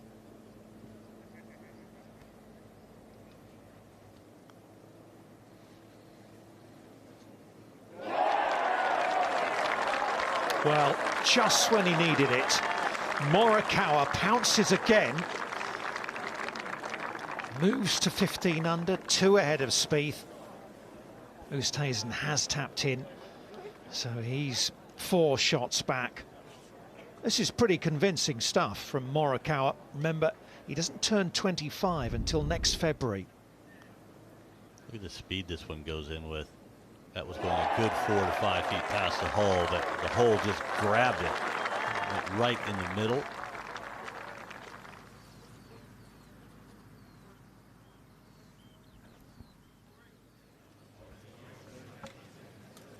Jordan Spieth will have heard that. 14th green isn't that far away, Jamie. You can hear everything out here, Jay. What a thrill it is to have the buzz back. All the spectators back. Packed behind me on 16 and on 15. Connors had a terrible lie left of the green. Couldn't do anything with it. He's got it down to about 20 feet, 15, 20 feet. He had nothing. Big moment here. Spieth, I've got this off the right. There's a little ridge where Corey Connors is standing, and it just throws it a little bit that way. Like so many of these greens at St George's, it sort of looks like double breakers, like roller coasters, these greens, but I'm going with right edge. What a moment, eh?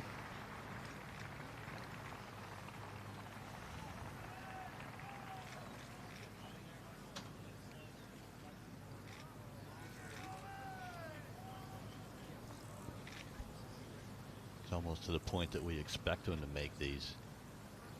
He's waiting for Rahm to putt for the raw. He's waiting for the raw. Rahm is over on the 16th, remember, after that superb tee shot.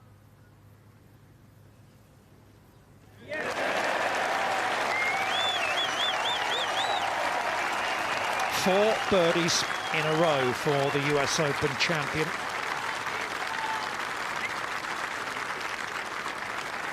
May not be enough, but it's been great to watch. Spieth, can he? Well, he missed, but he gave it a good effort. As we were saying yesterday, when he does miss from that range, it looks like they're going to go in until they don't. 15's a tough hole, 4's a good score. 3 holes to play. 2 behind Morikawa.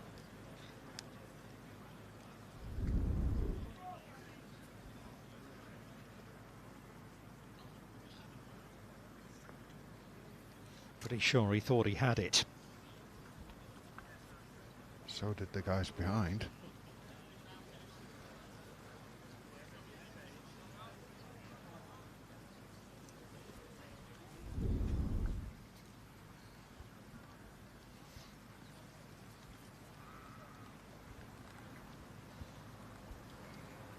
Beginning to look like a 2-horse race.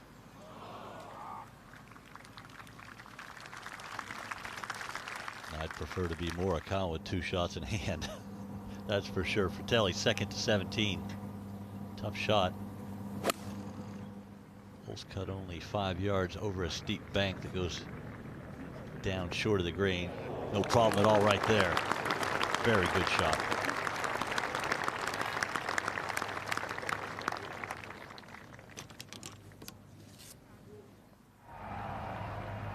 15th tee, Morikawa. Big tee shot, this one. Started on those bunkers down the left. Has he overdone it?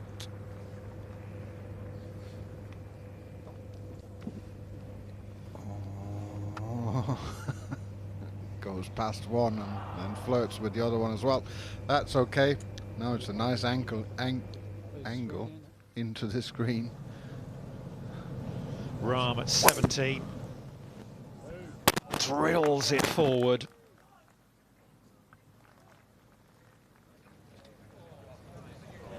So they were driving it up here to this position when it was wind assisted. No wind assist right now. Rahm just smoked that thing out there.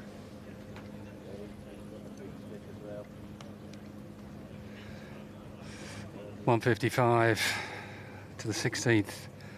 Off the left, it's slightly hurting. If anything, it's sort of switching a bit for Spieth. Got to pitch it minimum 145 here. We know where the trouble is.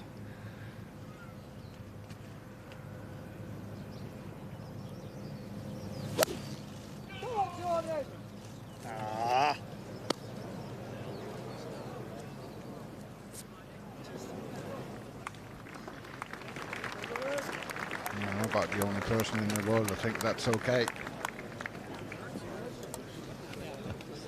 Is the trouble right here, Thomas? Yes. Just to give you out there context, Thomas had the lead and hit it in the right bunker and had some troubles. Thomas making fun of himself to some extent.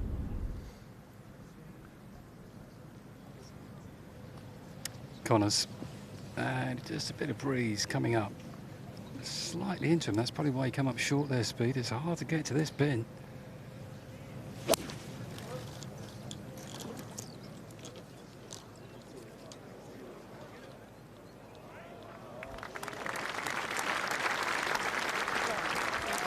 It's a decent effort, but it puts into context the tee shot from Jon Rahm a short while ago. And just how brave that was. Remember, Jordan Spieth today was 2 over par through the first 6 holes, and he was going backwards and really struggling. Then he eagled the 7th, and that was the spark. He's made 4 birdies since then as well to give himself a chance of winning a 2nd Open Championship.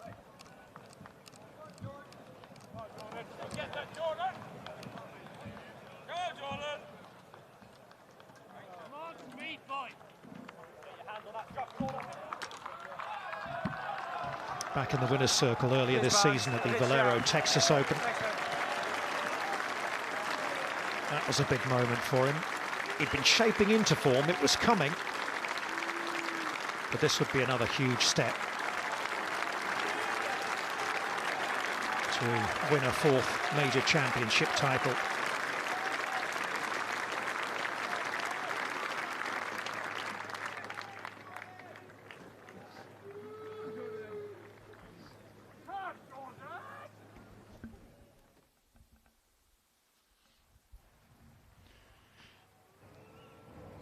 Louis Oosthuizen in the middle of the 15th fairway. Jump. The golf swing has not been with him today. Okay. Fortunately, bounced that one. Actually, pitching short. A lot of times it just lands into that slope and campers down to the right, but that's it, okay. We're finishing it on the gap, just left of those 2 guys on the green right there. Yeah, just like a step right of the pin. Started up pin. Love it. You got a good picture? Yep. Flying 91. Okay. I like 6, 200 yards for Morikawa in the heat of the day. Just a wonderful par 4, 15. Just from about the perfect spot. What?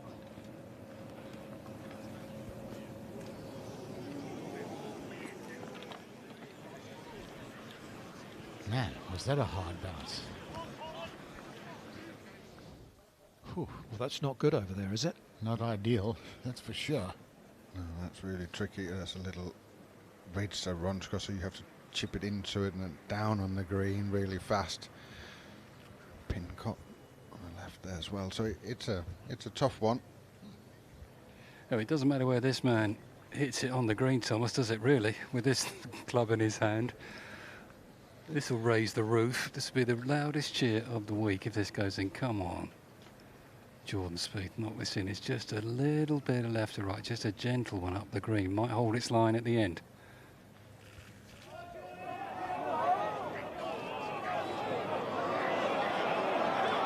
Oh my goodness. I think he believes he can hold any putt from any angle on any putting green. And I tell you what, a lot of the time he proves himself right. It's astonishing how good he is with that thing. Par there keeps him at 13 under. He's 2 behind Morikawa, but Morikawa with problems at 15. Find out more about that in a moment. First of all, up to 17, and Dylan Fratelli to get to 9 under.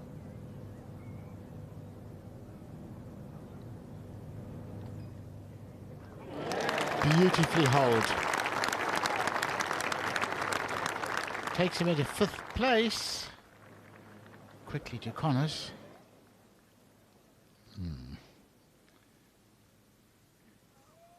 Not his very best. No, Canada's wait for a second major champion is going to continue by the looks of it. Yeah, but both those guys, Corey Connors and Mackenzie Hughes, will certainly be there in the future again. Talented players. And now they've got a taste for it. Sitting down, Morikawa has got some grass under it, so if he wants to get this one in the air, I think he can.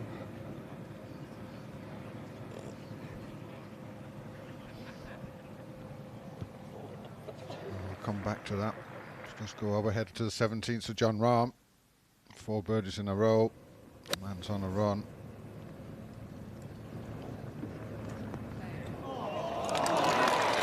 Very much looking at a 5th one. Good shot.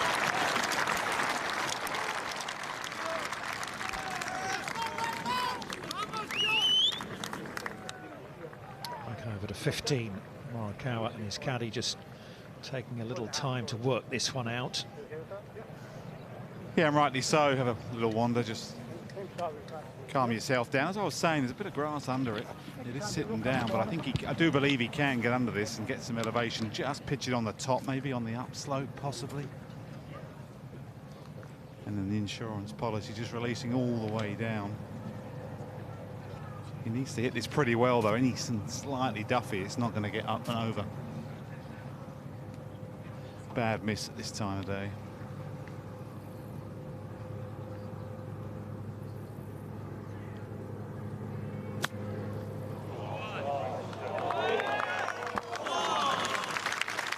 That's an excellent shot from where he was. He took all the risk out of it and played it beautifully. I think that's about as close as he could get from there without being silly. Well, if he was trying to get closer, he brought in the equation of leaving it short of the green and having a similar shot again. So that was a smart shot. Yeah, don't be cute. Be smart. Get it to 8, 10 feet. Take your chance from there. Spieth, driver, 17, 420 yards. Must hit fairway with this pin down there, just over the ridge.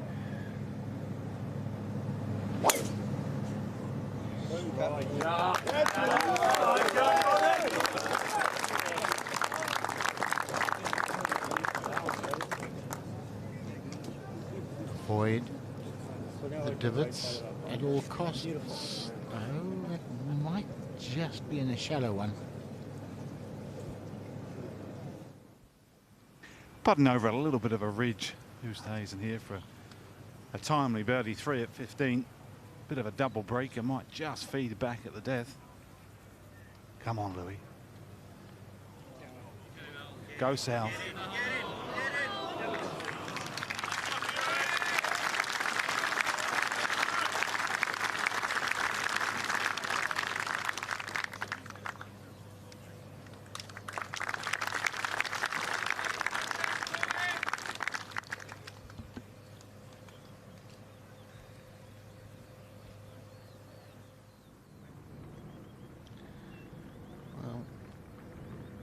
For his 5th birdie in a row, Jon Rahm.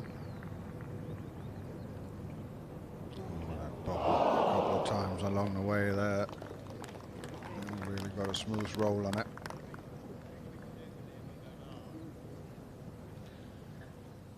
And you fear that that's the end of Jon Rahm's chances.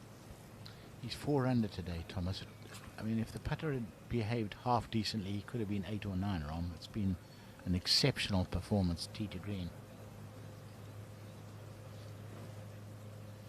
So Morikawa for par at 15 and to maintain a 2-shot lead. This is a huge putt right here. The 16th is easily the easiest of the 3 remaining after the 15th, and you would love to have 2 rather than 1 shots in hand heading to the 16th tee. Looks like they're a little unsure about the line here. Certainly, you would think it would come a little from the right.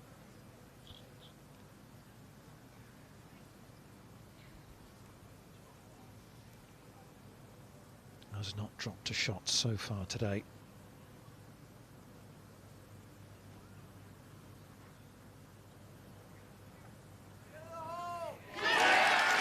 Fantastic, just fantastic.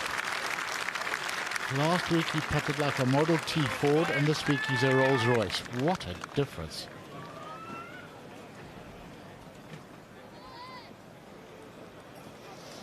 He is a young man who wants to travel the world. He wants to come over and play in Europe. He wants to test himself in all sorts of conditions.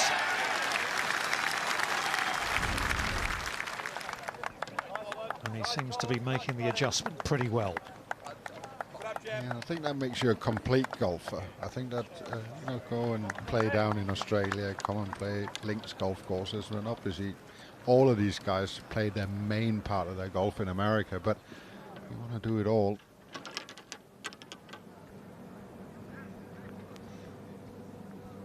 Fratelli's birdied 2 out of the last 3 holes. Perfect position here at 18. Just a wedge in hand. Should be dancing this around the club, the hole. Pretty good.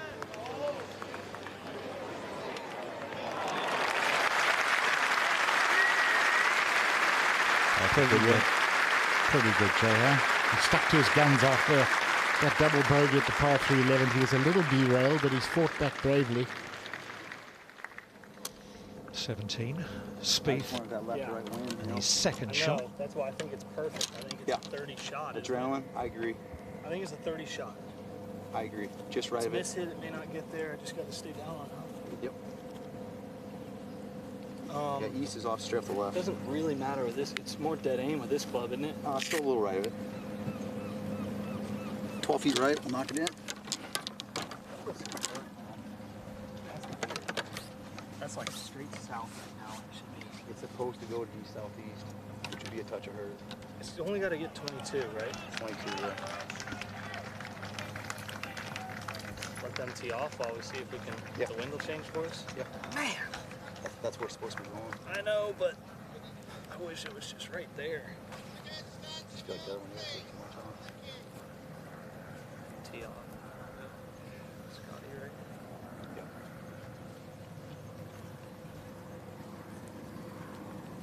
.126 he's got, but they reckon there's some hurt there, these two. They're not sure. And we're talking about building in a little bit of adrenaline as well to the Yeah, well, you're equation. pumped, aren't you? And the lie's a little bit jumpy. It's just at the back of a divot. But it's just time to look at the flag and take it on.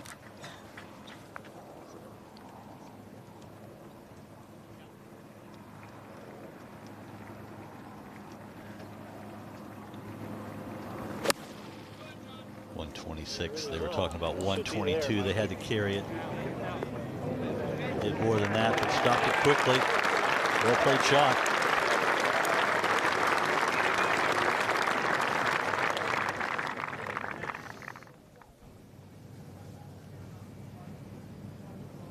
To 16 and Morikawa.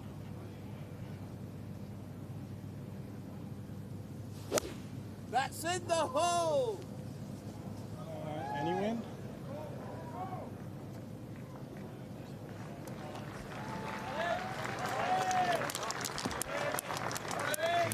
play. Not forcing the issue at the moment.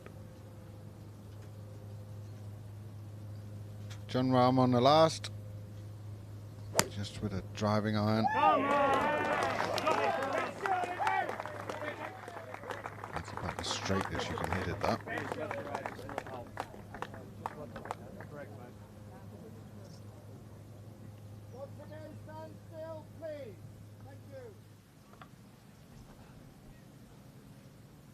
Back to 16 and Oosthuizen.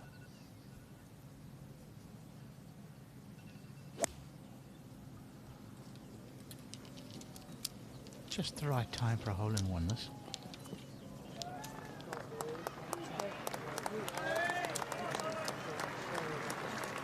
Can't say I'm not trying for him, Thomas. Morikawa's just been sensational, though, hasn't he? I mean, he's just been fabulous. Yeah, ever since those 3 birdies in a row, 7, 8 and 9, he hasn't really given them a sniff, has he? Adding the bonus birdie at 14, Spieth is hanging in there, and he has a putt at 17 to get within 1.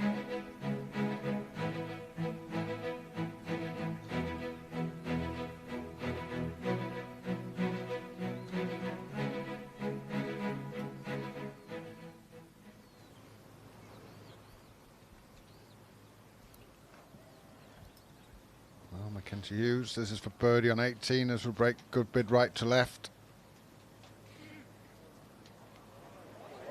There you go, there you go.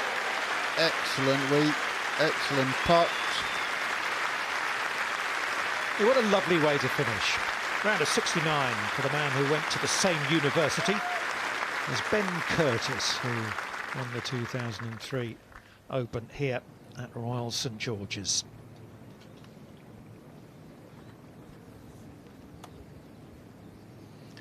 Good shot from Spieth into the 71st hole of this brilliant Open Championship at Royal St George's on the Kent Riviera. And he's got a right to left down the hill here. Spieth must make, guys, must make. It's a bit like that putt he had on 13. He rolled that one in. It will break this right to left.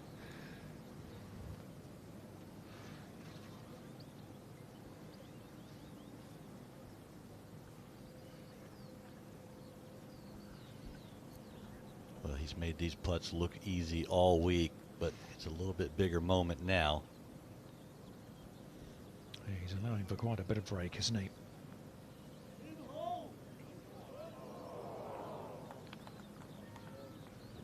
That was clearly just a misread right there. Nothing wrong with the stroke. 2 behind. As he heads over to 18.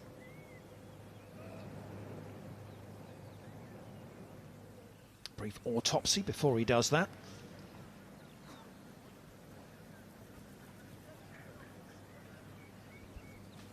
This one's right to left. 40 feet. Quite a slow one, actually. The last 6 feet just tends to rise. So needs to give this one a little bit more. 8-1 putts today. You never know from 40 feet once more. Ooh. Oh, this one will make you think. Fratelli on the last.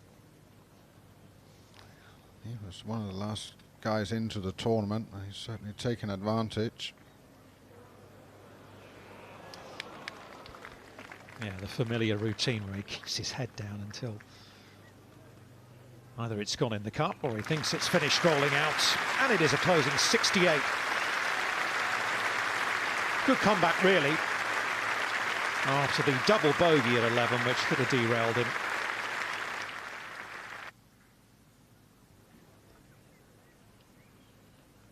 Oosthuizen.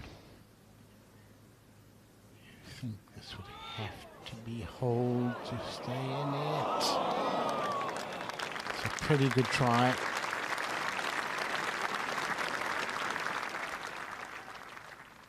Up to 18, Rahm second. Ball below his feet here, but just a wedge in. Oh, no, not a wedge. He laid it way back, 197. So about 50 yards, 60 yards longer shot than what many have had, but a brilliant shot from the man who will be world #1 again tomorrow. Birdie putt to come. What would have happened if his putter would have just been warm? Forget hot. Now, how far is this for Morikawa? 3 or 4 feet. Well, it's far enough under these circumstances, that's for sure. A little bit of extra effort goes into it right now. This is all about picking your point halfway down the line and just hit it straight over it. You want your routine to be quite quick at this stage, not to think too much.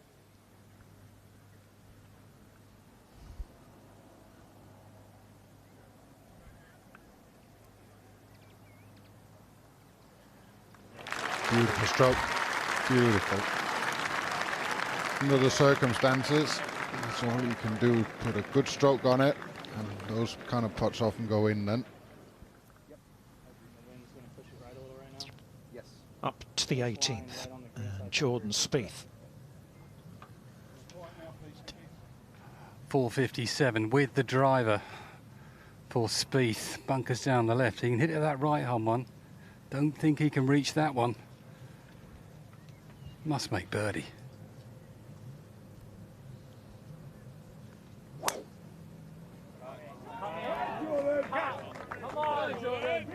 He's not coming back. Right of that. Is it? Now it's got to stay short. As long as it's not. Ooh, hard to tell on the angle. Has it got into the thick stuff?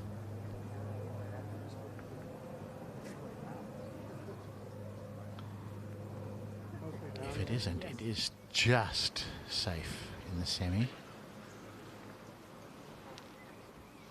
From the 18th tee up to the green, and Jon Rahm for a closing birdie.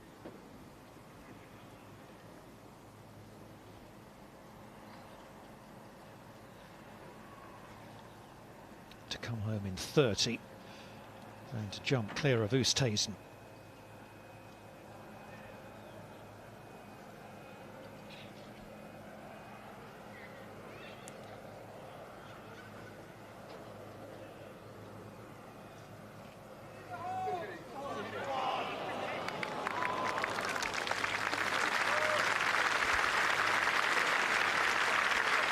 Not to be for Jon Rahm this week. It's been a great performance again in a major championship. And as Jay said, moving to world #1. I guess a decent prize as well. He's here for the long haul, and I'm sure one day he'll be lifting this trophy higher as well.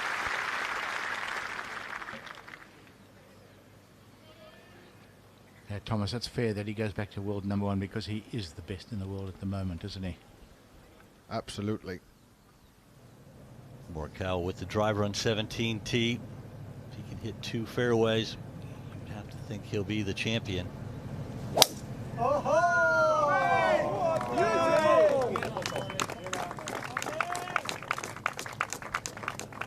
Well, that was the first golf swing I've seen him where he reached forward a little bit. I was out of sorts, but it's not too bad. Well, you couldn't blame him, could you, if he was starting to feel it at this stage of the championship. Up to 18, playing with Jon Rahm. Scotty Scheffler.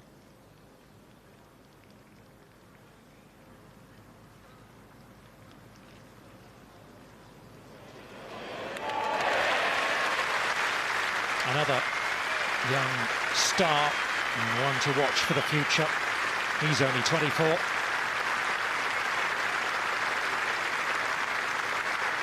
Two good weeks, played nicely up in Scotland last week. He's had a really good Open debut as well.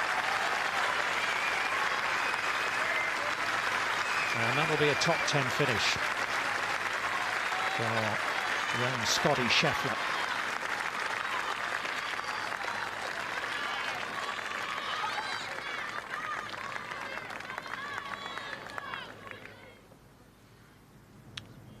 Oosthuizen.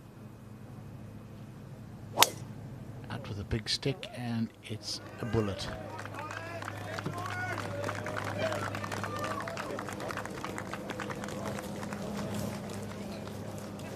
What do you make of his performance today, Tony? You know, he just got off to that slow start, 2 over after 9. Hasn't really made many mistakes, but he hasn't quite been as sharp as he was the first 3 days. There's no doubt about it. But, you know, you'd have to say Morikawa has sort of forced him not to be as good as he was yesterday. Morikawa's been sensational. But I think it's a great example of like winning when you're leading every day.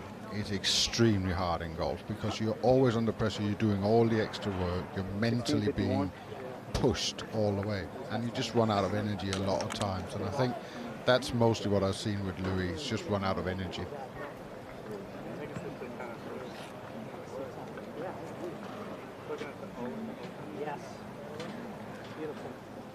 Big moments coming up for Spieth. He's got a lie, sort of. He can get to the back of the ball. It's thick, but he can hit the ball first. That's the main thing. Can he make Morikawa think a bit? Anyway, Corey Connors, not the day he was after. Couple over for his round. Good lie out the semi-rough from 157. Down breeze.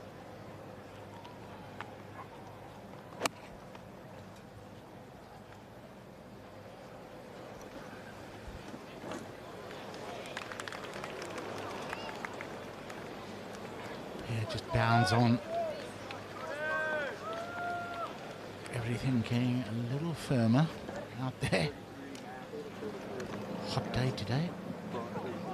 Dried out. It's got down a little off to the left. What is it to the hole? 51 hole. And landed at Anywhere between 25. Yeah. Got to split in that bunker, right? Yep. Exactly. What's weird is I'm going to get on the ball first, but I still think it's going to kind of tumble. All right, that's your feels. Got to pitch at 25. 25. Yeah, that's a good spot. I like it with this club to get some more roll. They're playing for 25 yards a run here. Don't blame him. It's going to jump out of this light. Can he control it, Spieth?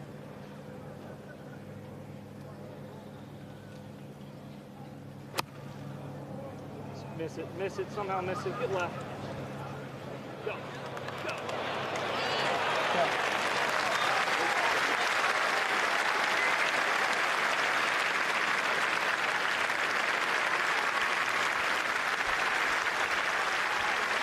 That was good effort, I thought, out of there. It really was. All down to his favourite club in the bag now. Can he roll in one more long putt? 17, Morikawa's second. Yeah, just sitting down a little bit in the thatchy first cut. This is not a pin to take on. He's trying to bump it. Needs a bounce, needs a bounce.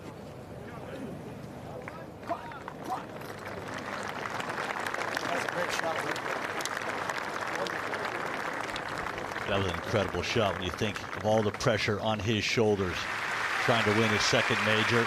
There's a man that has 3 majors in his back pocket. Could his putter put pressure on Morikawa?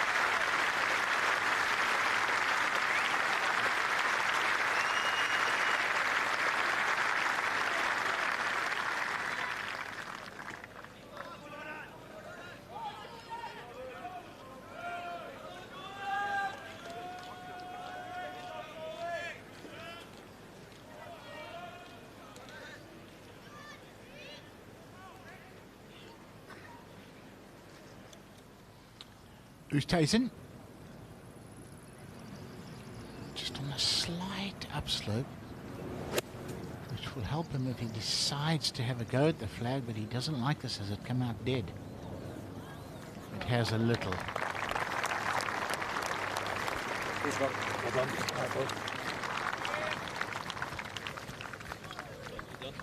No, I've got to sit on the edge of the green now. So close so many times to adding that second major victory.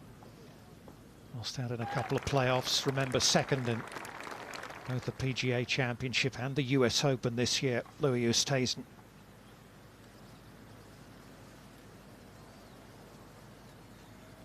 What a beautiful evening, look at that. And what a wonderful arena it is. The 18th hole of any Open.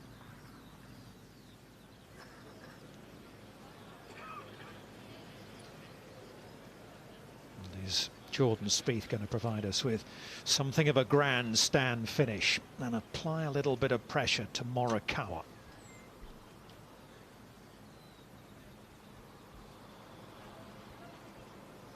Potentially get a little bit of a read if Connors hits a good chip shot. He might be able to see the way it reacted around the hole, but that not to be. Connors did not help Spieth out by hitting a good chip shot. Slightly different angle, but it would have given a little bit of idea.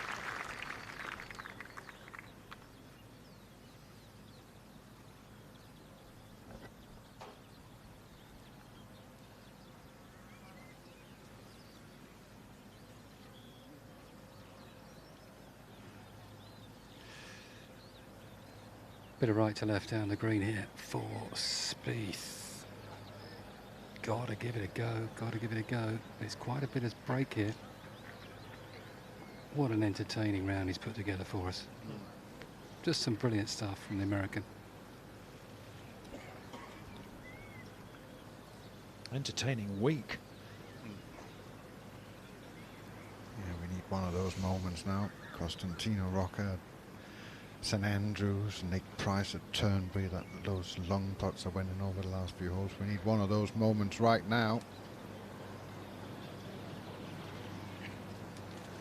Can one of the great entertainers in the game provide it?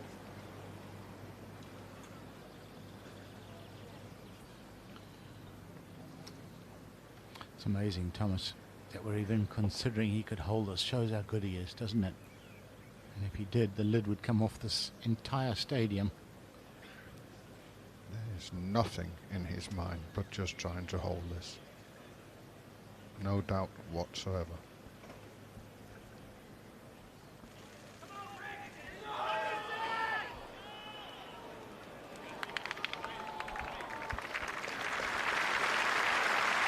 Yeah, it was asking a heck of a lot.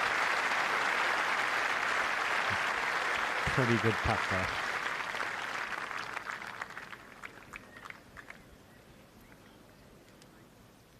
Back on 17 green, we saw that very good shot from Morikawa. This for birdie. This to stretch his lead to 3.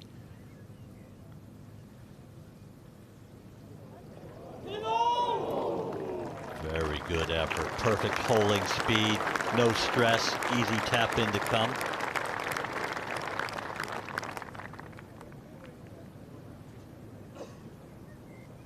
Last thing you want to do is add stress, and he didn't.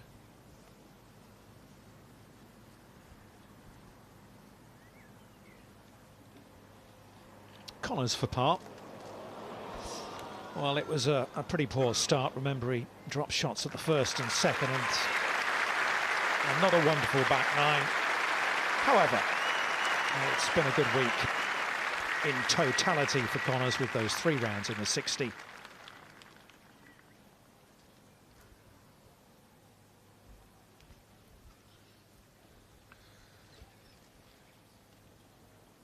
Jordan Spieth. This is about the length he missed last night, so we'll be taking a little bit extra care.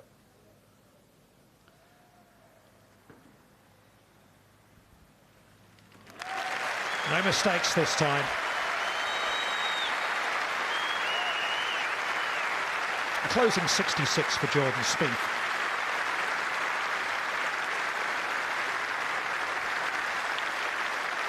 And it is good to have him back and contending at major championships, no doubt about that.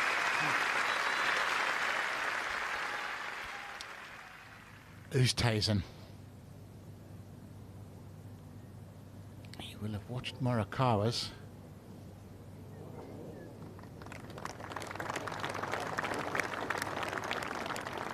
Just a par for Louis.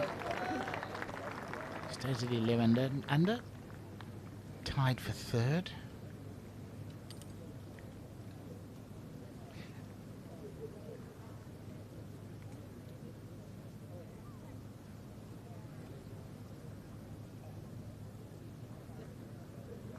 putt par for Colin Morikawa.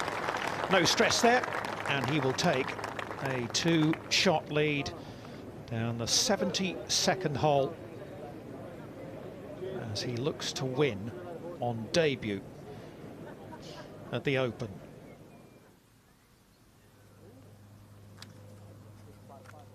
He's got a lot of composure, hasn't he, for someone who has only been professional for barely 2 years.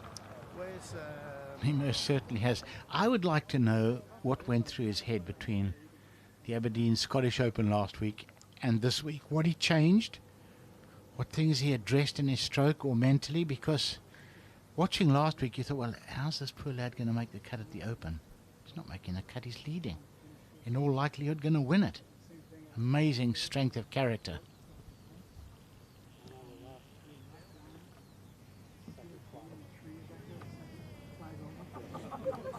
Just the fairway wood for Morikawa at 18. He's not put a foot wrong with this club on this back 9.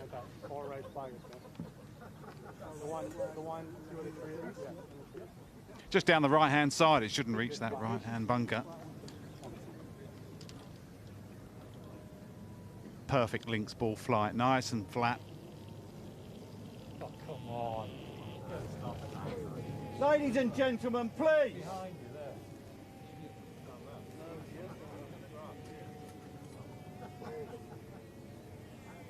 Bit of tension, understandable. He's not the only one who's nervous.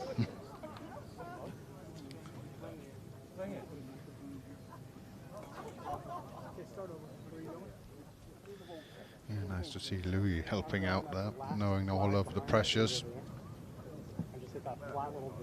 Time to refocus. Don't think it's going to faze him in the least, Thomas. Little smile there.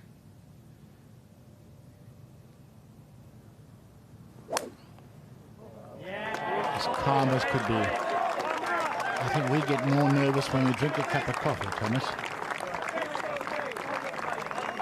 Fantastic demeanor. Beautiful.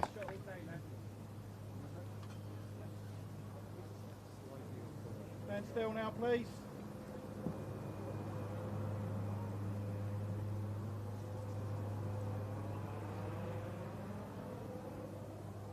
Three wood for Oosthuizen. He's just come up against the better man today. He's tried his best. One good swing.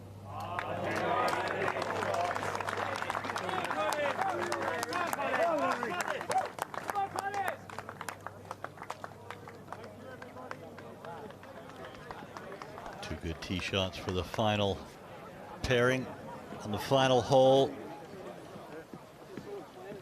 Certainly have to think history awaits this man.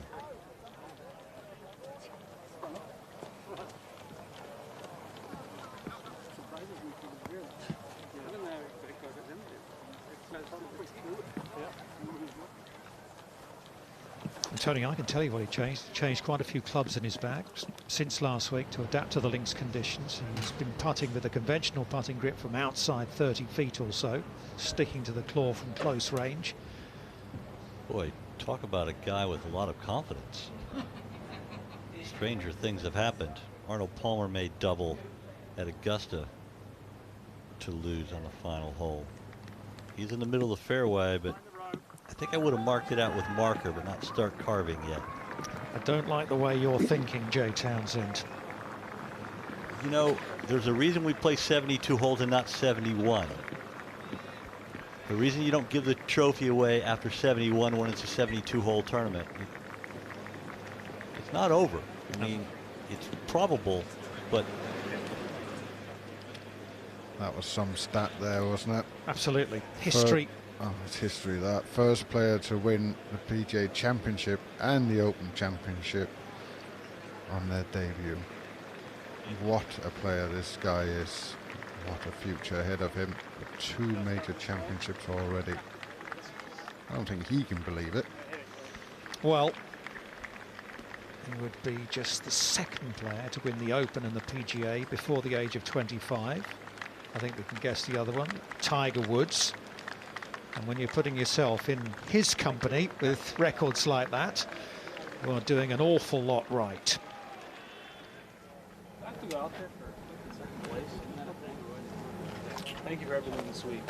Really appreciate it. It was awesome. Paul Larson, the course manager here at Royal St George's. What a great job they've done. Yeah, I'm going to get these guys first. No problem. Over here. I'll just be at the where we eat, Jordan.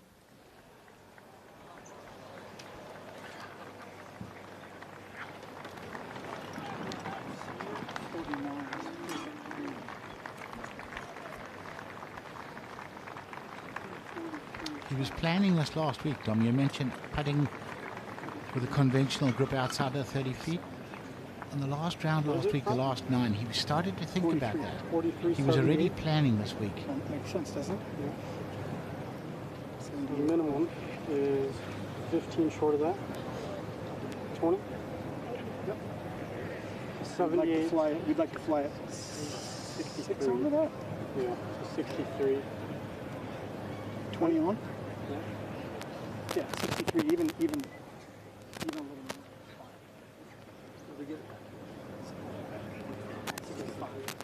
68. 63 is up at 20. Oh, okay, yeah, 68. 5 more, right? 68. 68, 70.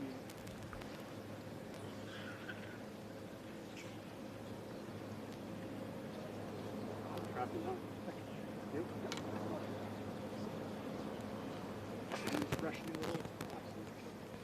63 is the top. It's going to easily be there. We're finishing this on the O of the open, correct?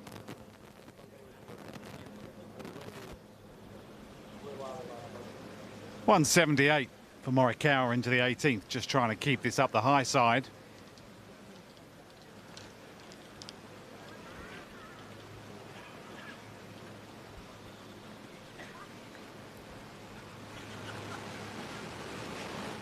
One trusty golf swing.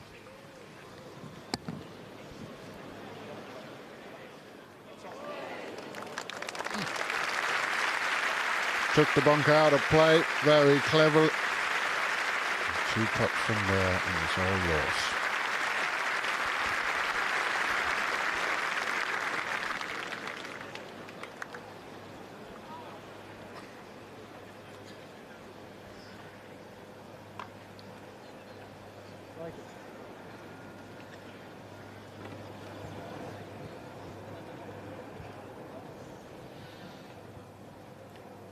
Oosthuizen, birdie would grab him 3rd place all on his own.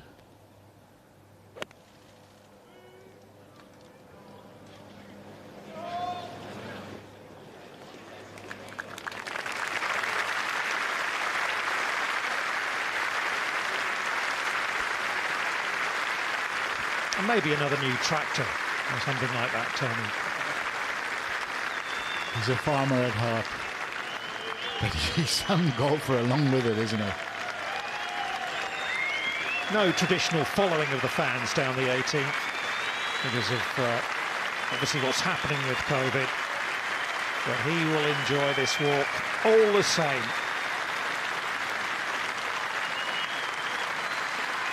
Remember, no fans when he won the PGA, so what a treat for him. Finally show off in front of spectators.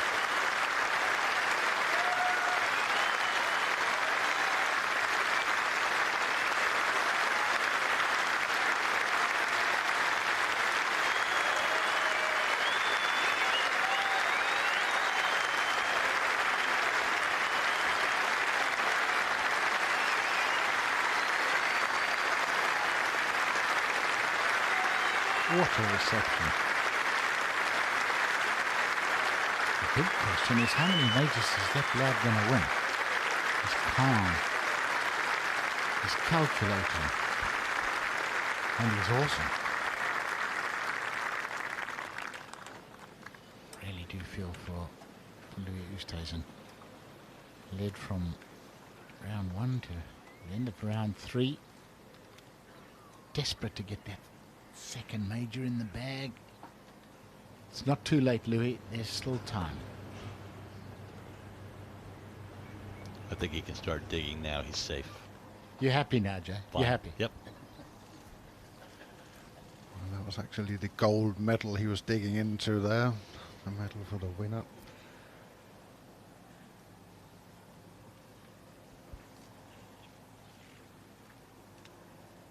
What a wonderful week we've had here at Royal St George's.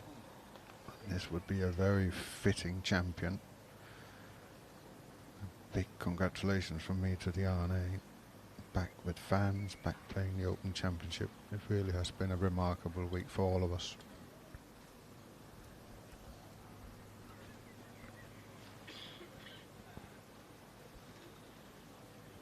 He won the PGA Championship at a young age, and you wonder, well, he's talented, but this win will really solidify things, and you would have to think would really push him on. He's so young and clearly knows what it takes.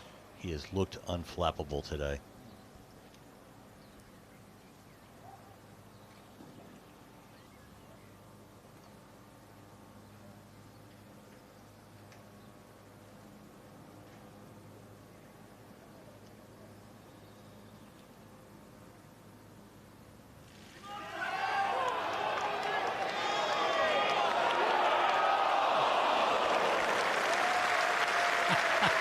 What a great try that was.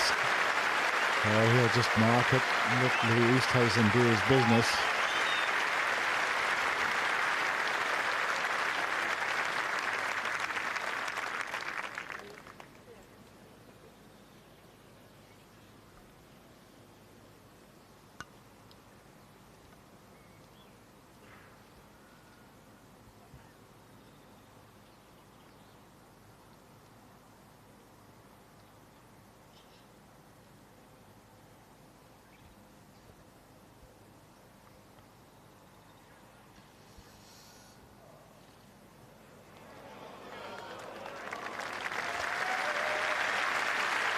Oosthuizen will have that tap in for a winner par round at 71. He'll be left to contemplate.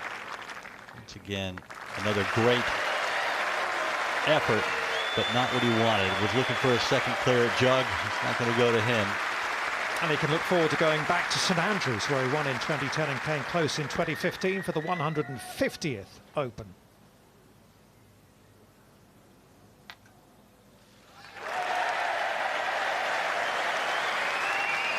And with a par at the last, it is a nerveless, it is a faultless performance from 24-year-old Collin Morikawa.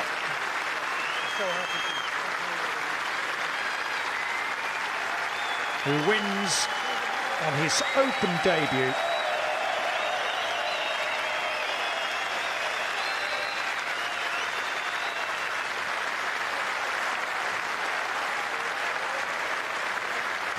Writing his own chapter in major championship history.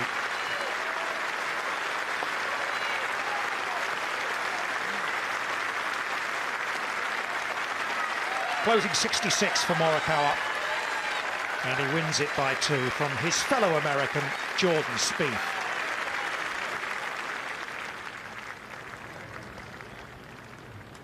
Was that 5 under? Was that, sorry, 15? Was that 15 under? Yes, it was 15 under, yeah. Of course, they put the score as well as the champion on the band on the claret jug.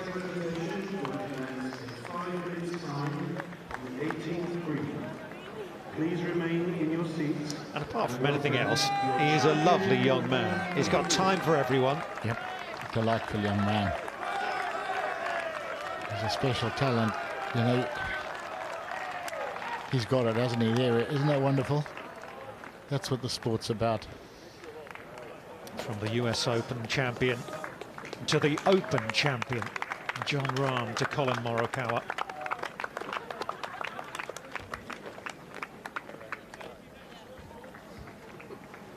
Kept his emotions bottled up so well all day.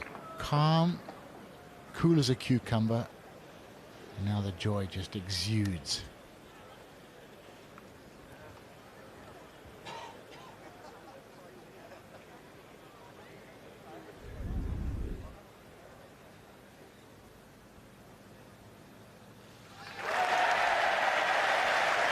Stress-free.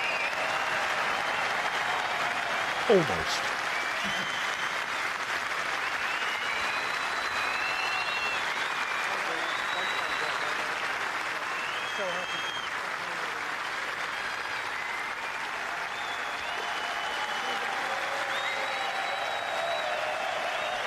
Lovely, lovely scenes here down in southeast England.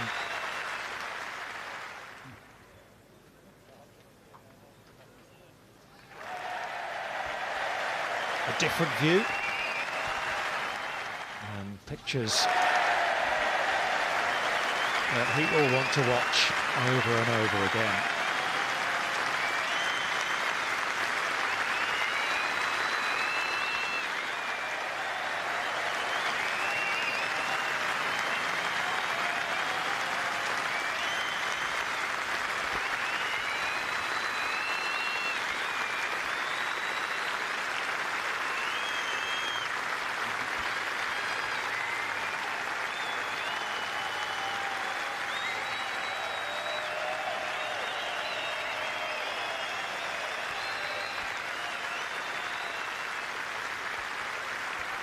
Two major titles in 8 major starts. It's not a bad ratio. No, definitely not. I just think, you know, to sum it up, 4 birdies, no bogeys, 66 on a Sunday in an Open Championship. And that's how you do it.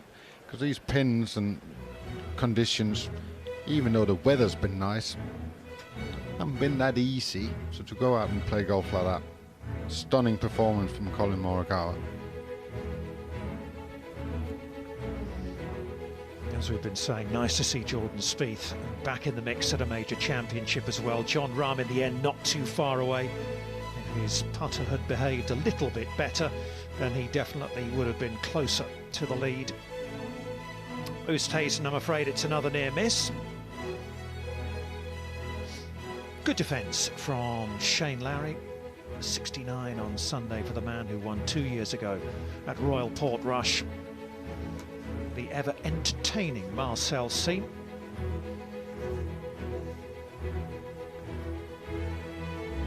The Challenge Tour last week to the Open Championship and being in the mix on a Sunday. Excellent stuff. Bryson DeChambeau made the halfway cut and he closed out with a bogey-free 65. Tommy Fleetwood with a level par 70.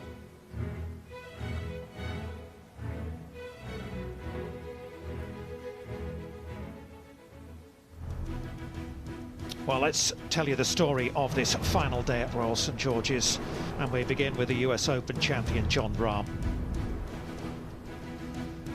Well, let's go to the 7th. He bogeyed the 2nd and given himself lots of opportunities to make birdies. Hadn't made one to this point.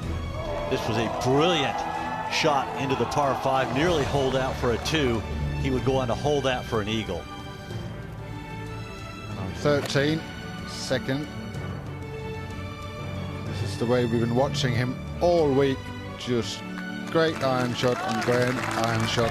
He will go on to hold that putt for birdie. Yeah, he got on a bit of a tear at this stage, Tony. Yeah, he certainly did. 14. In she goes. He wasn't finished. Good shot into 15.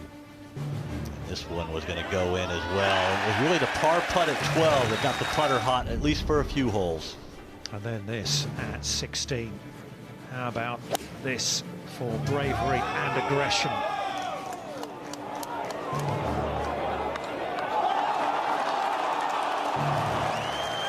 As good as it gets. Best of the day right there from the #1 player in the world. Rahm closing out with a round of 66. A little more difficult, I'm afraid, for Louis Oosthuizen. 2 over par to the turn. Hard the 10th. However... Oh, how about this one? Would have been a little bit softer, would have gone in. What a golf shot. Bogeyed 13. Then at 14. 3rd shot. Coming up short, so close.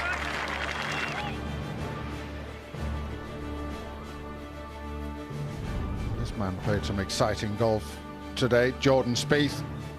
This was for eagle on 7. He started believing, the fans started believing. He needed that one as well. He was 2 over par through the first 6. He parred the 8th, and then at the 9th. Good drive.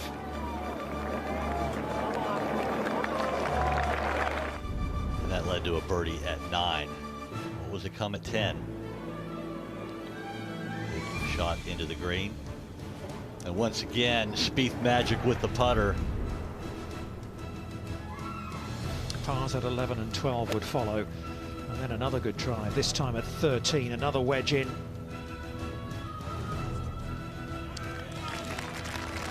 Complete spin control there from Jordan Spieth.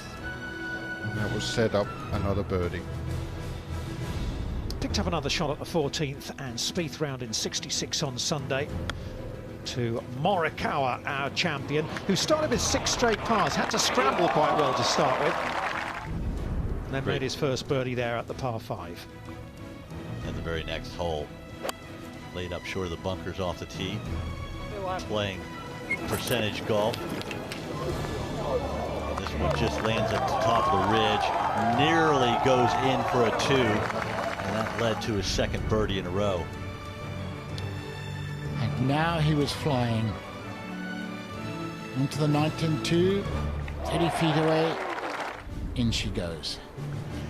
I think this was the most important putt of the day. He had a poor pitch shot into here, but there you go, confident, in at pace, and that was a bit of a bonus for him. 2 shots clear, coming down the final hole. He had 3 putts to win it in the end. He just needed a couple.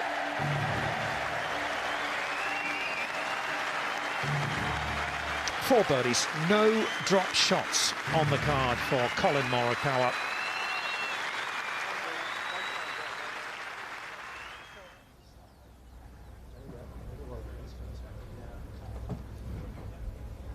Guys, once you're ready, we'll start to move over to 18. Yep. I love you. I gotta go. I love you. I just connected your Wi-Fi. Hi. I love you both. I love you both. I know. I'll call you guys later, okay? I'll talk to you later tonight.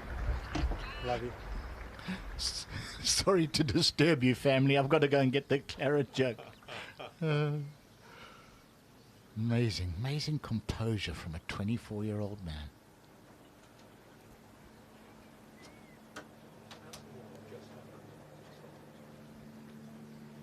Well, as usual, the official prize presentation ceremony taking place down on the 18th green, so let's throw you down there and hear from the CEO of the R&A, Martin Slumbers. Good evening, everyone, and welcome to the presentation ceremony for the 149th Open Championship. My name is David Meacher, Chairman of the R&A's Open Championship Committee. We missed you last year, we really did, but the Open is back.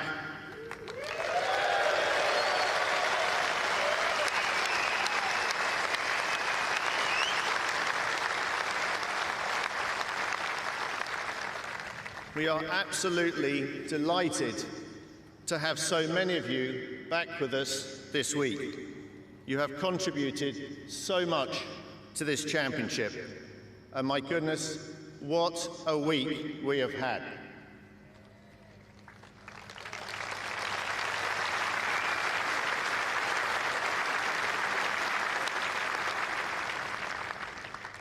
My sincere gratitude goes to all those who helped to stage this championship, staged it under very challenging conditions, and yet staged it so successfully. And there are 7,450 volunteers who helped to deliver this Open. What a magnificent team effort.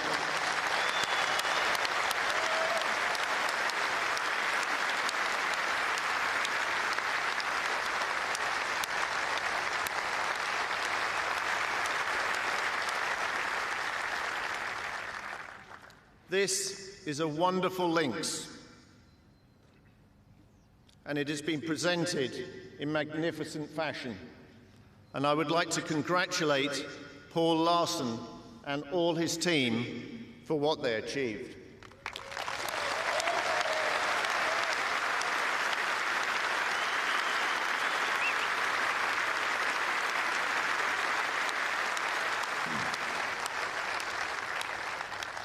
I would like to thank Mark Batten, Chairman of Royal St George's Championship Committee, and all at the club. We could not have been made more welcome.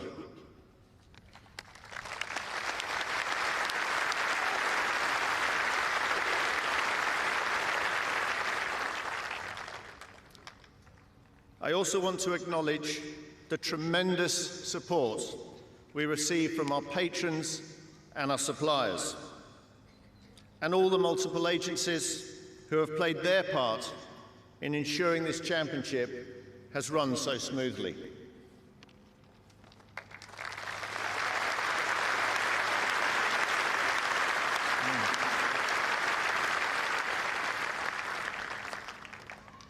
And finally, the players. Oh my word. We have all looked forward so much to seeing you back at the Open. And what an incredible show you put on for us all.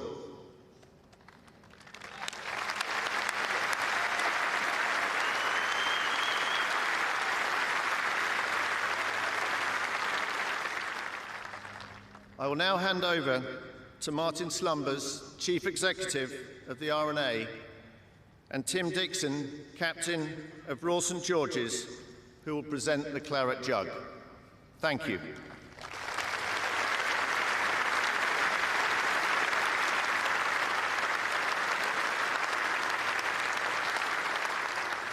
Thank you, David. Ladies and gentlemen, the leading amateur and winner of the silver medal, Matthias Schmidt.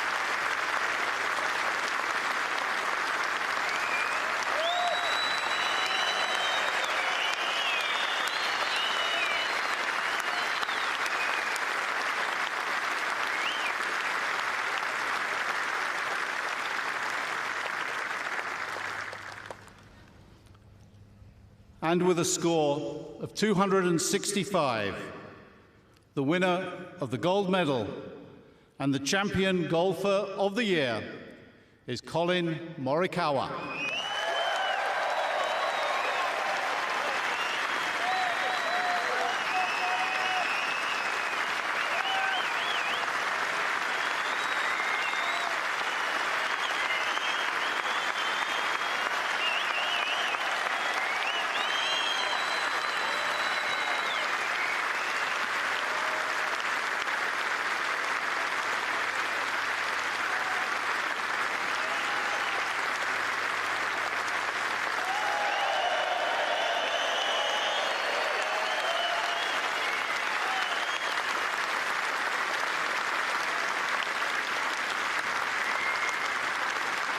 Well, good evening, everyone.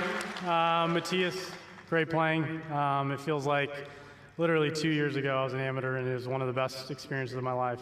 You're going to make a journey, you're going to make a step into your future. I see great things ahead for you, so keep it up and enjoy this moment.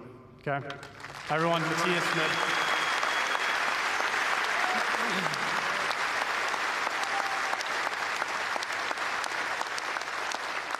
This is by far one of the best moments of my life, to see everyone out here. Look at all these fans. Let's hear it for you guys. You guys have been amazing. I'm obviously very biased being from the US, but to see some of the best crowds I've ever seen out here, I look forward to making my trip every year to the British Open and see you guys cheer us on. Thank you, guys.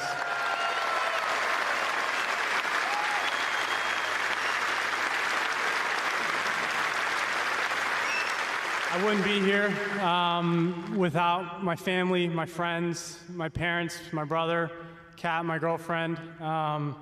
They weren't able to make the trip, and normally they make the trip to majors, but I know they've been waking up really early to watch me play, and I can feel the love, so I love you guys so much. I hope I get to see you guys really soon. I know I'll see Kat really soon, so thank you guys as well. Another key person, I don't know where he is, JJ, I see him now. It's his 39th birthday. Everyone wish him happy birthday.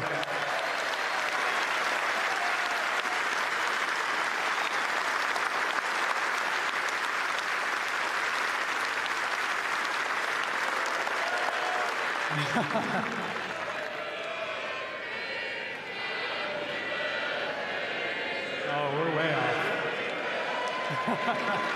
Happy birthday, JJ.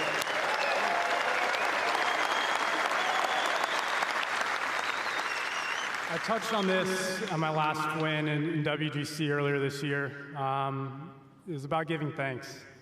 And I'm sure a lot of you guys out here with friends, family, whoever it may be, someone close to you, just look over to them right now and just say thank you. We are all so honored to be out here, to be out on this beautiful golf course. Royal St. George's put on a great major championship, and to be called the Open Championship winner, to be called the championship winner of the year, it gives me chills. It's giving me chills right now. So thank you guys to everyone, every single one of you out here, every single one of you guys watching. Let's keep this going. Thank you guys.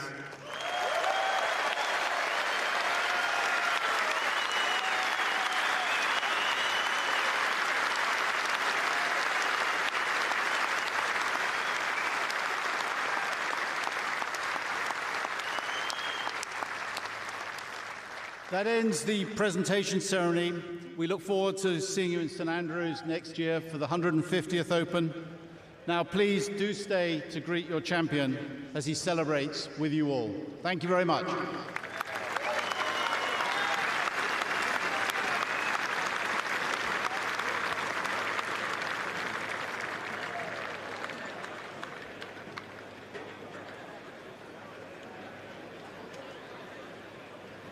Moments to savour for Collin Morikawa. What a lovely speech. Isn't it fantastic? 24 years old and you make a speech like that. And he's smart. He's a smart lad too, isn't he? And that was quite inspiring.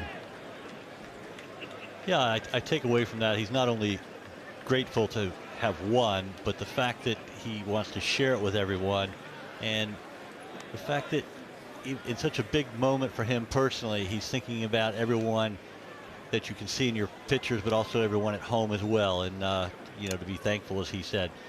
Pretty amazing.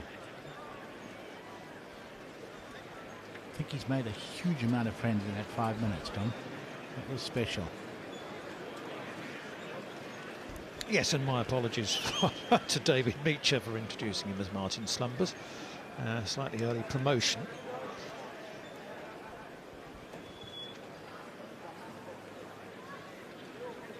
Basking in the early evening sunshine here in the Garden of England and enjoying his moment. As grip and grins go, that's as good as it gets right there. Look at that picture. That is just amazing. The greatest golf trophy, and someone so deserving. You cannot think, but how many more times will he be holding trophies like this?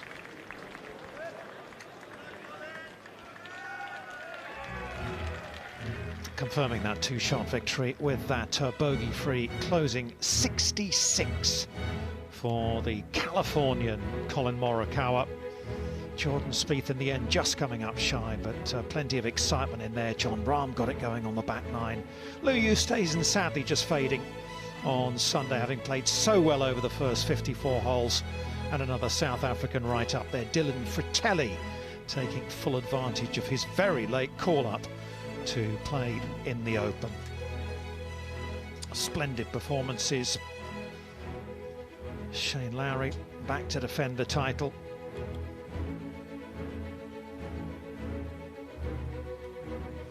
Good finish from Xander Schauffele round in 65 today. Ian Poulter entertaining as ever, as was Marcel C. 65 also for Bryson DeChambeau on Sunday.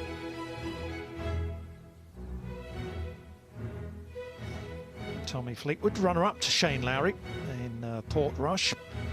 His wait for a first major championship continues. Rory McIlroy just couldn't really get it going out there this week. And a disappointing Sunday as well for Justin Rose, the 2013 US Open champion. Ricky Fowler, who played so well here a decade ago, finishing off nicely. Matthias Schmidt, the silver medal winner, about to join the professional ranks, and looks like he has a very big future ahead of him. Two-time champion golfer of the year, Padraig Harrington, closed out with a 71.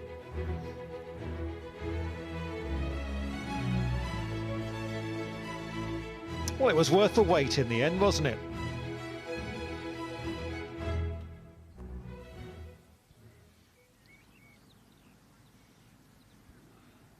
A year late. It was worth waiting for. Fabulous. Fabulous win over a fabulous week. He rose to the occasion every time today. He built a big lead. He might have been in trouble on a hole, hold the key putts, but he never looked nervous. He never looked like he was, out of his element. And I think that really says a lot about the young man. It just says he has so much self-belief as well as a big game. Thomas Bjorn, you must have been impressed with that. Yeah, certainly. I thought he's been amazing all week. I really thought today it was all about keeping the composure. He never got ahead of himself. He got on a nice run there over the back end of the front nine. And from there, he just never looked like he was in trouble. He looked like he was in control of what he's doing. Okay, you can come at me if you want to, but I'm just going to keep playing, and you've got to do something special to get ahead of me.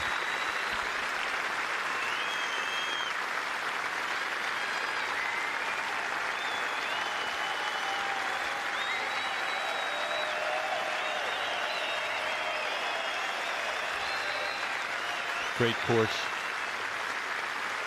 great champion. Fantastic to have the spectators back. It also seems to be getting back to some normalcy. Yeah, absolutely. And great weather. Probably the biggest surprise of them all. Oh no, come on, the sun always shines in Kent. He took everything in his stride this week.